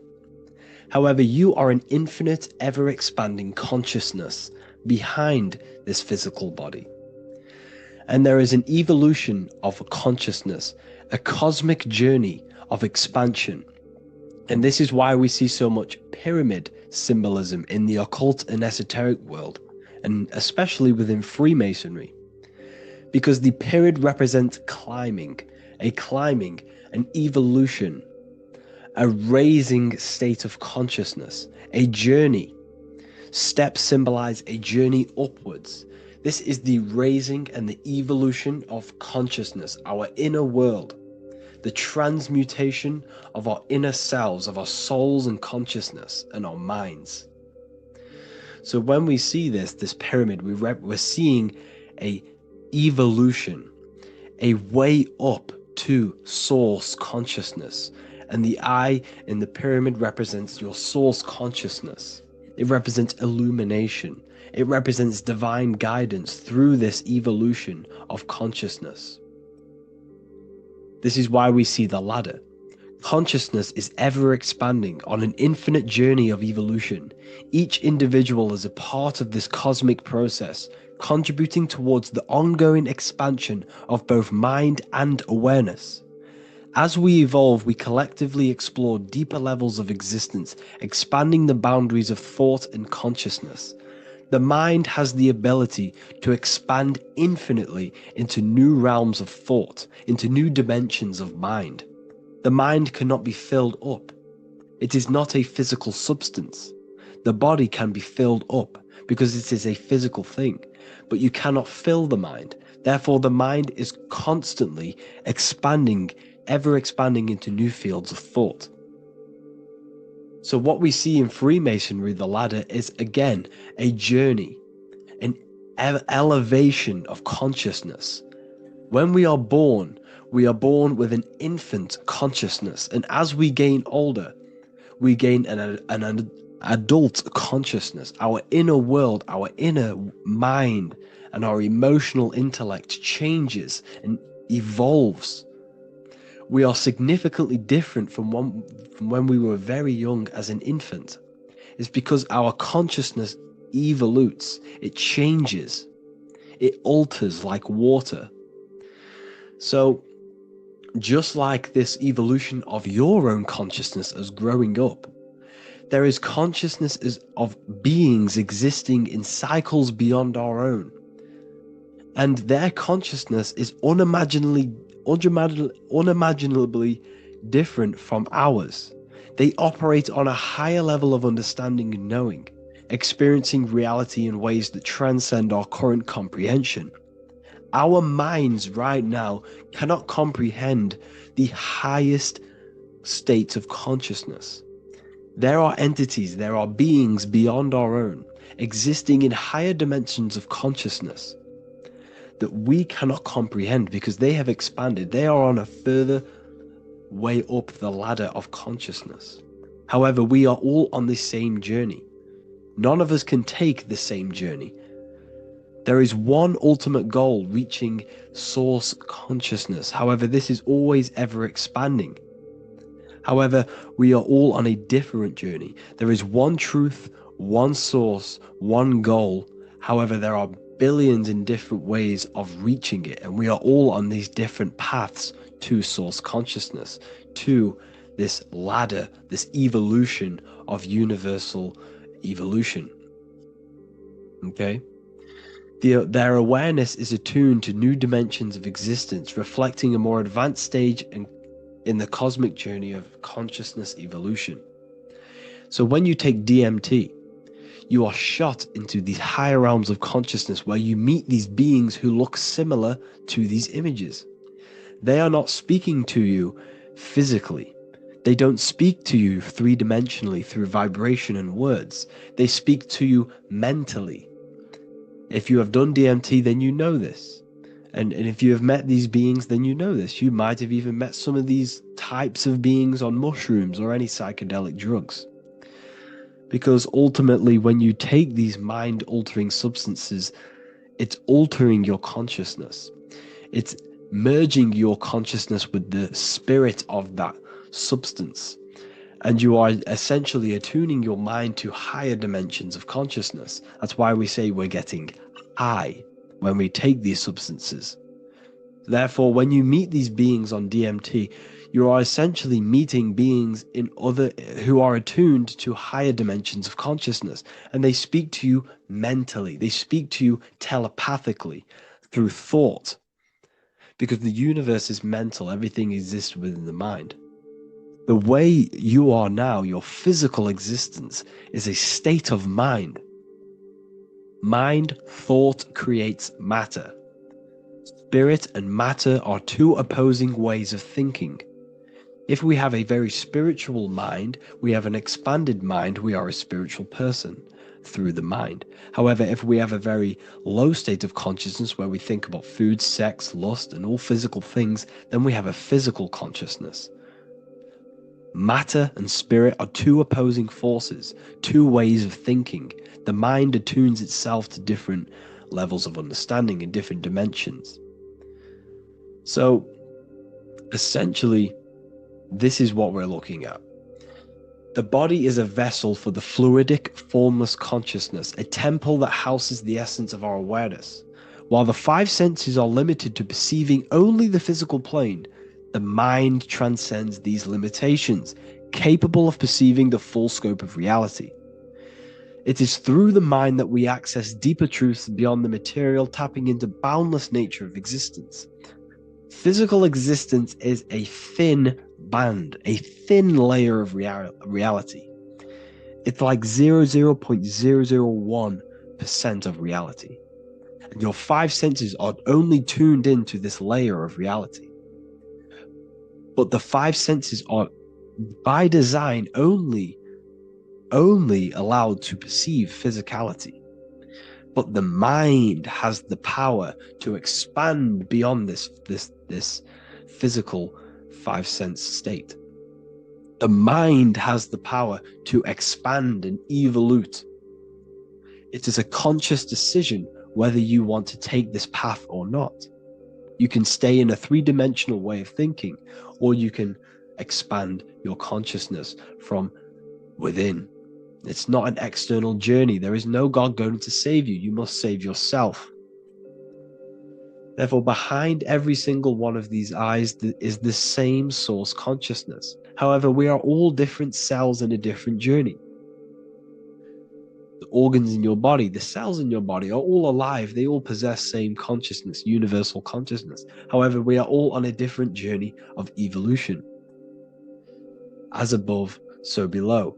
As the baby is in the mother's womb, when the baby becomes conscious, there is a world outside of its mother. What does it do? It presses and seeks a way out to be born in the other world outside of its mother. It is the same with your consciousness, your mind. When your mind becomes aware that there is realities beyond the immediate surroundings, it seeks a way out. And this is exactly what I'm doing to you now. I am now expanding your mind and telling you there is other ways of reality. There is other dimensions of consciousness which you can access through inner transmutation, through different ways of thinking, spiritualism, and meditating and connecting with yourself and detaching from external things. We can upgrade our consciousness. Your body is a womb. Why Jesus says you must be born again to see the kingdom of God, because you are born physically and then you must be born again spiritually, awakening your inner consciousness. So like I said, as the baby is in the womb, it's the same principle. As above, so below. You were a baby, you were in your mother's womb, and you figured out there is a world outside of your mother, so you seek to way out your mother to be born in another world. It's the same now. You must do this now. This is your spiritual evolution. This is the evolution of consciousness. It's ever expanding. When you die, this is a transition. You must learn to not fear death. This is another part of your spiritual journey. You must master death. Therefore, like I said before, the mind has limitless capacity to expand into new realms of thought, continuously exploring uncharted ideas and concepts without boundaries. The mind can ever expand. It can never be filled. It can never ever know everything. There is infinite fields of knowledge, infinite fields of thought. Your current state is just one stage on an infinite pathway. You won't remain human forever. The human experience is a crucial phase where we learn to balance polarities, master the fundamental laws of the cosmos. It is a period of growth and transformation, preparing us for the next stages in our cosmic evolution. The goal is to strive for perfection, yet the true perfection is unattainable. It's like a tunnel, and there is a light at the end of the tunnel. And as you walk through this tunnel, the light is ever moving backwards. You should forever seek to meet that light, but you will never meet that light because consciousness is ever expanding. You should strive for perfection, yet knowing that perfection is forever unattainable. The journey is endless, with each step revealing deeper layers of understanding and experience. The pursuit of growth and expansion is itself the essence of our evolution. You can find all of this knowledge in the amazing book that I have read for years. I have read this book, The Emerald Tablets of Thoth, the Atlantean, by M. Dorial, translated by M. Dorial. I'm telling you now, this book, now that I've told you this, you have some context on the book. The whole book is about evolution of consciousness. He's talking about higher dimensions beings. He's talking about how you can transcend this physical plane. It is truly the most amazing book you will probably read. One of the best spiritual texts you'll see. It's hard to understand, so you must read it over and over again. And the more your mind progresses, like for me, I read this every couple months. And the more I learn about consciousness, the more I expand my own consciousness. And every time I read this book, I pick out something new that just completely blows my mind. Because you can only understand this book to your level of consciousness, to your level of understanding. So now that I've told you all this information, go and read this book and it will absolutely blow your mind. And so will the Book of Wisdom Volume 2, which is now available. I released it the other day. I'm just going to read a page out now. This page is called Spirit and Matter. The Earth is not merely a dense, lifeless rock drifting through space. It possesses spirit, a living essence that animates its form. But what do we mean by spirit? Spirit in esoteric terms refers to the energy, the life force, animating the principles infused in matter. So essentially, what this page is talking about is how everything has spirit, consciousness within it. You are the middle, you are spirit and matter.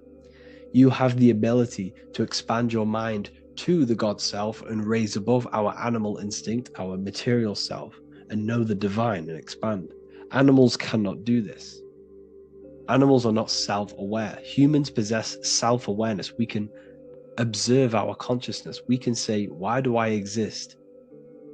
We can look in the mirror and know that we need growth. And this is what Anunnaki means. Anu means above.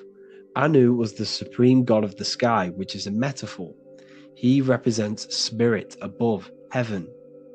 Anu came down to earth and married Ki, the goddess of the earth, which represents matter. It's a myth, it's an allegory. Anu married Ki and gave birth to the Anunnaki. Spirit came down and infused with matter and gave birth to the human, which is you. You are spirit infused in matter, Anu and Ki, Anunnaki. You are the Anunnaki. And this is just one of the teachings in my book. Honestly, this book is absolutely amazing. If you truly, truly want to expand your consciousness, give this book a read. And obviously, if you're inside the university, I give you this book for free. A paperback version. If you join the university, follow the steps inside of the general chat. You'll be able to download this book.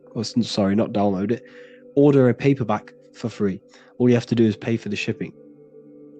You'll also gain amazing knowledge inside of my library, where your mind will just be overblown with the amount of esoteric books. There's over 45 rare occult books. Plus you get a PDF of the Volume 1 and Human Health Guide. You get reoccurring updates where I expand on symbolism, occultism, where you will just feel absolutely amazing once you understand esotericism in yourself. You'll also learn how to create the dream reality that you want with the Manifestation Mastery course, where I teach you how your consciousness creates reality. You'll have a real lectures where I post lectures on symbolism, occultism, esotericism. There's a conscious community and live calls and Q&A where you can ask me questions and I'll answer your questions. I just want to say thank you to everyone who has joined the university. Thank you for even liking and watching this video. Any support I just appreciate every single one of you. Please, if you can, leave a comment and a like on this video and let me know any videos you want me to make in the future. And I will start uploading a lot more to the YouTube. So yeah, thank you all for tuning in today. Have an amazing day. The Pope is supposedly opening 5 portals on Christmas Day. Now, I know this video is a bit late, but I'm going to be commenting on what I think this symbolism and this ritual truly means and what they are trying to do to society with this symbolic ritual. So the first thing we must understand is that everything these people do on a mass scale, all of these major events that they take place on, are all symbolic. They're all ritual. They all have purpose. Okay? So when we look at the locations of these 5 doors that are in Rome, we actually see the sigil of Lucifer when we connect the dots of all of the 5 door locations. This is the sigil of Lucifer. Lucifer is not what you think. Lucifer, sigil of Lucifer, represents the outline of the human brain and our visual perception field. Now, the human perception field is how our brain interacts with the external reality. Our external reality is not physical. The only thing that exists outside of you is pure energy, formless, vibrational energy and light. Your brain is an energy decelerator. Your brain decelerates this light, this energy, into a material reality or perception that you can interact with. You don't look into the external world. The energy, the light, enters the eye retinas, goes through the optic nerve, and travels to the back of the brain called the visual cortex. And the visual cortex is what shapes your visual screen. Now, if you are seeing the screen, this means that you are not the body, you are not the brain, you are the perception observing the screen that you are seeing. You are the eye behind that, you are the person behind that. So, what this is actually symbolizing is perception. This is a symbol of perception, of perceiving the material plane, of how spirit interacts with matter. Now, what's Lucifer? Now, the word Lucifer means the light bearer. He's known as the light bearer. The word Lucifer originates in Latin. Luci means light, and fer means to bring. It's the light bringer. The eyes, the visual perception of the light bringer to your reality. You see, everything outside of you is light. You are made of light. The word hue, man, means light. Hue means color, which is a form of light. And man means manifested. We're light manifested into material form. Every single one of us is Lucifer. When we fall for the material world, the external world, is an illusion. It is the false world. It can elude you. It can make you fall in love with the material things, material pleasures, lust, money, fame. These things make you fall. This is the fall of Lucifer. This is the mythological story. This is the symbolism behind Lucifer. It's you. Are you falling for material pleasure because you are a divine spiritual being from the higher planes, not from this plane? Now, if you let your divine being fall for this material plane and fall for the evil that can take place in this plane, then you are Lucifer. It represents the false light, the false reality. This symbol, the sigil of Lucifer, It symbolizes the interplay between light, consciousness, and the perceptual experience of the physical reality. The external world is truly internal. What we visually perceive is essentially light waves carrying information, which then gets processed by our brain, the central computer of our nervous system. Okay? So, how many doors are open? 5 doors. So 5 is the number of perception as well. 5 fingers on each hand, 5 points on the human body, 5 toes on each foot. We have 5 senses. 1, 2, 3, and 4, they're spiritual numbers. 6, 7, 8, and 9, they're material numbers. 5's the gateway. 5 is the middle bridge of how our spiritual self interacts with the physical self, how spirit interacts with matter. So this ritual is symbolic of perception. This is maybe bringing in a new perception. A new event will happen after this, a new perception of the world.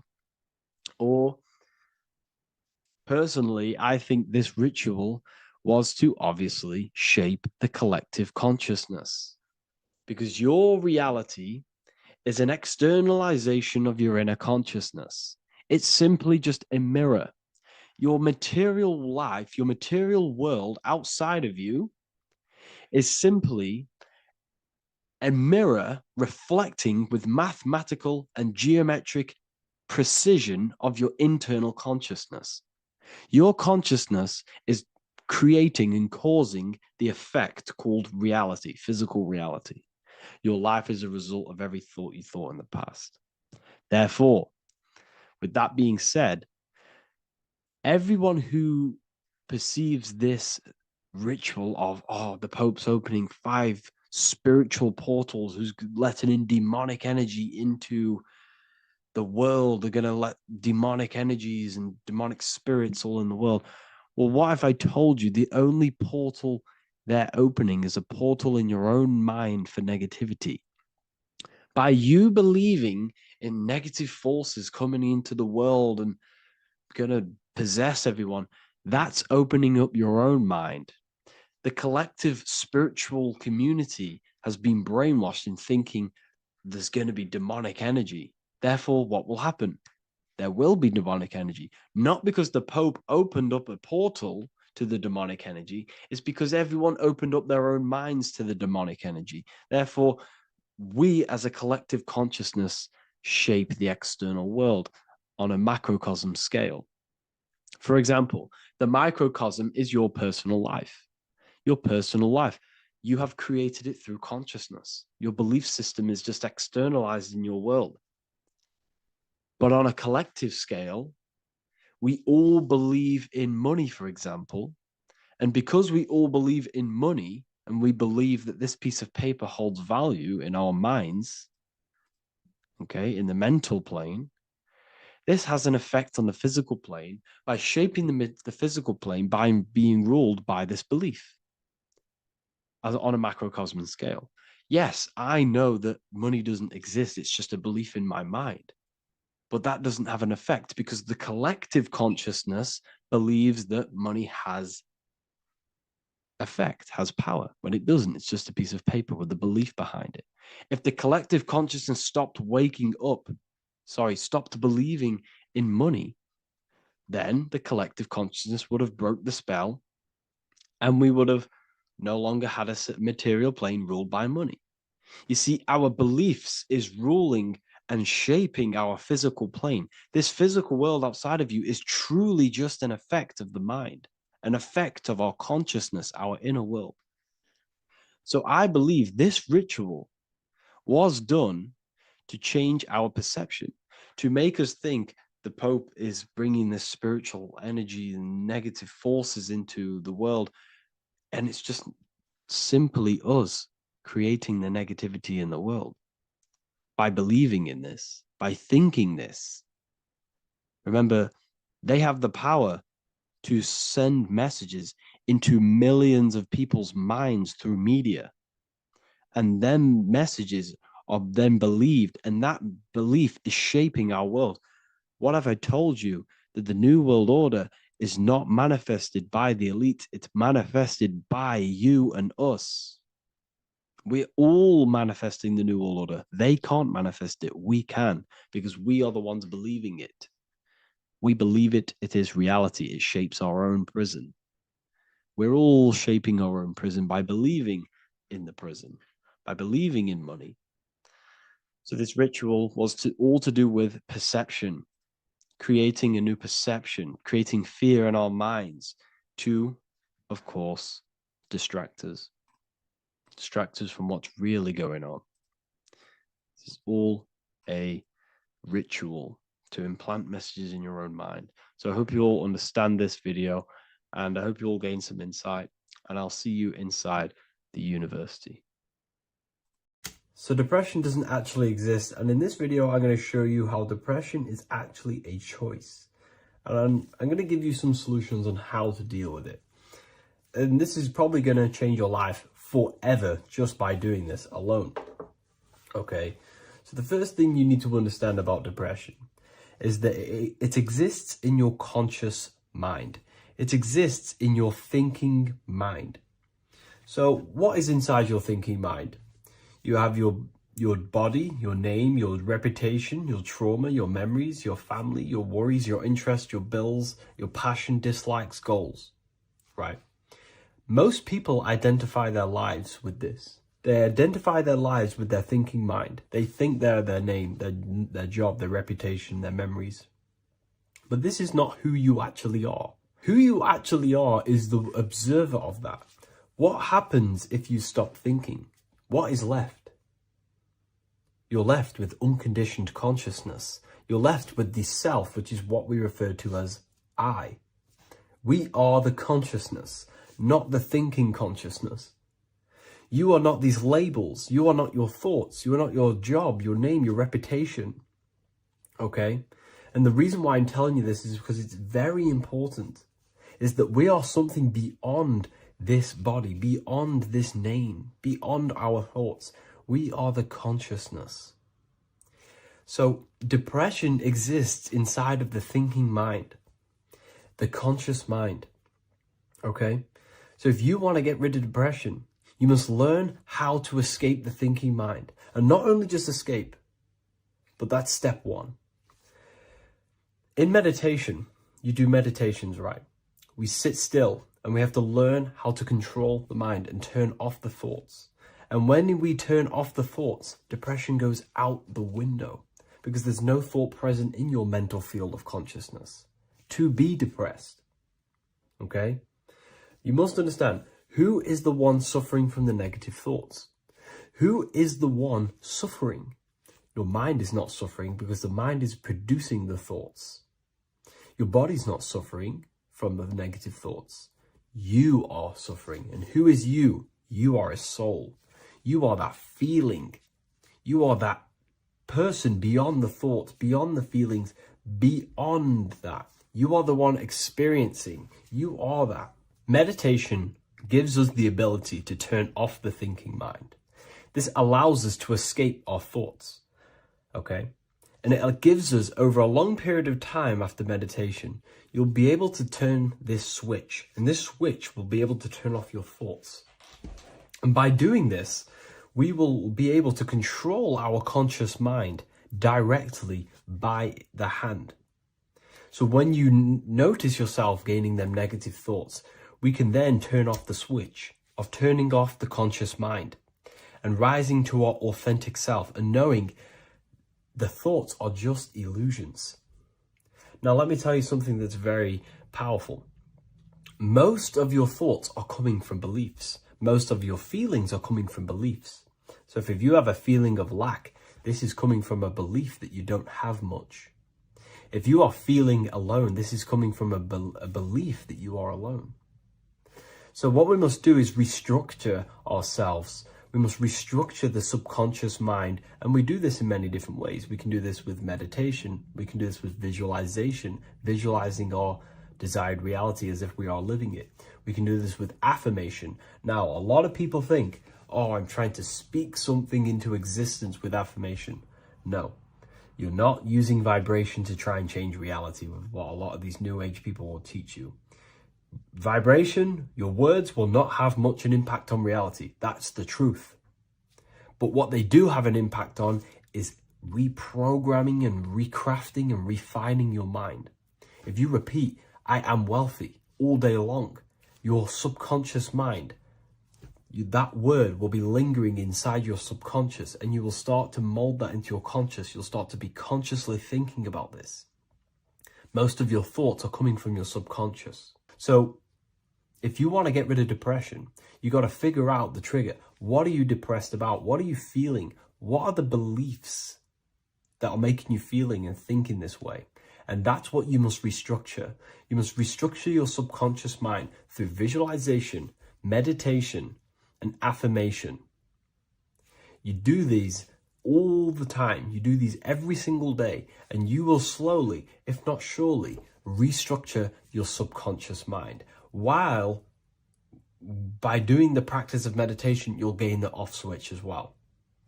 Sometimes depression comes from not living in your authentic self. You're not doing the things that your soul is telling you to do. We all know what we should be doing at all times. I don't care what you have on. We all know we should be doing something. We all know that we have there's a higher aspect of our mind that tells us, oh, we need to be doing this, but I'm actually sat here on my phone. Oh, I shouldn't be eating this, but I'm doing it anyway. There's always that higher voice. And that is the voice that has to be connected to. And when your body's not acting out the voice of the soul, then the soul becomes sadder, and suffers more and more and more. There has to be a connection between the soul, the mind, and the body. They have to work in unity. Okay? So I hope this video helps with depression, with whatever you're going through mentally.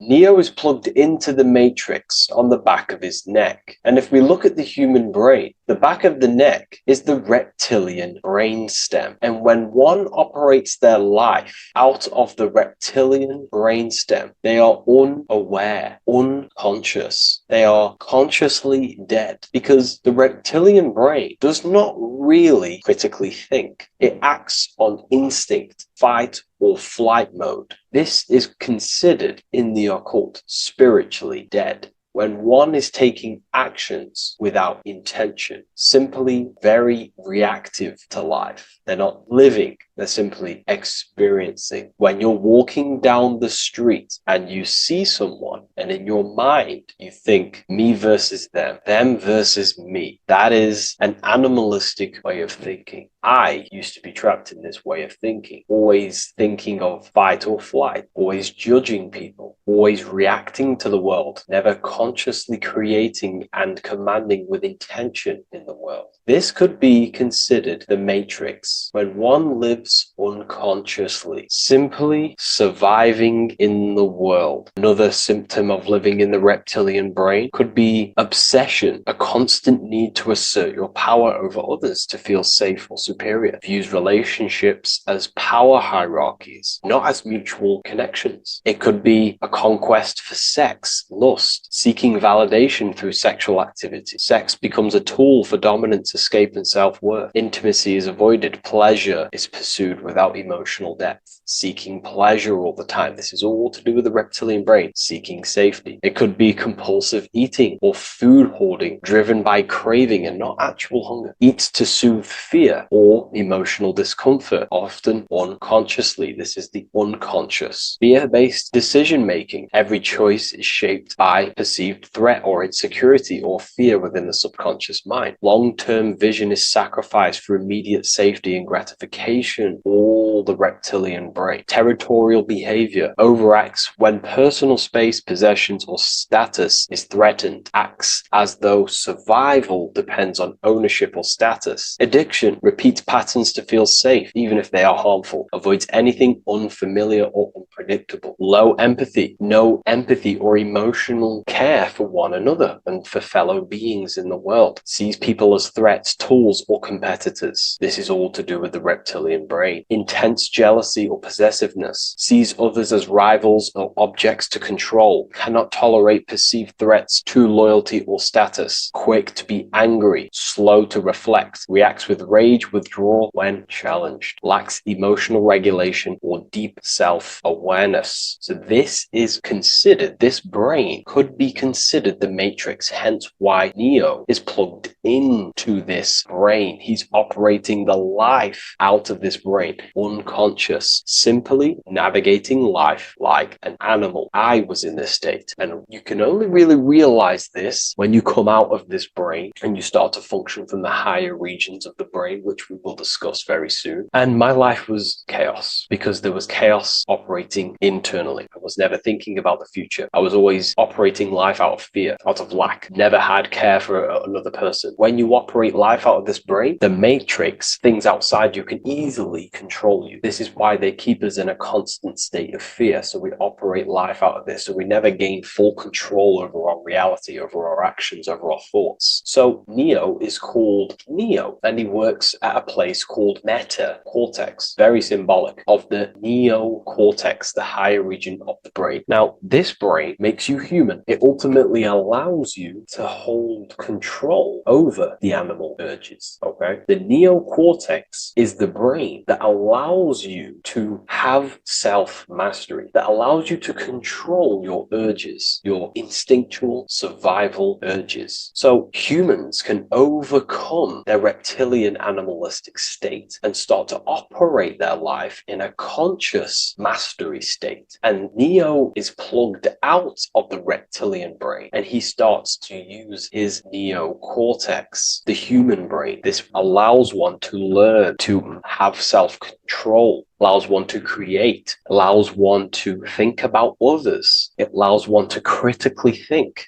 deeply. It allows one to be self-aware. Who am I? Where did I come from? And where am I going? This is ultimately the brain that has shaped the world. We look at humans. We built technology. We built all of these amazing things. They all come from the neocortex. This is the higher region of the brain that allows consciousness to function on a higher degree. It allows you to truly become a creator and have self-control instead of living in a reactive animal state. You see, animals are only aware of their five senses. They're only aware of surviving. If you notice, look at animals, they're always looking around. Even in their home, they're always looking around, sniffing around. That's because they operate in an animalistic brain. Humans have the neocortex. This is a higher region of the brain, which if you wish to master yourself, this is the brain that you will be using. This allows you to operate life on a higher degree. We see this reptilian brain symbolized everywhere. See it as reptiles. Reptiles are symbols of this brain. We see the Egyptian god Osiris with the green skin representing a reptile, a crocodile. Sometimes we see Osiris depicted in Egyptian artwork with crocodiles or reptiles, if you do a little bit of research on that. And also, if we look at the overall symbolism of Osiris and his story, we notice that he is the god of the dead or the underworld. This is not literal, but the dead or the god of the death, the god of the death of self, the dead of consciousness, because you are a divine being with limitless potential to create. And ultimately, to create, we have to master our reptilian brain. But when we function from this reptilian brain, we are dead to our higher powers of creation, of imagination, of actually gaining control and operating life from the higher mind, operating life as the divine being as you are. But if you operate life in Osiris, he is the god of dead. You are spiritually and consciously dead. You act unconsciously. You are dead, not physically, but mentally and spiritually. So what we're looking at here in the Egyptian artwork is the reptilian brainstem. We have the left hemisphere and the right hemisphere of the brain. Notice a curve. The feminine body is very curvy. This represents feminine. The masculine body is very liney. So if we study geometry, we know that lines are masculine, hence why the word masculine line, and the feminine body is,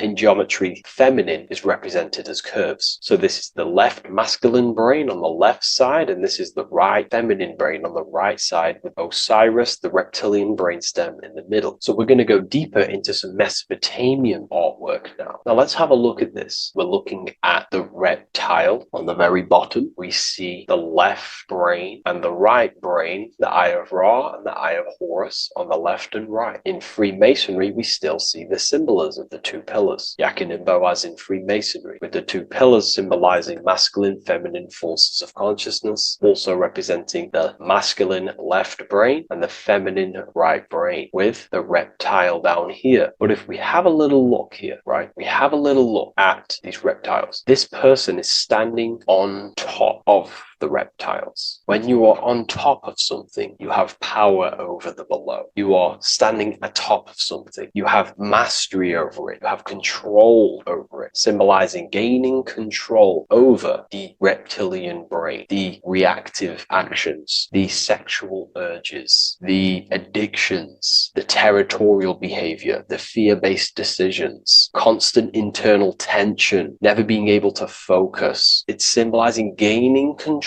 over these internal qualities that happen within us, in our mind, because the universe is mental. And if we do not gain control over this brain, it will dominate our mind, which will ultimately dominate our actions and destroy our life and live in an unconscious state. So this is basically instructions in this ancient Mesopotamian artwork of becoming self-mastery, to operate on a God consciousness level. So we have a person symbolizing your awareness, the internal you, having mastery over the reptilian urges, the reptilian brain, the reptile thinking. We have a person, a face in between, and it's standing in between these pillars, symbolizing balance of the brain hemispheres. Because the face, we see the eyes in the middle, we see the person is you, your consciousness, standing in the middle pillar. So representing seeing reality as neutral. Everything in the world is neutral. It's the mind's perception that gives it a positive or negative charge. When we adapt this mindset, this view of reality, this knowingness of reality, we see the world for what it truly is. And if you see things as neutral, it allows one to transform the situations in your life accordingly, instead of simply choosing a side.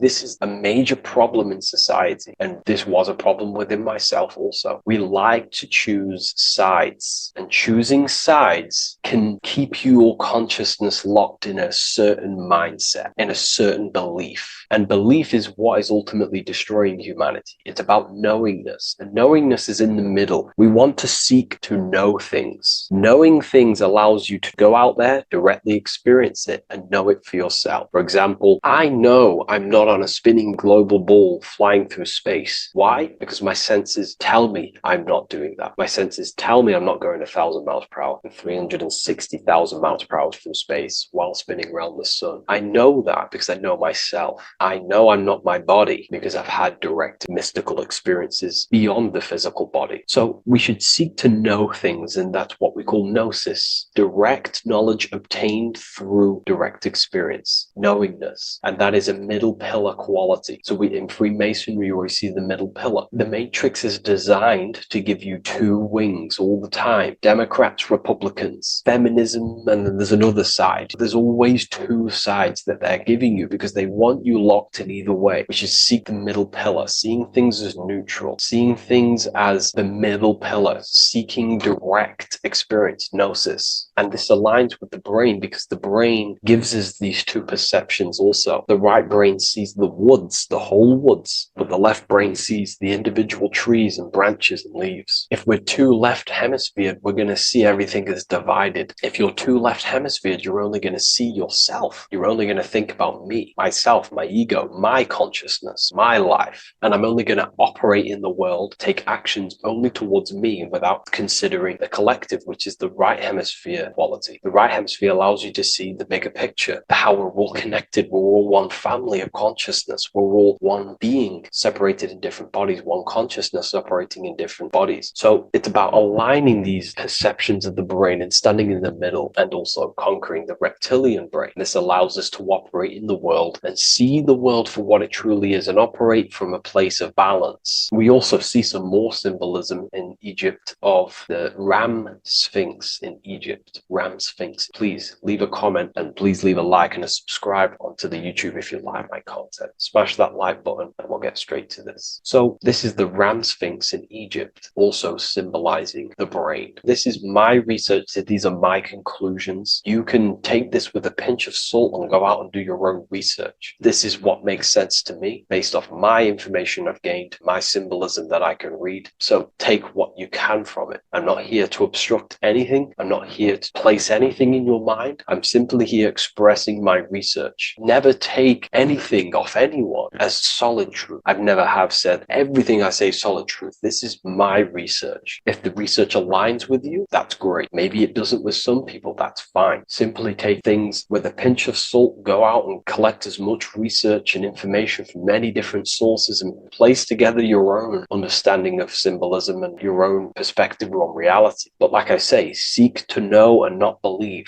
So this is the ram sphinx in Egypt. This is a more powerful symbolism of the brain. We have Osiris here, the god of the dead, which is the reptilian brain, and an Aries symbol here symbolizing the hippocampus in the brain. So this is the reptilian brain stem, heavily aligned with the reptilian brain stem here. We can see the connections if we look closely. So this represents the dead of consciousness. This is the dead of self, living in impulsive animalistic state, the symptoms that I listed earlier. I'm not going to go over the symptoms again. And Aries symbolizes the hippocampus in the middle of the brain. This is the hippocampus. And Aries is a symbol of a state of being. Why? You see, ancients and the ancient Egyptians, according to my research, Freemasons still use this symbolism today. So what they do is they use the path of the sun to symbolize a state of consciousness or a journey in consciousness. So what do I mean? So Aries here is the transition from the winter arc. So this is the winter arc from Libra, Scorpio, Sagittarius, Capricorn, Aquarius, Pisces. This is when the sun is dead. This is when the electromagnetic waves of the sun are not very present. This is the winter. This is when there's more darkness in the world. However, from Aries, Taurus, Gemini, Cancer, Leo, Virgo, and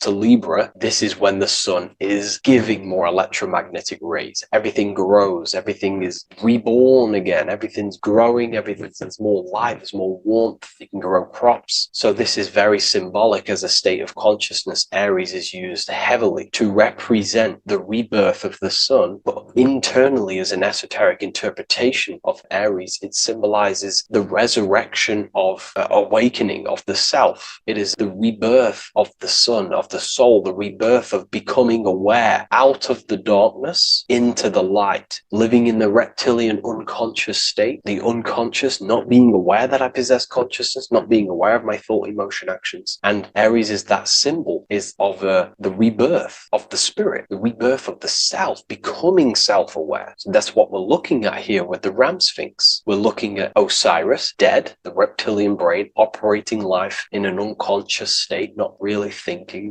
not self-aware of thought, emotion, actions, not aware of the soul, not aware of good and evil, not aware of the laws that are in the heart of love, not aware that there's always an intelligence in the heart telling us what's the right thing to do at all times, not aware of anything, just simply reacting to the world. But then we have a symbol of Aries above, which is the resurrection of self. So again, this is symbolizing by the Egyptians to me and my research, going from darkness to light. This is the resurrection of consciousness when we start to deepen our self-awareness, which is ultimately what I'm doing to you in these videos. Hopefully I can awaken some people's minds and make people think deeper. And that process of internally what's happening within you that's what Aries represents when you're starting to say, wow, my mind's going deeper and deeper into the self, and I'm realizing more that is what Aries symbolizes. When the sun returns, it's also a symbol of a sacrifice, because obviously when the sun returns back to Aries, we're sacrificing the winter, when we're transitioning, and all transitions require sacrifice. So in Aries, the Jews celebrate the Passover. It's the Passover of the sun, and what do? They eat lambs in the Passover Aries, because it's all symbolic of this internal process. In Aries, Christians celebrate with the Easter, which is the resurrection of Jesus, the resurrection of the sun. Remember, it goes deeper. There's deeper layers to this. It's the resurrection of the self and the mind deepening into a deeper awakening. So again, we're going from the lower regions of the brain, and when we start to critically think and become self-aware, we're starting to use the mid part of the brain, and the mid part of the brain then expands into the neocortex, which is the resurrection of the self. The mind is no longer functioning in just the reptilian brain, but then it's going into the light of the higher brain, the neocortex, and this is the reptilian brain. This is the midbrain, what we're looking at here with the Ram Sphinx. Yeah. So this is the resurrection. It's the transition point of going from the reptilian brain into the midbrain, into the neocortex. We're now resurrecting ourselves. Now, this is not putting anything negative on the reptilian brain. Without the reptilian brain, we wouldn't be able to live. We need the reptilian brain, but it's an abuse of the reptilian brain that can keep us in a very low state. It keeps us stuck in an unconscious state. But the reptilian brain is what's allowing you to breathe, to eat, to scan the environment for any threats. If there are threats, we do need the reptilian brain. That's not to say it's evil, but what I'm saying is an abuse of this brain, which is what most people are stuck in. They're operating their life out of this brain. And this is what the Egyptians, I think, are symbolizing, trying to tell us to resurrect ourselves, to become self-mastered, to become the highest version of yourself, to actively create in the world. Because when we are only operating from this brain, we're unconscious, well, then other people can use you as a vessel to create their reality. This is how the world is at the moment. The ones who know how to use the mind are controlling the other ones who do not know how to control the mind. So I hope this makes sense to you. Let me know if you have any video recommendations, and I'll see you inside Ethereal University. If you wish to take your research to the next level, I have things inside of there that are very powerful. We happily invite you. I'll see you inside of Join. If not, I'll see you in the next YouTube video. There's an ancient symbol hidden in plain sight, one that holds the key to transformation, power, and unlocking your true potential. It's been used for centuries by mystics, rulers, and even modern science, but almost no one understands its true meaning. Once you do, it will change the way you see yourself and the world forever. Stay with me, because this could be the key to your own awakening. The symbol of the snake, or the serpent, is a very powerful symbol that refers to something within you, that we all are on this journey. So first of all, we see this symbol in ancient Egypt on the top of the pharaoh's head. We also see this with Buddha, with the snake on top of the Buddha's head and below. We also see this in Rome, with the Roman god Mercury holding the staff with the snake. We see this in Adam and Eve's story, with the snake tempting Eve. We even see this today on the medical facility. But what does this mean? Why is this symbol being used for thousands and thousands and thousands of years? It has a very deep esoteric meaning. We see this in the caduceus staff, and we even see the snake representing the Kundalini. What does the snake actually mean? A lot of people think it represents the Kundalini, which it does. However, there's a deeper interpretation of this symbol, and it goes very far beneath the surface of what the snake actually represents. Okay? So first of all, when looking at symbols, we need to observe what the snake does in nature. The serpent sheds its skin. The serpent shedding its skin is a sacred symbol of an inner transformation. It transforms from its old self to a new self. It sheds layers of itself. As the snake discards its old exterior, it mirrors our own journey of realizing outdated beliefs and patterns, paving the way for a renewed, authentic self on the esoteric path of awakening. Essentially, it represents transformation, but not transformation of our physical bodies, transformation of our inner world. Now, This is where things get a little bit tricky and you may become a little bit confused, but I'm going to make this very clear for you. The snake symbol or any symbol can be used for different context. For example, the Kundalini. We see the snake representing the Kundalini. We all know that energy can't be destroyed, only transferred. Like I said, this is a transferring of energy. It's a changing, a transforming, shedding its skin. It represents transformation. Sexual energy is energy, and we can transform the sexual energy into a Kundalini awakening to activate dormant brain cells in our brain and to activate the human light body, which is the spirit.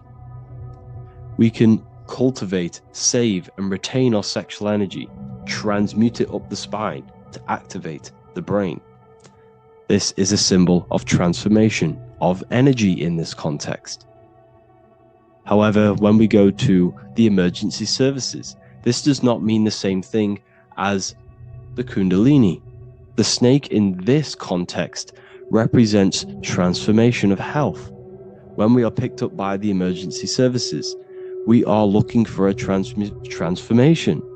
We are unwell and now we need to transform to well-being. This is why they use this symbol. It represents transformation, especially with the pole and the snake climbing.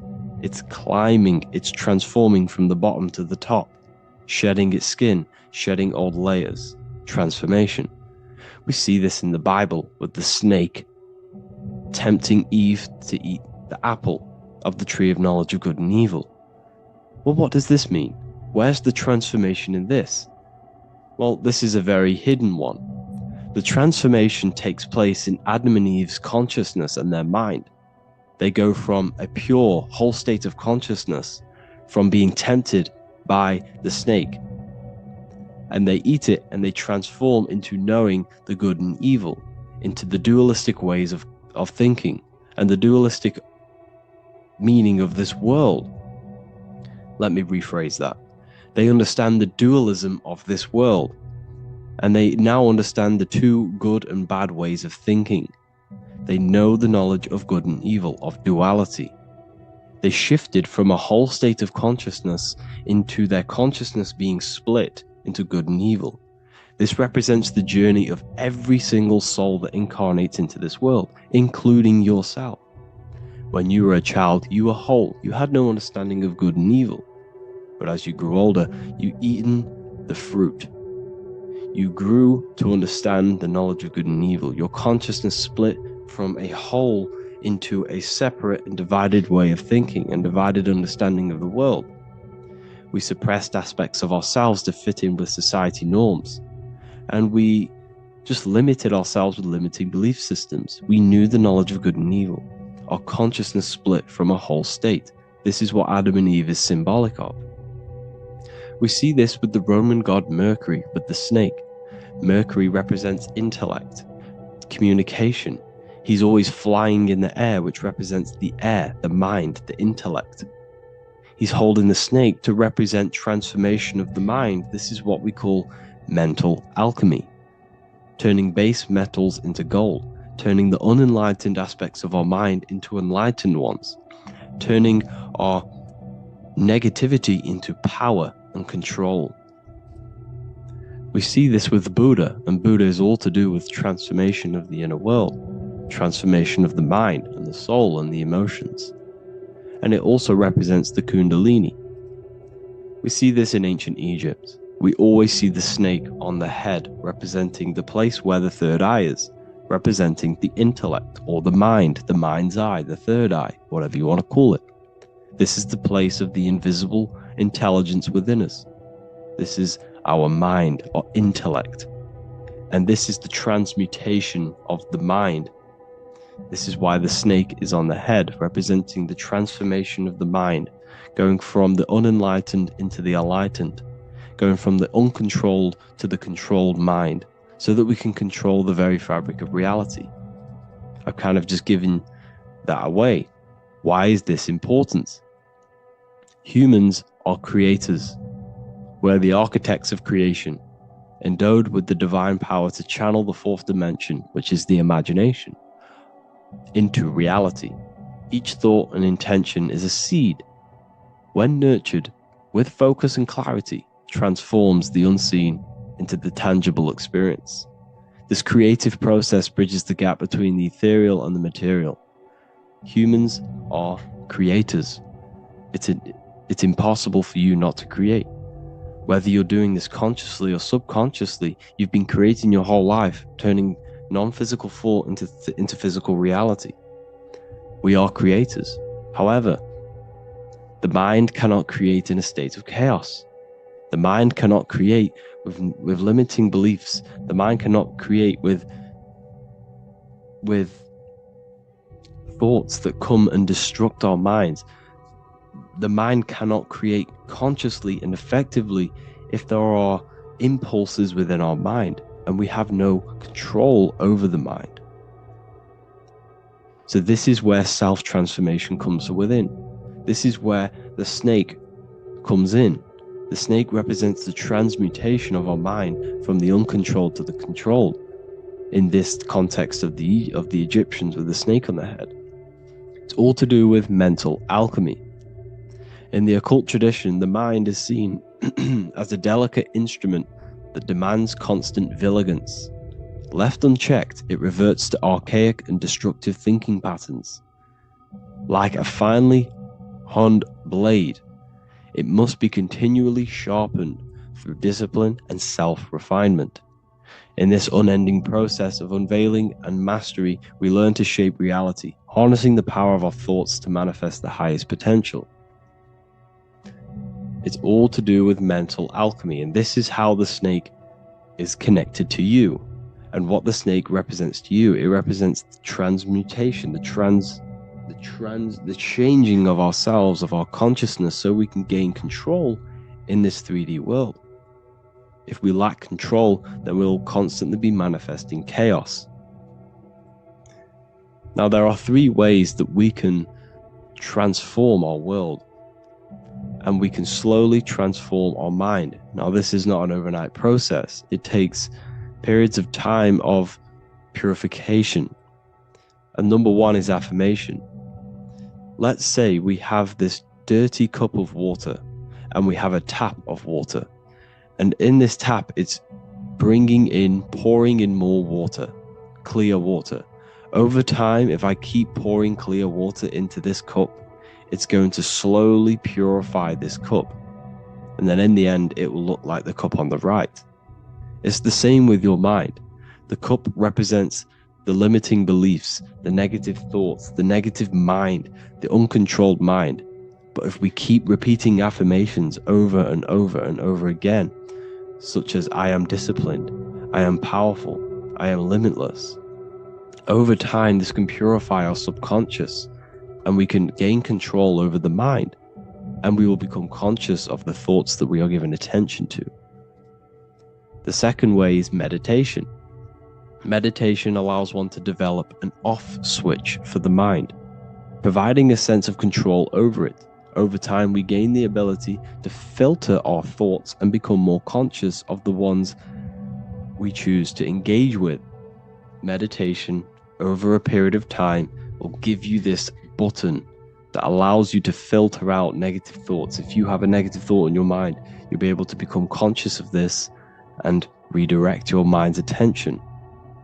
This is all about self-control, because remember, we become what we think about. The snake represents the transmutation of the self. And another way is visualization. Visualization allows your subconscious mind to experience the reality you desire, accepting it as truth. As the subconscious becomes more immersed in this imagined reality, it works to manifest it into your conscious experience. Your visual eye, visual eye. You're using the mind's eye to see and mold your future. That's what imagination is for, to create in your future. You can become your future now in your imagination. And this can slowly purify your consciousness, slowly purify your mind, which will then, if you do all 3 of these over periods of time, you will see great transformation from the inside out. And your outer world will start to mirror your inner transformation. Because it's as within, so without. You change your inner world of consciousness, of thought and emotion, you'll change your external reality and your circumstances. So I hope this lesson has gave you a great understanding of what the snake actually represents. And now that you see it, you will see this everywhere. Every time you see a snake, you know it represents the transformation. So please, if you can, leave a like, comment, and subscribe, and turn on the alerts to make sure you never miss a video. And if you have any video suggestions, feel free to make a comment and I can make a lecture on it. I appreciate you all watching this video today, and I'll see you all inside my university if you're inside, and I'll see you all in my Telegram if you join, and I'll see you in the next video, of course. Thank you and take care. Before you call the Baphomet evil, make sure that you watch this video until the end so you gain a full understanding on what the Baphomet truly is. No, I am not a Satanist. I am simply an esoteric and occult researcher. I've been looking into symbolism for a very long time, and I can reassure you that this symbol does not represent the devil, does not represent any negative figure. It's a very deep, occult, esoteric symbol. What we first need to understand about the Baphomet, it is indeed a symbol. Every symbol we see around us is neutral. The pentagram, the Baphomet is neutral. It depends how you use it, whether it is used in a good or bad way. Everything is neutral. It's your mind's perception that gives it a positive or a negative charge. First of all, let's break down the Baphomet symbol. Let's look very closely at the Baphomet. We have clearly the 4 physical elements corresponding to the Baphomet. Here we clearly have the fire element. The wings represents the air, the flapping in the air. The fish scales, which is the water. And this dome figure representing the earth. The soul is incarnated into 4 bodies. We have a mental body of consciousness, intellect. We have an emotional body of consciousness, which is all to do with intuition and energy. We have a spiritual body of consciousness, our astral body, and a physical body of consciousness for the physical earth. Earth corresponds with your body, air corresponds with your mind, fire corresponds with your spirit, water corresponds with your emotions. So the Baphomet is showing you the 4 elements of the soul, the 4 bodies of the soul that we are incarnated in. Now, let's look at this moon figure. We have the moon. The moon represents the internal world. It represents what we cannot see. The sun represents our conscious mind, what we can see, what we're aware of, the physical world. The moon represents what we are not aware of. It represents our internal world. Remember, we have 2 worlds, but you're an individual. You have a dual nature. Individual. You have an internal world. When you close your eyes, you have an internal voice, an internal world of thought and emotion, and an external world of this material body. The moon represents the internal. The moon on top represents the moon controlling the mind, represents the inner world controlling you. Now this is very symbolic in the occult world. If the inner world is controlling you, then you have no control over reality. This is the devil horns. You know the devil horns? The moon crescent? This represents you are the devil. You're being controlled by your thoughts, by your emotions, by your psyche. Then we have the moon below, which represents control over the inner world. We have control over our thoughts, our emotions, our impulses. So you're either being controlled by thought and emotions, or you're controlling them and having self-mastery. In alchemy, we always see this symbol of the man or woman on top of the moon, representing emotional control and self-mastery of the internal world. The journey of the occultist is to gain full mastery over their consciousness. They want to be conscious of every single thought that enters their mental field of consciousness. We get over 7,000 thoughts a day. It is possible to achieve a certain level of mastery where you are conscious of every single thought that enters your mind. This is one of the end goals of self-mastery and occultism, as this gains your personal power. When one achieves this, they are then able to direct the mind in one place and one place only. becoming more effective in manifestation and creation, because we are microcosms of the divine. We are creators. This is the gesture of as above, so below. The inner world and the outer world are mirrors of each other. The inner produces the outer. Your physical life circumstances are a result of every thought you thought in the past. The inner projects the outer.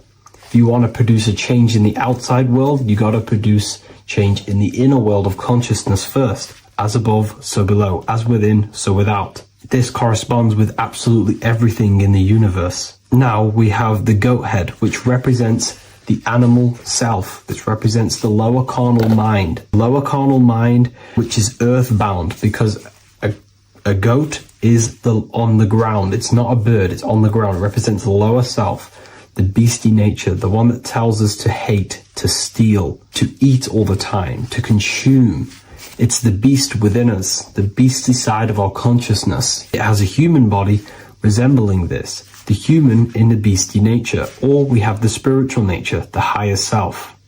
In essence, this symbol of the Baphomet represents the higher and the lower self of human consciousness. It represents the higher and the lower. To conclude all of this, the Baphomet is a symbol that represents the two paths that one can take. We can take the beastie path and become an instinctual animal, our body, or we can take the divine path of reaching our higher self. It is a symbol that represents the higher and lower self and the four different bodies of consciousness. In essence, this does not represent Satan or the devil. The devil represents the lower aspect of our human psyche. The war between Jesus and Satan is symbolic and allegorical for the war that happens within our mental field of consciousness. The internal war between good thoughts and bad thoughts, positive emotions and negative emotions. It is the constant war inside the battlefield of your own mind. Jesus, Satan are symbols, characters that are symbolic of aspects of your own consciousness, because the universe is mental. The only thing that truly exists is your mind. Therefore, all of these ancient spiritual texts like the Bible, the Bhagavad Gita, the Quran are all symbolic of what's happening inside of our mental body. It is the inner chaos that can destroy our life, or when we create structure and restructure our inner world, we can live a peaceful life. If you are struggling from the internal world and you want to gain mastery of yourself while learning the occult secrets, join Ethereal University, a community of like-minded individuals who are all striving for the best versions of themselves. We host live calls and we have an abundance of lectures that you can watch. Or check out the Book of Wisdom. This is volume 2. I'll leave all the links in the description. Have an amazing day. Hello and welcome to another video and another lecture from Ethereal University. Today we're going to be breaking down in detail the Freemasonic 33rd degree symbol. Now, of course, this is a complex symbol and it's composed of many symbols put together to create a greater meaning. So, as you should know from my previous videos, a bit of context behind Freemasonry, what it particularly is, and I will give you a brief overview before we go into this. It's definitely important to know what Freemasonry is before we break down this symbol, okay? Because without the knowledge of Masonry and what it is, it's difficult to understand what the symbol truly means. So Freemasonry is all about building. The word Mason means to build. And we're either building with light or we're building with darkness. So that we have good Freemasonry, we have good Masons, people who want to spread the truth, people who want to help people awaken their mind and liberate them and bring them up to higher consciousness. Or we have Masons who want to divide, keep the knowledge to themselves, create walls, build walls in people's minds, construct illusions in people's minds for their own personal gain. Okay, so we're either building with light or you're building with darkness. You're either building with light or bricks, spirit or matter. God and the devil, same thing. You're either uplifting people or dividing people. Each and every single one of you is a Freemason. Well, a Mason. Not a Freemason, but a Mason. You are a builder. And you're either constructing division in you and other people, or you're either creating oneness. Everyone is doing this. Everyone is building. Everyone is contributing towards the world and building our reality. So Masonry is a craft, and that craft is to craft a better mind and heart, a higher consciousness, a higher understanding of the self, building a higher perception of yourself, getting to know who you actually are, why you are here. Every action, behind every single action, behind every single cause is choice. You chose to be here. Whether you know why you are here or whether you do not know, you chose to be here in this time, in this period of life on the earth, on this physical dimension. You chose, the mind of yours chose to be here in this body at this specific time. You are playing a role, you are building in this world at this specific time. So Masonry is all about getting to know the self, to know what you actually are through gnosis. Gnosis is direct knowledge obtained and extracted from direct experience. Knowledge extracted from direct experience. Knowingness. You know you have hands. You don't believe you have hands. You know you have hands. That's what knowing thyself truly means. To go within the self. To dwell in meditation for long periods of time. Not even meditation. To dwell, closing your eyes and thinking internally. Not thinking externally about anything outside you, but thinking and questioning internally, and you shall find answers. Seek and you shall find. If your heart is truly set on knowing, on getting to know true knowledge and knowing yourself, then you will find it. Okay, so because that's what the heart is. The heart is where we find our treasure. It's why it's inside of our chest. Our chest holds the treasure. What is your treasure? Your treasure is your physical manifestation. And whatever you act, whatever your heart cares about, your body follows. Your body takes action towards what you care about in life. This is why we say follow your heart, because your body follows the heart, what you care about. If you do not care about something, you do not take actions towards it. Whatever your heart loves and has that love energy for, the body follows. If you truly want to become enlightened and truly want to reach higher consciousness, then you will. You truly care for that, then you will find it. You have to go within. Okay, so this is what Masonry is about. It's about going within and finding out your true nature and constructing a higher consciousness by dissolving walls and blockages inside your mind and heart, purifying the self. Because you can care about sick and twisted things. Okay?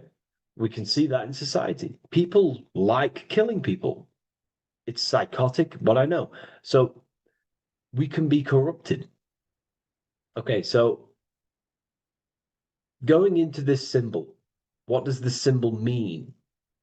What is it trying to portray? Okay. Before we go into this symbol, particularly, we're looking at the Scottish Rite Freemasonry. So we have the first degree all the way up to the third degree is Blue Lodge Masonry. Then from the fourth degree of Freemasonry to the 32nd degree is what we call Red Lodge Freemasonry. the red lodge degrees. So again, that is that symbolism of that red and blue, the left and right, masculine, feminine, water, fire. It's that symbolism again of the two polar opposites of reality, of masculine and feminine qualities, solar and lunar. The left and right hemispheres of the brain, the inner and out world, inner and outer world, the brain and the heart. These are all polarities, okay? Spirit and matter. We have to unify these. But we're looking at the 33rd degree. This is the end of the Scottish Rite of Freemasonry, and it's considered the illuminated degrees. Illuminated. This is when one gets to know the true self, the true knowledge, when one has gone within, mastered the self, got rid of mental blockages, blockages in the heart, purified the self, and they know who they are. They have higher consciousness. And in this breakdown today, I'm going to show you how they have higher consciousness through this symbolism. Okay, so I was going to say something, but I totally forgot what it was. But anyways, we'll move forward with this symbol. Oh, that's what it was. Water melts. Well, ice melts at 33 degrees, symbolizing ice represents solid matter, ego, the physical body, left brain thinking, physical reality identification, identifying self with the ego, the name, the job, the reputation. That's the ice, that's solid, that's ego thinking, left brain thinking. When we identify ourselves with the body, our ego, our name, our job, our reputation, our family, that is ego. That is pure earthly survival base level consciousness. This is the degree, this is the level of state of mind that we need to rise out from and figure out what we are, what you actually are inside you. When you turn off your thoughts, what are you then? If you do not think, you are not your name, your job, your reputation, your family, your beliefs. Because when the mind is turned off, there is still something left. That is you. And that is the substance that we have to get to know through gnosis, through going within and thinking internally and dwelling within. Okay. So Freemasonry is all about learning about the psyche, the true nature of consciousness, how it functions, the mechanics of consciousness, how we can integrate universal law with consciousness. We're going to be going into that. Natural law. How we can become one with God's law. We can become one with the universe and integrate universal consciousness into yourself. Okay, so the first thing I'm going to say about this symbol, straight away, the first thing you probably notice about the symbol is the eagle. The eagle is a bird. Okay, what do birds do? They are high in the air. They are above the earth, which represents rising consciousness, rising the mind out of the lower mind, earth-based survival, impulsive, reactive, egotistical mind. And we're pulling us up, we're rising from that. The earth represents that lower base survival consciousness, ego-driven thoughts. And we're rising up. The bird is free.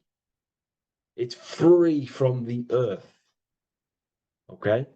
It's free. It's elevated. It looks down upon the earth.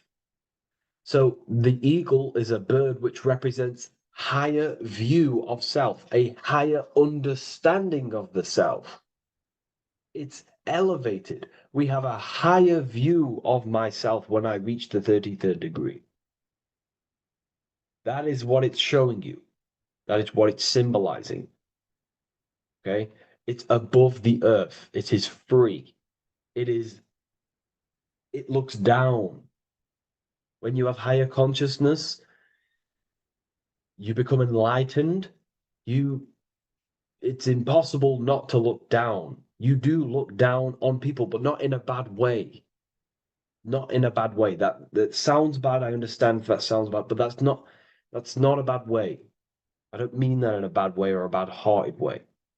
I mean that as when you have higher consciousness, you can see people who are living and dwelling in zombie mode, low level earth based consciousness. They think they're the body, they think they're their name, their job, their reputation, their family. So it represents looking down because I have higher awareness of myself. I know what I truly am. The water is flowing at the 33rd degree. The water melts at the 33rd degree, representing the flowing of consciousness, the flowing of the mind, flowing of light energy entering the body. Because when we reach higher consciousness, when you raise your consciousness, which is just an easier way of saying mastering thoughts, mastering yourself, we no longer give attention to negative thoughts because we understand what thoughts are and why would you let your own mind take away your own power. So again, Freemasonry is about gaining personal power, not in a bad way. Well, it can be used for bad. Gaining mental power, a strong mind. Most people have very, very, very weak minds in this world. Very weak minds. This world is a mental world. We have to gain strength in the mind. It's a mental universe. The stronger the mind, the better your reality. The less affected you are by external things. Nothing external should ever bother you. Okay?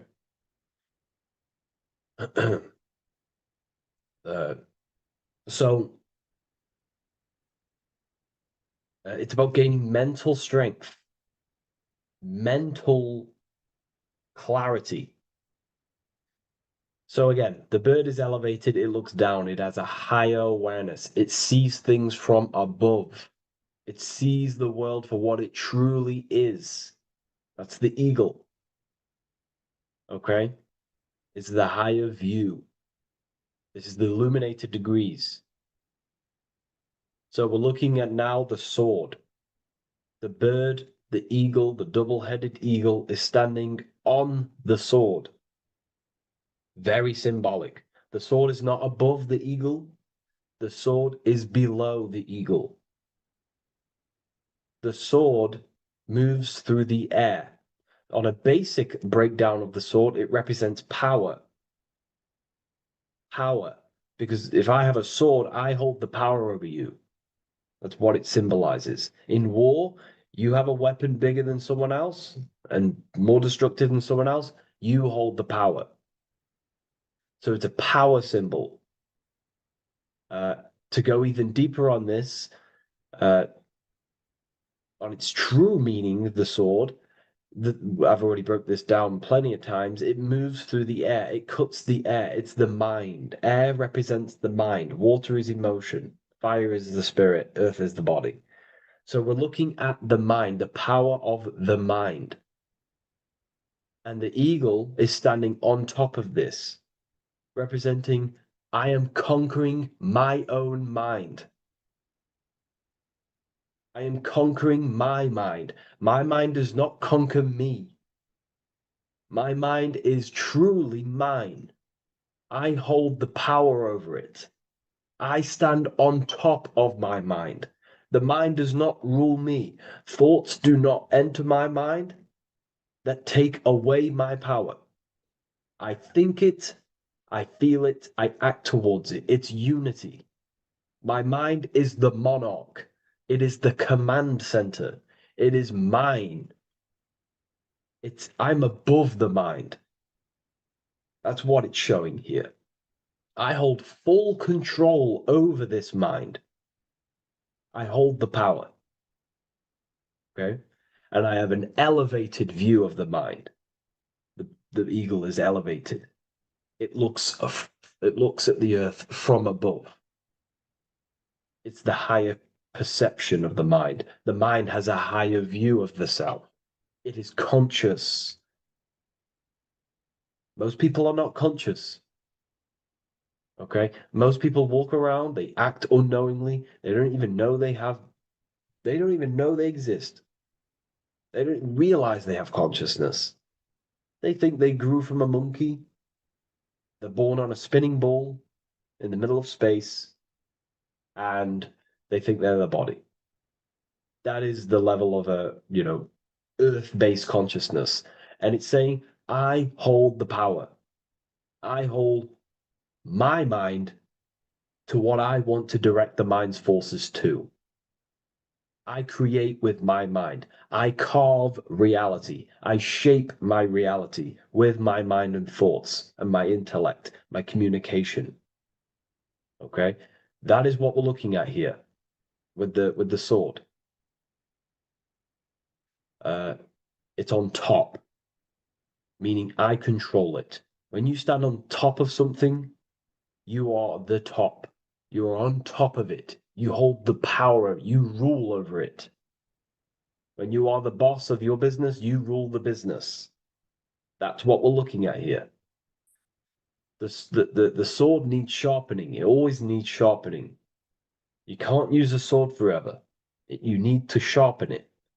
The mind will not stay powerful and strong and and aligned with what you actually want unless you continuously refine the sword. The mind needs to be refined or reminded. If you stop doing affirmations, the mind will fall back to old ways of thinking. If you constantly meditate, you constantly implant the messages into your subconscious mind, you constantly visualize, you are keeping the mind sharpened with what you want in life, what you are trying to create. And the mind will continue to think with that power, with them words, with them visualizations. If you fall off, if you stop meditating, you will lose control of your own mind. Okay? This is symbolizing you have to keep on top of the mind. You have to keep control. This is what the world is. The world is like Minecraft. You ever played Minecraft? You're a builder. Okay? What do? You control the man in the world. That's what you are. You need to control this body in the world. It's all about control. You are in a game. It's like Grand Theft Auto. You don't know how to use the buttons. You're going to create chaos, and you're not going to have that much fun in the world in GTA if you don't know how to work the buttons. Same with this world. You are in a world, and you need to learn the buttons of the body, the mind, the soul, the heart. How will these things function so you can actually live a better life and create what you want in the world? Aligned with natural law, of course, unless you want to walk down the path of Satanism. So this is what we're looking at with the sword. Now, moving on, we're looking at this little banner here. This says "God and my right" in Latin. God and my right. What is your right? Natural law is your right. What is natural law? You already know the natural laws. We all intuitively know the natural law. What is natural law? Do good. We all subconsciously, on a soul level, we know to do good. We know to do right. It is wrong to hurt people. It is wrong to control people. What is your natural law? What are the forces that you hold power over, that you have full control over?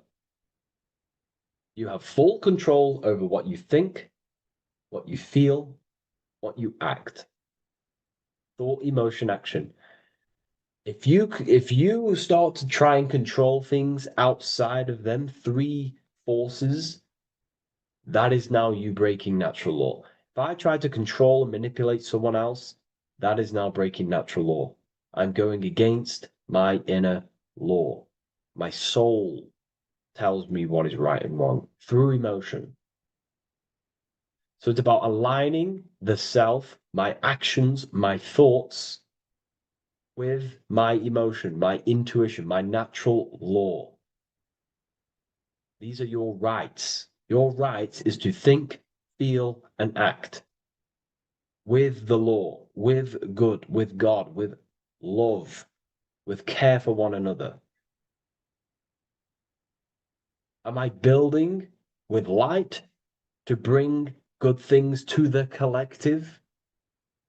You see, most people are stuck in their left brain, and the left brain only sees me,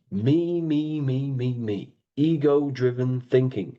That's why they trap us in our left brain. They train us to be left brain. They tell us to write with our right hand to strengthen the left brain. They call it writing. Everything in this matrix is to activate your your left brain. Why?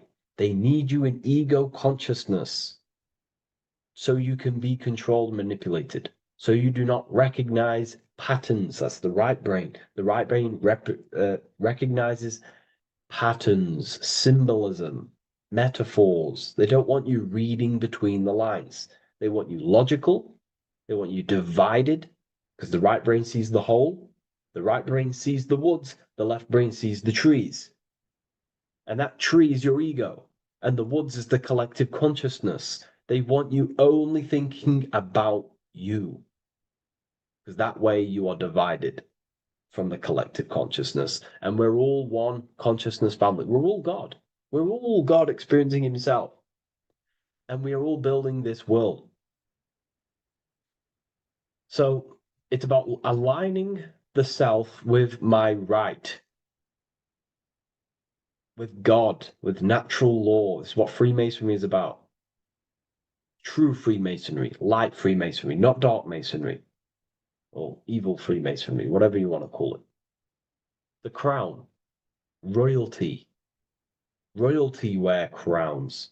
And what do the royalty have? Again, this is another power symbol. They hold control. Yes, royalty hold control. And that's why this crown is at the top of the image, not at the bottom of the image. It's at the top, representing I control the left, I control the right. I control my left brain and my right brain, the two eagle heads, the two views. The eagle has one eye on each side. It's looking, it's seeing. And that's symbolic of the left and right brain. We see, not physically see, but I mean perceive. We perceive reality with the left brain and we perceive reality with the right brain. And it's about unifying these two brains so we can see and perceive reality from a true lens. Because if we see reality only from the left brain, and a left brain dominated brain, we see everything as divided. But if we see everything from a right brain perspective, we see everything as whole. When everything is in the middle, you need to see reality from the middle. Yes, I have my own personal consciousness, and yes, there is a collective consciousness. So I need to balance between that. I need to see reality between the line, between the left and right brain, and align this worldview, and align my thoughts, align my actions with this. Because if you're left-brained dominated, you're only going to take action on ego. You're only going to take action on me. You're only going to think about me. But if you're right hemisphere brained, you're only going to take action for the collective, which is, yes, that's good, but you also need to think about yourself. Why did you come here? Your life has a meaning as well. It's not just about the collective, it's about you as well. But we need to balance this. You see? This is what we're looking at. The crown is in the middle, representing the balance, the power over the two. Okay? It's the balance, it's mastery, it's control. Royalty hold control over society, royal families. So it's about controlling the self. It's control over the eagle, control over the sword, over the mind. It's about personal power we're looking at here. Self-control. Now we're looking at a upright triangle, which represents the element of fire, which is masculine. Masculine is all to do with action. Action, the physical body. We're looking at fire, which represents spirit or transformation. Fire is a very transformative element. It transforms things. Okay, so we're looking at self-transformation through action. This is what we're looking at here. Fire is a very, very masculine force. A very penetrating and transformative force. So we're looking at transforming the self, not through knowledge, but through action. We have transformed the self, 33rd degree. I've reached the 33rd degree and I have now fully transformed. Now, there are higher degrees than 33rd degree, but we're just breaking down the symbol. That's a whole of a lecture. But this represents full transformation. 3, another, if you watch my video on numerology, you know 3 is all about what? Transformation. Thoughts, emotions, actions. These are the transformative forces that turn and create reality. Jesus dies and dies and resurrects after 3 days. Transformation from dead to the awaken. Rama, Vishnu, Shiva. God is threefold. 3, 3, 3, 3, 3, 3. Electricity, magnetism, dielectricity.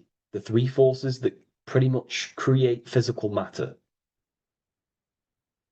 Transformation is 3.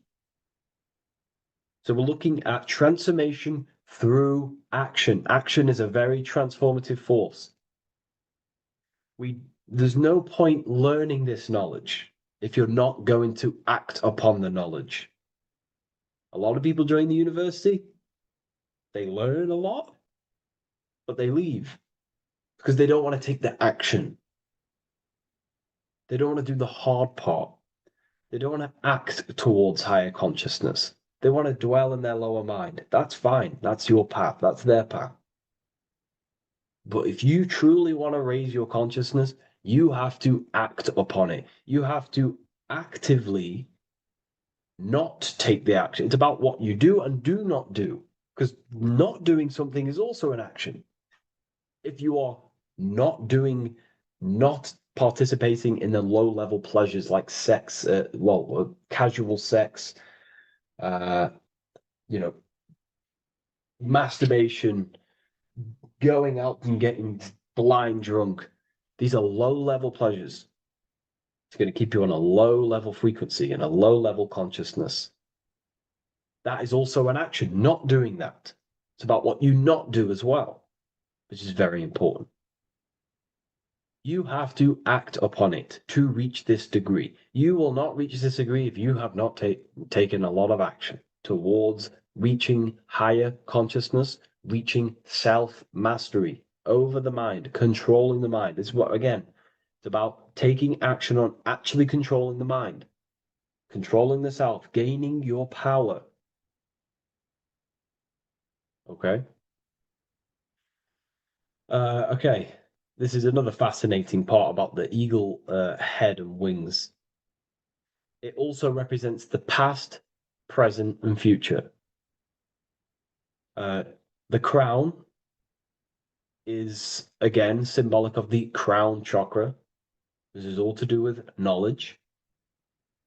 So we're looking at knowledge of the past, the eagle on the left looking behind, and the eagle on the right looking forward. So we're looking at the crown, knowledge of the past and the future. Looking at your past is very powerful. What has led you to this very point in your life? What actions have taken you to this point? And not only you, remember, there is a collective. Remember, you always have to keep that in mind. Every action you take, you have to always align it with the collective consciousness. It's not just you in the world. We have a collective. So how did you and how did the collective get to this point in life, in this present? How did we get here? How did we get into this mess? Humanity is in a mess. A straight up chaotic mess. And if you think everything is perfect and everything's divine and everything's just, there's some people out there in the spiritual community saying, everything's divine, everything's meant for this purpose. No, there are people actively manipulating and using mind control methods to control this reality. How have we got into this mess? So we have to look into the past to analyze patterns so we can take action now in the present to change the future of the collective and your personal life. That's what we're looking at here. So the eagle looking left is looking in the past, representing analyzing the past, analyzing the actions in my life and the collective life. The actions that led to this mess now, to this state now. And what can I do now with my knowledge to change the future to a better future, aligned with, again, natural law, aligned with goodness, aligned with God, aligned with care and love for one another and the self. So it's all about knowledge of the past and knowledge of the future. And what I can do now to take action, the triangle pointing at the middle, which is the present, what can I do now to change the future? To create a better future, to transform the world. 33, transformation. To transform the future. Okay, this is what we're looking at here with the two double-headed eagles as well. Again, this is more art. This is a lot more complex symbolism here. But again, we have the Earth hemisphere here. And what? The eagle above. It is raised above the earth, above material pleasures, above the material thinking self, above the ego. Not to say get rid of the ego. We need the ego. But balancing, control, power over the ego, power over the two hemispheres of the brain, power over my past and my future, power over time. What am I using my time towards? Time is your spiritual currency. Okay? It's elevated. It sees things from a higher perspective. It is higher consciousness. We're also looking at the astral body. Birds on a deeper level represent the astral body. So symbols have layers of meaning. The deeper you get into the occult. So when you join the first degree, you get, a good interpretation, and the higher degree you go, the more deeper the symbol reveals. As the more deeper you know yourself. So we're looking also at the astral body, the light. What is the light? Light is a massive symbol in Freemasonry. It's knowledge, gnosis. When you're very intelligent, you call someone, they're a bright child. They have enlightenment, light in the mind. Looking at light, a lot of knowledge, a lot of self-knowledge of the self, of the psyche, how I function, what I am, knowledge of the astral body, rising above the earth, astral projection, exploring your true nature, exploring consciousness. This is what we're looking at here. And in order to explore your astral body and explore the astral realm, you have to control the sword, the mind. And you can then explore. You are free like a bird to fly. This is all symbolic of rising consciousness. All symbolic. So I hope this video has gained a bit more clarity on this symbol and given you some insights. And I will see you in the next one. Thank you for tuning in today.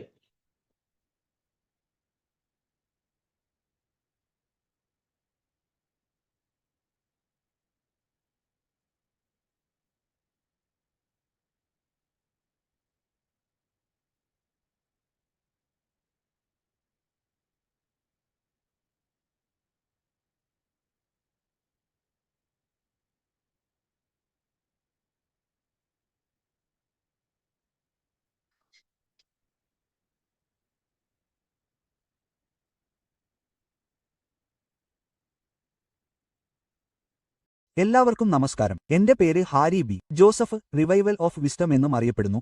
Wisdom വാല്യം 1ഉം 2ഉം എഴുതിയത്. ഈ വീഡിയോയിൽ നിങ്ങൾക്ക് ഇന്ന് ഉപയോഗിക്കാൻ തുടങ്ങാവുന്ന ഏറ്റവും അടിസ്ഥാന ധ്യാന സാങ്കേതികതയെക്കുറിച്ച് നമ്മൾ ചർച്ച ചെയ്യാൻ പോകുന്നു. ഈ ധ്യാന സാങ്കേതികത എന്റെ യാത്രയിൽ എന്നെ വളരെയധികം സഹായിച്ചിട്ടുണ്ട്. ആത്മീയമായി പരിണമിക്കാൻ തുടങ്ങിയപ്പോൾ ഞാൻ ആദ്യം ഉപയോഗിച്ചത് ഇതാണ്. ക്രമേണ എന്നെത്തന്നെ നിയന്ത്രിക്കാൻ ശ്രമിച്ചു. കാരണം ആത്യന്തികമായി ഇതെല്ലാം ഇതാണ്. നിങ്ങളുടെ യാഥാർത്ഥ്യത്തെ നിയന്ത്രിക്കാൻ കഴിയുന്ന തരത്തിൽ സ്വയം നിയന്ത്രിക്കുക. അതിനാൽ ഏറ്റവും അടിസ്ഥാനപരമായ ധ്യാനം എന്നത് നിശബ്ദ ധ്യാനമെന്ന് ഞാൻ വിളിക്കാൻ ഇഷ്ടപ്പെടുന്നതാണ്. ഇത് ഏറ്റവും എളുപ്പമുള്ളതാണ്. തുടർന്ന് ധ്യാനത്തിന്റെ മറ്റ് മേഖലകളിലേക്ക് നീങ്ങാൻ ആവശ്യമായ കഴിവുകൾ ഇത് നിങ്ങൾക്ക് നൽകുന്നു.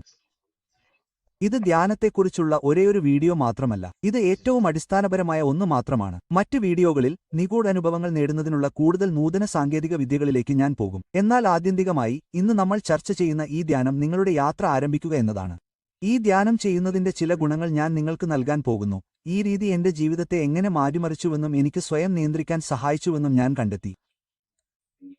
വ്യക്തിപരമായി പറഞ്ഞാൽ എന്റെ ആത്മീയ പ്രക്രിയയിലോ ഉണർവിലോ 4 വർഷമായി.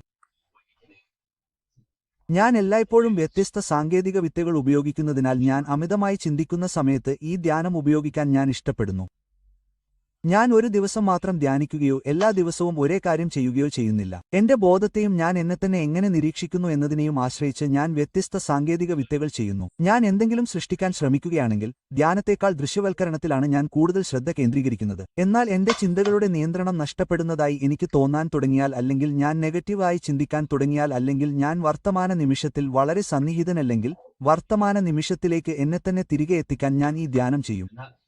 ഈ ധ്യാനത്തിന്റെ പ്രധാന നേട്ടങ്ങളിലൊന്ന് അതാണ്.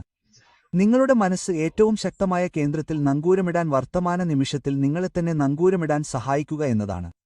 ഭൂതകാലത്തെക്കുറിച്ചോ ഭാവിയെക്കുറിച്ചോ അമിതമായി ചിന്തിക്കുകയാണെങ്കിൽ മനസ്സ് ശക്തമല്ല. അതെ, നമ്മുടെ ഭൂതകാലത്തിൽ മോശം ഫലങ്ങൾ സൃഷ്ടിച്ച നമ്മുടെ ചിന്ത, വികാരങ്ങൾ, പ്രവൃത്തികൾ എന്നിവ മാറ്റാൻ കഴിയുന്ന തരത്തിൽ ഏതൊക്കെ ചിന്തകൾ, വികാരങ്ങൾ, പ്രവൃത്തികൾ എന്നിവ നമ്മെ ഈ ഘട്ടത്തിലേക്ക് നയിച്ചുവെന്ന് കാണാൻ കാര്യങ്ങളെക്കുറിച്ച് ചിന്തിക്കുന്നത് നല്ലതാണ്. വർത്തമാനകാലത്ത് നമുക്ക് അവയെ മാറ്റാൻ കഴിയും. അങ്ങനെ ഭാവിയിൽ മികച്ച ഫലങ്ങൾ സൃഷ്ടിക്കാൻ കഴിയും. അതെ, അത് നല്ലതാണ്. നിങ്ങളുടെ ഭാവി ദൃശ്യവൽക്കരിക്കുന്നത് അത്ഭുതകരമാണ്. കാരണം ദൃശ്യവൽക്കരണം എന്നത് നിങ്ങളുടെ ഭാവിയെ രൂപപ്പെടുത്താനും ബോധത്തിന്റെ ഉയർന്ന തലങ്ങളെ ഭൗതികത്തിലേക്ക് താഴ്ത്താനും നിങ്ങൾക്ക് നൽകിയിരിക്കുന്ന ശക്തിയാണ്.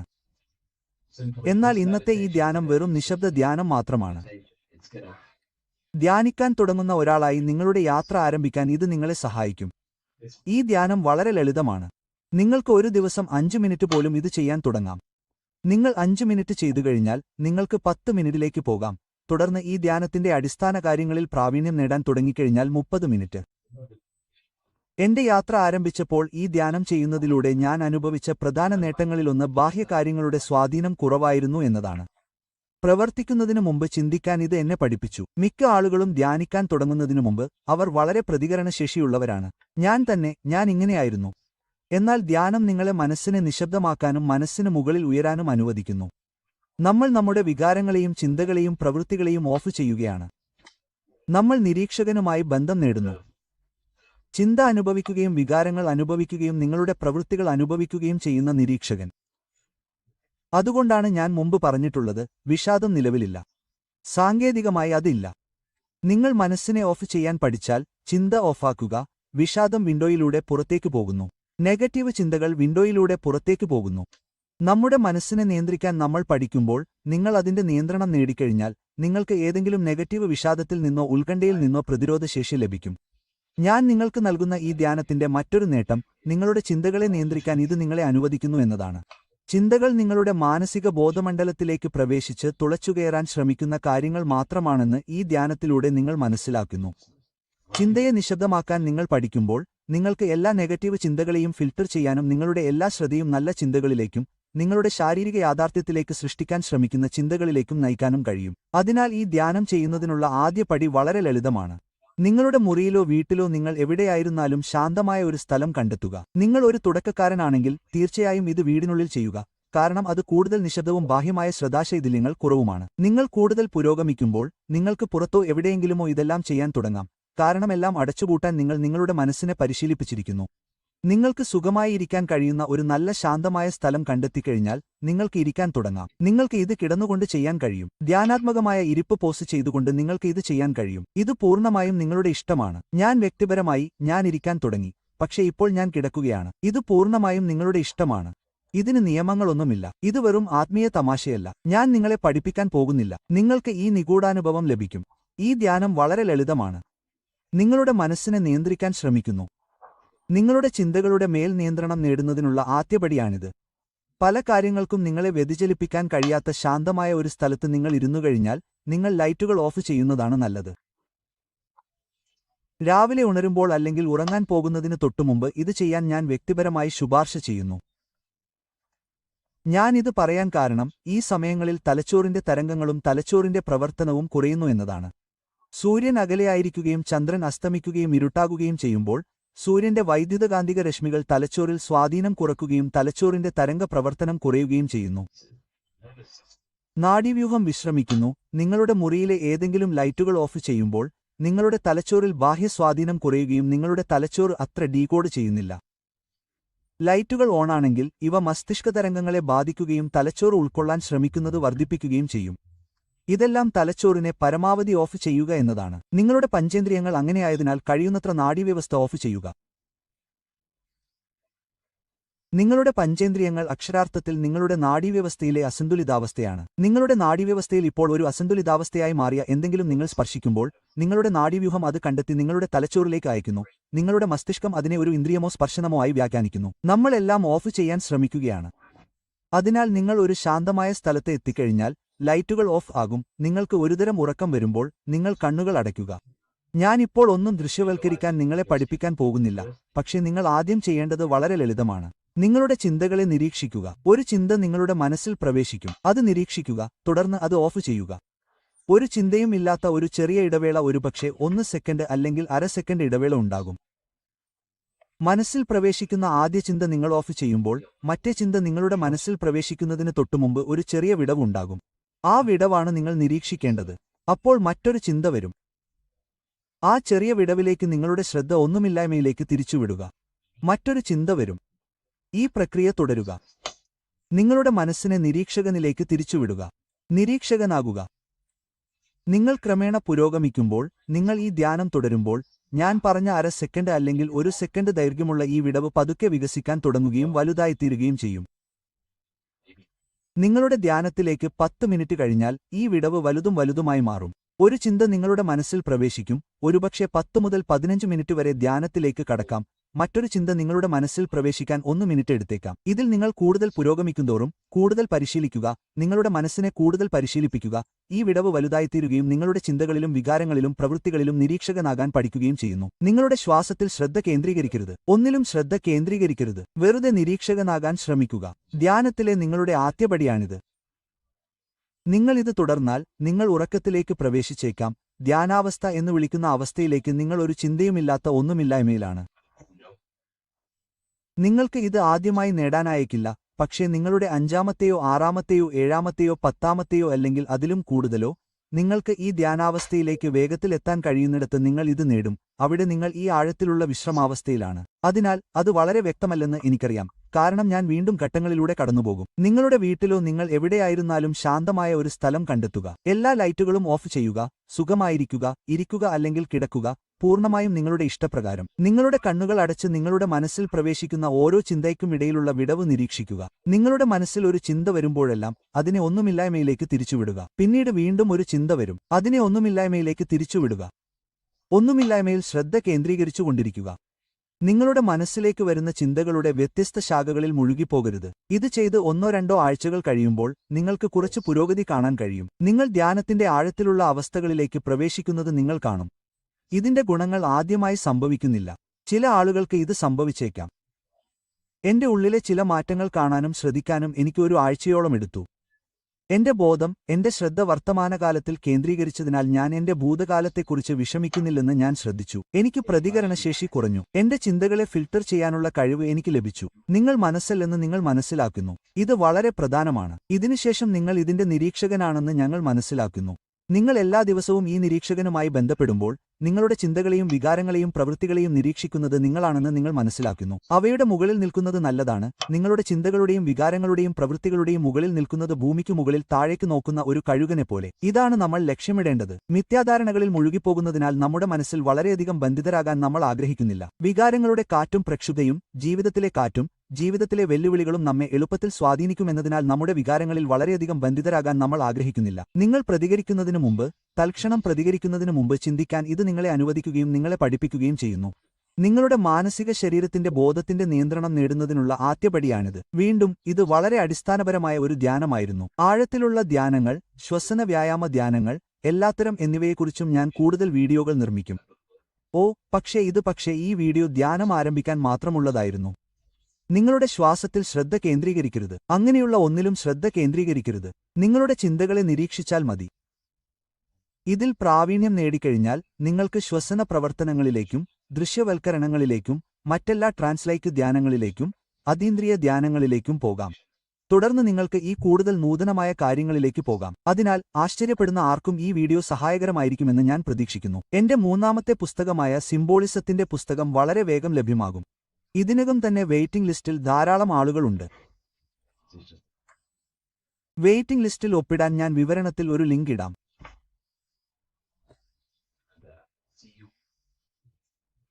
Neo is plugged into the matrix on the back of his neck. And if we look at the human brain, the back of the neck is the reptilian brainstem. And when one operates their life out of the reptilian brainstem, they are unaware, unconscious. They are consciously dead because the reptilian brain does not really critically think. It acts on instinct, fight or flight mode. This is considered in the occult spiritually dead. When one is taking actions without intention, simply very reactive to life. They're not living, they're simply experiencing. When you're walking down the street and you see someone and in your mind you think me versus them versus me. That is an animalistic way of thinking. I used to be trapped in this way of thinking, always thinking of fight or flight, always judging people, always reacting to the world, never consciously creating and commanding with intention in the world. This could be considered the matrix, when one lives unconsciously, simply surviving in the world. Another symptom of living in the reptilian brain could be obsession, a constant need to assert your power over others to feel safe or superior. Views relationships as power hierarchies, not as mutual connections. It could be a conquest for sex, lust, seeking validation through sexual activity. Sex becomes a tool for dominance, escape, and self-worth. Intimacy is avoided. Pleasure is pursued without emotional depth. seeking pleasure all the time. This is all to do with the reptilian brain, seeking safety. It could be compulsive eating or food hoarding, driven by craving and not actual hunger. Eats to soothe fear or emotional discomfort, often unconsciously. This is the unconscious. Fear-based decision making. Every choice is shaped by perceived threat or insecurity or fear within the subconscious mind. Long-term vision is sacrificed for immediate safety and gratification. All the reptilian brain. Territorial behavior overacts when personal space, possessions, or status is threatened. Acts as though survival depends on ownership or status. Addiction repeats patterns to feel safe, even if they are harmful. Avoids anything unfamiliar or unpredictable. Low empathy. No empathy or emotional care for one another and for fellow beings in the world. Sees people as threats, tools, or competitors. This is all to do with the reptilian brain. Intense jealousy or possessiveness. Sees others as rivals or objects to control. Cannot tolerate perceived threats to loyalty or status. Quick to be angry. Slow to reflect. Reacts with rage, withdrawal when challenged. Lacks emotional regulation or deep self-awareness. So this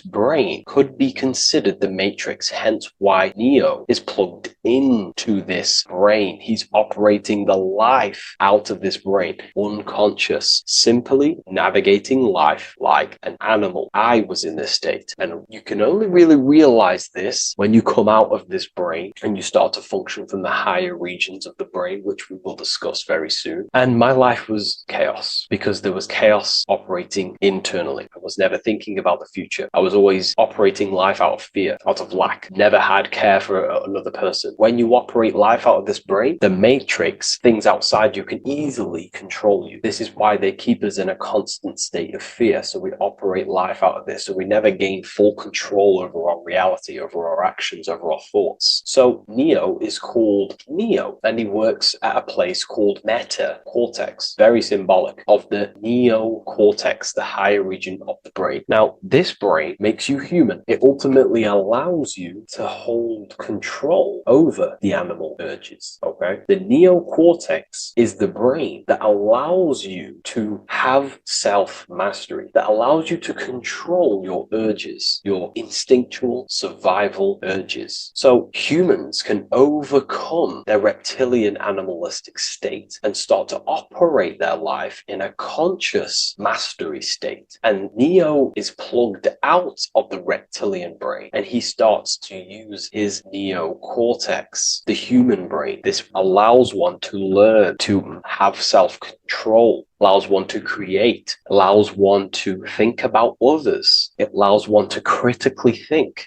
deeply. It allows one to be self-aware. Who am I? Where did I come from? And where am I going? This is ultimately the brain that has shaped the world. We look at humans. We built technology. We built all of these amazing things. They all come from the neocortex. This is the higher region of the brain that allows consciousness to function on a higher degree. It allows you to truly become a creator and have self-control instead of living in a reactive animal state. You see, animals are only aware of their five senses. They're only aware of surviving. If you notice, look at animals, they're always looking around. Even in their home, they're always looking around, sniffing around. That's because they operate in an animalistic brain. Humans have the neocortex. This is a higher region of the brain, which if you wish to master yourself, this is the brain that you will be using. This allows you to operate life on a higher degree. We see this reptilian brain symbolized everywhere. See it as reptiles. Reptiles are symbols of this brain. We see the Egyptian god Osiris with the green skin representing a reptile, a crocodile. Sometimes we see Osiris depicted in Egyptian artwork with crocodiles or reptiles, if you do a little bit of research on that. And also, if we look at the overall symbolism of Osiris and his story, we notice that he is the god of the dead or the underworld. This is not literal, but the dead or the god of the death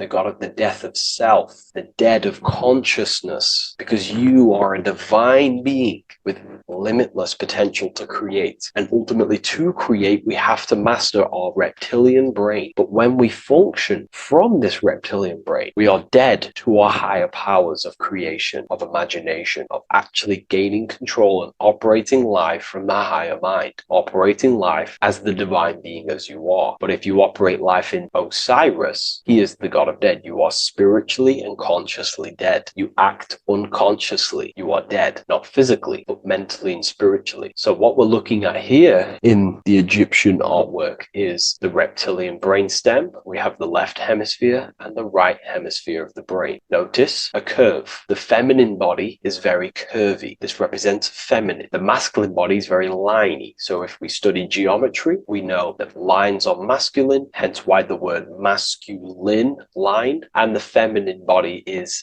in geometry, feminine is represented as curves. So this is the left masculine brain on the left side, and this is the right feminine brain on the right side, with Osiris, the reptilian brainstem, in the middle. So we're going to go deeper into some Mesopotamian artwork now. Now let's have a look at this. We're looking at the reptile on the very bottom. We see the left brain and the right brain, the Eye of Ra and the Eye of Horus on the left and right. In Freemasonry, we still see the symbolism of the two pillars, Yakin and Boaz in Freemasonry, with the two pillars symbolizing masculine, feminine forces of consciousness, also representing the masculine left brain and the feminine right brain, with the reptile down here. But if we have a little look here, right, we have a little look at these reptiles. This person is standing on top of the reptiles. When you are on top of something, you have power over the below. You are standing atop of something. You have mastery over it. You have control over it, symbolizing gaining control over the reptilian brain, the reactive actions, the sexual urges, the addictions, the territorial behavior, the fear-based decisions, constant internal tension, never being able to focus. It's symbolizing gaining control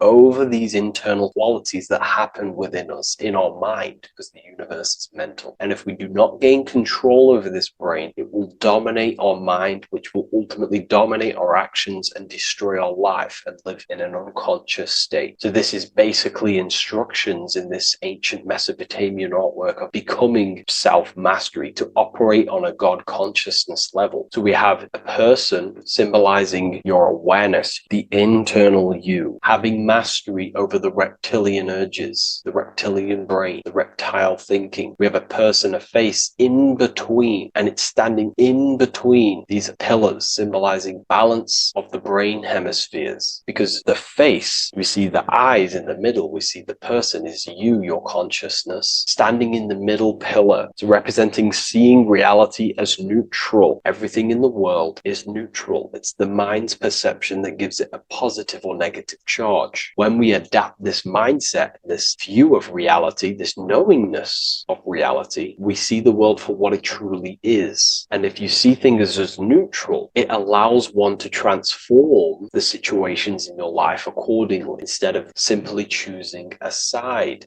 This is a major problem in society, and this was a problem within myself also. We like to choose sides, and choosing sides can keep your consciousness locked in a certain mindset, in a certain belief. And belief is what is ultimately destroying humanity. It's about knowingness, and knowingness is in the middle. We want to seek to know things. Knowing things allows you to go out there, directly experience it, and know it for yourself. For example, I know I'm not on a spinning global ball flying through space. Why? Because my senses tell me I'm not doing that. My senses tell me I'm not going 1,000 miles per hour and 360,000 miles per hour through space while spinning around the sun. I know that because I know myself. I know I'm not my body because I've had direct mystical experiences beyond the physical body. So we should seek to know things, and that's what we call gnosis, direct knowledge obtained through direct experience, knowingness. And that is a middle pillar quality. So in Freemasonry, we see the middle pillar. The matrix is designed to give you two wings all the time. Democrats, Republicans, feminism, and then there's another side. There's always two sides that they're giving you because they want you locked in either way, which is seek the middle pillar, seeing things as neutral, seeing things as the middle pillar, seeking direct experience, gnosis. And this aligns with the brain because the brain gives us these two perceptions also. The right brain sees the woods, the whole woods, but the left brain sees the individual trees and branches and leaves. If we're too left hemisphered, we're going to see everything as divided. If you're too left hemisphered, you're only going to see yourself. You're only going to think about me, myself, my ego, my consciousness, my life. And I'm only going to operate in the world, take actions only towards me without considering the collective, which is the right hemisphere quality. The right hemisphere allows you to see the bigger picture, how we're all connected. We're all one family of consciousness. We're all one being separated in different bodies, one consciousness operating in different bodies. So it's about aligning these perceptions of the brain and standing in the middle and also conquering the reptilian brain. This allows us to operate in the world and see the world for what it truly is and operate from a place of balance. We also see some more symbolism in Egypt of the Ram Sphinx in Egypt. Ram Sphinx. Please leave a comment and please leave a like and a subscribe onto the YouTube if you like my content. Smash that like button and we'll get straight to this. So this is the Ram Sphinx in Egypt, also symbolizing the brain. This is my research. These are my conclusions. You can take this with a pinch of salt and go out and do your own research. This is what makes sense to me based off my information I've gained, my symbolism that I can read. So take what you can from it. I'm not here to obstruct anything. I'm not here to place anything in your mind. I'm simply here expressing my research. Never take anything off anyone as solid truth. I've never have said everything I say is solid truth. This is my research. If the research aligns with you, that's great. Maybe it doesn't with some people, that's fine. Simply take things with a pinch of salt, go out and collect as much research and information from many different sources and place together your own understanding of symbolism and your own perspective on reality. But like I say, seek to know and not believe.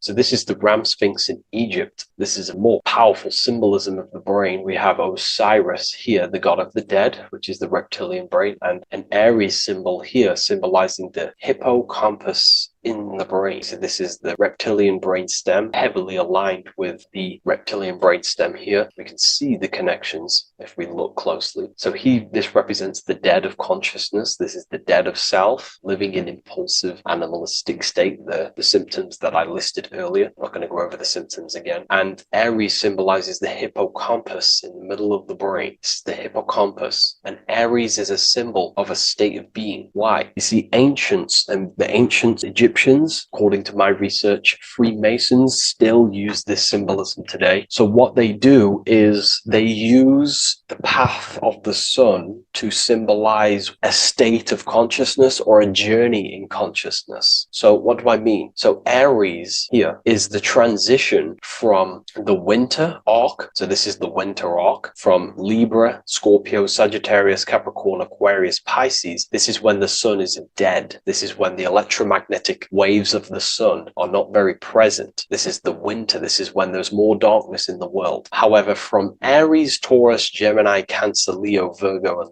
to Libra, this is when the sun is giving more electromagnetic rays. Everything grows. Everything is reborn again. Everything's growing. There's more light. There's more warmth. You can grow crops. So this is very symbolic as a state of consciousness. Aries is used heavily to represent the rebirth of the sun, but internally as an esoteric interpretation of Aries, it symbolizes the resurrection of awakening of the self. It is the rebirth of the sun, of the soul, the rebirth of becoming aware out of the darkness into the light, living in the reptilian unconscious state, the unconscious, not being aware that I possess consciousness, not being aware of my thought, emotion, actions. And Aries is that symbol, is of the rebirth of the spirit, the rebirth of the self, becoming self-aware. So that's what we're looking at here with the Ram Sphinx. We're looking at Osiris, dead, the reptilian brain, operating life in an unconscious state, not really thinking,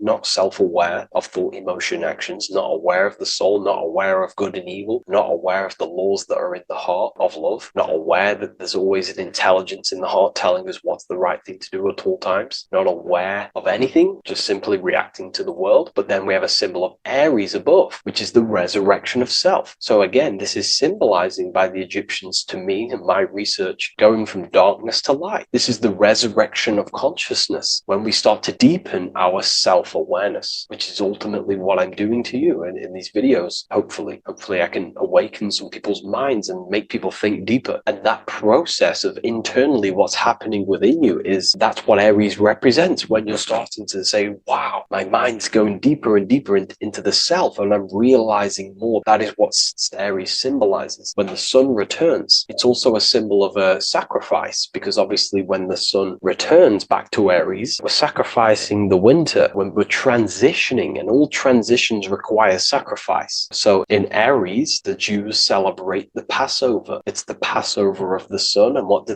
They eat lambs in the Passover Aries, because it's all symbolic of this internal process. In Aries, Christians celebrate with the Easter, which is the resurrection of Jesus, the resurrection of the sun. Remember, it goes deeper. There's deeper layers to this. It's the resurrection of the self and the mind deepening into a deeper awakening. So again, we're going from the lower regions of the brain, and when we start to critically think and become self-aware, we're starting to use the mid part of the brain, and the mid part of the brain then expands into the neocortex, which is the resurrection of the self. The mind is no longer functioning in just the reptilian brain, but then it's going into the light of the higher brain, the neocortex, and this is the reptilian brain. This is the midbrain, what we're looking at here with the Ram Sphinx. Yeah. So this is the resurrection. It's the transition point of going from the reptilian brain into the midbrain into the neocortex. We're now resurrecting ourselves. Now, this is not putting anything negative on the reptilian brain. Without the reptilian brain, we wouldn't be able to live. We need the reptilian brain, but it's an abuse of the reptilian brain that can keep us in a very low state. It keeps us stuck in an unconscious state. But the reptilian brain is what's allowing you to breathe, to eat, to scan the environment for any threats. If there are threats, we do need the reptilian brain. That's not to say it's evil, but what I'm saying is an abuse of this brain, which is what most people are stuck in. They're operating their life out of this brain. And this is what the Egyptians,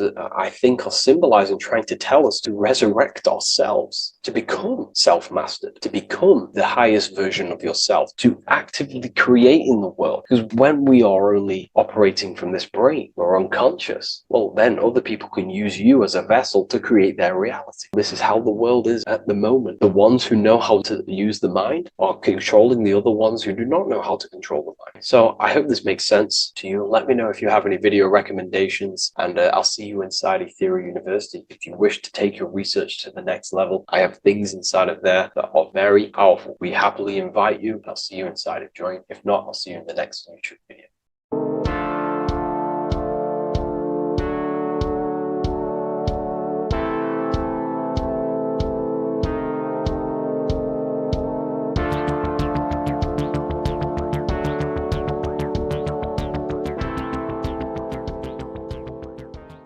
Welcome back everyone to another video. Today we're going to cover everything that you need to know about the mind, starting with the two aspects of the mind, the conscious and the subconscious. The male aspect of your mind is the conscious. This is the 10% of your mind. The conscious part of your mind is only aware of everything around you, your vision, your sight, your smell, your taste, your hearing, and your current state of emotion and thought. Every thought that you consciously think about has an emotion directly attached to it. That emotion is then impressed onto the subconscious part of the mind. The subconscious part of the mind is the female aspect of your mind. It is also a whopping 90% of your mind. Subconscious mind is controlling all of the subconscious processes which happen within your body. For example, your subconscious mind is controlling your heartbeat, your digestion of food, and all of the things that you do not have to tell the body to do. It is the hidden part of our mind which is controlling all of the hidden things. The subconscious mind is like a recording supercomputer. Everything that you have experienced in your life is all recorded and stored within the subconscious mind. One of the most important things about your subconscious mind is that it stores your mental programs. Everything in the subconscious mind manifests into behavior and actions within the body. Your daily basis routine and habits are all mental programs within your subconscious mind. These mental programs are created by mainly two ways. One, repetition, and 2, emotional impact. The repetition is fairly simple to understand.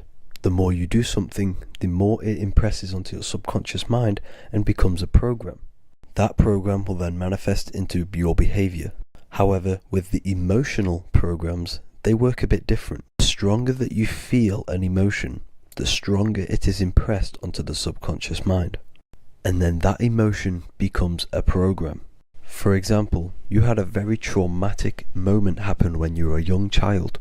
The emotion that you felt was so strong in that moment that it impressed into your subconscious mind so hard that you can recall that moment like it was yesterday. That traumatic event that happened to you when you were young will still manifest into your daily basis behavior even to this day.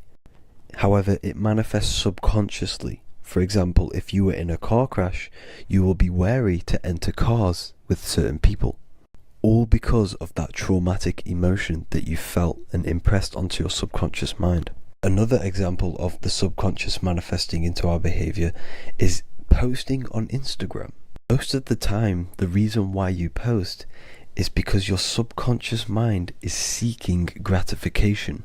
So before you actually do something, question yourself and find out the root cause of why you are doing this. Another thing that you need to understand about the subconscious mind is that it takes everything you say and hear literally. So for example, if you go and say, "You are an idiot" to someone, your subconscious mind will only pick up the word idiot. It only knows yourself. It doesn't know anyone else. You are casting a spell on yourself just by saying that to someone else. This is why the golden rule is to treat others like you'd like to be treated. Now, you can rewrite these programs which are already in your subconscious mind. However, it does take consistency. You have to change these programs which have been running for years. And by changing these programs, you change your behavior, because these programs manifest into your behavior. The best way to do this, personally, is to listen to affirmations first thing when you wake up in the morning, and do this for 10 minutes every single morning. Then at night time, you want to think and feel that you are becoming the reality that you desire. The more that you feel this reality, the more it will become a program and impress your subconscious mind. For example, you're trying to gain financial freedom. If you trick your subconscious mind into creating a program saying that you are financially free, this will manifest into your behavior. You will start doing more work. You will start looking for ways to make money. Your mind will be set on the frequency of money and financial freedom. Therefore, you will receive thoughts based around this program. If you take enough action, your life will dramatically change because of this program that you created in the mind.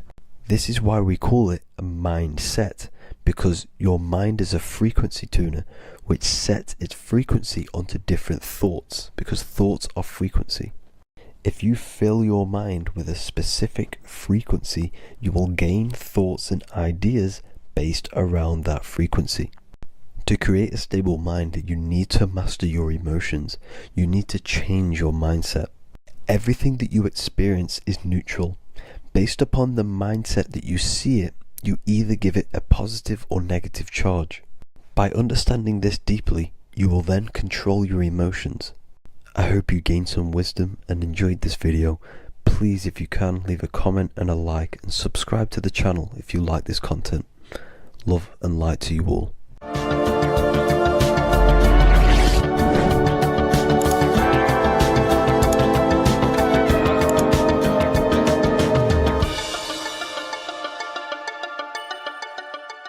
What if dreams aren't random at all, but messages from a deeper part of yourself trying to show you things? In this video, you're going to learn exactly what dreams are from an esoteric view, how to control dreams, and how to dream more frequently. Dreams are not nonsense. They are expressions of the subconscious mind. In the daytime, we're using our conscious mind, what we are aware of. This represents the daytime, the sun, the external world. We're operating in the external, outside the body in the day. But when we go to sleep, we return inward. Everything does this breath. We breathe in through the nose and out through the nose. Everything does this in and out process in the universe. We live, we die every single day. We wake up, we express things in the external. Then at nighttime, we return back to darkness, back to the internal. This is the breath of the universe. We have summer, we have winter. This is the breath of the sun and the seasons with the earth. You have an internal world and an external world. External is physical, the internal is spiritual. Like I said, when we go to sleep, we are returning back to the internal world of your own consciousness and subconscious mind. Your subconscious mind holds everything about you, your memories, your traumas, everything you've ever learnt, your language, your name, your job, everything you identify with is stored within this vast network of the subconscious mind. It is your own personal consciousness. Therefore, when we dream, we return back to the subconscious mind, and we are in fact thinking, but in a subconscious way. The subconscious does not speak the same language as the conscious mind. The conscious mind uses language, thoughts, and all things that are very logical and very easy to understand.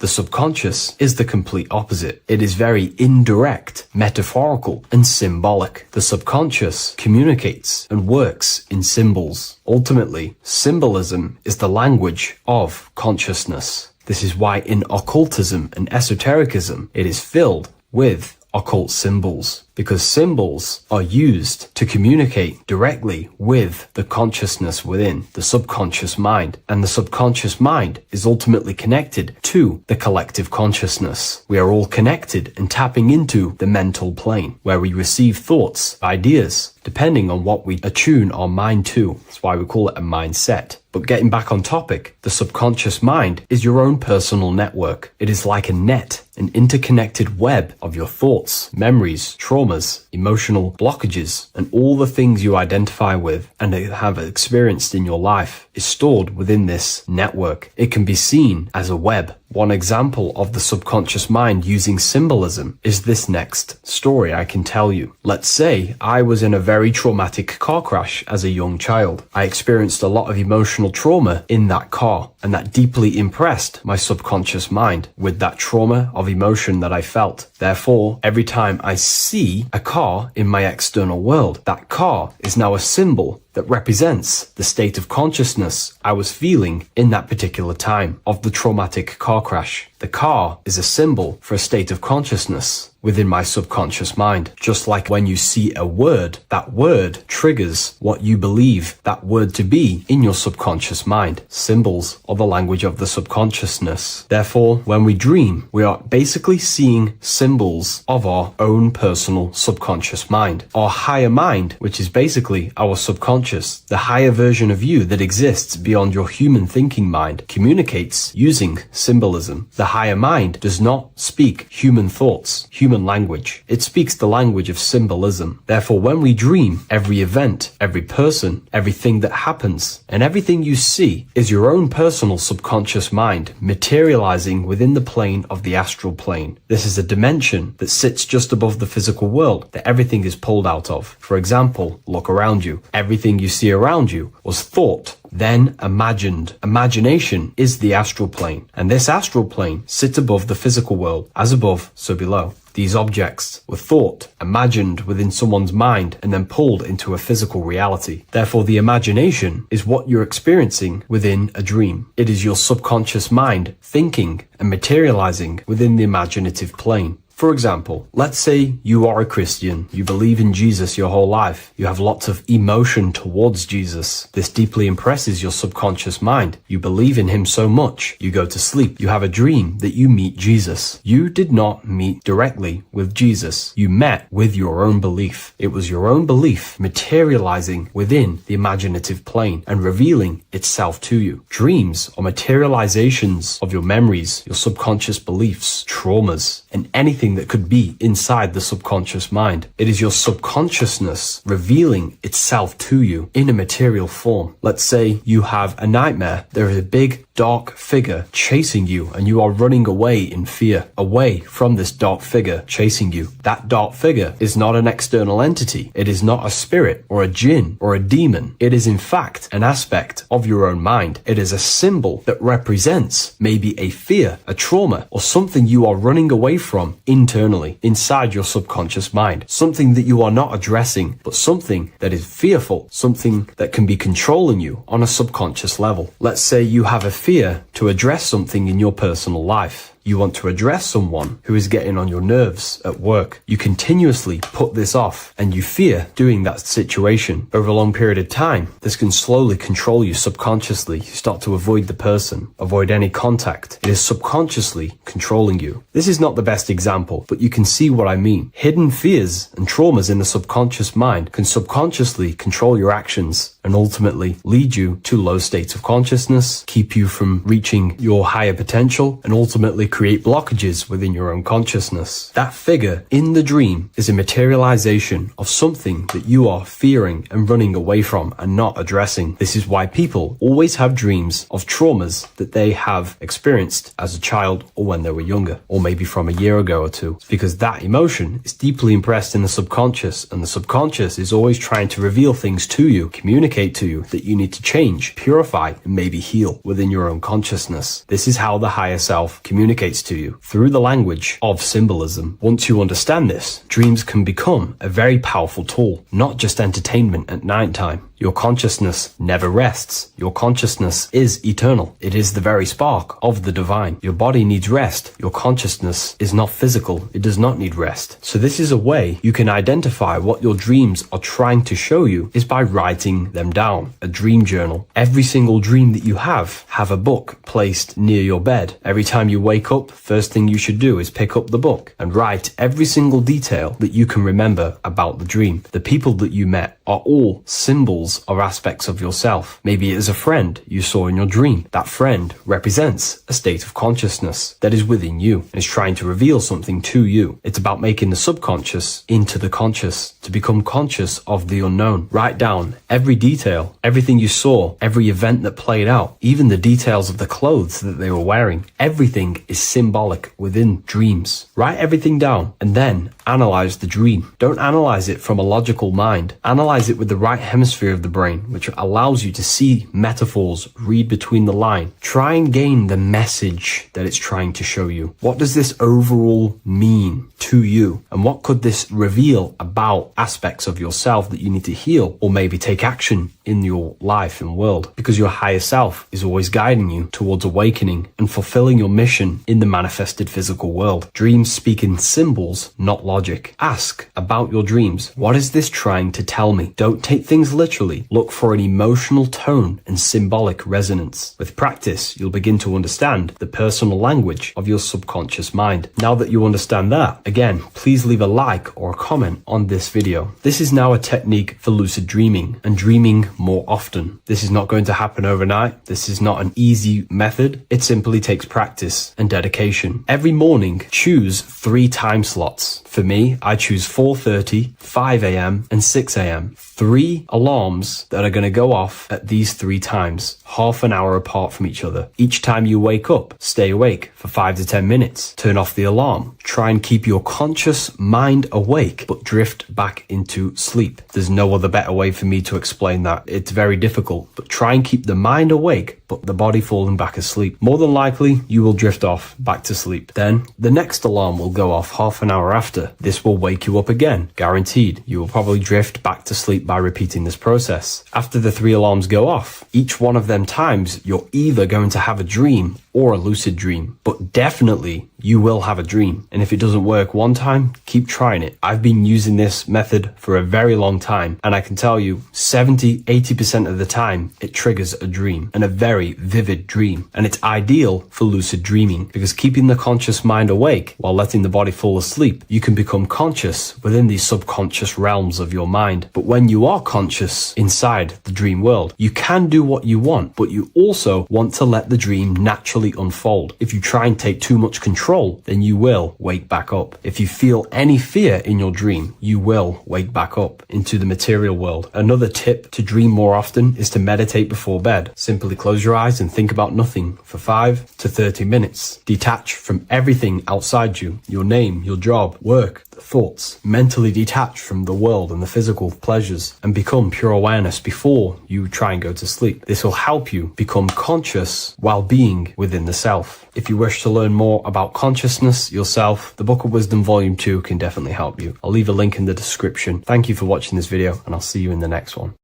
What if the word Yahweh is proof that God is embedded in our very own being? Stay with me, because what I'm about to show you might change the way you see yourself forever. Today's topic is decoding the mystery name of Yahweh, the sacred name of God from the Hebrews. By the end of this video, you'll uncover the true meaning of the word Yahweh and how your connection to it unlocks your own personal power. When we look at the word Yahweh in Hebrew, we flip it on its side. We're actually looking at the human body. These are the legs, this is the torso, here are the arms, and here's the head. So if we actually switch this on its side, we see the human body. The Hebrew name Yahweh often translates to I am. The I am. Now, what is the I am? The I am, when you say I, you're referring to your highest self. Everything with the letter I in the beginning, most of them words are referring to our inner self, inside, intelligence, internal, in. The I represents the inside self, the invisible self. You cannot see the I am because this is the spirit. This is our consciousness. It's the intelligence controlling the human body. When you say I, you're not referring to your name, your job, your reputation, your ego, or your thoughts. You're referring to the observer who is beyond the thoughts, the one who's observing the thoughts. That's the soul. Look at the word Yahweh, Yahweh, the sacred name of God. Yahweh can be observed in the natural rhythm of the human breath. When inhaling, we subtly hear Yah. When exhaling, we hear Way. Do this yourself. Breathe in through your nose, you'll hear Yah. Breathe out, you'll hear Way. And in fact, the letter H, H, when it's pronounced, it carries the soft sound of wind or breath, a gentle exhale that mirrors the very essence of life, giving air. Breath is the spirit of life. It's what connects us with consciousness. If we stop breathing, we lose consciousness. The body shuts down. We're breathing the spirit of breath. We're breathing in the spirit of life. It's the very essence that gives us physical existence, and we're constantly staying connected to this breath at all times. Now let's look at Yahweh. 1, 2, 3, 4. There are 4 letters. The tetragrammaton is the 4-letter Hebrew name for God. Okay? Tetra meaning 4. We have 4 gospels of Jesus. Jesus is depicted with a cross with 4 sections. Jesus has the 4 sacred animals around the side of him, always depicted with these 4. A bull or an ox, an eagle, a man, and a lion. These are the 4 fixed signs of the zodiac. Aquarius, the man, Scorpio, the eagle, Leo, the lion, Taurus, the bull or the ox, which are related to the elements. Leo is a fire sign. Aquarius is an air sign. Taurus is an earth sign. Scorpio is a water sign. These are the 4 elements. And the 4 elements correspond to the 4 bodies of consciousness, as we see here. This is fire. This is air. This is water. This is earth. So we are made out of the 4 elements, which represent the 4 bodies of consciousness: mind, emotion, spirit, and body. The soul is incarnated into 4 sections. Hence why Jesus has 4 gospels. Hence why Yahweh is a 4-named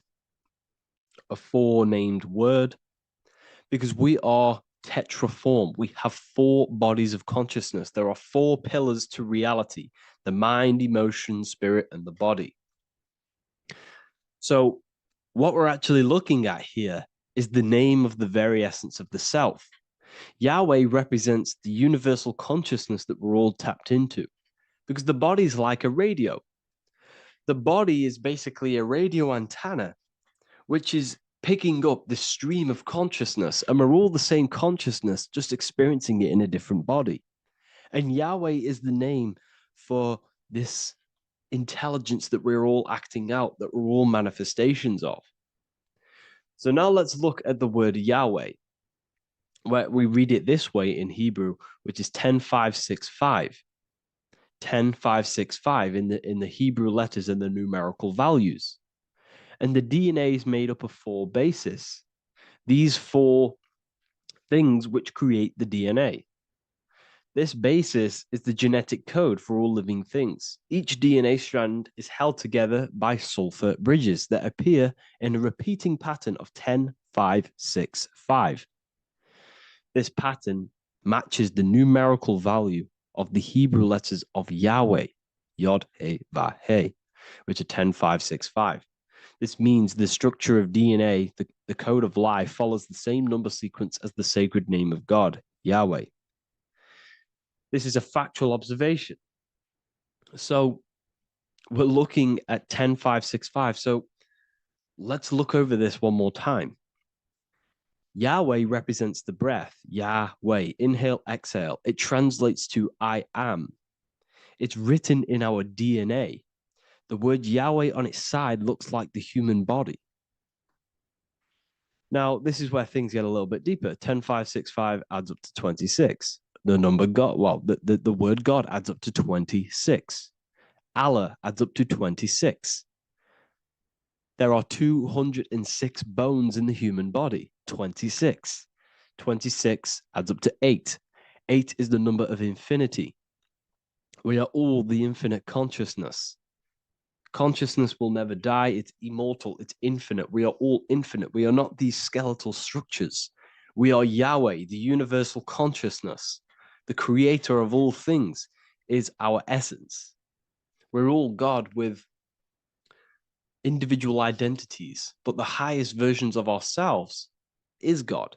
The ego is our own personal experience of God. Does this make sense?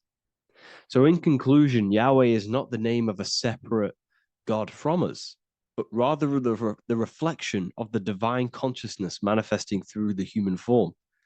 The human body is like a receiver acting as an antenna that tunes into the infinite intelligence and life force we call consciousness or God. This means that rather than being external, the divine presence is within us, expressed through our very existence. It's very interesting when we look into this, and what religion has done has flipped all of this knowledge. All of this sacred knowledge has been externalized. They've externalized God so that we worship God and we view God as something separate from the human experience. They do this so that we don't find the God within us, so that we don't find that we have the power of creation. The mind is the creative force of God. The body is the will to act out that thought. They don't want us to figure out that we are creators and we're all creating our own earthly experience. We're all projecting this reality. And they don't want us connecting with the divine intelligence within us because they want to be the creators. They want to keep this knowledge. They don't want the masses to wake up to this powerful knowledge. So what they've done is that they've taken the scriptures, they've externalized it so that we start worshiping and giving away our power to these external things. And when God is external, we start to fear God because we start to think that God has power over us. He can send us to hell or heaven. So this is what's going on. They've been externalizing this for thousands of years to keep us in a suppressed state. Okay? Humans are very advanced because we possess self-awareness. We possess the ability to move our awareness and our thoughts outside of the instinctual nature. For example, a cat or a dog. These things can only live in their instinct. They live based on instinct. They smell, they eat. That's pretty much what they do. But humans, we have the ability to rise above that nature and turn to our infinite selves, our higher selves. We can move beyond our instinctual nature and create very advanced things. That's why humans are made in the image of Yahweh. We are literally God in human form. So this is what we all need to realize. And I hope this video has helped. Please leave a like, a comment on inside of the description. I'll have some links to my books and my university. The people who have read them have just absolutely changed their lives. You could probably see that in the comment sections if someone leaves a review of the book. We also have Trustpilot. But yeah, I thank you all. And I'll see you in the next one.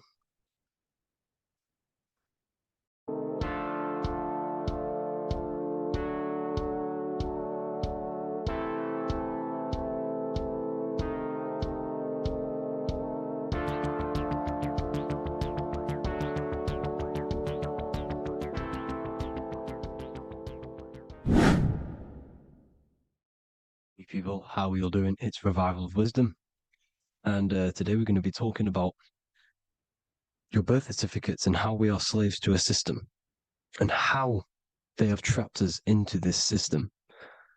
Okay, so the first thing you need to understand about this system is there are two types of laws. You have the law of water, which is Admiralty law, and the law of the land. So the Admiralty law is the law of water, and this is what money is. Money is water. This is why we say liquidity, currency, the current. A current is water, something moving through something. Cash flow. And this is why banks are called banks, because a river bank is on either side of the water and it directs the currency. You see? So money is water. And as you can see here, Ripple, the cryptocurrency, Ripple, water Ripple, and they're building a bridge over water, overseas, international banking with cryptocurrency. So money is water, and this has specific laws about water, but water is the same everywhere, you see. What the difference is with the law of the land is that you can have different laws in different lands.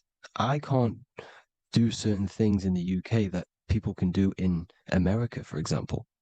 You see, that's the law of the land, but the law of water is the same because water is everywhere. Now, this is very important to understand when it comes to, these birth certificates. So, Pope Gregory, this is where we're going to start off. Pope Gregory in 1582 took the Orthodox Eastern sunrise calendar and changed it to his own Gregorian timeline, not a calendar, a timeline. This timeline was copyrighted by Pope Gregory under the name of the Vatican. So the Vatican owns the timeline that we are using today, 2023. They own it. They own the title of this Gregorian calendar. Okay. Therefore, anyone who is born under this copyrighted timeline, not calendar, they are subjected to Rome because Rome owns the timeline. They have a patent, a copyright for that timeline. What is on our birth certificates? That timeline. We are born underneath, we are subjected to the Vatican. This is why all birth certificates go to the Vatican. They own every single birth certificate. Okay? So when we use this timeline, we are subjecting ourselves to this timeline. Okay? Which the Vatican has a claim over. This calendar or timeline is set to sunset, not the sunrise, which is associated with death, darkness, and the moon, lunatics. You see, so this is a sunset calendar timeline. Okay, this is now, they've changed a couple things, right? They say that the new year is January the 1st. Okay, when we know this is in winter. January is winter, which is associated with darkness, death, the death of nature. So this is a death cult, people. These people are evil. They're so evil. The Vatican. And this is why we use April Fool's Day, because April is in Aries, and Aries is always the start of the zodiac. This is why Aries rules the head region. 12 zodiacs, 12 systems of the body. Each zodiac is associated with each part of the body, and this is why Aries is the head. Cerebrum, cerebrum. But we're not going to talk about it in this video. But yes, that is what April Fool's Day is. They're putting it in your face. April Fool's Day is the real start of the year, when the sun starts to rise again, when the risen Savior is resurrected, when it's born again. This is when the Jews celebrate the Passover. This is when the Christians celebrate the resurrection of Jesus, and they eat lamb. The Jews eat lamb because we're in Aries, the new year. The sun is now born again, our risen Savior, the light of the world. So yes, this is what April Fool's Day is. It's the first day of the year, which they changed. Pope Gregory changed. So you need to understand is that you are in the womb. You are inside of a ship, because every ship, literally a ship, every ship is female. This is why they say she delivers the product, because she does deliver the product. You, the baby. Same thing with a ship. They deliver products. They are a she. And when they pull up to the bay, like you can see on this picture, they're pulling up to the bay. This is now called the birth canal. The ship is now in birth on paper. Okay, this is law. And when they pull up, they tie up to the bay, and now they get a certificate of manifest certifying all of the products which are on the ship and what they are bringing into that nation. Okay, so you're bringing in this many of that, everything's on the certificate of manifest. And this certificate of manifest is also your birth certificate, because you are traveling through water when you are in the birth canal of your mother, because you are in water when you are in the womb, and you travel through the birth canal. And when you arrive, you get a certificate of manifest with the name, how many, the quantity, that's your birth certificate. Okay.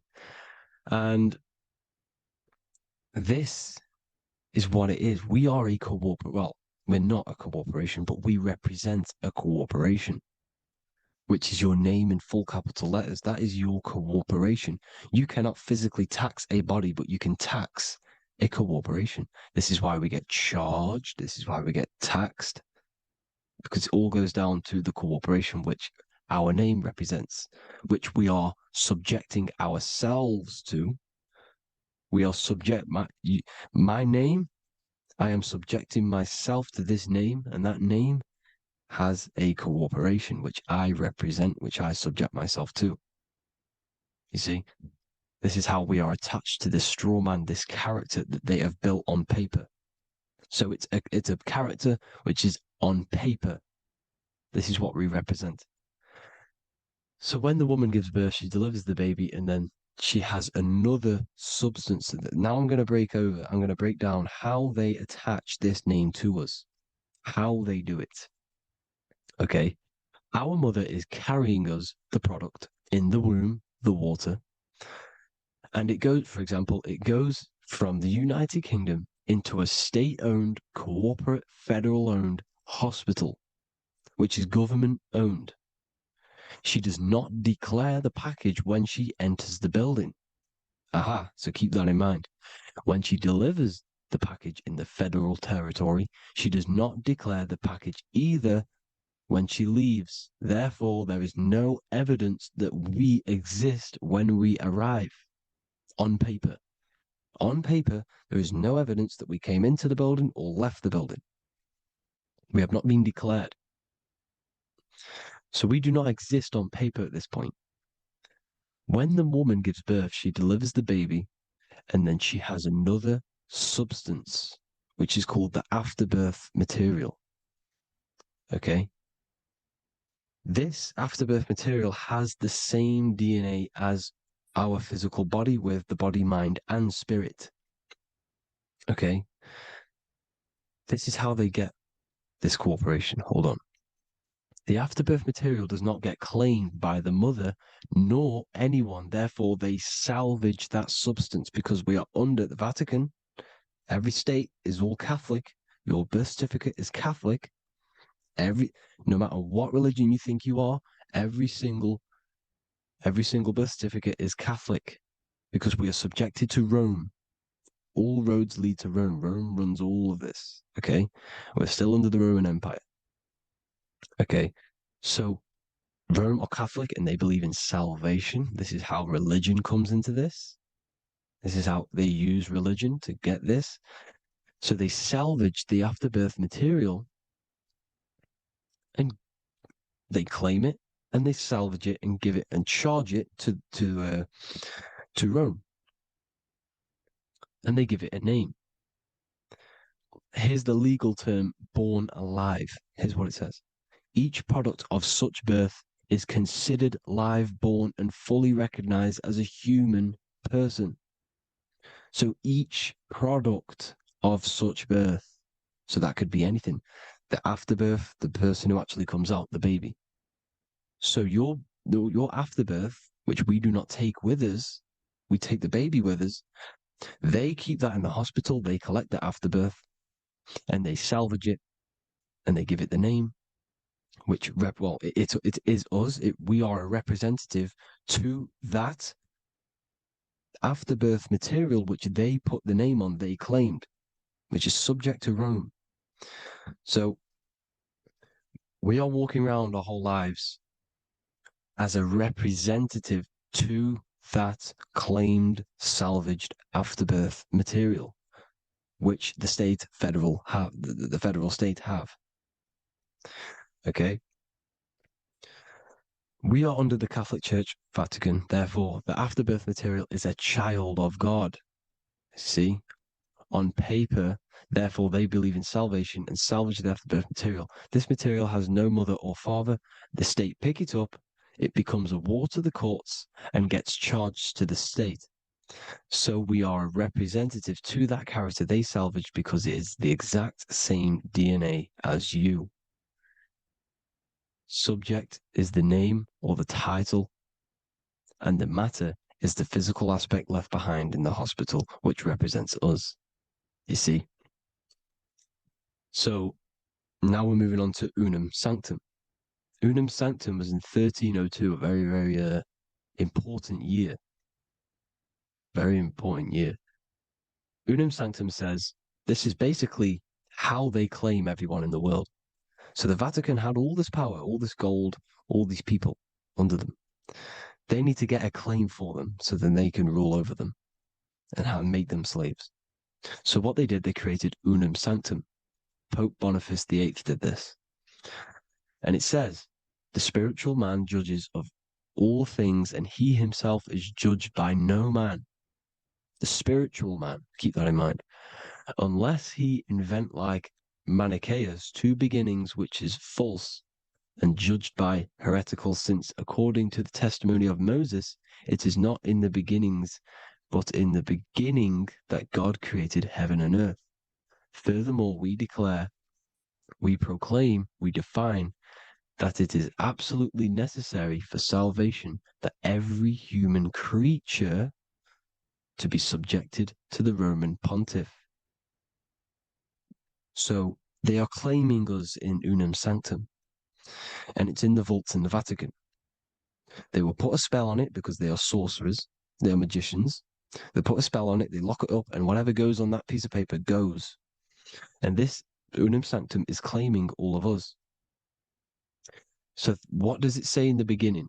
The spiritual man judges of all things, and he himself is judged by no man. The spiritual man, the man with the body, mind, and soul, the first baby that comes out the birth canal. That's you, your body, body, mind, and soul. You have the Christ, which is I am, which is grace. Grace means here, now, in the present. You have the Christ, which means I am. Therefore, you have a soul. If you can say I am, you have the Christ. You have a soul. But a creature can be anything with no soul. You see? So no man can judge the man with the soul. However, as it says in the second part, we proclaim, we define that it's absolutely necessary for salvation that every human creature to be subject to the Roman pontiff. So they are subjecting the afterbirth, not the man with the body, mind, and soul, but the afterbirth to the Roman pontiff, to the Roman Catholic Church. We are the ones who are claiming to be the afterbirth material, which is our birth certificate, which is our representative. We represent that because it is our DNA. This is how we are stuck.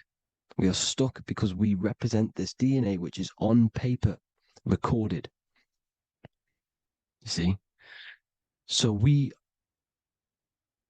being untaught, uneducated in these subjects, we are subjecting ourselves to this system, to this slavery, because we just want to live. We just want to live happily, just peaceful. Think about it. Where's all this coming from? Where's all this war, all this killing, deaths coming from? We just want to live. It's coming from the Catholic Church, these evil death cult, which has subjected us, which has used us as slaves, and we are still slaves, and it's just going to get worse and worse and worse. So this is how we have subjected ourselves to be the slaves to this system. It's a lot to take in, and there's a lot more deeper stuff which goes into this. I'm just going over the surface. I'm going quite deep, but there is little details that I still need to learn myself. But this is the general how that we've been stuck to this slave system. So we are batteries, okay? This is why we get charged. When you go in a court, you get charged, okay? Because you're a biological battery. This is why cities look like motherboards, because we are feeding energy to this matrix. Okay, when we look outside of ourselves, when we give power to so-called Jesus Christ, worshipping idols outside of ourselves, where attention goes, energy flows. We are feeding the matrix with energy. By looking within, placing your attention within yourself, you are taking back your power. Because the I am is Christ. The you, the soul, is Christ. It's God. The awareness is God. Okay? However, we are subjecting ourselves to this system. We're subjecting ourselves to this system and the feeding of our energy. So what we need to look for the future is that, think about it, with the end goal is to change our DNA, is to literally make us robots, transhumanism, slaves. This is why we have smart cars, smartphones, smart watches, smart meters, smart cities. And all of this is going to be connected by the smart grid, which is 5G. This is why 5G is rolling out. 5G is going to connect all of these technologies to one. It's like a big net system. And you know why they're doing this? It's because all of this is going to be connected through this 5G, and that 5G is going to be controlled by the elites. So you say anything wrong, you do something wrong, you say the wrong thing online, they'll turn off your car, they'll turn off your phone, they'll turn off your smartwatch, they'll turn off your TV, because it's all going to be connected and controlled by the smart grid. And this is what the Great Reset is, people. But they're going to trap us inside of these 15-minute smart cities so we can't leave the area, because they're going to use climate change as a tool to enslave us to not travel because of so-called climate change and the fumes that we are putting into the air, which is all BS. They're doing this to push these new cities, to push all of it. But listen, they're trying to get inside of your body. The only way they can do that is to get you addicted and using this technology. First, they got on the body with the smartphone. Well, first of all, we use the technology. We get used to it with it in our hand. The next step for them was to get on the body, which is the Apple Watch, as you see down here. They have now successfully got onto the body. The next thing is to get inside of the body. This is the brain chip. You see how they've slowly lured their way in, slowly got you addicted to this technology, got you dependent on this technology. And what they're going to do is that they're going to mold society to be dependent on the brain chip. So in order, for example, if you want to go and pay for food, you're going to have to get a chip to pay for the food because it's all going to be digital money. And that digital money will be connected to the chip and you'll need the chip to pay for things. You see? So this is how they're slowly transhumanizing us. These phones, these apps, these things which are all using was created by Freemasons. Mason means traveler because they travel the depths of the mind. They understand human consciousness. They understand the brain. They understand the mind. By the deepest root cause, they understand it. This is what Masonry is. It's the occult. So these technologies is designed by these people. This is why they're so addictive, because they understand how it works. They understand how to get people addicted because they understand human consciousness, the brain, the body, and the mind. So this is the advantage Freemasons have over us. And these secret societies, which have gone through the orders of Freemasonry and progressed onto these secret societies, which are the evil side, because I'm not saying Freemasonry is evil, okay? But the societies which they go beyond Freemasonry, because you can go beyond the 33rd degree into these secret societies, and they use this knowledge for the bad, to enslave people. And this is what's going to happen. Transhumanism. So I hope you all learned some insight for today. Please do a bit more research on, the birth certificate and stuff like that, the straw man. And have an amazing day, people. Please like, comment, and subscribe. Peace.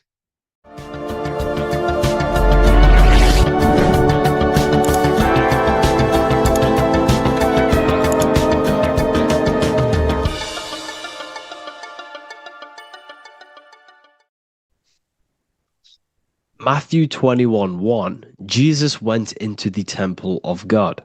Corinthians 3:16, do you not know that you are the temple of God?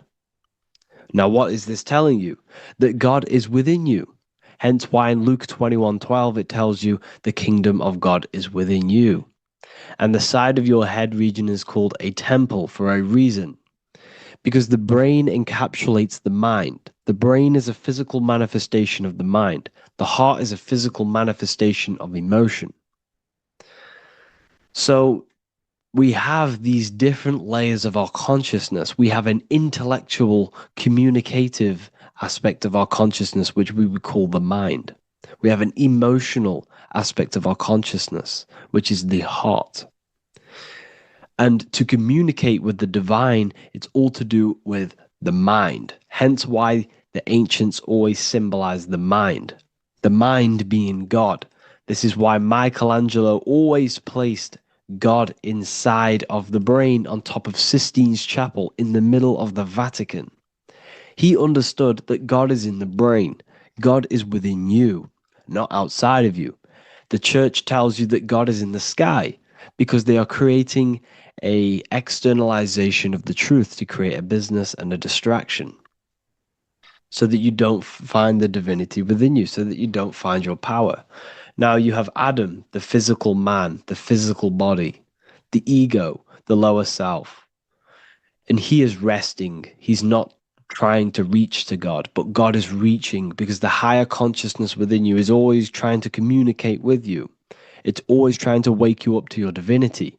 But the lower mind, the lower self, Adam, the physical self, is always in ignorance of truth, always in ignorance, and stays in a materialistic way of thinking, which is the lower animal self. And this is what we call a sleep or an NPC. This is the lower mind of man. But all you have to do is to move your finger to touch God. You have to look within.